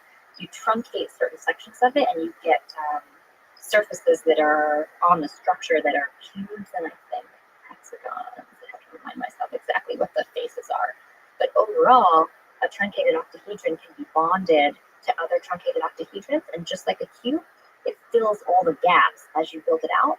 So you can imagine two truncated octahedrons, they come together at an airlock, which is what we space people call doors in space, and you dock them on all sides, and you basically created this decentralized network of space nodes that make a big space station. And once you have enough of them and you're growing with enough big units, you can do it in any macro shape you want. That's where the Nautilus comes in. This could be designed an organically inspired shape for a space station. Can I just say how awesome it is to hear you say we space people? I know you meant people that are doing research on space exploration, space technology, but it also made me think of a future. There's Earth people, and there's those space people. And I wish we could unite those two. Yeah, no, for sure. For sure. But like, it's like New Yorkers and like Texans or something like that. Yeah, of course, you live for a time in New York and you go up to Boston, but for a time you're the space people. I know those space people. They're kind of wild up there. Let's see how that dynamic evolves. Yeah, exactly. Yeah. There's that culture forms. I would love to see what kind of culture. But once you have sort of more and more civilians, I think there's a human. And yeah, I love psychology, sociology, and I'll maybe ask you about that too, which is like the dynamic between humans. You have to kind of start considering that. You need to start spending more and more time up in space, and start sending civilians, start sending bigger and bigger groups of people, and then of course the beautiful and the ugly emerges from the human nature that we haven't been able to escape. But when you say the plesiosahedrons, these kinds of shapes, are they multifunctional? Like, is the idea you'd be able to humans can occupy them safely in some of them, and some others have some other purposes? Exactly. One could be sleeping quarters. One could be a greenhouse or an agricultural unit. One could be a storage depot. Essentially, all of the different rooms or functions that you might need in a space station could be subdivided into these nodes and then stacked together. And one of the promises of both test array, my original PhD research, which is these shells, and then this follow-on node concept, is that right now we build space stations, and once they're built, they're done. You can't really change them profoundly. But the benefit of a modular self-assembling system is you can disassemble it. You can completely reconfigure it. So if your mission changes or the number of people in space that you want to host, if you have a space conference happening like South by Southwest. I was thinking space party, but space party. Specific. Then maybe all of a sudden you want to change out what were window tiles yesterday, cupola tiles, and make them into a birthing port so that you can welcome 5 new spaceships to come and join you in space. That's what this promise of reconfigurable space architecture might allow us to explore. I've been hanging out with Grimes recently, and I just feel like she belongs up in space. This is like designed for artists, essentially. Like, imagine, this is what South by keeps introducing me to. Is there's like the weird and the beautiful people, and like the artists, and it feels like there's a lot of opportunities for art and design. It's like that space is a combination of arts, design, and great engineering with it's safety critical with like the highest stakes. So you can't mess it up. And is there, first of all, you're talking about tiling. So Neil Stevens is obsessed about that. I don't know if it's related to any of this. He seems to be obsessed with like how do you tile a space? That's like a geometric notion, like the tessellation. And it's a beautiful idea for architecture that you can self-assemble these different shapes, and you can have probably some centralized guidance of the kind of thing you want to build, but they also kind of figure stuff out themselves in terms of the low level details, in terms of the figuring out when everything fits just right. But for the OCD people, like, what's that subreddit? Pleasantly, it's like really fun. Everything they have like videos of everything just pleasantly. Very pleasing. All the tolerances go together well. So they figured that out on themselves in the local robotics problem. But by the way, what's Pebbles? What's the Pebbles project? The Pebbles project are little cubes that have EPMs in them, electrochromic magnets, and they can self-disassemble. So they'll turn off, and so you'll have this little structure that all of a sudden can flip the little pebbles over and essentially just disaggregate. They have to make some pleasing sounds. Yeah. What that's gonna. So I'm supposed to talk to Danielle, so I'll probably spend an hour just discussing the sounds and stuff. Okay. What were we talking about? So that's because you mentioned two, I think. Right. My third one. Yeah. What is the third one? My third one is a ring world, just because every science fiction book ever that's worth anything has a ring world in it, and a donut. A donut, yeah. So really big torus that could encircle a planet. Or encircle another celestial body, maybe an asteroid or a small moon. And the promise here is just the beauty of being able to have that geometry in orbit and all that surface area for solar panels and docking and essentially just all of what that enables to have a ring world at that scale in orbit. By the way, for the viewers, we're looking at figure 11. What paper is this one? So hexagonal tiling of a torus generated in Mathematica, referencing code and approach from two citations. So we're looking at a tiled donut, and I'm now hungry. So this is is this from your thesis? No. This is probably, this is in my thesis. This looks like it was one of my earlier papers. This was an approach to say, great, come up with this tessellation approach for a buckyball. And we picked the buckyball because it is the most efficient surface area to volume ship and what's expensive in space, the surface area, shipping up all that material. So we wanted something that would maximize the volume. But if we think about ring worlds and other shapes, we wanted to look at how do you tile a torus, and this is one example with hexagons, to be able to say, could we take this same tesserae approach of self-assembling tiles and create other geometries? That's awesome. So you mentioned microgravity, and I believe that there's a picture of you floating in microgravity. When did you get to experience that? What was that like? So I've flown 9 times on the affectionately known as the Vomit Comet. It's the parabolic flight, and essentially it does what you want a plane never to do. It pitches really steeply upwards at 45 degrees. That's a picture you. Yeah, that's test right. That's super early in my PhD. So much as the passive tiles before we even put electronics in. We were just testing the magnet polarity and essentially, is it an energy favorable structure to self-assemble on its own? So we tweaked a lot of things between. Are we looking at a couple of them? Yeah, you're looking at a bunch of them. There's almost 32 of them. Yeah. Cool. And They're clumping. Yeah. Can you comment on what's the difference between microgravity and zero gravity? Yes. So it's an important difference. There is no zero gravity. There's nothing in the universe. There is no such thing as zero gravity. So Newton's law of gravity tells us that there's always gravity attraction between any two objects. So zero G is a shorthand that some of us fall into using, or is a little easier to communicate to the public. The accurate term is microgravity, where you are essentially floating, you're weightless, but generally in free fall.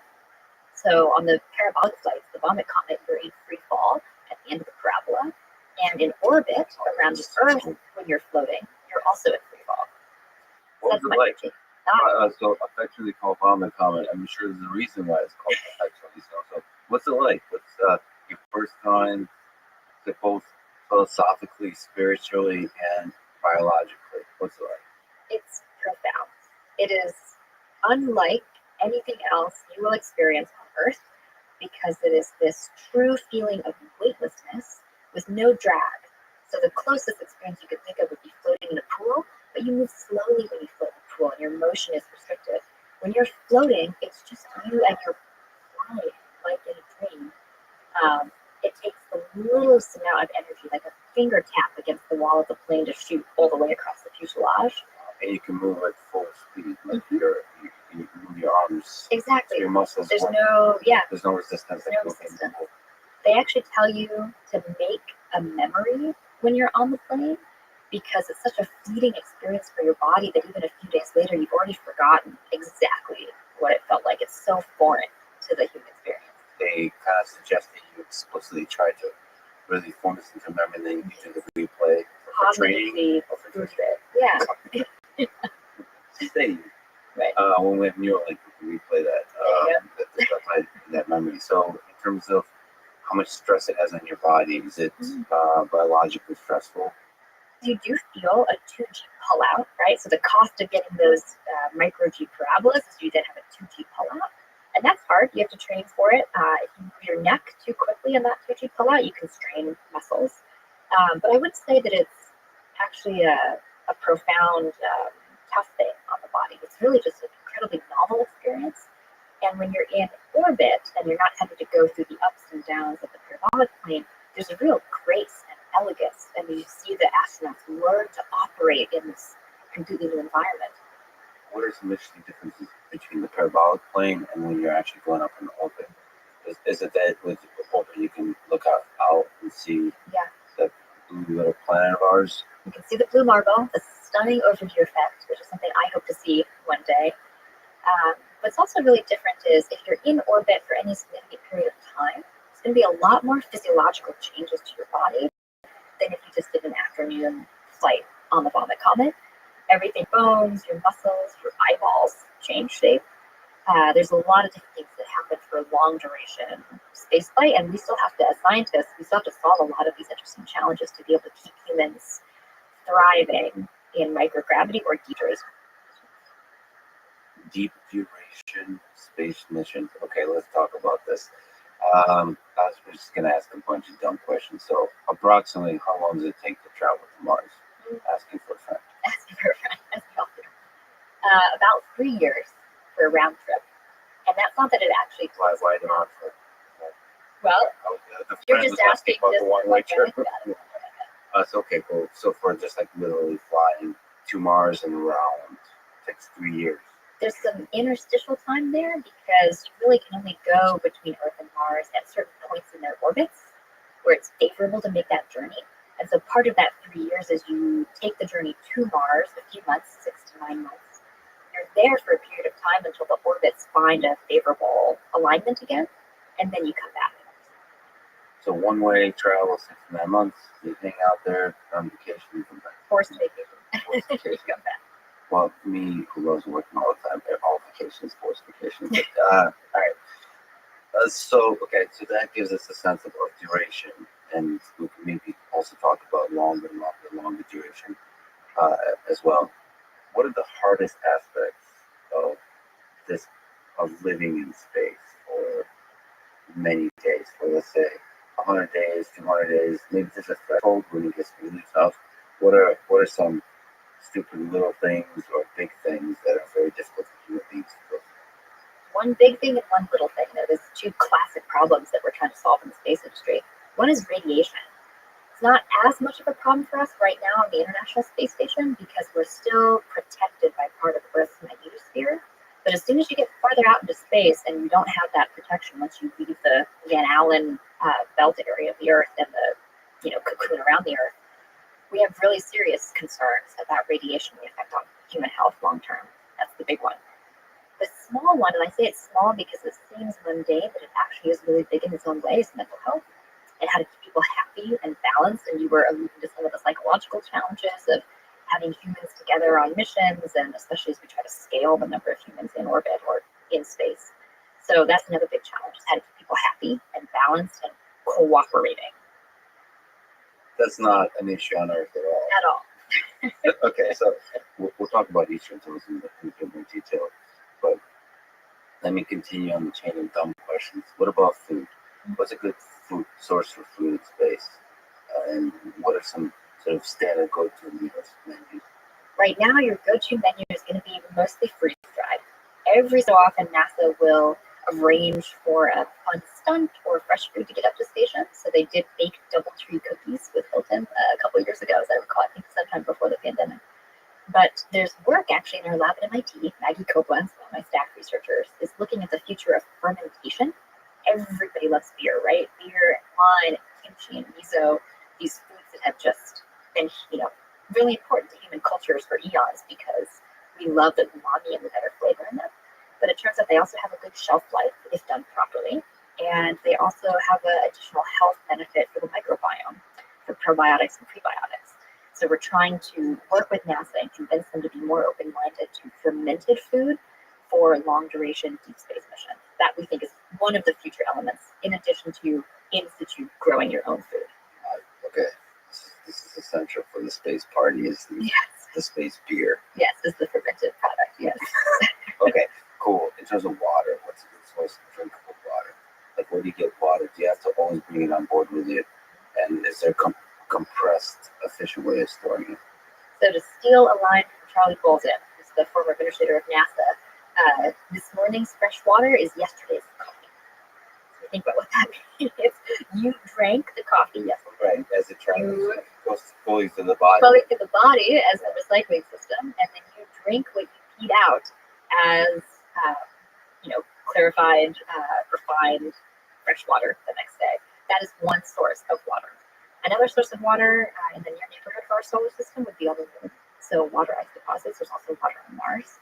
This is one of the big things that's bringing people to want to develop infrastructure on the moon. Is once you've gotten out of the gravity well of Earth, you can find water on the moon and refine it. You can either make it into propellant or drinkable water for humans. And so that's really valuable as a potential gateway out into the rest of the solar system to be able to get propellant without always having to ship it up from Earth. So, how much water is there on Mars? That's a great question. I do not know. We don't know this water yet, at the right? caps. I suspect NASA, from all of the satellite studies that they've done of Mars, have a decent idea of what the water deposits look like, but I don't know to what degree they have characterized those. I really hope there's life or traces of previous life on Mars. This is a special spot in my heart because I got to work on Sherlock, which is the astrobiology experiment that's on Mars right now, searching for what they would say in a very cautious way is signs of past habitability. They want to be careful not to get people overly excited and say we're searching for signs of life. They're searching to see if there would have been organics on the surface of Mars or water in certain areas that would have allowed for life to flourish. And I really love this prospect. I do think within our lifetimes we'll get a better answer about life in our solar system if it's there.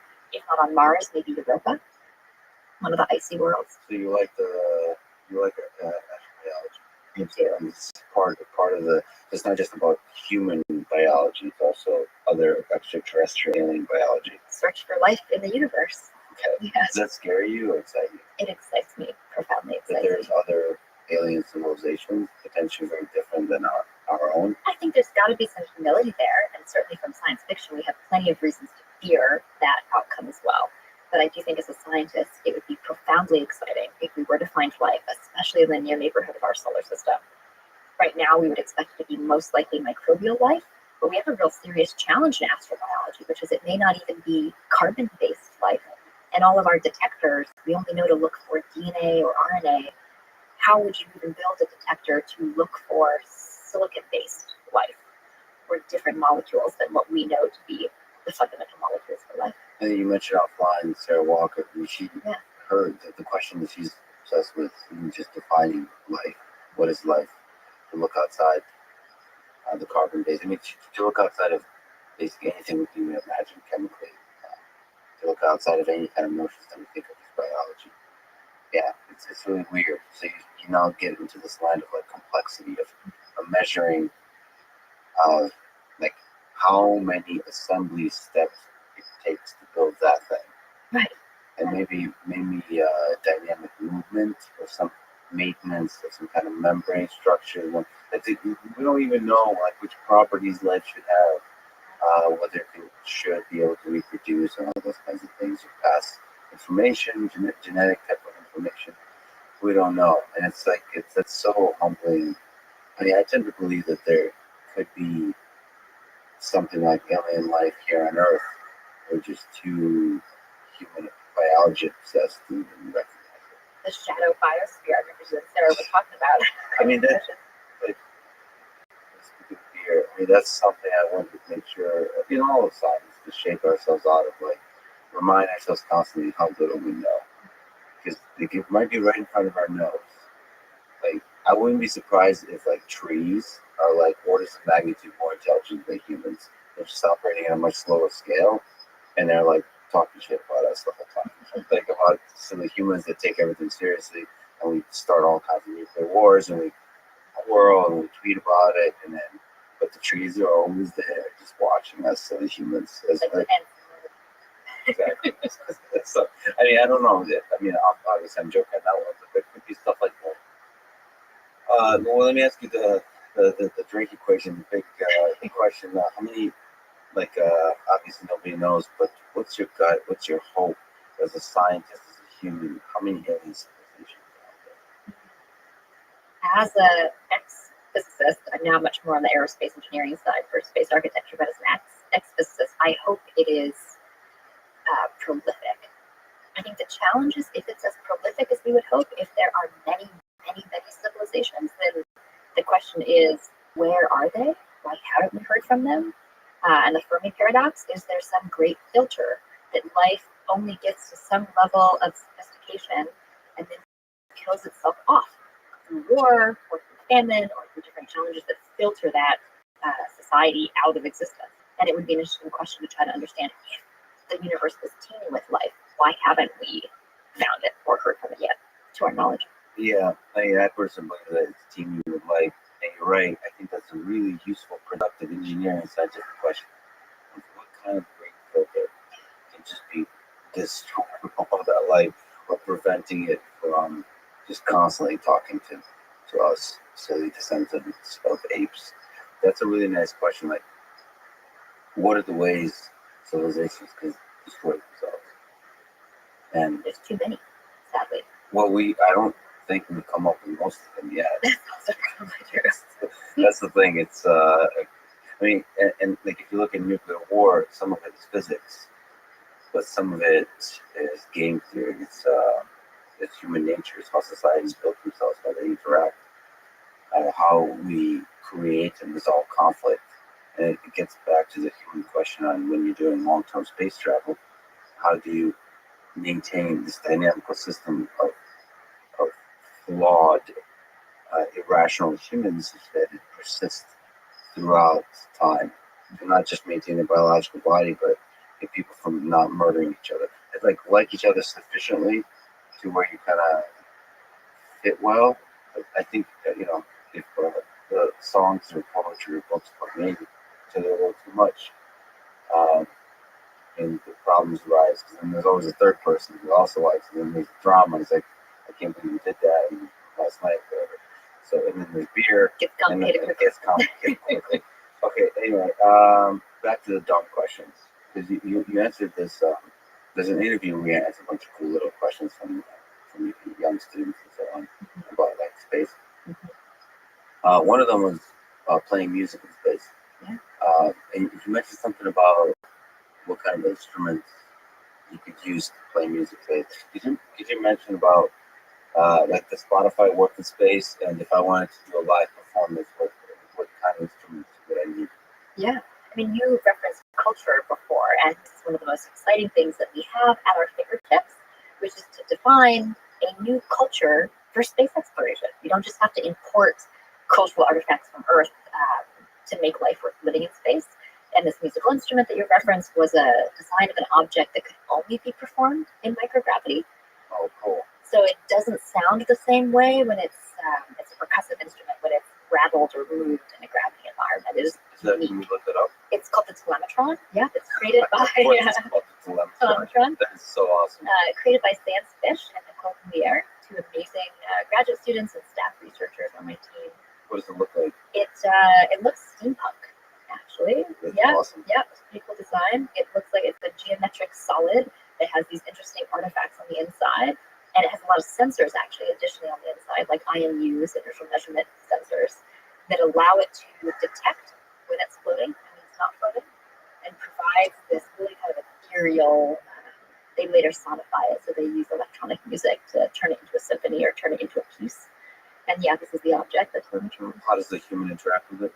By tossing it. So it's an interactive musical instrument. It actually requires another partner So the idea was that it's something like a dance, or just like something like a choreography in space. Got it. And then, speaking of which, you also talked about sports and like ball sports, like playing soccer. So what you mentioned that your muscles can move with full speed, and then if you push off the wall lightly, you fly zoom across. So how does the physics of that work?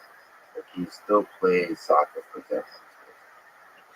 But one of the most intuitive things that we all learn as babies, right, is whenever you throw something, if I was going to toss something to you, I toss it up because I know that it has to compensate for the fact that that Keplerian arc is going to draw it down. The equations of motion draw it down.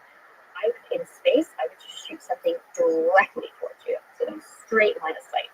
And so that would be very different for any type of ball sport, is to retrain your human mind to have that as your intuitive arc of motion or lack of it. From your experience and understanding how astronauts get adjusted to the stuff, how long does it take to adjust to the physics of this world, this other world? So even after 1 or 2 parabolic flights, you can gain a certain facility with moving in that environment. I think most astronauts would say maybe several days on station or a week on station, and their brain flips. It's amazing the plasticity of the human brain and how quickly they are able to adapt. And so pretty quickly they become creatures of this new environment. Okay, so that's cool.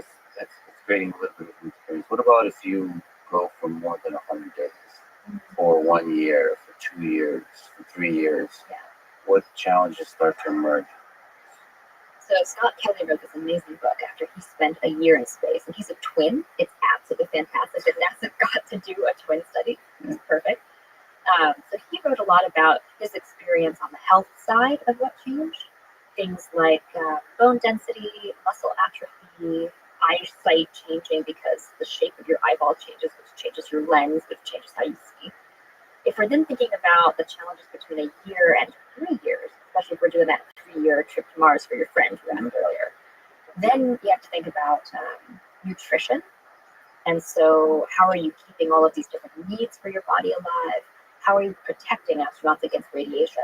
Either having some type of a shell on the spacecraft, which is expensive because it's heavy. If it's something like lead, a really effective radiation shell, it's going to be a lot of mass. Or is there a pill that could be taken to try to make you less danger of some of the radiation effects? A lot of this has not yet been answered, but radiation is really a significant challenge for that 3-year journey. And what are the negative effects of radiation on the human body out in space? Higher likelihood to develop cancer at a younger age.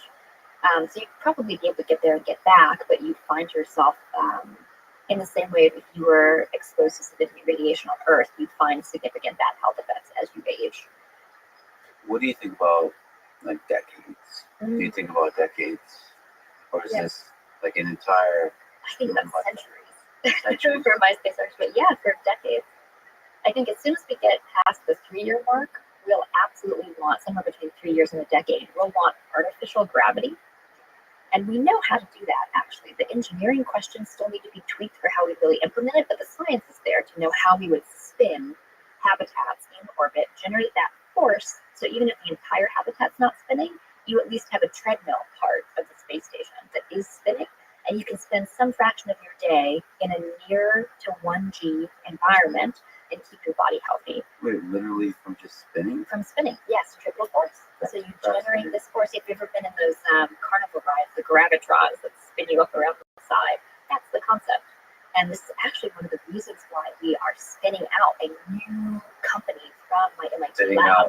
Spinning out. That is accidental, but well noted space flight is like All right. But yeah, we're spinning out a new company to look at next generation space architecture and how do we actually scale humanity's access to space. And one of the areas that we want to look at is artificial gravity. Is there a name? Yep, there's a name. We are brand new. We are just exiting stealth mode. So your podcast listeners will literally be among some of the first to hear about it. It's called Aurelia Institute. Aurelia is an Old English word for chrysalis. And the idea with this is that we, humanity, collectively, are at this next stage of our metamorphosis, like a chrysalis, into a spacefaring species. And so we felt that this was a good time, a necessary time, to think about next generation space architecture, but also Starfleet Academy, if you know that reference from Star Trek. Yes. So let me ask a silly sounding, ridiculous sounding, but probably extremely important question. Sex in space, including intercourse, conception, procreation, birth, like being a parent, like raising baby. So basically from birth, well, from the before the birth part, like the birds and bees and stuff, and then the whole thing. How complicated is that? I remember looking at the. I remember looking at this exact Wikipedia page actually, and I remember being the Wikipedia page is Sex in Space, and fascinated how difficult of an engineering problem the whole thing is. Is that something you think about too? How to have generations of humans, self-replicating organisms? Yes. Societies essentially. I mean, I guess with like if you solve the gravity problem, you solve a lot of these problems. That's the hope, yeah. It's like the central challenge of microgravity to human reproduction. But we do host a workshop every year at Beyond the Cradle, which is the space event that we run at MIT. And we always do one on pregnancy in space, or motherhood, or raising children in space, because they're huge questions. There have been a few mammal studies that have looked at reproduction in space, but there are still really major questions about how does it work? How does the fetus evolve in microgravity if you're pregnant in space?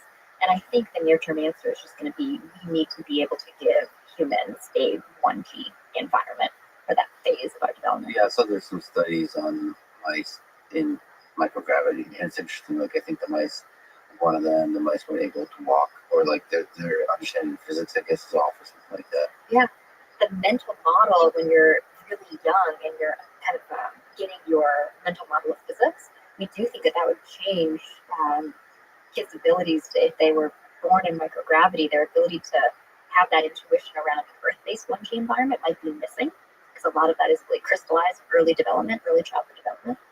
So that makes sense that they would see that in mice. Yeah. So what about life when we choose to park our vehicles on another planet, on the moon, but let's go to Mars? First of all, does that excite you? Humans going to Mars, like stepping foot on Mars, and when do you think it'll happen? It does excite me. I think visionaries like Elon are working to make that happen in terms of building the road to space. We are really excited about building out the human lived experience in space once you get there. So how are you going to grow your food? What is your habitat going to look like? I think it's profoundly exciting, but I do think that there's a little bit of a misunderstanding of Mars anywhere in the near future being anything like a replacement for Earth. So it is good for humanity to have these other pockets of our civilization that can expand out beyond Earth. But Mars is not, in its current state, a good home for humanity. Too many perchlorates in the soil. You can't use that soil to grow crops. Atmosphere is too thin, certainly can't breathe it, but it's also just really thin compared to our atmosphere. A lot of different challenges that would have to be fundamentally changed on that planet to make it a good home for a large human civilization. How does a large civilization of humans get built on Mars? And what do you think?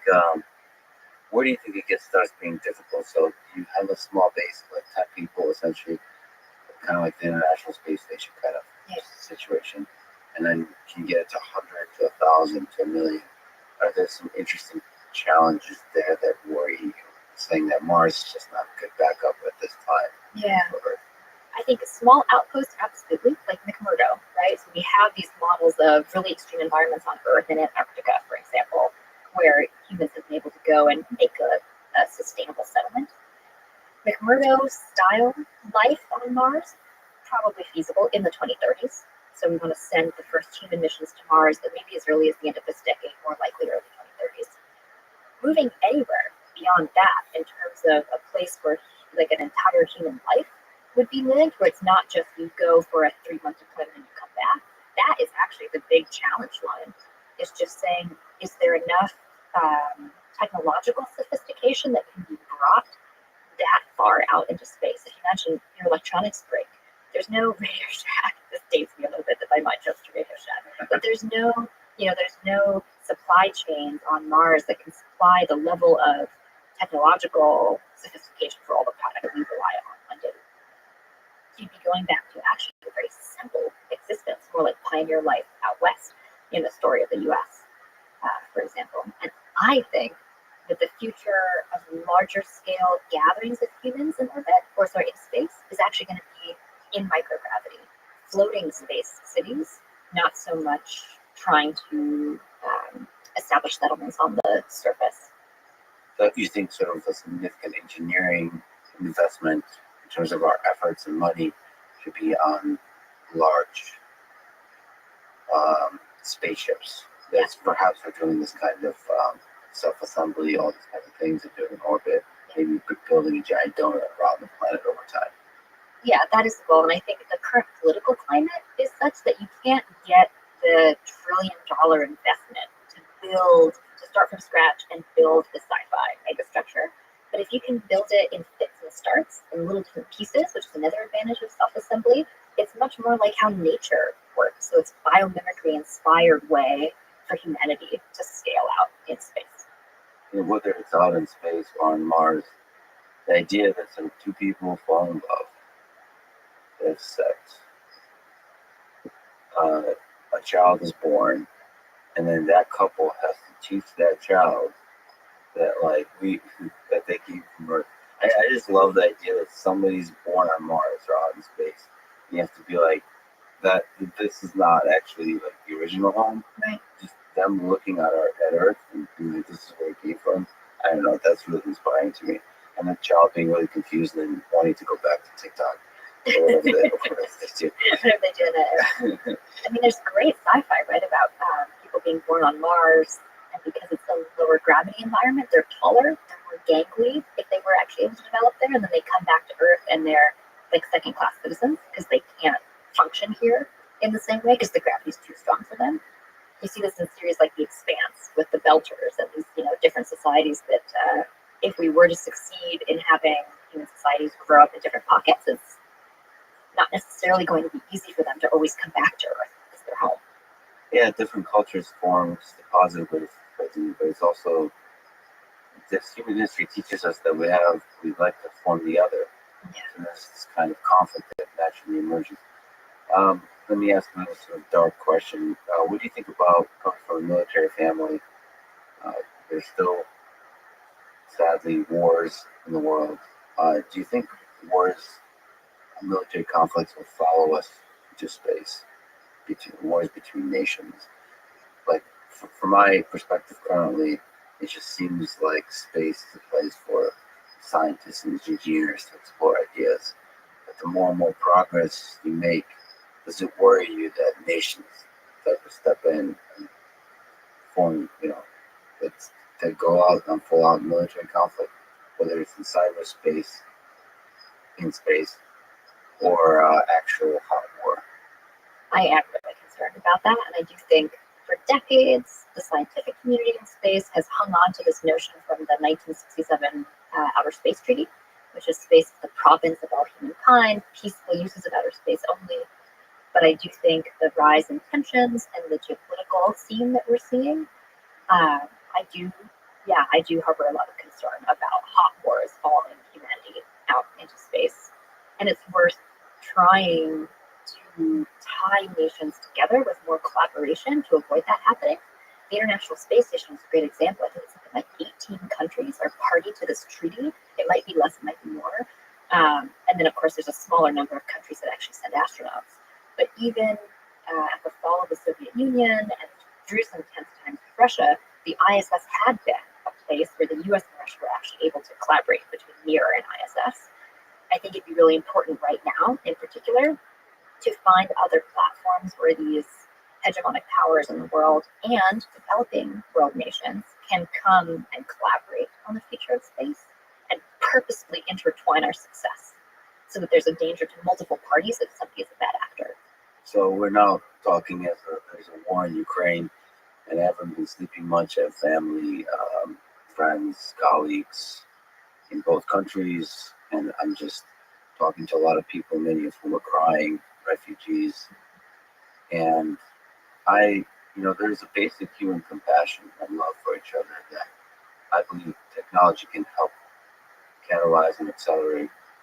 But there's also science. There's something about rockets. There's something about and I mean like space exploration, that inspires the world about the positive possibilities of the human species.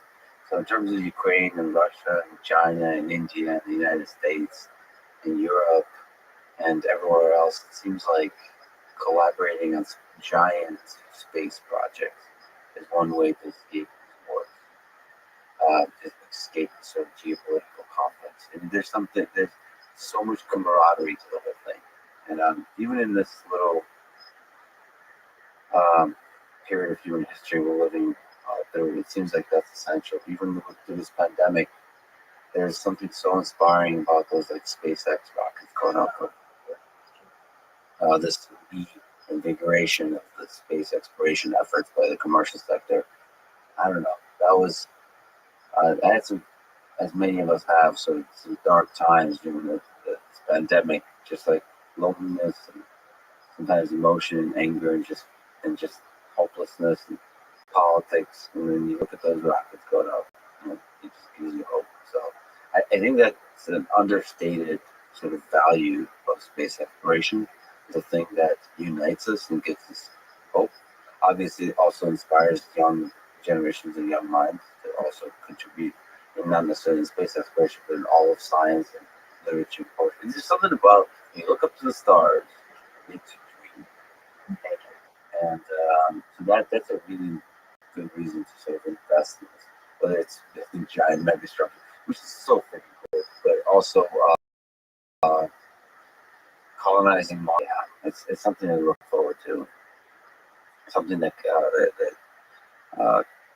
and not make it a domain of war, but a domain of human collaboration and human compassion, I think. Yeah. You're the founder and director of the MIT Space Exploration Initiative. It includes a ton of projects. So I just want to, they're focused, I guess, on life in space, from astrobiology, like we talked about, to habitats. And there's some other interesting projects, part of this initiative that you're aware of, that pop to mind that you find particularly cool. Absolutely. One is the future of in-space manufacturing. So if we're going to build large-scale space structures, yes, it's great to ship them up from Earth and self-assemble them. But what about extrusion in orbit? It's one of the best technologies to leverage in microgravity, because you can extrude a particularly long beam that would sag in a normal gravity environment, but might be able to become the basis of a truss or a large-scale space structure. So we're doing miniature tests of extrusion and are excited to fly this on the International Space Station in a few months. We are working on swarm robots. We have just announced, actually, MIT's return to the moon.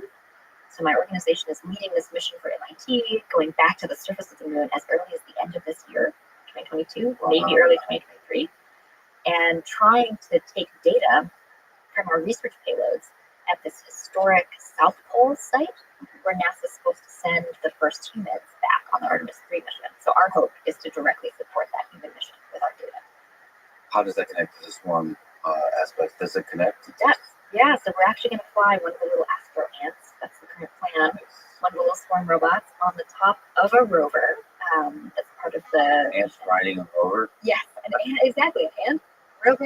That rover gets packed with a lander. That lander gets packed with a SpaceX rocket. So it's a whole nesting dolls situation to get to the moon. Mother of robot dragons. Yes. Yeah, okay. So there's one, a swarm of one. Swarm of one, exactly. We're testing out. It's a tech demonstration mission, not a true swarm. Yeah, there they are. Those are the astronauts. Wow. And so it's a distributed system, and in theory, you could have a ton of these. Yes, these could also be centralized. So they have wireless technology that could also talk to a central base station, and we'll be assessing kind of case by case whether it makes sense to operate them in a decentralized swarm or to command them in a centralized swarm. Each robot is equipped with 4 magnetic wheels, which enable the robot to attach to any magnetic surface.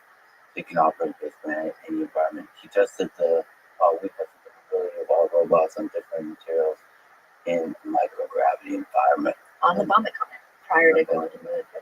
So they're basically moving along different metallic surfaces. Yeah, exactly.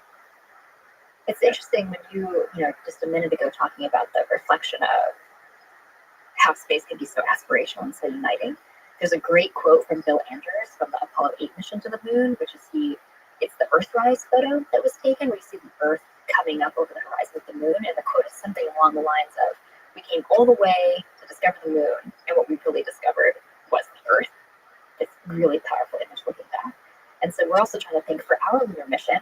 We realize we're a very privileged group at MIT to get the opportunity to do this. How could we bring humanity along with us? And so one of the things we're still testing out, I don't know if we're going to be able to swing it, would be to do something like a Twitch plays Pokemon, but with the robot. So let a lot of people on Earth actually control the robot, or at least benefit from the data that we're gathering and try to release the data openly. So we're exploring a couple different ideas for how do we engage more people in this mission. That would be so real to be able to interact in some way with the thing that's out there on another Direct connection. Direct connection. I think about artificial intelligence in that same way, which is like building robots puts a mirror to us humans. It makes us like wonder about like what is intelligence, what is consciousness, and what is actually valuable about human beings. When AI system learns to play chess better than humans, you start to let go of this idea that humans are special because of intelligence. It's something else. Maybe the flame of human consciousness. It's the capacity to feel deeply, to sort of to both suffer and to love, all those things. And that somehow AI to me to put some words to that. You mentioned HAL 9000. You have to bring it up with these swarm bots crawling in the surface of your cocoon in space. I mean, all right, let me steel man the HAL 9000 perspective. Okay. The poor guy was just wanted to maintain the mission, and the astronauts were. And I don't know if people love to talk about that, but like doctors have to make difficult decisions too. When there's limited resources, you actually do have to sacrifice human life often because you have to make decisions. And I think Hal is probably making that kind of decision about what's more important, the lives of individual astronauts or the mission. And I feel like AIs, when other humans need to make these decisions, and it also feels like AI systems we need to help make those decisions. I don't know. I guess my question is about greater and greater collective intelligence by systems. Do you worry about that? What is the right way to sort of solve this problem, keeping a human in the loop? Do you think about this kind of stuff? Or are they sufficiently dumb now, the robots, that's not yet on the horizon to think about? I think it should be on the horizon. It's always good to think about these things early because we make a lot of technical design decisions at this phase working with swarm robots, that it would be better to have thought about some of these questions early in the life cycle of the project. There is a real interest in NASA right now thinking about the future of human-robot interaction, HRI, and what is the right synergy in terms of level of control for the human versus level of dependence or control for the robot. And we're beginning to test out more of these scenarios. For example, the Gateway space station, which is meant to be in orbit around the moon as a staging base for the surface operations, is meant to be able to function autonomously with no humans in it for months at a time, because I think it's going to be seasonal. I think we might not be constantly staffing it. So this will be a really great test of, I don't know that anybody's yet worried about HAL 9000 evolving, but certainly just the robustness of some of these AI systems that might be asked to autonomously maintain the station while the humans are away. Or detection algorithms that are going to say, if you had a human pilot, they might see debris in orbit and steer around it. There'll be a lot of autonomous navigation that has to happen. That'll be one of the early test beds where we'll start to get a little bit closer to that future. Well, the HRI component is really interesting to me, especially when the I includes like almost friendship, because like people don't realize this. I think that we humans long for connection, and when you have even a basic interaction, it's just like it's supposed to be just like serving you or something. You still project. It's still a source of meaning and connection. And so you do have to think about that. I mean, HAL 9000, the movie maybe doesn't portray it that way, but I'm sure there's a relationship there between the astronauts and the robot, especially when you have greater and greater levels of intelligence. Maybe that addresses the the happiness question too. Yeah, I think there's a great book by Kate Darling, who's one of my Oh, she's great. colleagues at MIT. Yeah, she's amazing. She's already been on this podcast, but we talk all the time, and we're supposed to talk, and we've been missing each other, and we're gonna make it happen. So Yeah. come down to Texas. All right. Anyway, yeah, she's amazing. She has this book. It's just her whole work is about this Connection with robots. Yeah. this beautiful connection that we have with robots. But I think it's greater and greater importance when it's out in space because it could help alleviate some of the loneliness. One of the projects in the book that I gave you, which is a catalog of the projects that we've worked on over the last 5 years, is this social robot that was developed at the Media Lab. And one of the first years in 2017 that we flew a zero-G flight, we took a social robot along and tried to do a little bit of a very scaled-down human study to look at these questions, because you do imagine that we would form a bond, a real bond with the social robots that might be not just serving us on a mission, but really be our teammates on a future mission. And I do think that that could have a powerful role in the mental health and just the stability of your crews to have some other robot friends come along. But the book you mentioned is into the Anthropocosmos, whole space catalog from the space catalog. Get that reference. Yeah, so it's a catalog, whole space catalog from the MIT Space Exploration Initiative. What about the happiness? You said that that's one of the problems of when you're out in space. How do you keep humans happy? Again, asking for a friend. I mean, one of the big challenges is you can't just open a window or walk out a door and blow off steam, right? You can't just go somewhere to clear your head. And in that sense, you need to build habitats that are homes that really care for the humans inside them and have, whether it's biophilia and a place where you can go and feel like you're in nature, or a VR headset, which for some people is a poor simulacrum, but is maybe better than nothing. You need to be thinking about these technological interventions that are going to have to be part of your home and be part of your big day-to-day ritual to keep you steady and balanced and happy or feeling fulfilled. What about other humans? Relationship with other humans? Yeah. Do those get weird when you get past a certain number of humans? I'm not an expert in this area, but an anecdote that I'll share. My understanding is that NASA has still not decided whether it's better to send married couples or single crew members in terms of you want some level of stability. You don't want to have the drama of romantic relationships like you're alluding to before, but they can't decide because married couples also fight and have a really tough dynamic. And so there's a lot of open questions still to answer about what is the ideal psychological makeup of a crew. And we're starting to test some of these things with the civilian crews that are going up with Inspiration 4, like last fall with SpaceX, and X-1 that's going to fly in a few days in March. As we begin to lengthen the time of those civilian crews, I think we'll start to learn a little bit more about just average, everyday human-to-human dynamics and not the astronauts that are themselves selected to be perfect human specimens, very good to work with, easy to get along with. I wish we collected more data about this pandemic because I feel like it's a good rough simulation of what it'd be out in space. A lot of people are locked down. Some married couples, I think a lot of marriages broke up. A lot of marriages got closer together. So it's like, and then the single people, some of them went off the cliff, and some of them discovered their new happiness and meaning and so on. It's a beautiful little experiment, a painful one. Is there a thorough way to really test that? Because it's such a costly experiment. Send humans up there, but I guess you can always return back to Earth if it's not working out. That's what we hope. That's what we hope. We don't have like a Apollo 13 situation that doesn't quite make it back. But yeah, that's also why Mars is such a challenge. The moon is only 3 days away. That's a lot quicker to recover from if there's a psychological problem with the crew or any type of maintenance problem, anything. 3 years is such a challenge compared to these other domains that we've been getting more used to in terms of human spaceflight. So this is a question that we will need to have explored more before we start really sending crews to Mars. So you're a young scientist. Do you think in your lifetime you will go out into orbit? You will go out beyond deep space and potentially step I don't know if you can call yourself a civilian. I don't know if that's what you call it as, but you as a curious and from MIT land step on Mars. Firm, Are you coming back? yes, yeah, I'm coming back. I don't want that one-way mission. I want the two-way mission. But yes, I mean, I think we're already talking about a pretty near-term opportunity where I could send graduate students to the International Space Station. Yeah, Okay.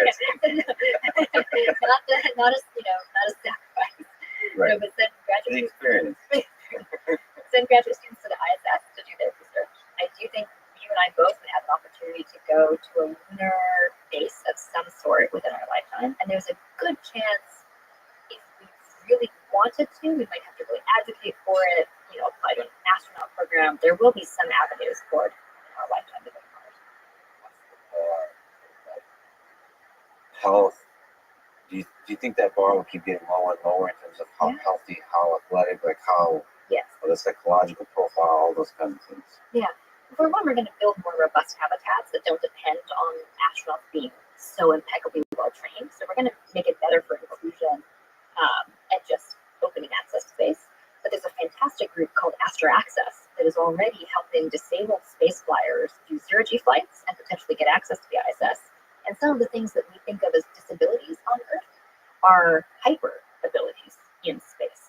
You don't need really powerful legs in space. What you really benefit from having is a third arm. More ways to kind of move yourself around and grip and interact. So we are already seeing a much more open-minded approach to who gets to go to space, and Astro Access is a wonderful organization to support that work. I'm hoping introversion will also be a superpower in space. Okay, well, first I'd love to get your opinion on commercial spaceflight with SpaceX, with Blue Origin they're doing. Yeah. And also, another question on top of that is, because you've worked with a lot of different kinds of people, culturally, what's the difference between SpaceX and commercial type of efforts, NASA, and MIT, academia? Yeah, so the first part of your question, I am thrilled by all of the commercial activity in space. It has really empowered our program. So instead of me waiting for 5 years to get a grant, to get the money from the grant, and only then can you send a project to space, I go out and I fundraise a lot like a startup founder, and I directly buy access to space on the International Space Station through SpaceX or nanoracks, same with Blue Origin and their suborbital craft, same with Axiom now, making plans for their own commercial space station. It's not out of the realm of possibility, but in a few years, I will rent lab space in orbit. I will rent a module from the Axiom space station or the Orbital Reef, which is the Blue Origin space station, or nanoracks is thinking about Starlab Oasis. There's probably some other companies that I'm not even aware of yet that are doing commercial space habitat. So I think that's fabulous and really empowering for our research. Is it affordable? So, like, loosely speaking, does it become affordable for like MIT type of research lab? Is it, or does it need to be a multi-university, like a gigantic effort? One of the reasons we're spinning out Aurelia is we actually realized it's cheap enough. It doesn't even have to be MIT. And we wanted to start democratizing access to these spaceflight opportunities to a much broader swath of humanity. If you take a Khan Academy educational course about space students around the world, this is how you get ready for a zero-G flight. And by the way, come fly with us next year, which is something we're going to do with Aurelia. We're going to bring, much more just kind of day-to-day folks on zero-G flights and get them access to engaging in the space industry. So it's become cheap enough, and the prices have dropped enough to consider even that. So that's amazing. It definitely doesn't have to be a consortium with universities anymore. It depends on what you want to fly. If you want to fly James Webb, a huge telescope that's decades in the making, sure, you need a NASA allocation budget. We need billions. But for a lot of the stuff in the book and our research portfolio, it's actually becoming far more accessible. So that's commercial. What about NASA and MIT academia? Yeah, I think people have been worried about NASA the last few years because in some people's minds they are ceding ground to these commercial efforts, but that's really not what's happening. NASA empowered these commercial efforts because they want to free themselves up to go to Mars and go to Europa and continue being that really aspirational force for humanity of pushing the boundary, always pushing the boundary. And if they were anchored in low Earth orbit, maintaining a space station indefinitely, that's so much a part of their budget that it was keeping them from being able to do more. So it actually is really fantastic for NASA to have grown this commercial ecosystem, and then that frees NASA to go further. And in academia, we like to think that we will be able to do the provocative next generation research that is going to unlock things at that frontier. And we can partner with NASA. We can go through a program if we want to send a probe out really far, but we can also partner with SpaceX and see what human life in a SpaceX Mars settlement might look like and how we can design for that. Speaking of projects, maybe are there other projects that pop to mind from the Space Exploration Initiative, or maybe stuff from the book you can mention? Yeah. Something super cool. I mean, everything we've been talking about is cool, but just something that pops to mind again. Yeah. So we talked about life in space, and we might need more arms than legs. One of the projects by Valentinus Medium was an air-powered robotics tail. So it's a soft robotics tail that essentially has a little camera on the back end of it, can do computer vision, and knows where to grapple. So it's behind you. It grapples onto something and holds you in space, and then you can actually free up both of your hands to work. So we're already starting to think about the design of bionic humans or prosthetics or things that would make you kind of like a cyborg to augment your capabilities when you're in a space environment. How would you control something like that? It's just kind of like you can't call it a leg or whatever.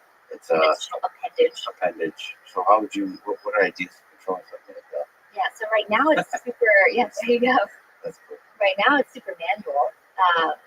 It's basically just like a kind of a set pattern of inflating as we're testing it.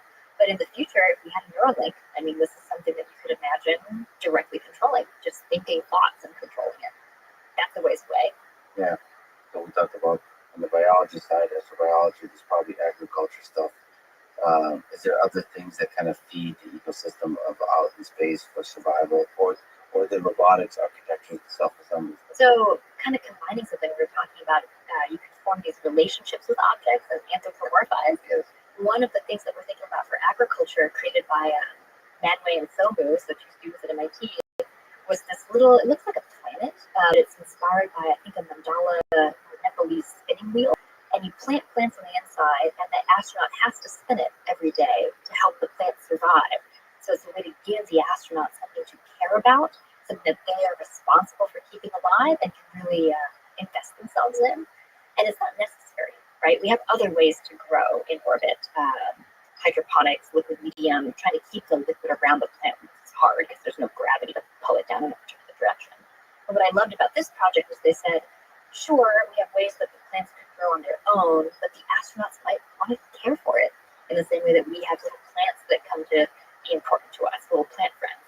So yeah, so there's agrifuge. That's an early model of this manually spinning plant coming back. I guess this is the best of academic research, is you can do these kinds of wild ideas. Yeah.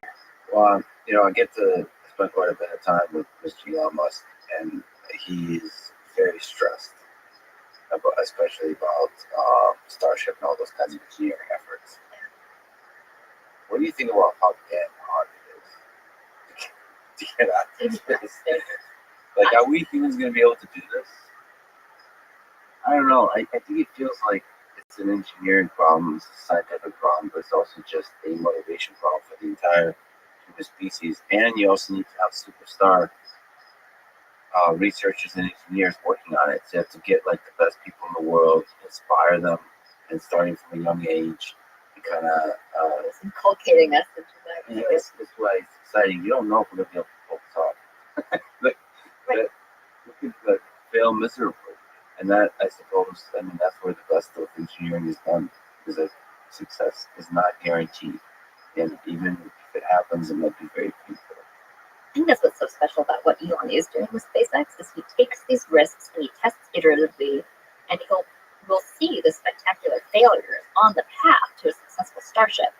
It's something that people have said, why isn't NASA doing that? Well, that's because NASA is doing that with taxpayer dollars, and we would all revolt if we saw NASA failing at all these different stages. But that level of spiral engineering theory and development is super impressive, and it's a really interesting approach that SpaceX has taken. And I think between people like Elon and Jeff Bezos and Firefly and NASA and ESO, we are going to get there. They're building the road to space. These trailblazers are doing it. And now part of the challenge is to get the rest of the public to understand that it's happening, right? A lot of people don't know that we're going back to the moon, that we're going to send the first woman to the moon within a few years. A lot of people don't know that there are commercial space stations in orbit, that it's not just NASA that does space stuff. So we have a big challenge to get more of humanity excited and educated and involved again, kind of like in the Apollo era, where it was a big deal for everybody. Well, a lot of that is also one of the big impressive things that Elon does, I think, extremely well is the social media, is the getting people excited. And I think that actually he's helped NASA step that game up in terms of social media. There's something about the storytelling, but also not like um, like authentic and just real and raw engineering. There's a lot of excitement for that, humor and fun. Also, all of those things you realize, the thing that make up the virality of the meme is beautiful. And to kind of embrace that, um, to me, this kind of like I criticize a lot of companies. Basically, so I talked to a bunch of CEOs and so on. And it's just like there's a caution, like let us do this like press conference thing, or when the final product is ready and it's overproduced, as opposed to the raw, the gritty, to show it off. It's something that I think MIT is very good at doing, which is showing the raw by nature, the mess of it. The mess of it is beautiful, and people get really excited. And failure is really exciting. Yeah. When a thing blows up, and you're like, oh shit, that makes it even more exciting when it doesn't blow up. Right. And doing all of that on social media and showing also the humans behind it, the individual young researchers or the engineers or the leaders, where everything's at stake. I don't know. I think I'm really excited about that. I do want MIT to do that more for students to show off their stuff and not be pressured to do this kind of generic official presentation, but show me YouTuber also. Like show off your raw research as you're working on it in the early days. I hope that's the future. Things like I was teasing about TikTok earlier, but these kinds of things I think inspire young people to show off their stuff, to show off their true self, the rawness of it. Because I think that's why engineering is best, and I think that will inspire people about all the cool stuff we do up in space. I should say I couldn't agree more, and I actually think this is why we need a real life Starfleet Academy right now. It was the place where the space cadets got to go to learn about how to engage in a future of life in space, and we can do it in a much better way. There are a bunch of groups that traditionally haven't thought that they could engage in aerospace, whether it's because you were told you had to be into math and science. Now we need space lawyers, we need space artists like Grimes, right? We need really creative, profoundly interesting people to want to see themselves in that future. And I think it's a big challenge to us in the space industry to also do some more diversity, equity, and inclusion, and show a broader swath of society that there's a future for them in this space exploration vision. Push back on one thing: we don't need explorers. It's a joke. We do. Okay, we do. Explorers are great. No, okay, let me ask a big, ridiculous question. What is the most beautiful idea to you about space exploration? Whether it's the engineering, the astrobiology, the science, the inspiration, the human happiness, or aliens, I don't know. what do you inspires you every day in terms of? As an ex-physicist, what I've always found so profound is just that at really, really small scales, like particle physics, and really, really big scales, like astrophysics, there are similarities in the way that those systems behave and look, and there's a certain beautiful symmetry in the universe that's just kind of waiting for us to tie together the physics and really understand it. That is something that just really captivates me, and I would love to, even though I'm now much more on the applied space exploration side, I really try to keep up with what's happening in those physics areas, because I think that will be a huge answer for humanity along the lines of, are we alone in the universe? One of the fascinating things about you is you have a degree in physics, mathematics, and philosophy, and now I don't know what you call it, aerospace engineering kind of thing. So you have a foot in all of these worlds. Theoretic, the sort of the beauty of that world, and the philosophy somehow is in there, and now the very practical, pragmatic implementation of all these wild ideas. Plus, you're an incredible communicator. All those things. What did you pick up from those different disciplines? Or maybe I'm just romanticizing all those different disciplines. But what did you pick up from the variety of that physics, mathematics, philosophy? What I loved about having this chance to do a liberal arts education was trying to understand the human condition. And I think more designers for space exploration should be thinking about that, because there's so much depth of, like we were talking about, issues and opportunities around human connection, human life, meaning in life. How do you find fulfillment or happiness? And I think if you approach these questions just purely from the standpoint of an engineer or a scientist, you'll miss some of what makes it a life worth living. And so I love being able to combine some of this notion of philosophy and the human condition with my work. But I'm also a pragmatist, and I didn't want to stay just purely in these big picture questions about the universe. I wanted to have an impact on society, and I also felt like I had such a wonderful childhood and a really fantastic setup that I owe society some work to really make a positive impact for a broader swath of citizens. And so that kind of led me from the physics domain to thinking about engineering and practical questions for life and space. In physics, was there a dream? Are you also captivated by this search for the theory of everything that kind of unlocks deeper and deeper in the simple, elegant way the function of our universe? Do you think they'll be useful for us for the actual practical engineering things that you're working on now? It could be. I mean, I worked at CERN for 2 summers in undergrad, and we were looking for supersymmetry, which was one of these alternatives to the standard model. And it was sad because my professors were getting sadder and sadder because they weren't finding it. They were excluding what we would call this parameter space of finding these supersymmetric particles. But the search for what that of everything could be, or a grand unified theory that kind of answers some of the holes within the standard model of physics, would presumably kind of unlock a better understanding of certain fundamental physical laws that we should be able to build a better understanding of engineering and day-to-day services from that. Might not be an immediately obvious thing. When we discovered the Higgs boson, I was there at CERN that day. It was July 4th, 2012 that it was announced. We all waited like nerds overnight in line to get into the announcement chamber. I'd never waited for even like a Harry Potter premiere in my life, but we waited for this like announcement of the Higgs boson to get into the chamber. Okay. But did that immediately translate to technology for engineering? No. But it's still a really important part of our understanding of these fundamental laws of physics. And so I don't know that it's always immediate, but I think it is really critical knowledge for humanity to Shape up understanding of the world. Yeah. What scares me is it might help us create more dangerous weapons. So, and then we'll figure out that great future situation. And I still believe that human compassion and love is actually the way to defend against all these greater and greater and more impressive weapons.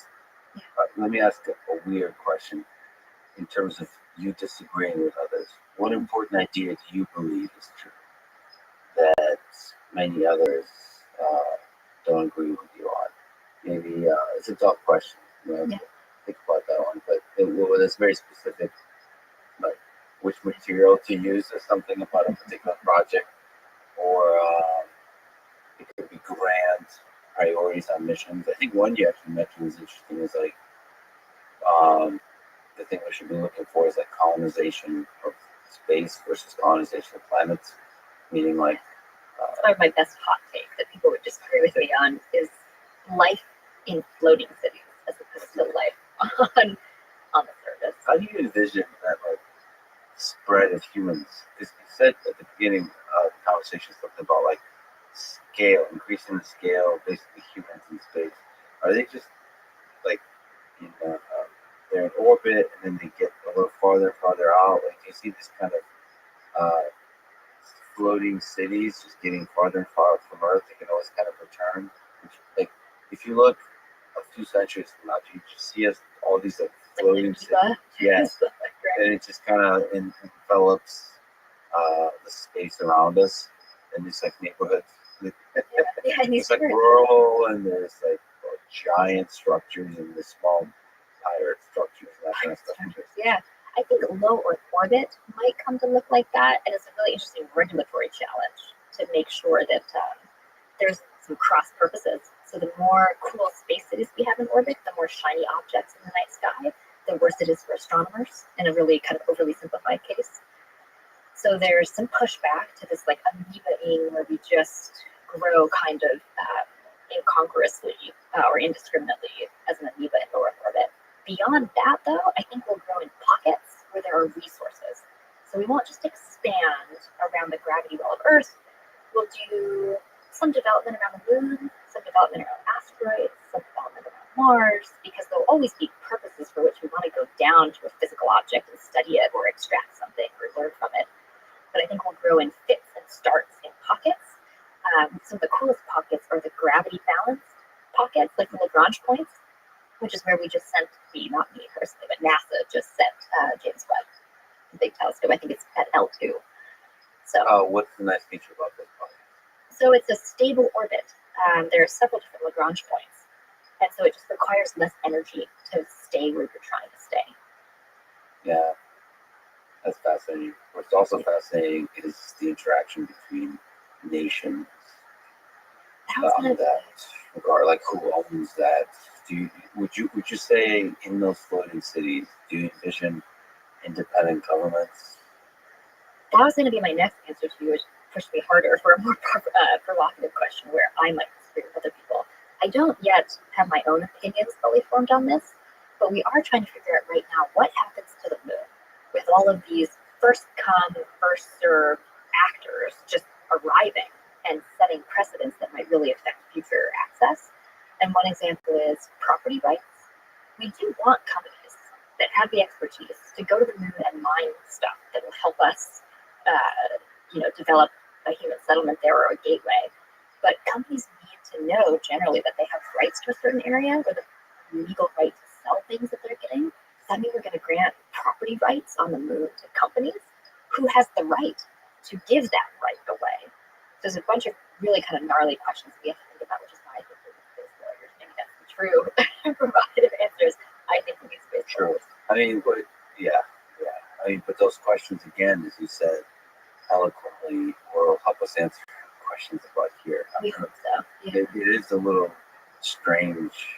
I mean, it's obvious, but it's also strange if you look at the big picture of it all. That we draw these like borders on geographical areas, and we say this is mine. Right. Like, and then we fight wars over what's mine and not. It seems like there's possible alternatives, but also it seems like there needs to be a public ownership of some parts. Like, what's the Central Park in New York? Is there something like preserving Commons. Yeah, the commons. That's why we titled the book Into the Anthropocosmos. We know it's a long, kind of a mouthful, but this notion of the Anthropocene, we have a lot of commons problems in humanity. How are we treating the Earth, global climate change? How are we going to treat and behave in space? How can we be responsible stewards of the space commons? And I would love to see an approach to the moon that is commons-based, that it's hard to know who would be the protector or the enforcer of that. And if it's, which it will be probably in the early days, a lot of companies sort of working on the moon, working on Mars, working out in space. It feels like there still needs to be a civilian representation of like the greater effort, something like that. Like where there should be a president, there should be a democracy of some kind where people can vote. Some representative government. Those are all again the same human questions. What advice would you give to a person today, thinking about what they want to do with their life, career, with somebody in high school, somebody in college, maybe somebody that looks up to the stars and dreams to one day take a one-way ticket to Mars or to contribute something to the effort? I'd say you should feel empowered because it's really the first time in human history that we're at this cusp of interplanetary civilization, and I don't think we're going to lapse back from it. So the future is incredibly bright for young people that even younger than you and I will actually really get a chance to go to Mars for certain.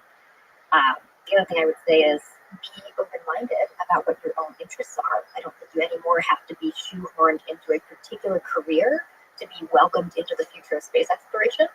If you are an artist and that is your passion, but you would love to do space art, or if not space art, use your artistry to communicate a feeling or a message about space, that's a role that we desperately need, just as much as we need space scientists, space engineers.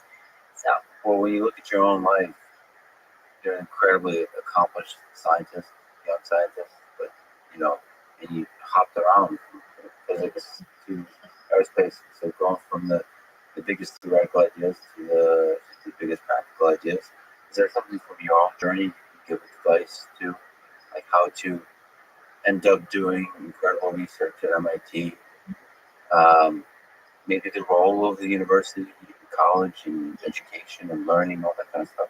I'd say one piece of advice is find really good teammates, because I get to be the one that's talking to you, but there are 50 graduate students, staff, and faculty that are part of my organization back at MIT. And I'm actually, you guys can't see it on camera, but I'm sitting here with my co-founder and COO. And that is really what makes these large-scale challenges for humanity possible, is really fantastic teams working together to scale more than what I could do alone. So I think that's an important model that we don't talk about enough in academia. There's a big push for this like lone wolf genius figure in academia, but that's certainly not been the case in my life. I've had wonderful collaborators and people that I've worked with along the team. Also cross-disciplinary. Absolutely. Yeah, cross-disciplinary, interdisciplinary, whatever you want to call it. Artists. Where do artists come in? Do you work with artists? We do. We have an arts curator on the Space Exploration Initiative side. She helps make sure, partly around that communication challenge that we talked about, that we're not just doing zero-G flights and space missions, but that we take our artifacts of this sci-fi space future to museums and galleries and exhibits.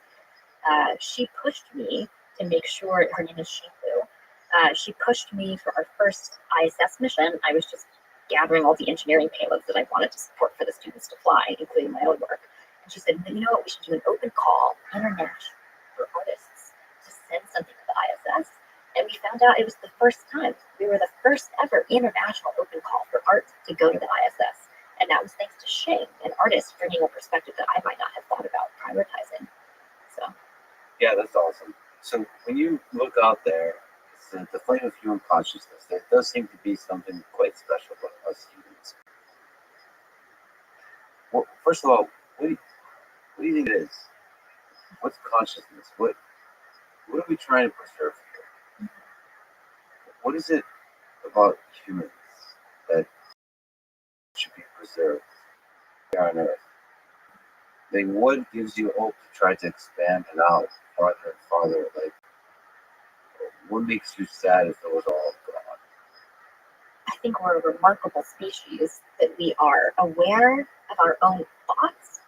We are meta-aware of our own thoughts and of ourselves. And are able to speak on a podcast about a meta-awareness about our own thoughts. About our own thoughts, yeah, turtles all the way down.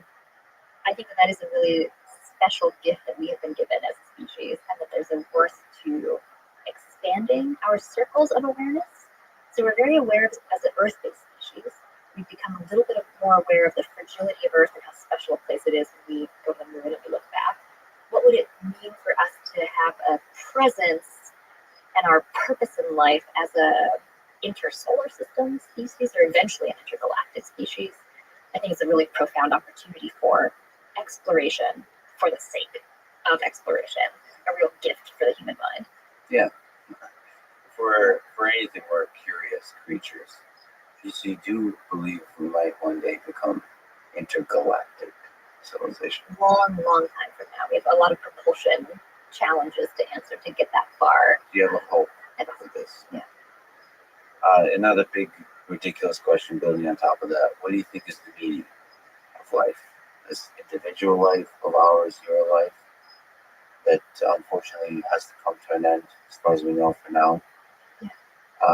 And our life here together. Is there a why? Or do we just let our curiosity kill us? Is there a single kind of driving purpose why, or can it just be curiosity based? I certainly feel, and this is not the scientist in me talking, but just more of like a human soul talking, I certainly feel some sense of purpose and meaning in my life. And there's a version of that that's a very local level within my family, which is funny because this whole conversation has been big, grand space exploration themes. But you asked me this question, and my first thought is what really matters to me, my family, my biological reproducing unit.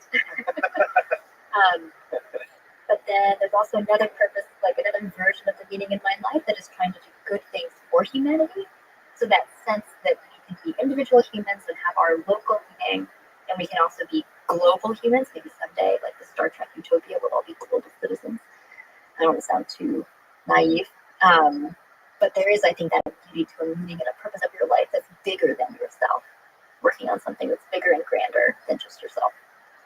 The deepest meaning is from the local biological reproduction unit, and then it goes to the engineering, scientific, corporate, like company unit that can actually produce and compete and interact with the world. And then there's the giant human unit that's struggling with pandemics and commons and together struggling against the forces of nature that keep wanting to kill us. Yeah. There'd be nothing like an alien invasion to unite the planet, we think. I can't wait. Bring it on, aliens. Your work, you're an incredible communicator, incredible young scientist there. It's a huge honor that you would spend your time with me. I can't wait what you do in the future. And thank you for representing MIT so beautifully, so masterfully. You're an incredible person. Thank you. Thank you so much for having me. It's been an absolute pleasure. It's a great conversation. Thanks for listening to this conversation with Ariel Lifelong. To support this podcast, please check out our sponsors in the description. And now, let me leave you with some words from Seneca, the Roman Stoic philosopher. There is no easy way from Earth to the stars. Thank you for listening, and hope to see you next time.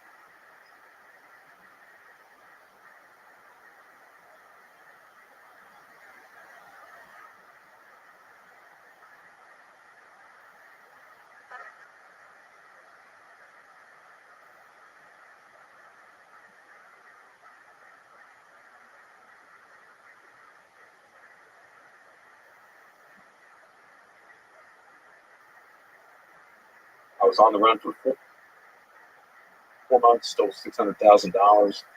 I was in Las Vegas.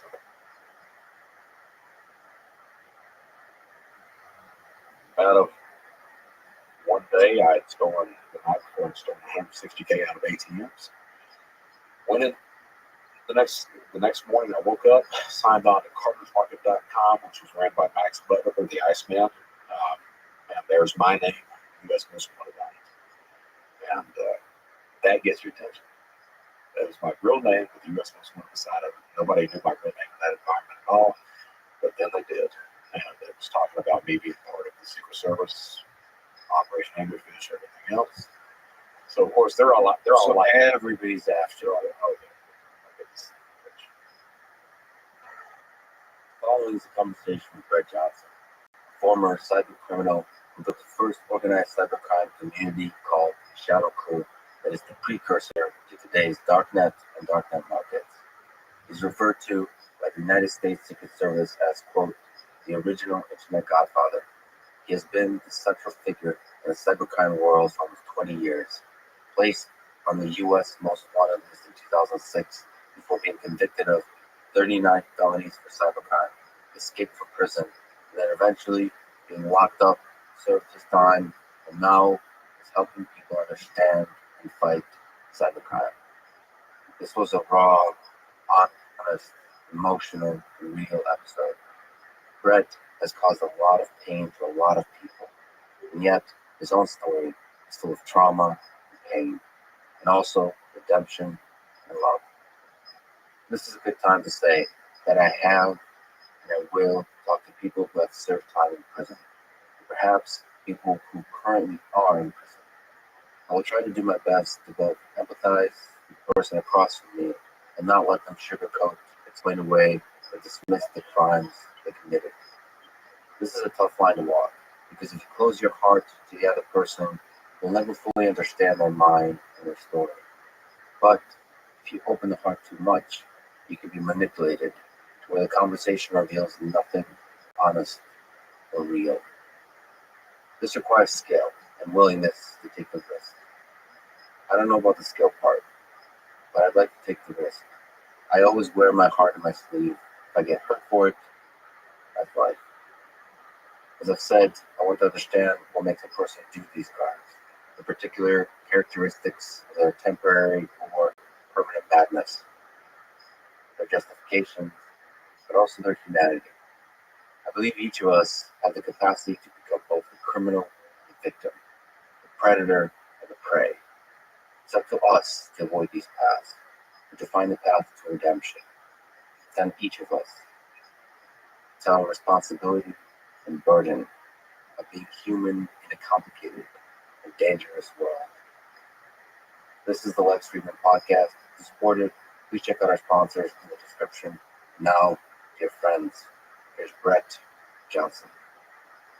You were convicted of 39 felonies for cybercrime, placed on the U.S. Most Wanted list in 2006, escaped from prison. You built the first organized cybercrime community called Shadow Crew that is the precursor to today's darknet and darknet markets. And for all this, the U.S. intelligence service called you the original internet godfather. The first question, how did your career as a cybercrime criminal begin?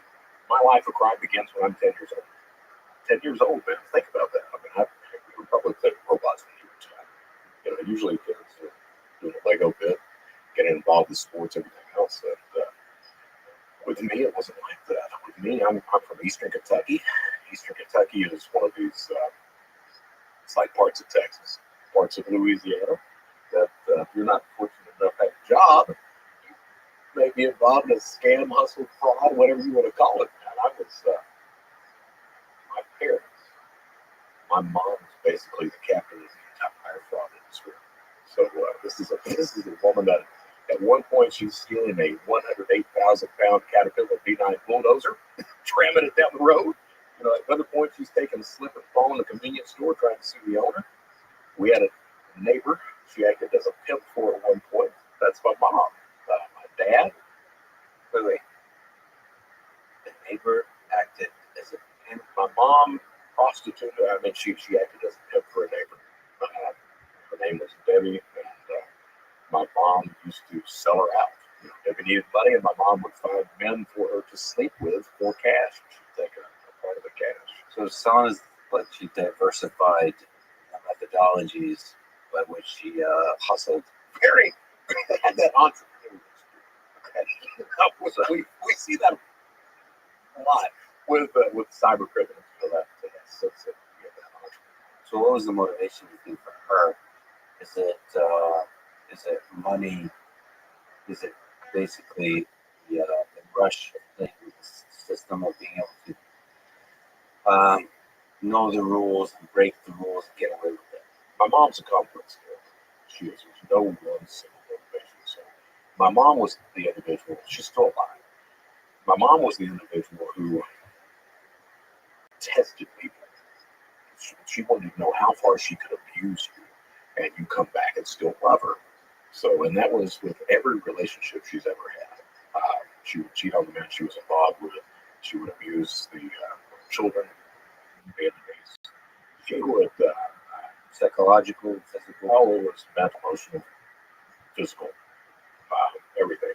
I mean, she used to beat me in the face with belt buckles, you know, and that ended when she was. I forgot what we had done. It wasn't much. I think that it may have been the part where she accused me of stealing her marijuana, but she was hitting me in the face. We were living single wide trailer. She was hitting me in the face. We were on the bed trying to get away from it. And the mace kicks her through a closet. Is what happens. And the niece stands up and she said, "You're through hitting me."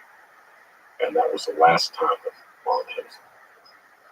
But So sorry to take us there. If you're, for people who know you, people should definitely watch some of your lectures online. You're extremely charismatic and fun, and jolly, whatever word you want to use.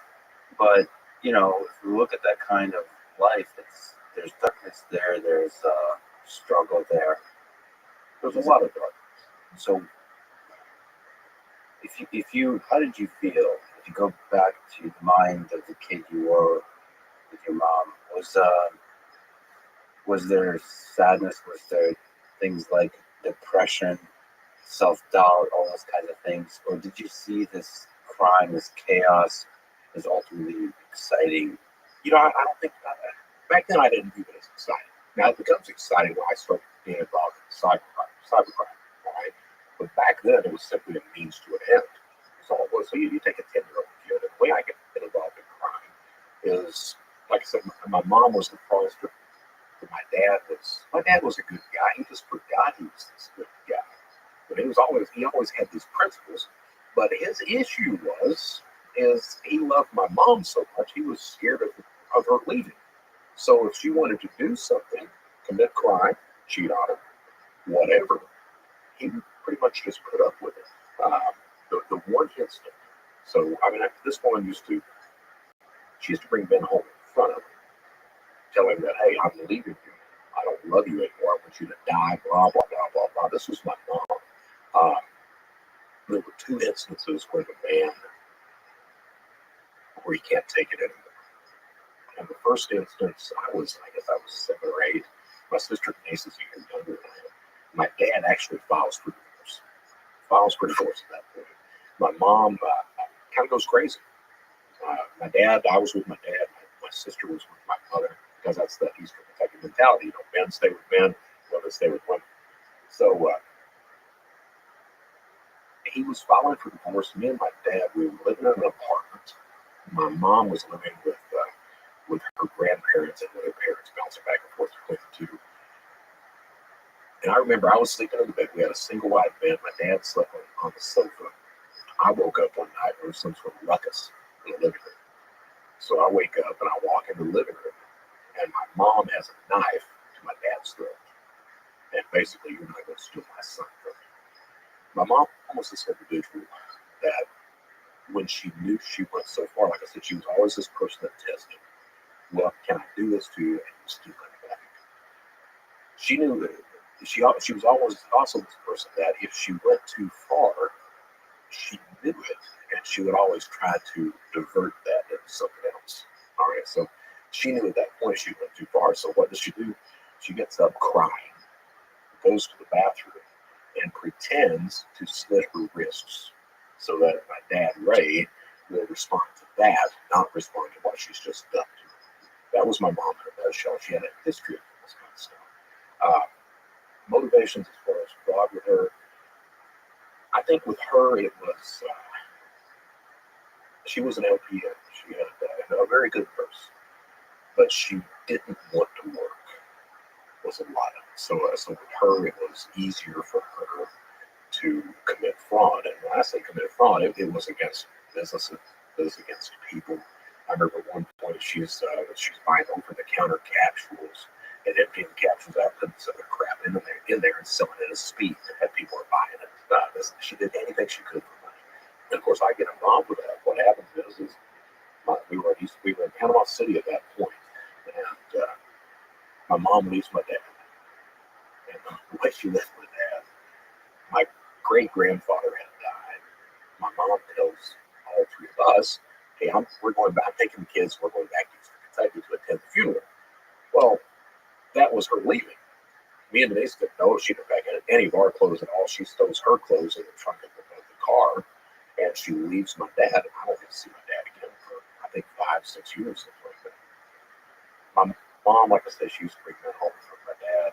She would sit there and cry, beg her not to do it. She'd do it anyway. When she leaves him, she kept up that. So we were living at my grandparents' house. My grandfather, he had converted the house. He had raised the house up and built apartments underneath it. So me and my sister and my mom lived in one of the apartments underneath. And that whole side of the family was just nuts. It was nuts. My granddad, Paul, he would. This is a man that he didn't want you to eat any of his food. So, there's no such thing as me and Denise going upstairs to eat. If he found out me and Denise was taking a bath, we were allowed to bath and bathe in 2 inches of water 1 time a week because we didn't have to bathe in the water bill. There's rules. There are rules. If you couldn't have the TV on, when he went to bed at night, you had to have the television. The volume, you could watch it, but without volume. Because if he heard it, he would get up at night and he would kick the power break and turn off the power. This is my the family, right? So my mom, she used to leave me and Mason home for days, man. She'd go out, party, and I mean, sometimes she'd take me at least we'd wait in the car. Sometimes we'd wait in the living room. She wouldn't party or anything else. Most of the time, she left us at home. And my entry into crime. Denise walks in one day. She's 9 years old now. She walks in one day and she's got a back pork chop screen. And looked at her and I said, "Where'd you get that?" She's like, "I stole it." And it's like, "Show me how you did that." She takes me over. She shows me how she steals food, how she's stuffing it down her pants. So we start stealing food. I'm like, "Oh yeah, let's do that shit." So start stealing food, and we get to the point where we wanted a sandwich. Well, you can't stuff a loaf of bread down your pants. So there was a Kmart in the shopping center. I go over to the Kmart, get a hoodie off the rack, take the tags off of it, wear it out, works just fine. And the way you steal bread is you put the hoodie over your shoulder, stuff a little bread down the sleeve, and you walk out with it. So we started doing that. How'd you figure that out? Just thought better. So there's like strategic thinking here. Yeah, you can't wear the hoodie and put the bread down here because you might mash the bread when you zip it up. They got to think through that. You got to think through it. But you got to realize by this point, I'm already seeing what my parents are doing. I'm already seeing it. So that kind of puzzle solving was something you already developed. Oh yeah, they're pretty young. Yeah, 10 years old, pretty young. But seeing how they act, how they respond to things. And my mom, I guess you call it a good thing. They never kept any of that hidden from the kids. There was no discussions behind closed doors. All that happened in front of everybody. And from your young mind's perspective, seeing that kind of crime, you basically, a lot of us kind of grow up thinking there's rules you're not supposed to break.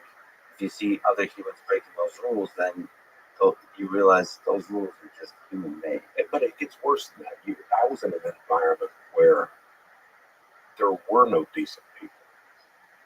I didn't really meet my first decent person until I was 16 years old. Who was that? That was a high school teacher. So what happens is we start shoplifting food. My mom finds out that we've been stealing stuff. She joins us. She joins us. She comes in. I got the Intellivision. I've got the Atari 2600 playing the hell out of it. Oh my God. She starts seeing this shit. She's like, "Where'd this come from?" And I'm like, "Well, we found it." She's like, "You didn't find that." Denise stands up. We stole it. My mom showed me how you did that. And she gets her mom too to join it. And she used to run me and Denise as these little shoplifters. We'd take, we'd steal stuff for her, or we would distract security. And her and my grandmother would steal stuff. They got called to it. But that's the entry in crime. And Denise, I'm adamant, and I kind of mean it. But the truth is, I say, and I do mean it, that I'm responsible for my choices as an adult. All right, I believe that when you're a child, you can't control that. The adults in your environment control what you do. All right, and once you're an adult, though, your choices are yours. Now that being said, there's some you can't dismiss that childhood influencing what I did as an adult. You can't do that. I mean, it was kind of written on slate that, hey, this guy's going to be this guy when he grows up. That's like sometimes that one person you meet, that decent person, can turn the tide. Absolutely, absolutely. So what happens is the abuse, everything continues on. When I'm 15, my dad was in Panama City, Florida. My mom was in, we were in Hazard, Kentucky. She was dating this guy. And my mom was this woman that the abuse it was crazy abuse, man, just crazy stuff. She would tell me and my sister, that she gave up her life for us, that she was going to leave one day and never come back, that we'd find her dead in a ditch someplace. She'd go out and date these men, and she'd come back and she'd talk about how these men were abusing her. So she'd be dating this guy, and she'd come back and then she'd start talking about how he had tried to rape her, trying to get me to respond to that. I wouldn't respond to that. Make no doubt, I wouldn't respond to that. Well, what happens is, and I knew that, I don't know if I knew it was abuse at that age. All right? But I knew things were fucked up. And I was talking to my dad in Panama City, and I really had it in my head that I was going to go down and live with my dad. And I called my dad one day. I was set to go to, me and my cousins were going to go see Return of the Jedi. That had come out again for the years. So I called my dad. It was a Sunday. I called my dad, and he told me he had either gotten married or he was about to get married to this woman. And, basically, Brett Johnson wasn't going to go down to Florida. I was going to stay in Hazard. I had to call my dad from a payphone, but the result of that was I walked into a hospital, got in an elevator, and a woman got in an elevator at the same time, and I snapped and beat the hell out of her right there. And I was 15. Didn't really know what the fuck happened. Didn't really know. But Just anger. yeah. And the elevator beat the hell out of this lady. Turned out she looked like my mom. But the elevator door was open. One of the security guards I played basketball with his son, so he saw me immediately. I knocked the hell out of him, took off running, made it back to the house where my granddad and grandparents were. They didn't know what had happened, so I didn't say anything. About an hour later, Kentucky State Police, they pull up in the front yard, and two of them get out. I'm sitting on the front porch, and my cousins are. They start walking up, everybody starts walking out of the house. And I'm like, I just remember saying, what do you want? What do you want? Well, you knew what they wanted. They wanted to arrest Brett Johnson. And they arrested me. I went in and I told them everything. Spent 3 months in a county jail. They didn't have juvenile facilities in that county, so I spent 3 months in solitary.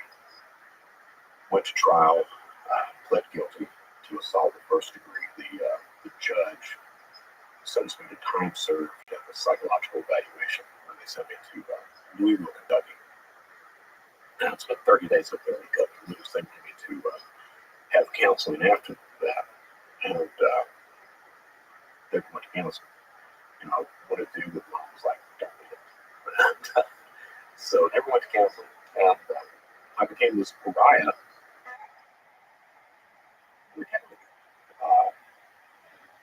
It's crazy, man. I mean, not a day goes by that I don't think about that moment.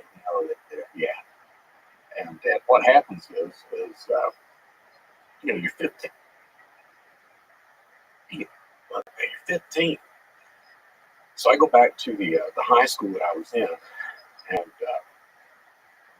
I'm this piece of shit. Everybody Everybody the outcast. Everybody knows. So I moved. We moved. We were in Whitesburg at that point. I finished up the year there and moved to back to Perry County, which is where Hazard is. So we moved there, and they've got 3 high schools there. They've got MC Napier, they've got Hazard High School, and they've got Bill Stone's High School. So I was me and Denise were within half a mile of MC Napier. Show up their first day of school, and I met me and my mom and my sister were walking into the school, and the kids won't let me in. The kids stand out there. He's not coming in. So my mom starts raising hell, and I'm like, no, let's just go. Let's go. So from there it was we went down to the city school, Hazard. And the principal tells my mom, the niece could come. He can't. So my mom wants to raise him. I'm like, no, let's just take me to this other school. So this other school is like 15 miles away, and country school, country high school. So I go there and they accept me. And I walked in the first day, and this English teacher, her name's Carol Combs. I walked in and handed her the paper out. She was my homeroom teacher. And she heard this voice, as the way she explains it to me. She heard this voice. And she looks up and she was like, son, have you ever done any drama before? And I'm like, no, ma'am, but I'm interested in the academic team. I was a quick recall, right? And she's like, no. She's like, drama. I'm like, no, I'm not interested in theater. I'm interested in academics. Well, she was the head of the drama department and head of the academics department. So the deal was, tell you what, you can get on the academics team if you start with theater too. And I was like, okay. So what happens is she was the first decent person I met. She became this kind of surrogate mother to me. So under her tutelage, I become one of the top academic team guys in the state. I was captain of the team. I was this scourge across all the counties.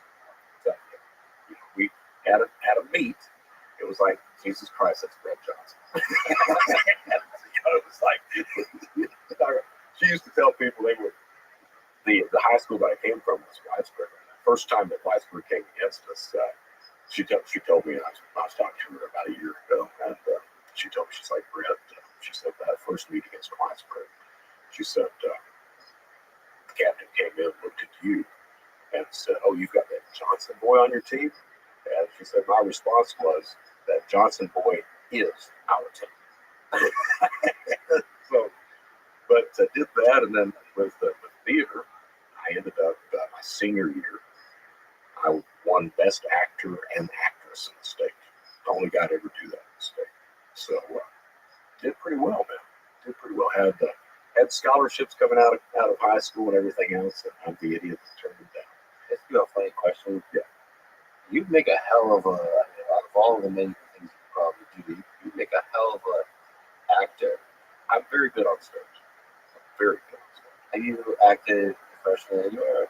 Not professionally. We've done the college circuit and stuff like that. What happened was, so I turned down the scholarships. Scared of leaving, I guess. So started community college, and the community college there hires a new theater director out of California. Well, he knew the guy that ran San Jose State Theater. A guy named Edward Emanuel was his name.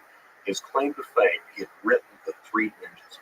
The three little ninja kids from back in the 80s. He had written this for them, and they made a shitload. So he invites Ed Emanuel to come down to see the play, and Ed had this Civil War piece. So we put that on. I was doing most of the 18 different days of the show. So Ed sees the show, and he's like, scholarship. He said, look, he said, right now you're a big fish in a small pond. We'll make you a big fish in a big pond. And I was like, deal. So I took the scholarship, man.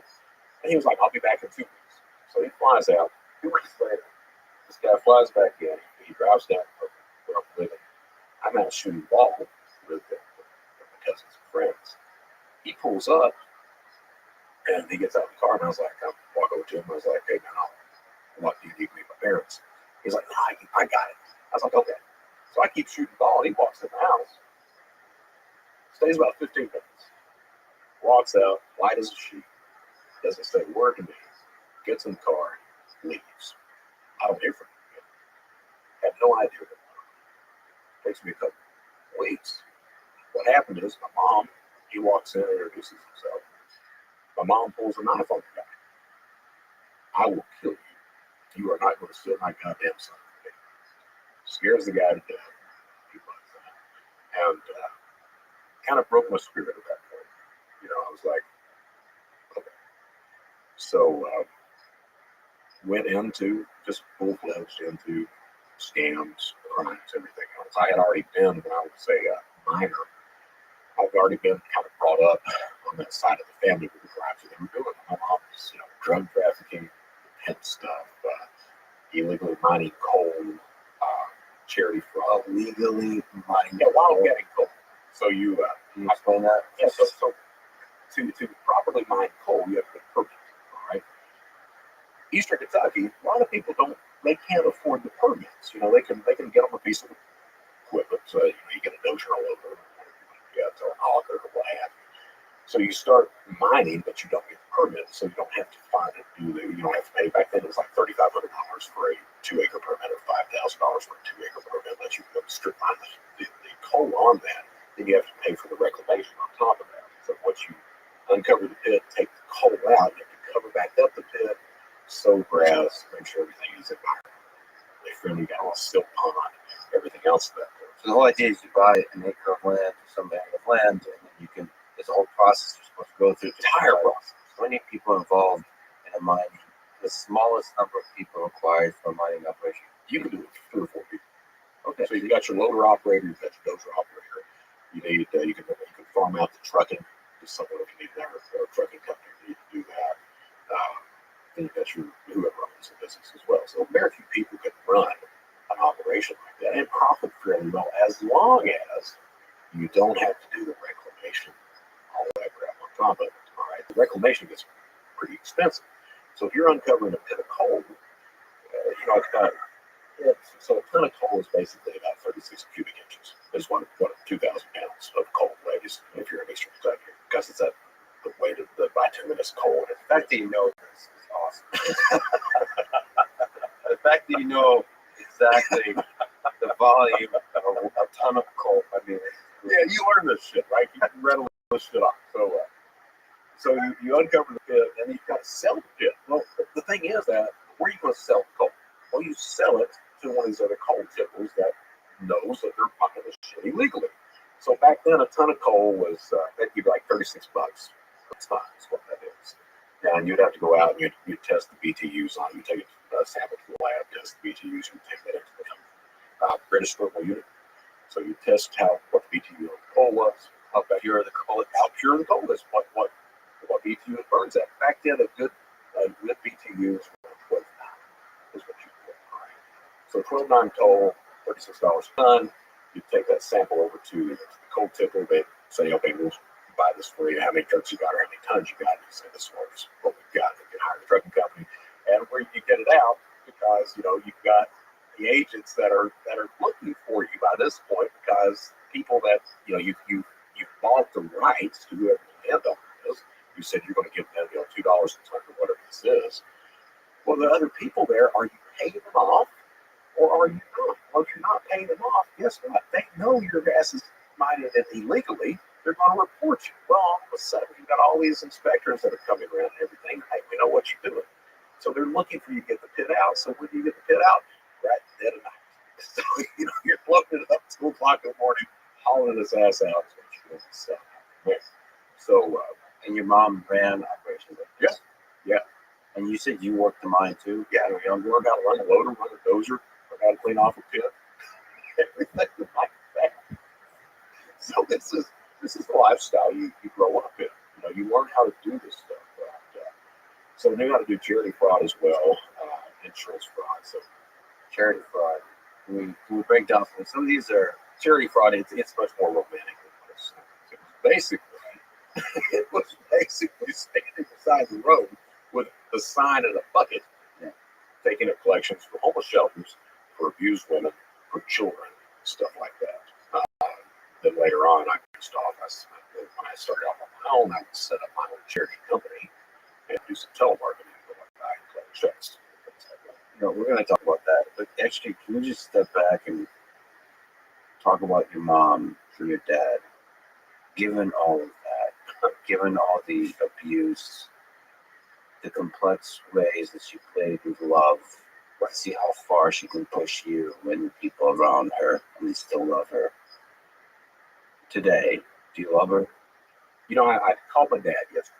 My dad, he's dying. He's got a heart condition. He's not going to get the operation to fix it. So he's like, fuck it, I'm ready to go. And I'm like, I looked at him because I'm 52 now. Prior to 52, I'd have been like, no, you need to do this. But I looked at him and I was like, I understand. You're done. And so he's not going to get the operation. I was talking to him yesterday. He asked me, he's like, have you seen your mom? And I was like, Dad, I've not talked to her for about 2 years. And I told him, I was like, I love my mom, but my mom is not a good person. She's not. And he told me, I was talking to him on the phone yesterday, and he told me that it took him several years to really understand that. He loved her too, But it takes, when you're getting abused like that, especially my dad came from a good family, everything else, and upstanding family. And, I think that when you're that victim of abuse, you've never seen it before, you've never encountered it, and then it happens. Well, you're like that frog in water all of a sudden. You get to the point where it gradually increases until how do you get out of it? Everybody else sees what's happening, but you don't. I grew up in that environment, though, so it took me a long time to come to terms with that. My sister came to terms with it long before I did. My sister, she's been a decade without talking to my mom. Like, she had tried to commit suicide. What got me so bad is she said at one point that she always thought someone was going to come in and save us. And my response, just immediate response, not even thinking about it, my response was, well, at least I knew no one ever was. And looking at things now, I think that's where our paths diverged. Me, it was, if you want to do it, anybody's going to take care of you, you got to take care of yourself. You're on your own. It's up to you. And Denise has always been that child that has expected someone to come in and say, Well, and almost like it's all going to be okay. Somebody, and I knew it wasn't. No, you're going unless you make it okay, it ain't going to be okay. So, are you able to forgive your mom? My boundary with my mom is not spoken. Over 2 years ago, I started this legal career of mine. I've been the guy who has I spent a lot of time thinking about my past and those choices and what brought those choices around. So I'm big about taking responsibility for my actions. I truly am. I think it's really important you have to do that. Well, my mom, not so much. So I was talking to her, and I would start saying, she would start the conversation talking about she didn't understand why Denise wouldn't speak to her. That was one of her tropes. So, and my response started to become, well, because you were the abuser and you spent your life doing that to her, so it's more healthy for her not to talk to you. But she's still not able to see the flaws in her ways of the past. No. So my ultimatum to my mom was, look, when you're able to admit that you've abused the people in your life, accept that responsibility, and be able to discuss it with me, we'll have to talk. Other than that, I don't want to talk to you. So for the first year, it was calling, cussing my wife out, cussing me out. I don't need you. Blah blah blah blah blah. And then finally, I started to take her off. And she's never looked at me. Your dad, you die. What do you take from the way he's taken on death? Just saying, fuck it. It's the man. And what have you learned from your dad? What do you love about your dad? He's one of these guys that, like I told him. I told my dad about the abuse and everything else. And there was a point. So, I told you about the elevator stuff. But before that, man, it was, it took me 40 years to talk about that. But it also took me 40 years to talk about, there was a point that my mom and dad would leave the house and I would urinate in the floor. All right. And Is that like out of anger? no idea why. All right. But I would. It's on the carpet. Carpet pissers like the whole house, right? So, it really tied the room together. I was talking about that. This lady comes up to me after the presentation, and she had a career previous to that where she dealt with abused kids, and she told me, she's like, Brett, and she's like, it's a control mechanism. The only control you had was that, and she's like, kids do that, and I was like, so I'm not unique. She's like, no, you're not unique in that. So that this whole history of abuse, Denise dealt with it by drinking, by trying to commit suicide, things like that. And then finally she escaped. I'm the kid that did that. And not only that, my wife pointed out to me that again, it's that Eastern Kentucky mentality stuff. You know, the male's expected to do things. So with me, it was almost like I stepped up to take part in those crimes so that Denise didn't have to. And she was able to avoid all that. Other than that one shoplifting stuff, Denise doesn't break the law anymore. She goes off to be she's a good parent. She's an angry parent. She's a good parent. She's a teacher, good citizen overall. I was just the guy that kept right on going. About going. So let me ask you about that. So your life of cybercrime. I'm describing some of the things you did or knew about. You said, quote, I once stole several $1,000s worth of coins from a family trying to sell them to put a new roof on their home. Another time, I sent a counterfeit cashier's check to a victim and he ended up being arrested for it. I lied to family, friends, everyone I knew. I was a truly despicable person. True. One of my Ukrainian associates script had someone who owed him money kidnapped and tortured.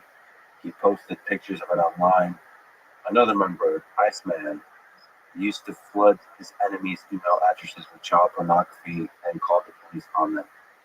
That's some stories. Can you tell some of these stories that stand out to you that are particularly despicable or representative or interesting when you look back at that defined your approach and who you were at that time? Let me say that I did not care about my victim. All right, I cared about me. Is what I cared about. It's rough to admit that. You know that you don't give a shit what you do with anybody else. You don't care about you. But that's the truth of the matter. I didn't care about the victims. The lady that wasn't even at the beginning of my career as a cyber criminal. That was right at the last of it. Which lady? The coin lady. I was by that point. Shadow Crew had made the front cover of Forbes, August of '04. October 26th of '04, Secret Service had shut us down. 33 people arrested, 6 countries in 6 hours. I was the guy that was publicly mentioned as getting away. What happened was I was the guy who was I kind of invented this crime called tax return or an identity theft, and was stealing a lot of money. I went through all my stateside savings, and Shadow Crew gets shut down. I don't have any way to come in with any money, so I start running counterfeit cashier's checks, defrauding people about having them send products or bullion collections, what have you, by COD, on delivery, and I would pay with it with a counterfeit cashier's check. This lady was on eBay. She had been collecting these silver coins all of her life. You know, U.S. currency used to be, the coins used to be silver. So she had a whole collection of these things, like, I don't know, 80, 90 pounds of this stuff. And I'm a very good social engineer. So convinced her that I was a legitimate person, that, I sent it to COD, you can use my FedEx account to do that, my UPS account to do that. I'll pay with a cashier's check, take it in, same as cash. She believed that. She was, even on the ad, and we talked on the phone and everything else, she told me that she was a single parent, and it was the only money that she had to put a roof on the house for her and her kids. And I didn't give a damn. I didn't give a damn. What was more important was me at that point. Can I ask you a question about the social engineering? So maybe it's specifics like the methodology, email, the phone. Maybe you could discuss this process from a bigger philosophical perspective of what is it about human beings that makes it possible to be social engineered, to be victims of fraud. So first, let me say that I became a social engineer as a child, all right, because the adults in my environment as a child, I had to know exactly what they were thinking and be able to try to manipulate that for survival. So I became a social engineer as for survival initially. All right. And one of the things that I've seen with a lot of cyber criminals is the exact same thing. They're really expert ones. They become social engineers as a child, and later on, they use those tools to victimize others. Which is fascinating because in order to understand what others are thinking, you have to be extremely good at empathy. So you have to really put yourself in the shoes of the other person. And yet, in order to do cybercrime, you have to not care about the pain that might cause them once you manipulate them. So you have to empathize and yet not care. Exactly. And I would argue that is not a sociopath. Because a cyber criminal is no different. Most cyber criminals justify those actions. So the justification becomes what's important. With me, the justification was I did it for my family, did it for my wife, did it for my stripper girlfriend. So, and I believe that those justifications. So that because I care about love a lot. Yeah. So the big picture of that is trust. How do you establish trust with a potential victim? Right? Now, I would argue online that trust is established through a combination of technology tools and social engineering. All right, so we trust our tech. We trust our cell phones. We trust our laptops. A lot of times we don't understand how they operate, but we trust the news that comes across the line. We trust the phone numbers that show up. We trust IP addresses if we're advanced enough to look at an IP address or a domain or anything else like that. Criminals use tools to manipulate that, spoof phone numbers, spoof browser fingerprints, but whatever that may be, whatever the tool may be. Then that lays a base level of trust. At that point, you shoot in with the social engineering and play whatever story that is in order to manipulate that victim to act not out of reason, but out of emotion all of a sudden. This is fascinating about the way humans interact with the world, which is you're almost too afraid to not trust them. You have to find a balance. You have a lot of us have conspiracy theories now about distrustful institutions and thinking like everything around us. It's like I've been listening to people who believe the Earth is flat, and that conspiracy theory is fascinating to me because it basically says that you can't trust anybody, right? That like everything you hear is a lie. So that's one. You can live that life, or you can live a life where you're just naive and trusting everything. And we as humans have to, because that life is kind of full of happiness if nobody screws you over, right? Because you meet people with a joyful heart and you get excited and all that kind of stuff. But if you do that too much, you're gonna get burned. So you have to find some kind of balance in terms of optimizing happiness, where you trust. Verified, and on the internet that becomes really tricky. You're almost too afraid to distrust everything because you'll never get anything done on the internet. But then if you trust too much, you can get screwed over. And so the social engineering comes in where you're like, I'm not sure if I should trust this. You kind of help them build the narrative was like, it's good. It's good. So and a lot of the times, that social engineering is just feeding into what the victim wants to believe. All right, it's not really coming up with a brand new story at all. It's just knowing what that victim is, what the motivations of that victim is, feeding into it at that point. So you have to, again, that social engineer has to almost immediately know what's driving that person. If I'm working on a phone, talking to someone over the phone, I have to know within seconds what I need to say, how I need to act and interact with that customer service agent or whoever I'm talking to on the other line. So fascinating because you truly are empathizing with the other person. What is it? This businessman, Steven Schwarzman, I've talked to a few times. He mentioned this thing that, the way you build deep relationships is you really kind of notice the things that people are telling you, like what they want and what they're bothered by, what are the big problems in their lives. Because everybody's saying that all the time. Most of us just ignore it. Right. You really take the time to listen. You know somebody at that point. Absolutely you do. Then you have to be dismissed. Dismiss it after. You're looking for that just to see how I manipulate that is what you're trying to do. So that was the lady was one story. Another truly despicable story. We'll get to script in a second. But another truly despicable story. We were one of the really first groups that started phishing attacks.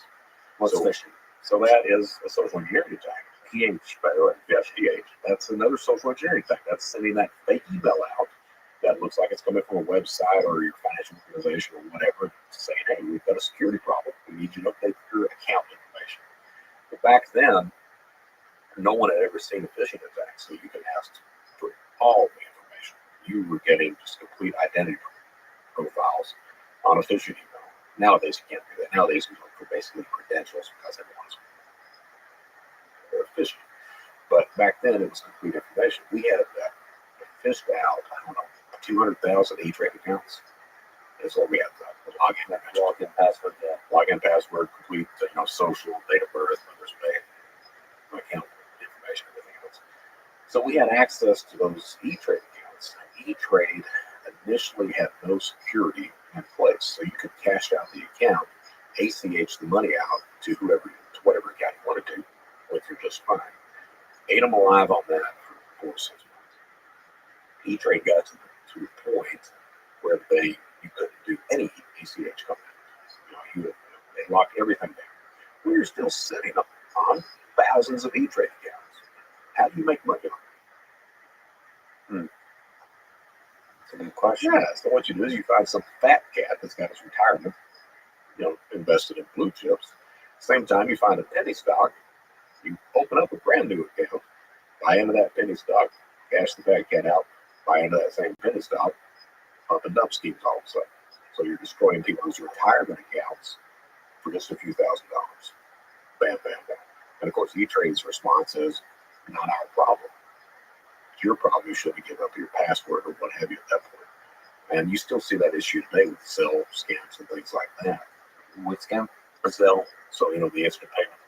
So it's the same kind of operation, same type of different mechanism. You can find an easy way to exploit the system, and typically the financial organization. Not our problem. Our system's secure. It's the humans. It's their errors. Well, not really. You've got some culpability in that, but you're just trying to avoid paying part of the bill.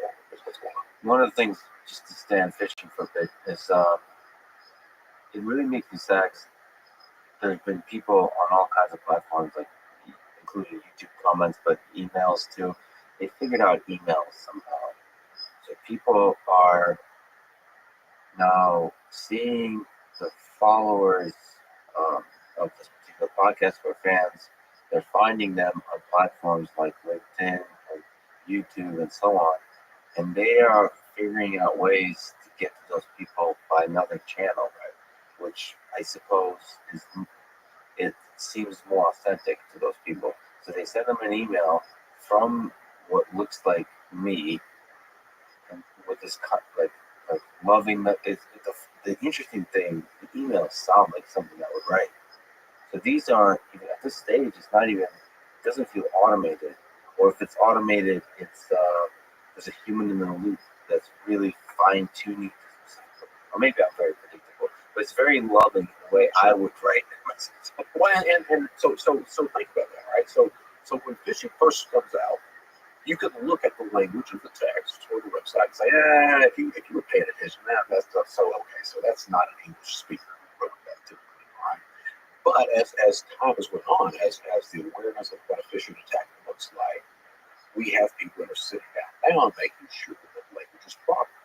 It gets worse than that, though, if you look at business email compromise, right? So the way business email compromise typically works is the attacker will find a payroll person, find a CEO. He will fashion a spear phishing email, which is that's a phishing attack that's targeting one specific individual, right? So he'll fashion a spear phishing email. The way he does that is he pulls all the information he possibly can on that person, all right, that CEO. Maybe he'll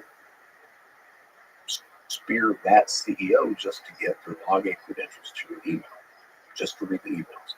He'll go in there and he'll start reading all these emails. He'll specifically read the emails to the payroll department, see what that relationship is. Are they talking about their kids? Talk about relationships, talk about vacation. What are they talking about? How are they talking? Are they friendly? Are they sterile? What do they do? All right. So then he decides, well, I'm going to go ahead and spearfish this payroll department as well. So then he spearfishes in and gets those credentials. At the same time, he creates a Unicode domain in whatever the company name is. Okay, so instead of that English alphabet I, he's got that Russian letter that looks like an I, but without the dot on top. All right, goes back into the email, the payroll email, blocks the real CEO's email, replaces that with the Unicode email that he's got, and then sends out a message using the correct language, the correct relationships, everything else. It says, hey, we're updating our account status. I need you to send this payment. Send it over here. They've set up a new account. Send all payments over here. And that is business email compromise in a nutshell. All right, works great. Probably the larger the organization, the more susceptible to that kind of attack, because there's like a distribution responsibility to where you're more likely to believe that, oh, okay, this other person is responsible. I'm sure they secured our absolutely. I'm okay listening to this. So that's business email compromise, and those crimes. It's one thing you see about cybercrime. Cybercrime is not really sophisticated. It's not. The attacks are not sophisticated. The stat is 90% of every single attack uses a known exploit. It's not the stuff. It's not zero-day attacks. They're out there, but if you're a criminal waiting on a zero-day to profit, you're going to starve to death. The meat and potatoes are at 90% known exploits, and the rest is. Well, you're saying it's maybe you mean it's not technically sophisticated, right, but it's social engineering sophisticated. Very sophisticated. Very sophisticated. It's a fascinating study of that establishment of trust and then using that trust to defraud that thing. That is something. I wish, obviously, all of these folks are really good at hiding. I wish you could tell their stories in a way, which is why you're fascinating, because you're able to tell these stories now. Because it is studying human nature by exploiting it, but you get to understand like our weak points, our hope, our desire to trust others. Also, sort of the weak points and failures of digital systems and at scale humans have to connect. Right. It's fascinating. This is a weird question. Asking for a friend. Is spearfishing itself illegal? What's the legality? Oh, it's all illegal. Absolutely, it is. But is it absolutely? Here's what. Okay, let me construct an example. So, if my friend were to spearfish like a CEO, right, and get their information, and after they get control, say of their Twitter account, they tweet something loving and positive. What's the crime? Unauthorized access to the class. What will be the punishment? Do you think? That becomes questionable. So no monetary loss, or was there a monetary loss? Probably no. All right. So you have to figure out who the victim is before charges are pressed. Now the crime would be unauthorized access. All right.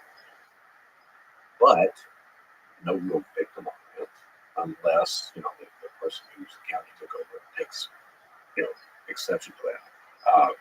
No monetary loss. So there's not really standard like fines. Probably that's what happened. Right. All right. So, I mean, that's kind of interesting because it's. So when I get the ransomware, when I get the 0-day attack and the QNAP mask, they basically say the criminal is QNAP, the company, for having so many security vulnerabilities. They're like, you are the victim of QNAP's incompetence. That's the way they kind of phrase it. And see, I don't agree with that. I don't agree with that at all. So, SolarWinds.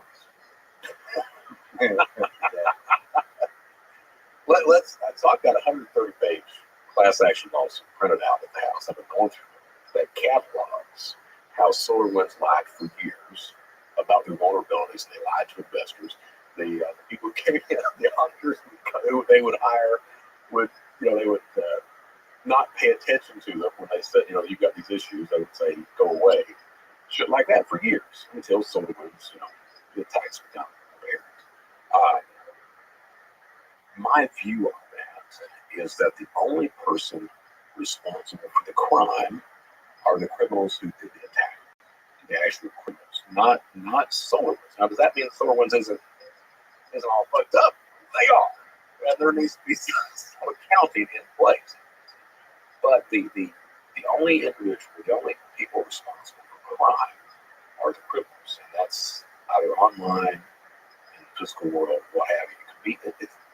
Being an idiot is not a crime. being being criminally negligent is. And I think that SolarWinds is certainly responsible. Not responsible.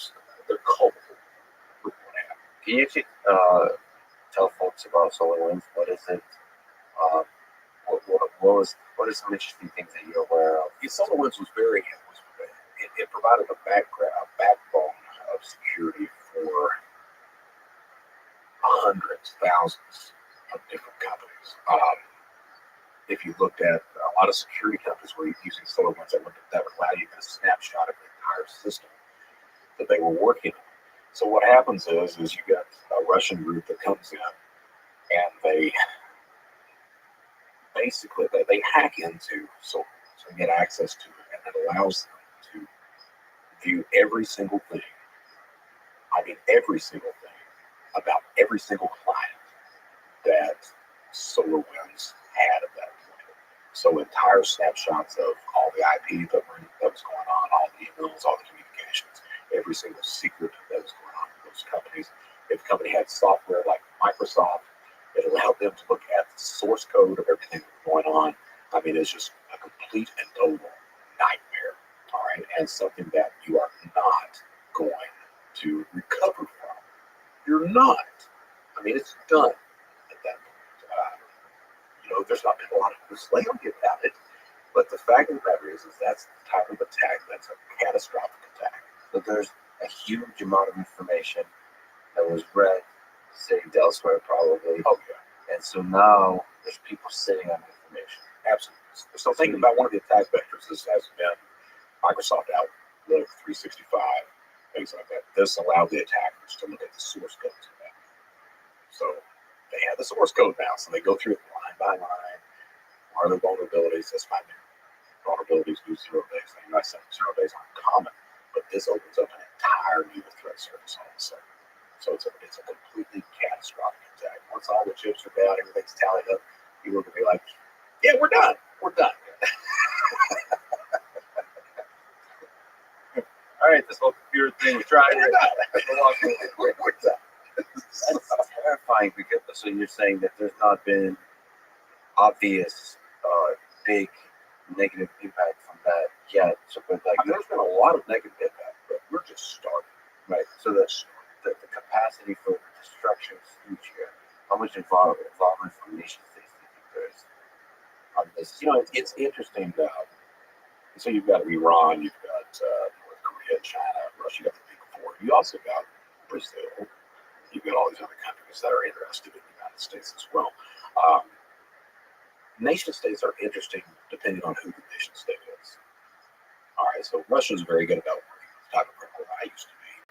They'll enlist these guys, steal information, what have you. Russia will take the information they want to, and they'll basically go off and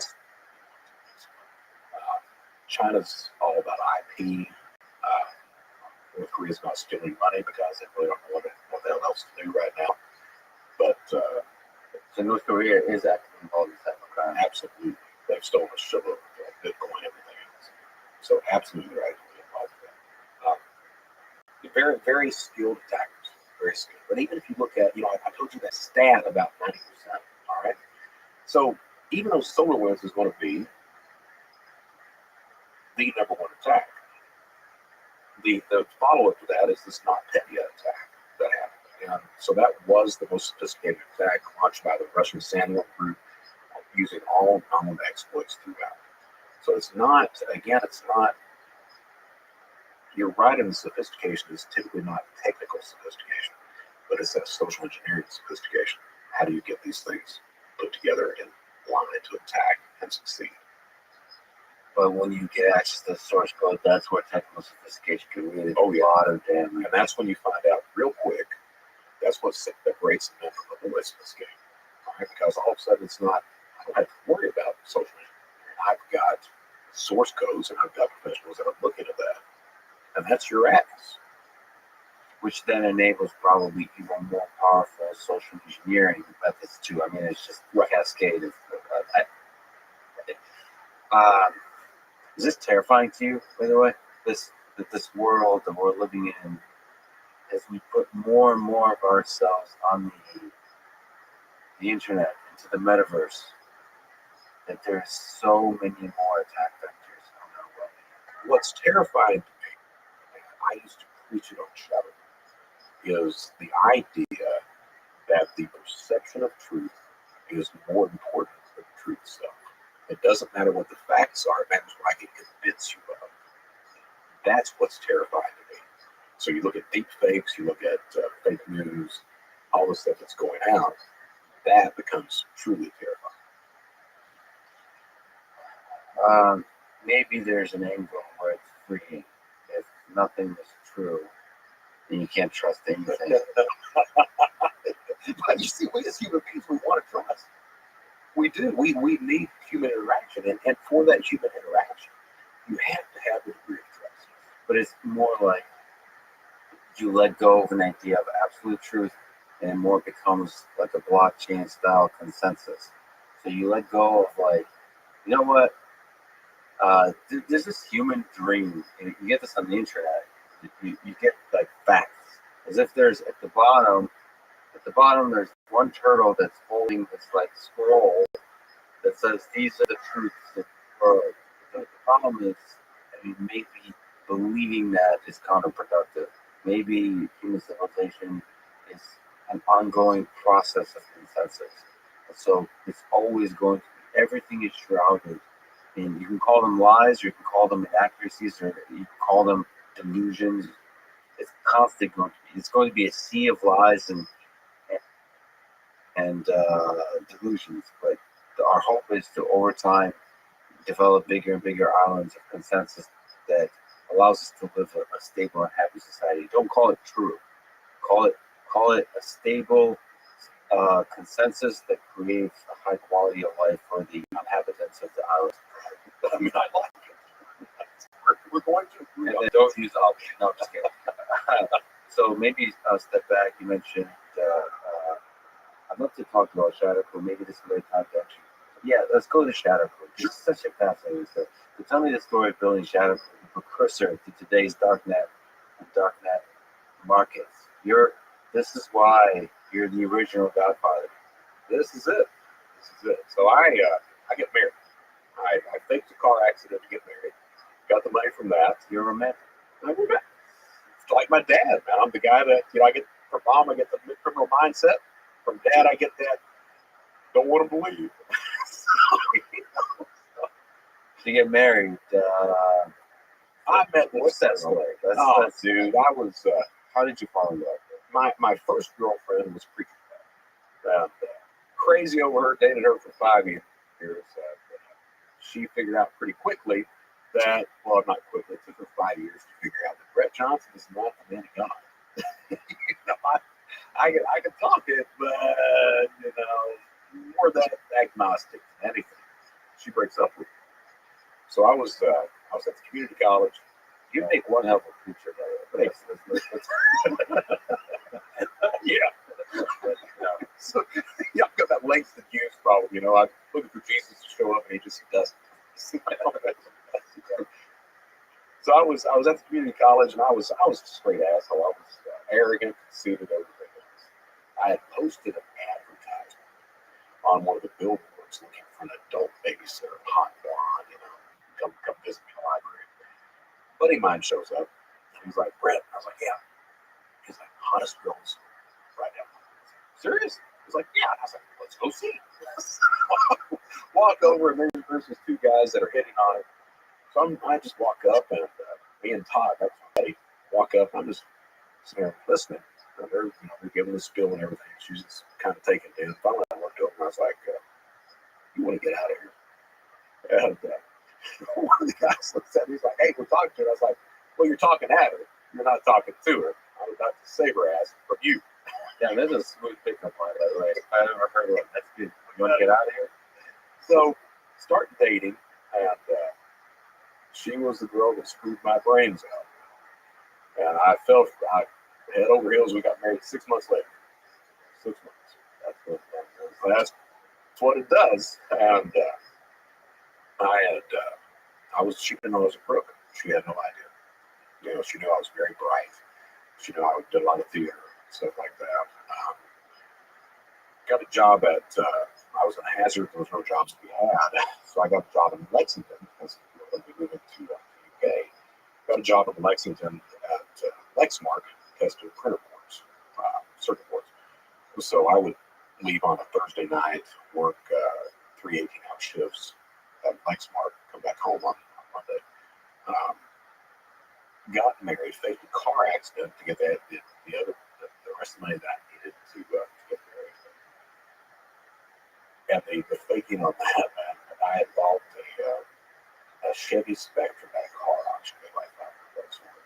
My aunt had previously defrauded USAA insurance on the car accident. She was telling me all about it. She's like, look, go down to this chiropractor, make sure you get the insurance where they'll pay for a rental car, they'll pay lost wages. I was like, they pay lost wages? She's like, yeah, they pay lost wages. I was like, she's like, by the way, you work for me. And I was like, I work for you. So, And you get to define the wage. You can also define how long you were unable to work. exactly. So the chiropractor will sign off on it. So my cousin Ronnie, he figures out that he finds out I'm going to fake this car accident. So he comes to me and he's like, hey man, can I get in on that? I was like, yeah man, you get on. So this kid, he's 5 days younger. This kid, he goes to the dentist the day that we're faking it, has a tooth pull, tells the dentist not to numb it, not to stitch it, just pull it. So he shows up the day that we're driving out to fake the accident. He's got blood all over his shirt. He's still bleeding out of the mouth and everything else. I'm like, are you okay? He's like, yeah, man, it's going to be good. It's going to be good. I'm like, okay. So my mom, by this point, I'm living with my grandparents. My mom is up at the head of the hollow. So we're like, we'll just do it up there. Go back like we're visiting my mom on the way back down. Ran over. Okay. So we go visit her. Come back out that night, run over the side of the hill. Me and Ronnie walk back up. Of course, totals the car. Walk back to my mom's, act like we've wrecked. She knows what time it is and everything else. And file the claims. So that gets the money to get married. Me and my wife from Hazard to Lexington. And I'm the kid that my crime usually, if I was a single guy, wouldn't break the law. Well, that would be all right, you know. But females involved, oh yeah, got to spend the money, got to show them gifts, everything else was never enough to show them love in some sort of healthy way. Always had to go overboard. Typically, it was buying or stealing some sort of expensive car. So that was the thing. That was the way you show love, is by buying expensive gifts. Or something overboard. Back then, with Susan initially, it was, don't worry about working. I got it. You just worry about going to school. She was a music major. I was like, you just worry about going to school. So don't worry about cooking and cleaning. I got it. So not only was I this guy who was going overboard, but kind of a control freak too, right? So I got it. So here I am, 60-hour-a-week job, 18-hour class load, cooking, cleaning. Something had to give. I quit the job. I couldn't do it. Quit the job and start back in fraud. And I'm trying to hide that from her at the same time. So it was initially telemarketing fraud. I was working at, the first job I had was a telemarketer at a cemetery selling gravesites. And then that ended, went over to work for Shriners Hospital. And there was a third-party company that was doing all the telemarketing. We made really good money doing that. That job ended, and then they pivoted over to working with Kiwanis clubs, selling food baskets to the food banks and everything. So I stole the phone list and started my own Kiwanis club. And would do the telemarketing, go out twice a week and pick up checks. Well, what happened is I'm going out picking up checks, go knock on the door. Turns out one of the persons that I called was a law enforcement officer. So he was like, I'm like, I'm with the Kiwanis Club. He's like, no, you're not. So, got arrested. Spent 3 months in county jail for theft by deception. Got out, and we had to move from Lexington back to Hazard and live with Susan's parents. They had gotten a desktop computer, HP, and I started surfing around online. Found eBay. And, didn't really know how to make money on eBay, but at the same time, I'm committing low-level frauds online. I don't really really talked about that in the past. First time I really talked about that, but I would pay for it with bad checks. So more person, so not using a platform like eBay anymore.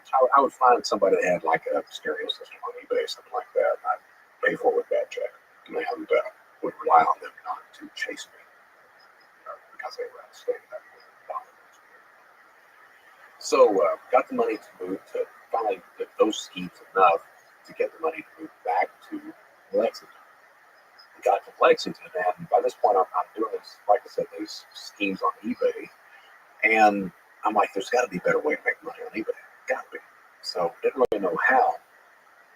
One night I'm watching the Inside Edition with Bill Riley, and they're profiling Beanie Babies. So I'm sitting there watching on the profile, and there's this one called Peanut the Royal Blue Elephant, selling for $1,500 on eBay. I'm sitting there going like, shit, I need to try to be a peanut. So my initial thought was, well, there's got to be one of these Hallmark stores in Kentucky somewhere. So I skipped class the next day, went out around to all the Hallmark stores looking for Peanut. No, idiot. He's on eBay for $1,500. So after a few hours of that, I'm like, turns out they had little gray Beanie Baby elephants for $8. Picked up one of those for $8. Stopped by Kroger on the way home, picked up a pack of blue red dye. Went home, tried to dye the little guy. So that was a nightmare. Turns out they're made out of polyester. Get them out of the bath, look like we got the mange. And what happens is, I'm trying to dye the damn thing. I'm like, that's not going to work. So I got online, found a picture of the real one, posted it on eBay. And I was like, well, what I can do is I can claim that's the one I've got, and then maybe claim that it got messed up in the mail and work out like that. So posted a picture of a real one online. Woman thought I had the real thing. She wins the bid. That social engineering kicks in immediately. I didn't want to be on the defensive. I wanted to do it. So as soon as she wins the bid, I send her a message. Hey, we've not done any business before. I don't even know if I can trust you. What I need you to do protects us both. Go down to the U.S. Postal Service, get 2 money orders totaling $1,500, send them to me, issued by the U.S. government. That way we're both protected. As soon as I get the money orders, I'll send you your rent. She believed that. Didn't ask any questions at all. She believed that. Send me the money orders. I cashed them out. Send her the creature. Immediately got a phone call. I didn't order this. My response, lady, you ordered a blue elephant. I sent you a blue fish elephant. And she got pissed. And she kept calling. What I found out, and that's really the first lesson of cybercrime that most of these criminals, including self, learns. If you delay a victim long enough, just keep putting them off. A lot of them, they get exasperated, throw their hands in the air, and walk away. You don't hear from them. And none of them, to this day, none of them complain to law enforcement. They eat it. So it's a mixture of like you're exhausted by the process, so it's just easier to walk away. A second, almost like an embarrassment. So there's a whole slew of reasons. All right, there's the exhaustion, certainly. There's the embarrassment. So if you figure out, if you look at it today, where does the embarrassment come from? Media, family members, we're all very good about blaming the victim for crimes. Why would you click on the link? Why would you send money to somebody you don't know? Blah blah blah. So you've got that's going on. You've got the issue of who do you complain to? Back then, you didn't know who you complained to. Local police, because she's in another state. So which local police do you complain to? Do you complain to the feds? Well, it's like the dollar amounts aren't high enough to complain to feds. Feds are going to tell you to go local. Local's going to tell you, hey, it happened in Kentucky. Complain to them. Kentucky's going to tell you, well, shit, you're over there. We need you to come in. So there's this whole issue of jurisdiction, of the blame factor, everything else. So I got away with that crime and did it under my own name at that point. I kept going and got better at it. Started to understand how to hide identities, things like that. Started selling pirated software. Pirated software led to installing mod chips. It was for initial pirated software, so Sega Saturn, PlayStation. We had the mod chip in those to play the pirated disc. So I started selling and installing mod chips. That led into installing mod chips in the cable television boxes so you could watch all the pay-per-view, which in turn led into programming satellite DSS cards, those EPS RCA satellite systems, pull the card out of it, program it, turns on all the channels. Started doing that. Can we just pause? That is very entrepreneurial. So technically, so there's laws and rules that you're breaking that stuff. But there's also legitimate ways of doing that, which is break the rules of the conventions of the past. That's the first principles thing. That's what Elon Musk and his ilk do all the time. Right. That is guts and brilliance. But when it's crossing the lines of the law, actually sometimes the law is outdated. The thing is, as a human being, you have to then compute the ethical damage you're doing, like ethically the damage you're doing about other human beings. That is fundamentally the thing that you're breaking. Is you're adding to the suffering in the world in one way or another, and you justify it. But in terms of me, sort of as an engineer, that is some gutsy thinking. That's how Woz, Steve Jobs thought. That's innovation, and maybe just think if you can introspect your thinking process here. This is a new. I like how you remember this in the HP. Like what? This is a totally new thing to you. Computers is yet another domain. How are you figuring these puzzles out? Presumably mostly alone. Oh, well, when you were thinking through these problems, is there? This is a strange question to ask, but what is your thinking process? What is your approach to solving these problems? So the approach is you do something and you fuck it up, and you think back, okay, how do I fix that? So you fix that aspect, you commit the crime again, and it goes a little bit further, and it screws up. Okay, how do I fix that? What's the issue on that? How do I fix that? So there's not a deep design thinking like Later on it becomes that. Once you lay that groundwork of the way these schemes are working, right, it becomes that. Then you can apply that to other things in cybercrime as a whole. All right. But initially it's basically trial and error. You've got a problem, how do you solve that problem? All right. So I'm committing these crimes under my name. How do I solve that? Well, one of the first principles that we started to teach on the Shadow Crew is all crimes should begin with identity theft. That's one of the main first principles that a lot of people to this day still don't really get. All right, why would I commit a crime under my name if I can do it under your name? So that's one of the big buffers, and that takes trial and error to get to that point where you start to understand that's the way crimes should operate if you're a criminal. All right, but with me, it was, it's trial and error. It's that childhood where that mindset is kind of ingrained in you, where you're looking for ways, non-traditional ways of getting around things, getting through things. one of the questions I'll probably ask this later is there's also a unique aspect to the outcome of what you were doing, which is you didn't get caught for a very long time. We'll talk about why that is. And the thing is so interesting. All crime probably to be effective should start with identity theft.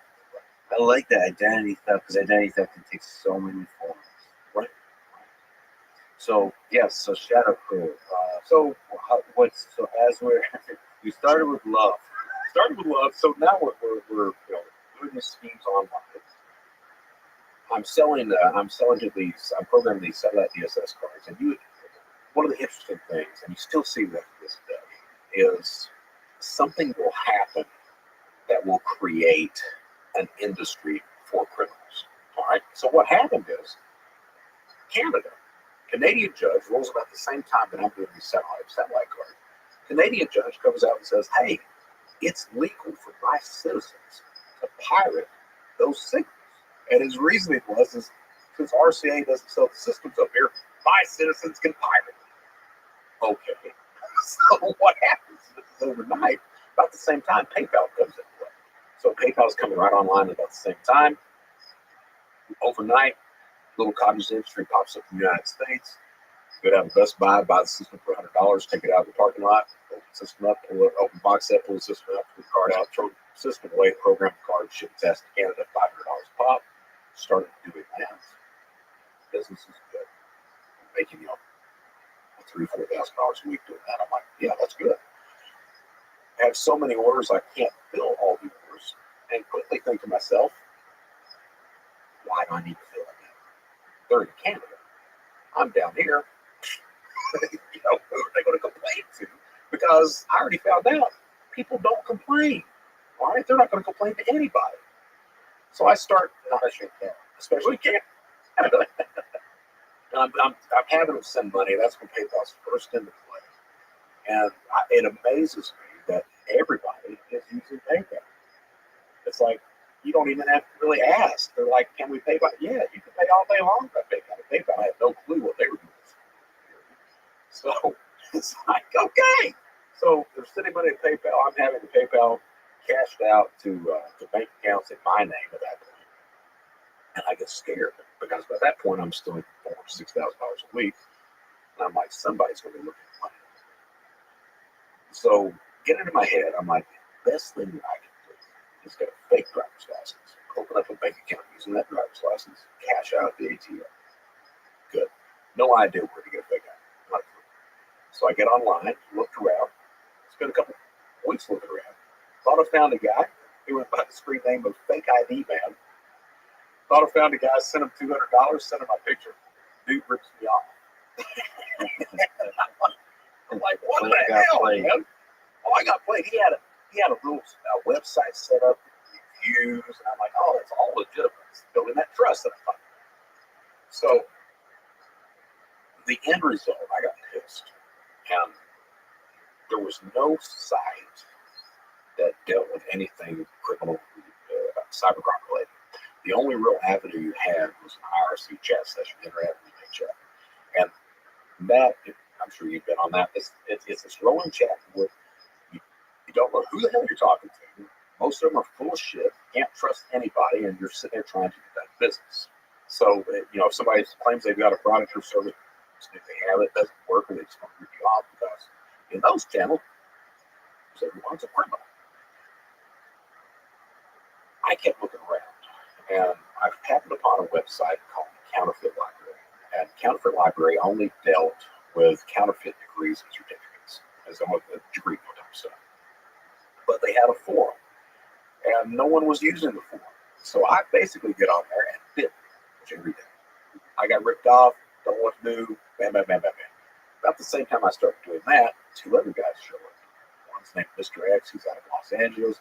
The other guy's named Beelzebub, he's out of Moose Jaw, Saskatchewan. And we all become buddies. So, a few weeks of me bitching, a few weeks of them responding. Beelzebub gets me on ICQ, and he sends me a message. He's like, I went by the street, Gollum. And he's like, Gollum, I can make you a fake driver's license. And I was like, well, what the fuck are you doing? And he's like, well, I'm going to charge you for it. I'm like, yeah, you are. He's like, I am. I was like, no, you're not. And he's like, look, man, it's like, this business, if you want to do this, you have to trust people or you're going to fail.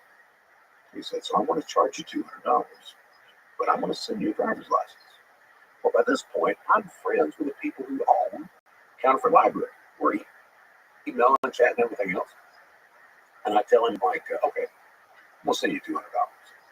That way, when you rip me off, I'll have them ban you, and I don't have to deal with you anymore. And he's like, bet. I'm like, okay. So I sent him $200, sent him my picture. 2 weeks later, I get a driver's license. Named is Stephen Schwecki out of Ohio. And real guy. Worked at ADP payroll to this day, works at ADP. That's where the guy works. Got the driver's license. And to me, at that point in time, it was the prettiest thing that I'd ever seen. I'd never seen a fake ID before. I thought it was great. Turns out, looking back, it's like, So, that is kind of a strong first step in creating a fake identity. very strong. Very strong. So So that was like, can I ask you just on the point he made that if you're going to be successful in this, you should have people you trust. Is he right on that? always absolutely right. So you have to have, this is like mom, you have to have an inner circle that you trust. I'm sure you probably heard me say this before. Successful cybercrime, all right? There are three necessities to be successful online if you're a criminal. Three necessities are gathering data, committing the crime, and then cashing it out. All three of those necessities have to work in conjunction. If they don't, the crime fails. The problem, and it's a huge problem, is that one guy can't do all three things. You've got the people who gather the data, basically the general store salespeople who sell PII, credit card logins, data, tools. They always sell the spoof phone numbers and RDPs, stuff like that. A lot of the times those people don't know how to commit the crime. And those people certainly don't know how to run the money out, put cash in pocket. So you've got, either because of a skill level, sometimes a geographic location, limits what that individual can do. All right, so you have to rely on people who are good in areas where you are not in order for that crime to succeed. And that means you have to trust those people. So what happens with shadow group? All right, so counterfeit library is the start. All right, counterfeit library transitions over to shadow.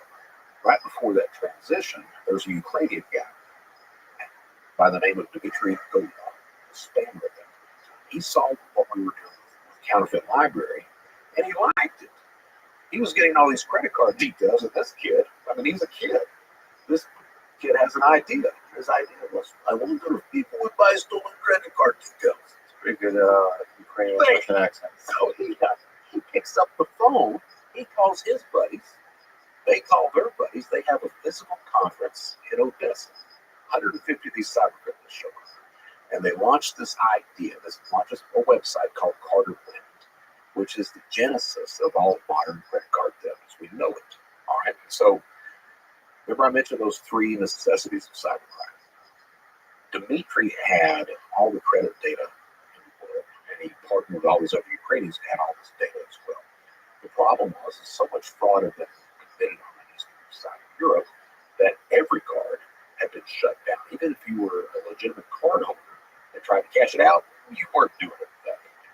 So again, those three necessities, gathering data, committing crime, cashing out. Dmitry had the data. They could commit the crime. They could not put cash in pocket. So we were running counterfeit library. One day I get this message, or not message, one day script shows up. And he posts, just on the general forum, he posts, hey, I've got credit card data. Give me an address, give me a burner phone number with 5 business days, whatever you want to. We had never seen anything like that. We were a PayPal fraud and eBay fraud site, and fake driver's licenses. So and we had 2,000-3,000 members at that point. So the response from the members was, that can't be real. You've got to be law enforcement. It's got to be trying to get us arrested and everything else. Let me backtrack a little bit. So the driver's license that I got, Beelzebub had an idea. What he wanted to do is he wanted to sell driver's licenses. Mr. X wanted to sell Social Security cards. He made a very passive Social Security card. Me, I had no skill level, and I knew PayPal fraud and eBay fraud. So Beelzebub was like, tell you what, you be the reviewer. That way you get every product or service that comes in. They'll have to send it to you or let you have access to it. You can learn the entire game. And because you're not selling anything, it gives you legitimacy on the reviews.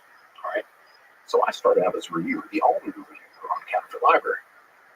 So over the next year, Beelzebub turns out he was a pot dealer. He goes back to doing pot because he wasn't making shit selling driver's licenses. Mr. X, about a year and a half in, he gets arrested, cashing out my credit cards, cashing out the casinos, some shit like that. So I'm the only guy left standing, and I'm at the top of the heap. So, and it becomes this thing where if I review somebody, they make a lot of money. If I don't, you don't do business. So Script shows up saying he's got this. I'm the only reviewer on site. People think he's law enforcement. First week it goes like that. After a while, I'm like, okay, I got to do something. And I'm scared, man, because I'm like, he may be law enforcement. So I get him on ICQ, and I'm like, hey, you have to be reviewed. He's like, what the hell is that? So I tell him what it is. He's like, you review me. I was like, yeah, that's the idea.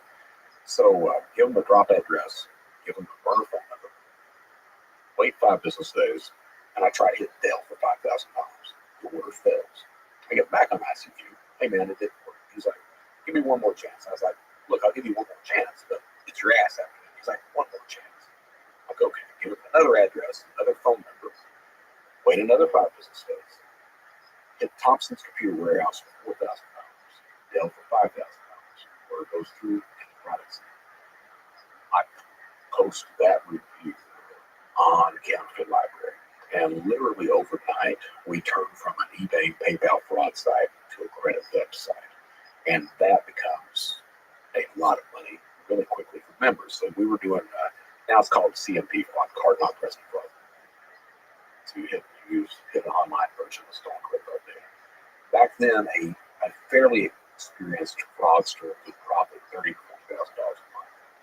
Okay, just buying laptops, what have you, and cashing out, put them on eBay for sell them like that. 30 to 40K a month was the profit on that. Script had a lot of buddies. He had people like Roman Vega, these other guys that sell not just credit card data, but counterfeit physical credit cards as well. We had Counterfeit, not stolen. so constant counterfeit. That must be tough to do.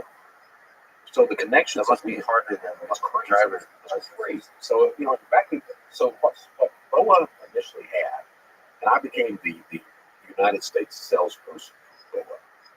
But what he had was he was the first dumps provider in the United States. So on the back of your credit or debit card, there's that magnetic stripe. 3 data tracks on the stripe. There's the first data track is the customer's name. Second data track is the card number / 16-digit algorithm outside of that. That's important. We'll get back to that in a few minutes. Third data track is called indiscriminate data. No one uses it. All right. So what's bought and sold is the second data track. It's called the dump. And the reason that's sold is when you go into a shop, you insert the card or you swipe the card. The only information that's sent out for verification is the second data track. All right, that goes to the processor bank for verification. The first data track, the customer's name, shows up on the screen of the cashier in front of you. So what typically happens is you buy 10 of these dumps, you get 10 counterfeit cards, encode track 2 on all 10 cards. Track 1, you create 1 fake driver's license. Track 1 is just the name of that 1 fake driver's license. That way when you go to the shop, swipe the card, track 2 send off a verification, track 1 shows up on the screen of the cashier. Your grassroots ID, pull out the fake ID, everyone's nice, warm, fuzzy. You walk out with cameras, Rolex. And track 1 could be 8. It doesn't have to be connected. It's not connected. Track Not connected at all. That's one of the big problems, right? Yeah. So, Script brought a host of technical people into that type of environment, all committing credit card theft. We had proxy providers. We had all these people that were doing this stuff. We start making a lot of money, a lot. And the reason that happens is, again, Script did not have the ability to cash out. So he was reduced to selling things. At the same time, he's looking for how do I make more money. All right. The Ukrainians happened upon this thing called the CVV breach or hack. That's what's called.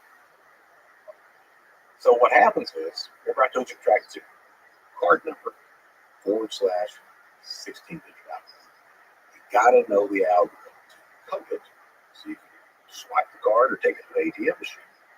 All right, ATM machine. You gotta know it. Now we were fishing data for data. I mean, we were doing a lot of fishing, a lot. We were getting pins, we were getting card numbers, but you can't get that algorithm. So the Ukrainians started testing stuff.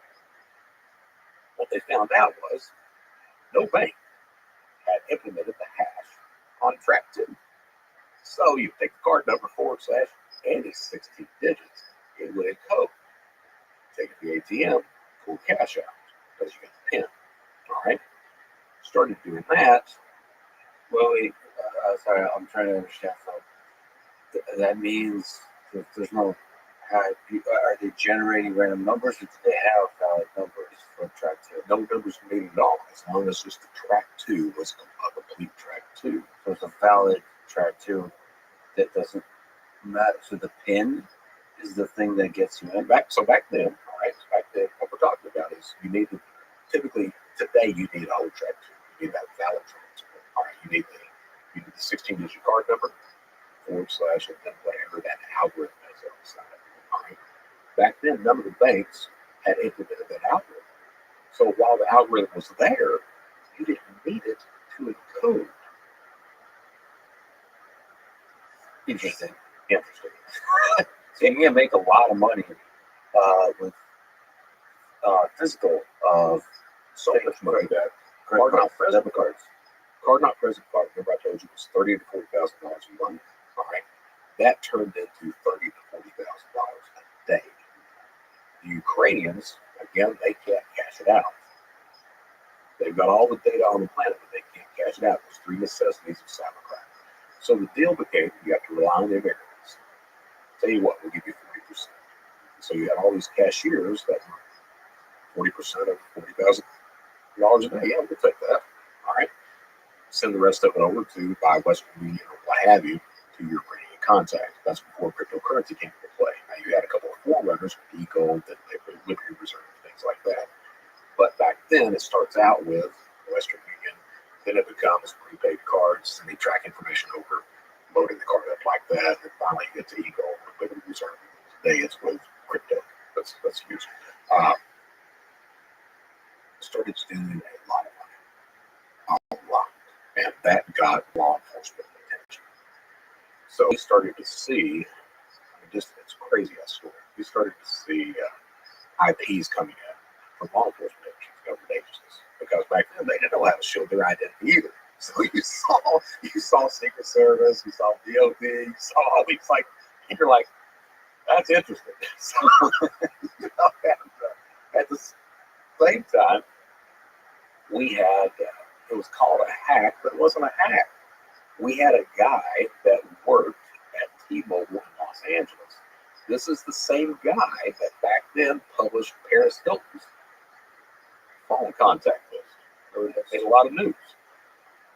Not only did he do that, but it turned out that the Los Angeles Secret Service agency was using T-Mobile phones.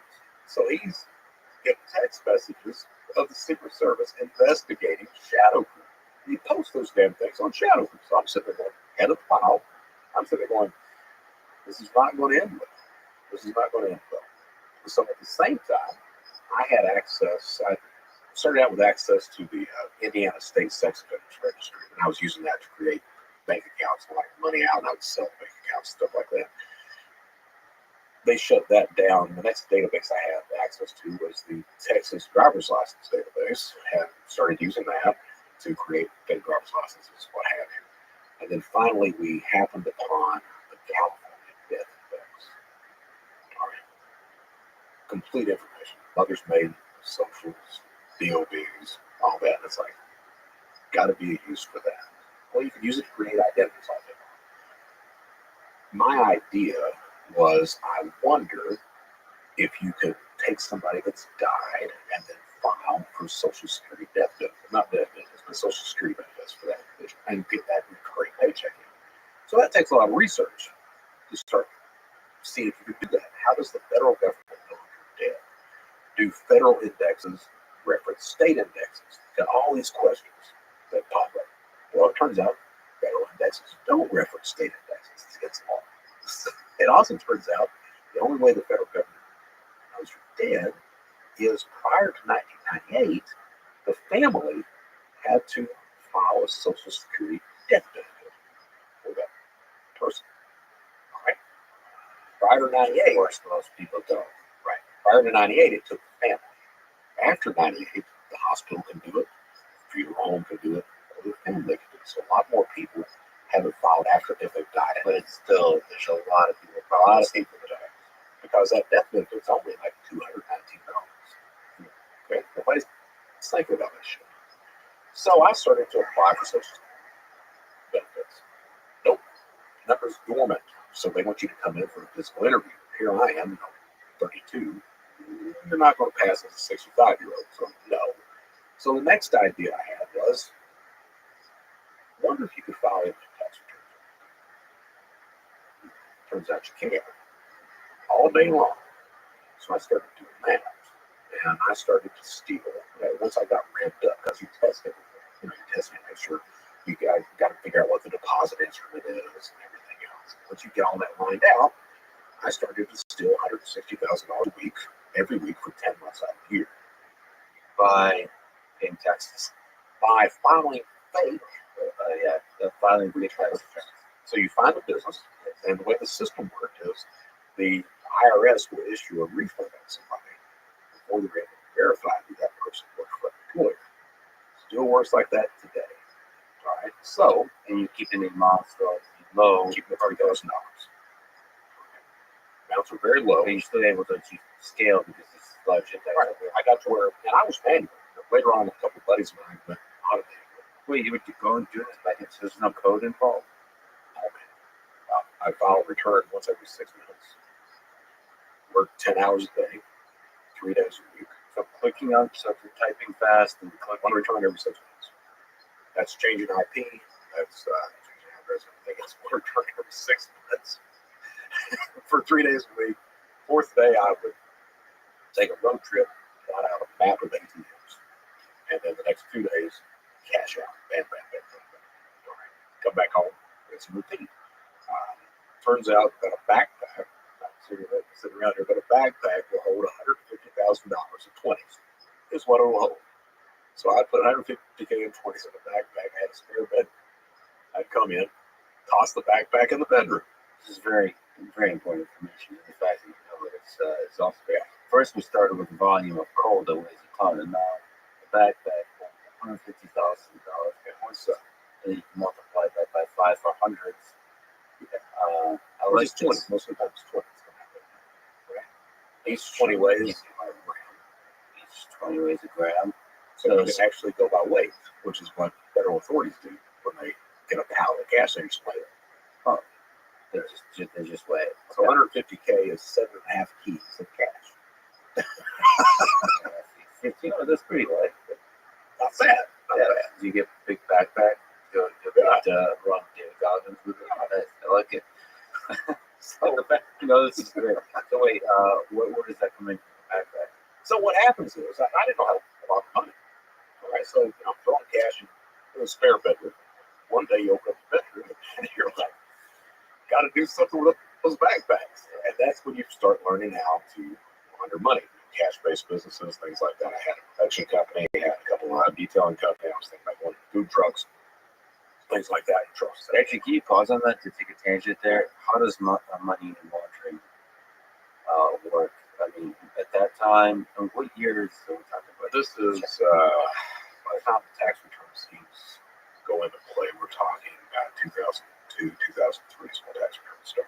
So what, at that time, and what you're aware of now, how it evolved, how does money laundering work?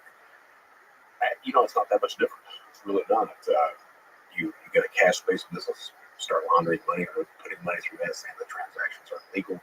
You then start depositing into bank accounts. From bank accounts, my thing is have bank accounts in the United States, Mexico, Canada, and then finally bounce over to Estonia.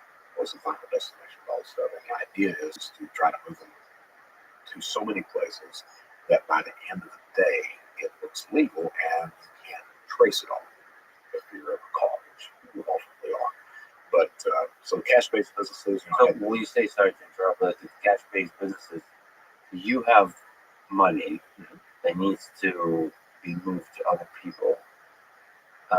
So how does that work? What's the business? Are people providing you a service and you're giving them money? right. So you do the Ozark thing if you want to do that. So you can gamble, cash out some silver trips to whatever casinos you've got. You've got your production company or your detail company. So how many cars you clean in a day? How many companies have you got to do that? All right. Whatever that company is, it's got to be cash based. Somebody's paying you in cash. Is what you're doing. You have to have enough of those cash-based businesses where it doesn't look funny. All right, because if you're a detail company making $100,000 a month, that's a problem. Yeah. Okay. So then you start depositing into that. Well, because of the Patriot Act, that's a suspicious activity report. SARS came in at $2,500 instead of the $10K that it used to be. So all of a sudden you've got multiple bank accounts that you've got to set up. All right. Unfortunately, what you also had is you had a bunch of prepaid debit cards that were coming into play at the same time. So a combination of bank accounts, prepaid debits that had ACH abilities attached to those as well, and you start running them all together. And once it's out in the United States, you don't have to worry as much. You can start funneling that into fewer bank accounts until finally you've got the one main account that's over at Bank Latico and Estonia. So a bunch of hops that end up in a place that you can trace. To give you an idea, I was arrested February 8th, 2005. My last seizure was 2010. Got the last seizure. So they got it. It took them that long to get to it. So how does stories like the script that come into play here, where he had someone who owed money, kidnapped, and tortured? So when does it turn darker? It turns darker with the money you make. Script was a kid that he was stealing enough money that he was able to buy whatever state he wanted to. And he would brag about touring the countryside, and if he saw property that he liked, he would buy it. And that was not just a brag, he was doing that. So this kid is stealing a lot of money. At the same time, he's got connections politically, doesn't he? He's got connections, and that family's got connections with the Ukrainian mob. All right? So he's got these inroads, and people are looking out for him, and he's stealing a lot of money at the same time. Somebody doesn't pay him a decent amount of money. Somebody doesn't pay him. Now, we had never, with Shadow Crew, with Carter Planet, with Counterfeit Library, we were basically the geeks. All right, we were just the fraudsters, the social engineers. We had never really considered violence. The rules that I had in play were, hey, we don't do child pornography. We don't do counterfeit currency. We don't do drugs. And the only thing we ended up really obeying was the child stuff, except for Max Butler, that I mentioned earlier. Script, someone rips the guy out.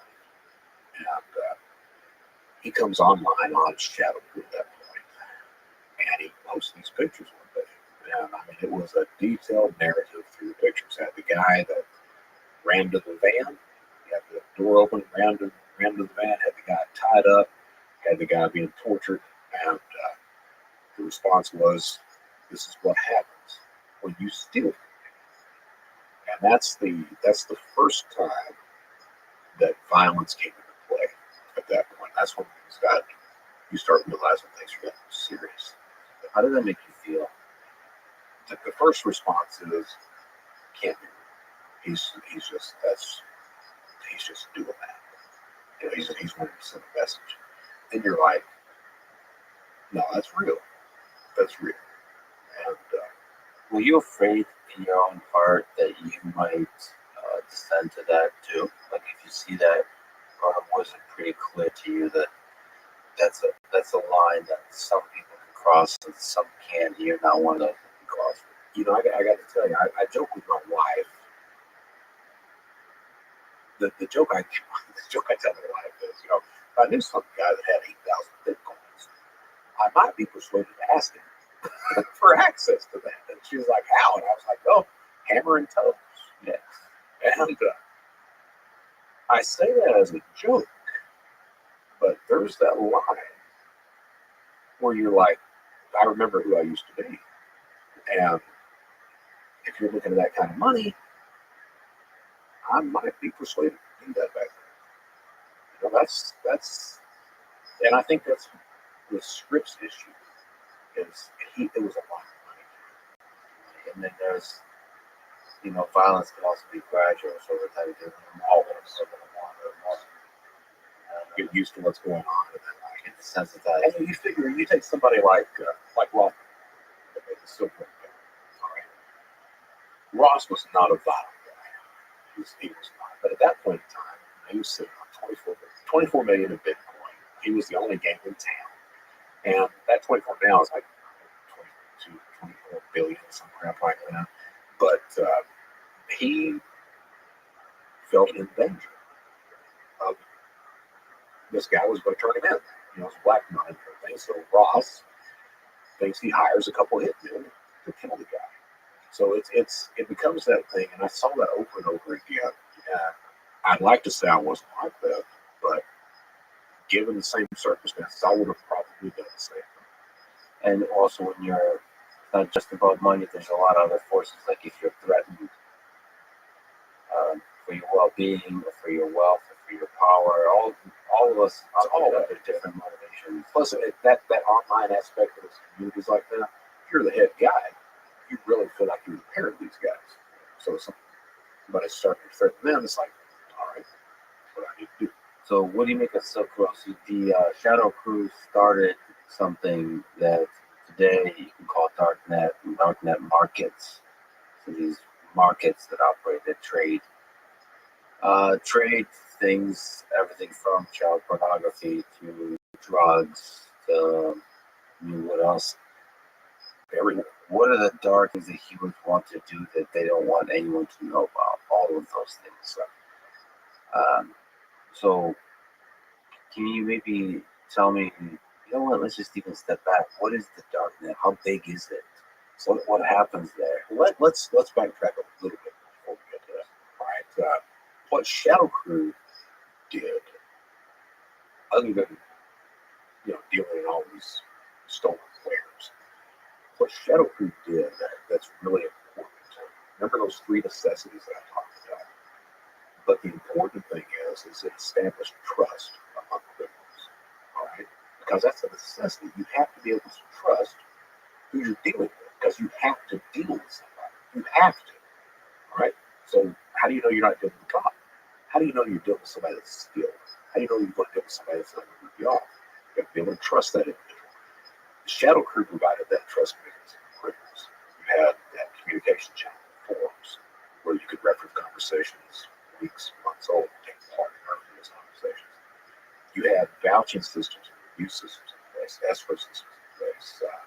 You knew by looking at someone's screen name, but you could trust the individual, network with the individual. All right, and that community of just humans provided that backbone of trust, and that's really interesting when you think about it. You had the trust that was there, but you also had this almost this instantaneous information that was available about the community or about cybercrime at large. That's still in play today. All right. So when that was the way things were until a couple of things happened, and one was cryptocurrency. The other one was the Tor browser, the dark web. I was working with the Secret Service, ripping the Secret Service off when Tor comes into play. All right, so we got a memo in one day, and it was talking about the Tor browser, and it was like, we really need to be careful because this is going to be a problem. And so we all fired up the Tor browser, and it turns out this was 2005 or 2006.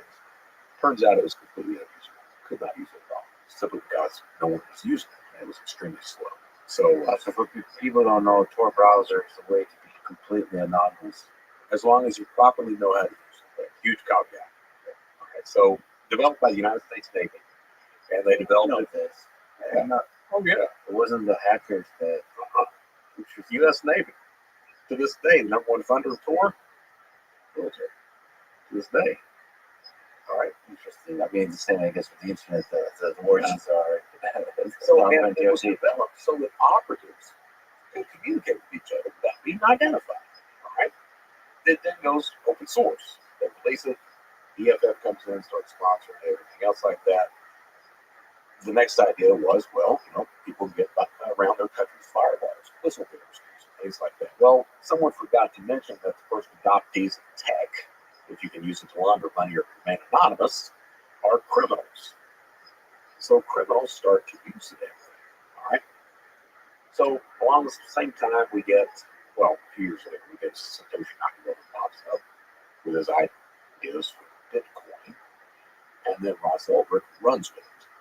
Ross Ulbricht decides he's going to start a Silk Road. So initially, the people who were using Tor, which later was the dark web, people who were using Tor were just talking to each other, visiting websites, communicating like that.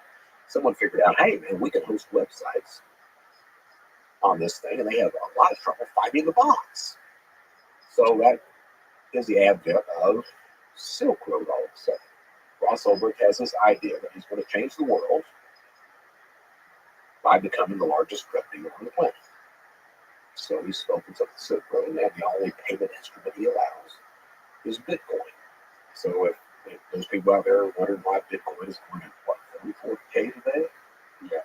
Starts By the time this is out, it could be 100,000 or 10,000. We'll see. who knows? If it's 10,000, I'm going to buy some. Which is a hilarious statement to make because that statement would be ridiculously wrong like 5 years ago. People 100 years from now would be laughing. Wait, was that low? So he only accepts Bitcoin, and that's, of course, the initial use case of crypto is no one wants to admit it today, but the initial use case is we're going to buy a bunch of pot. And we need somebody, we need a way to pay for it. So that's what happens. Ross, it's really interesting. You look at motivations of cyber criminals. Motivations are status, cash, ideology. My guys, all cash. Across the board, all cash. Ross's ideology. He really believed he was going to change things. I've been fortunate. I actually know the guy who ran Silk Road 2, and I've talked to him, everything else. And I will tell you that those guys who are motivated by ideology, they are a completely different breed. They really are. It's not the cash guy. It's low hanging fruit. The ease of it's hard to stop, but it's much easier for a cash motivated individual to stop than this ideology. Silk Road 2 guy, he's not breaking the law, but you can see it's like he wants to. He wants to. So it's That's fascinating. The worst atrocities in human history are committed by people that operate under ideology.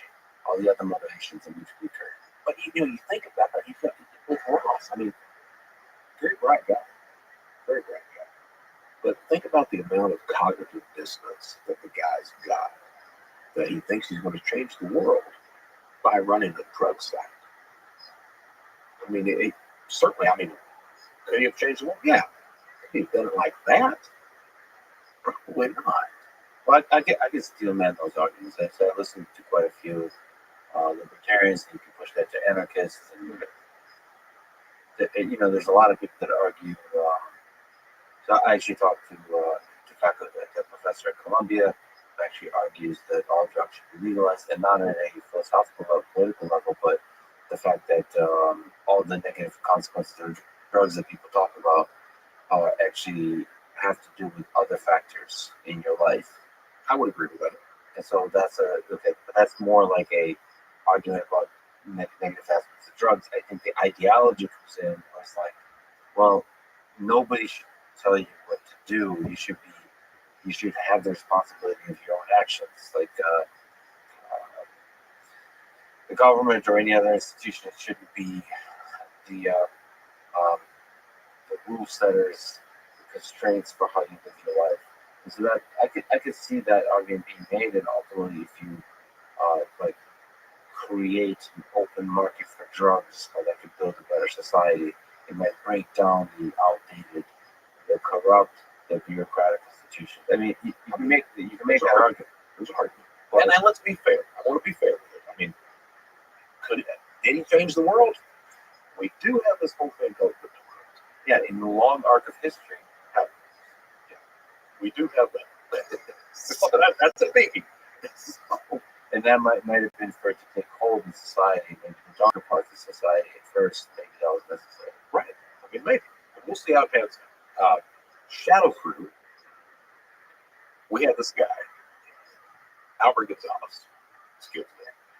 We were growing so big that I had to start farming things out. So the first thing I started farming, I instituted this review system, kind of establishing that trust mechanism for criminals use. We needed somebody to take care of our tech aspects of the forum.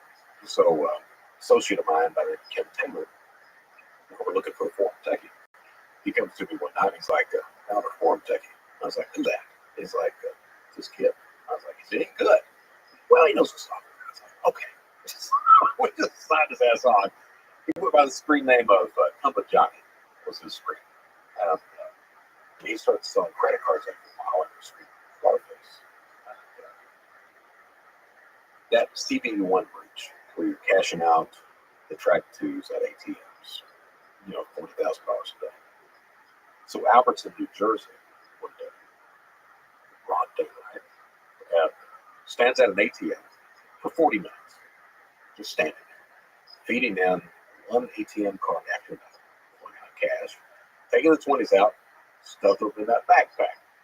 Meanwhile, just across the street, a couple of cops just happened to be there. And they start noticing this kid just standing there. So 40 minutes they watch this kid. 40 minutes. Finally, one cop looks at the other. Let me see what's going on there. Walks over across the street. Albert's wearing a wig. He's got the disguise on, everything else like that. Asked him, kid, what are you doing? Albert falls apart. We didn't know Albert had been arrested. So Albert immediately goes in. I want to work for the Secret Service. At that point in time, Secret Service, I refer to, and I want to make sure I don't say this. It's not like that anymore. But back then, they were fucking idiots. All right, they had no clue what was going on. There was a competence issue with the That's a nice. Or fucking idiots is another way to say it. So they're just like not aware of the digital world. They had no clue. The way that Albert tells them how to catch us, because they looked at how do we catch them, and Albert's I'm serious. I'm serious. So Albert's like, well, you could try a VPN. What's a VPN? So he explains it to them. They're like, so I had shadow. I was worried about all the news that was coming in, everything like that. I'm still in 160K a week. I didn't know Albert had been arrested. I'm worried about being arrested. I know the writing's on the wall. And I'm like, I'm quitting. Where did you see the writing? Like He's ever coming in? Yeah.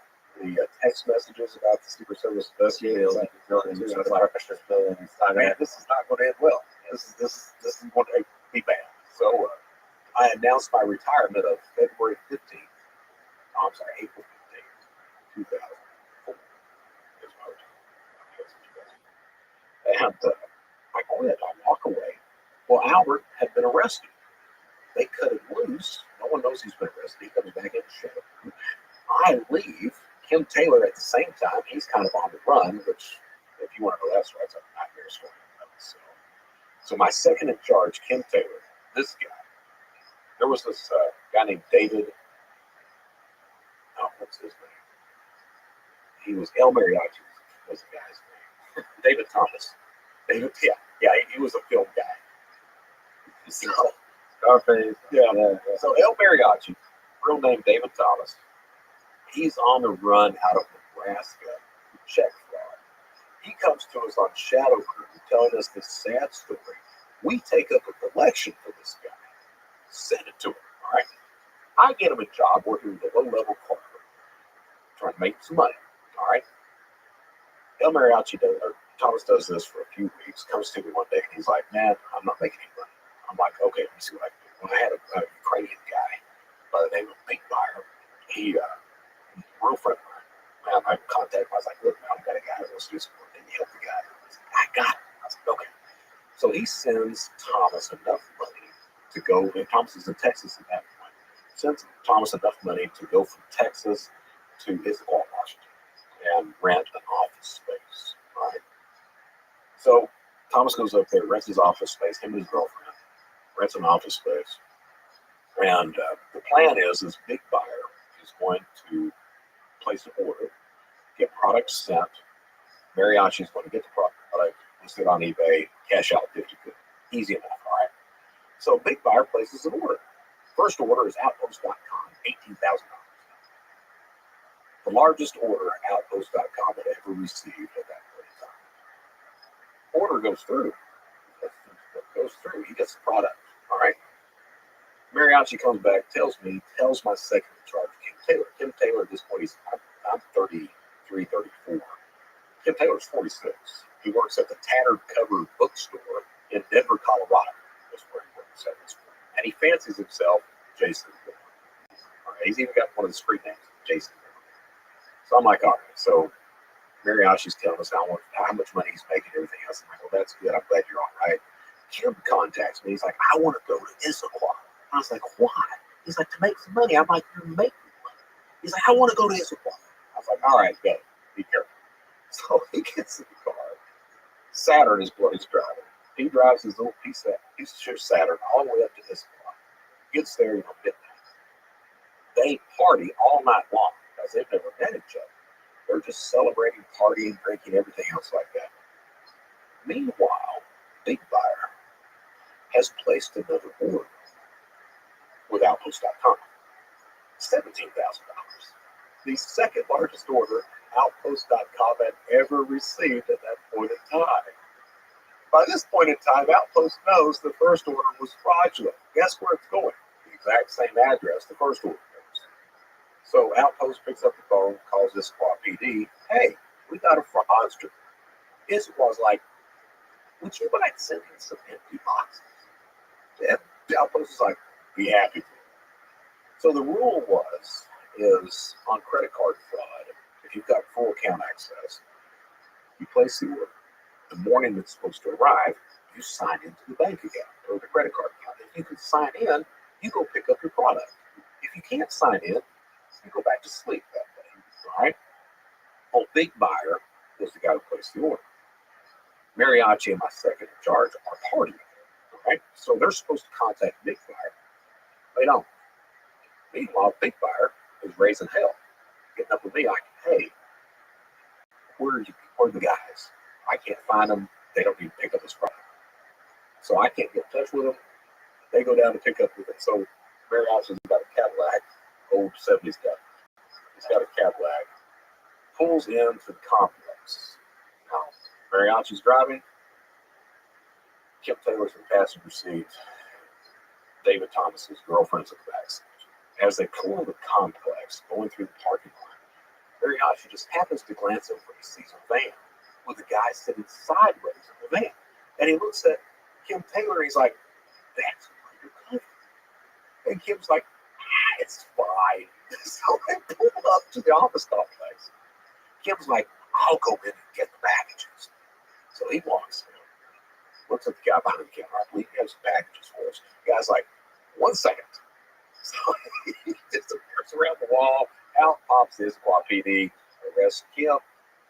David Thomas is in the car watching all this happen. He bugs out.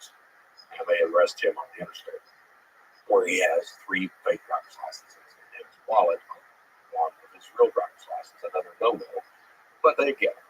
So David Thomas had outstanding warrant to Nebraska. We couldn't bond him out. Kim Taylor didn't have warrants, so we bonded him out. My third in charge, kid, Seth Sanders was his name. He bonds him out, uses his girlfriend as account to bond him out. And I get Kim Taylor to go to Utah, bring another friend of mine agrees to house him and his wife.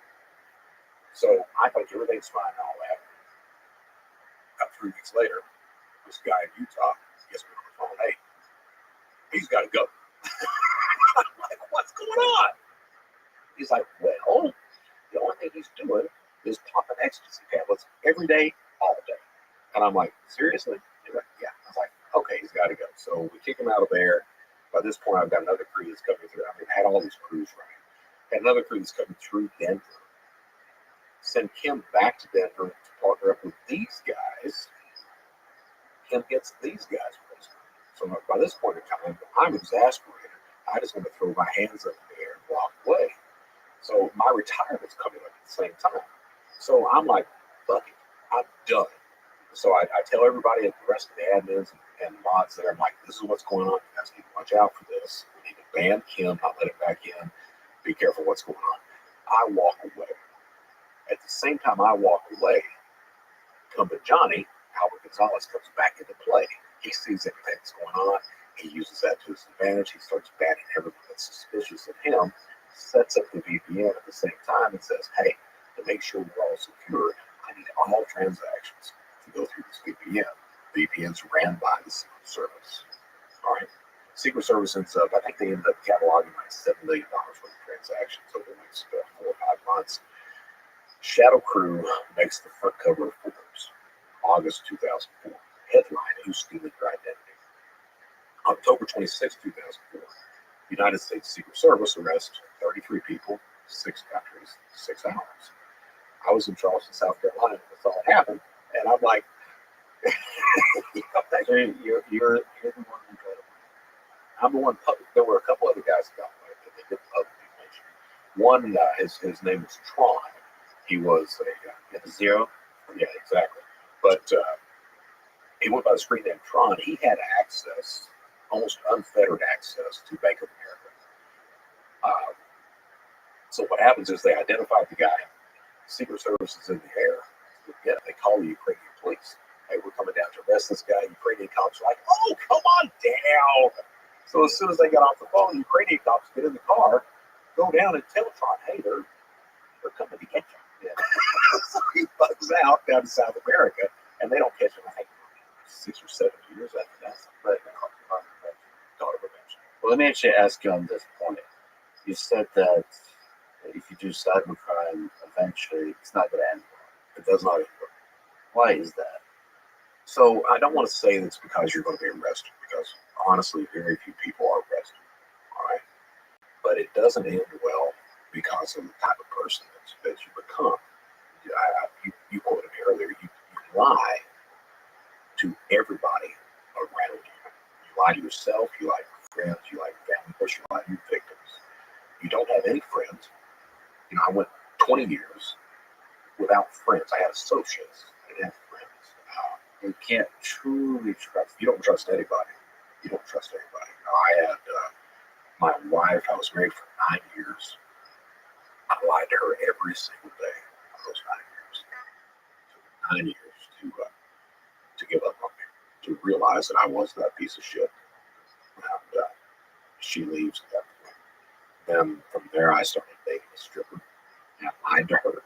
I thought I had friends. I lied to all those people that I knew that thought they were my friends. I lied to them the entire time. You become that individual. I don't think a lot of people really understand how bad that is. You know, you pointed out that woman that ripped off. She was trying to put a roof on her house for freaking kids, man. You're that person. You're that person. You're also lying to yourself.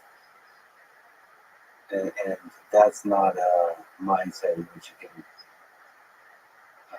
grow as a person, find happiness, find genuine, simple human affection, which is what love is. Yeah. Simple, real friendship, all of those things. So I went to prison.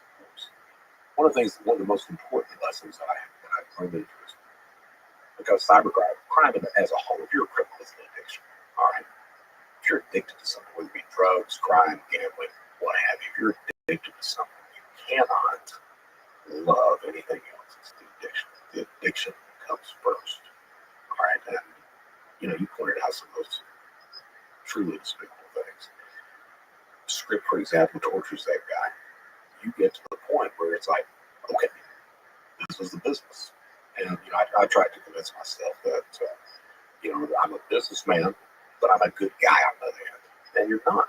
You're not. So those lies become part of it, everything else. And you get the higher ups are usually arrested. They are. But you've got millions of cyber criminals these days. So most guys are not going to be arrested. So you may be arrested. You may be like freaking Jonathan James. He was a miner, a very, very talented individual, very competent. He had, as a kid, he had broken into NASA, the OD, Pentagon. He shut the NASA computers down for 6 weeks. This is that kid. Then he decides he wants to go into credit card debt. Partners with Albert. He's arrested with Albert. Law enforcement. They were going to blame him. He was the only competent individual. So this kid gets up one day. He wasn't in prison yet. He gets up one day, goes in his dad's bedroom, gets out his 45, walks in the bathroom, and blows his brains out. You've got things like that. Or you rip somebody off. You end up like scripted that guy, the guy who ran Evolution Marketplace. No one knew two people ran that, a guy and a girl. And no one knew who they were. He ends up stealing about $24 million, a lot of it from the Ukrainian mob, and they found him about a year later on a beach without his head in the hands. But it always goes south. But more than anything, to me, the negative thing is you really become somebody that just truly a despicable human being. When you get to the point when you're destroying people's retirement accounts, you're stealing money from a woman that simply wants to do something good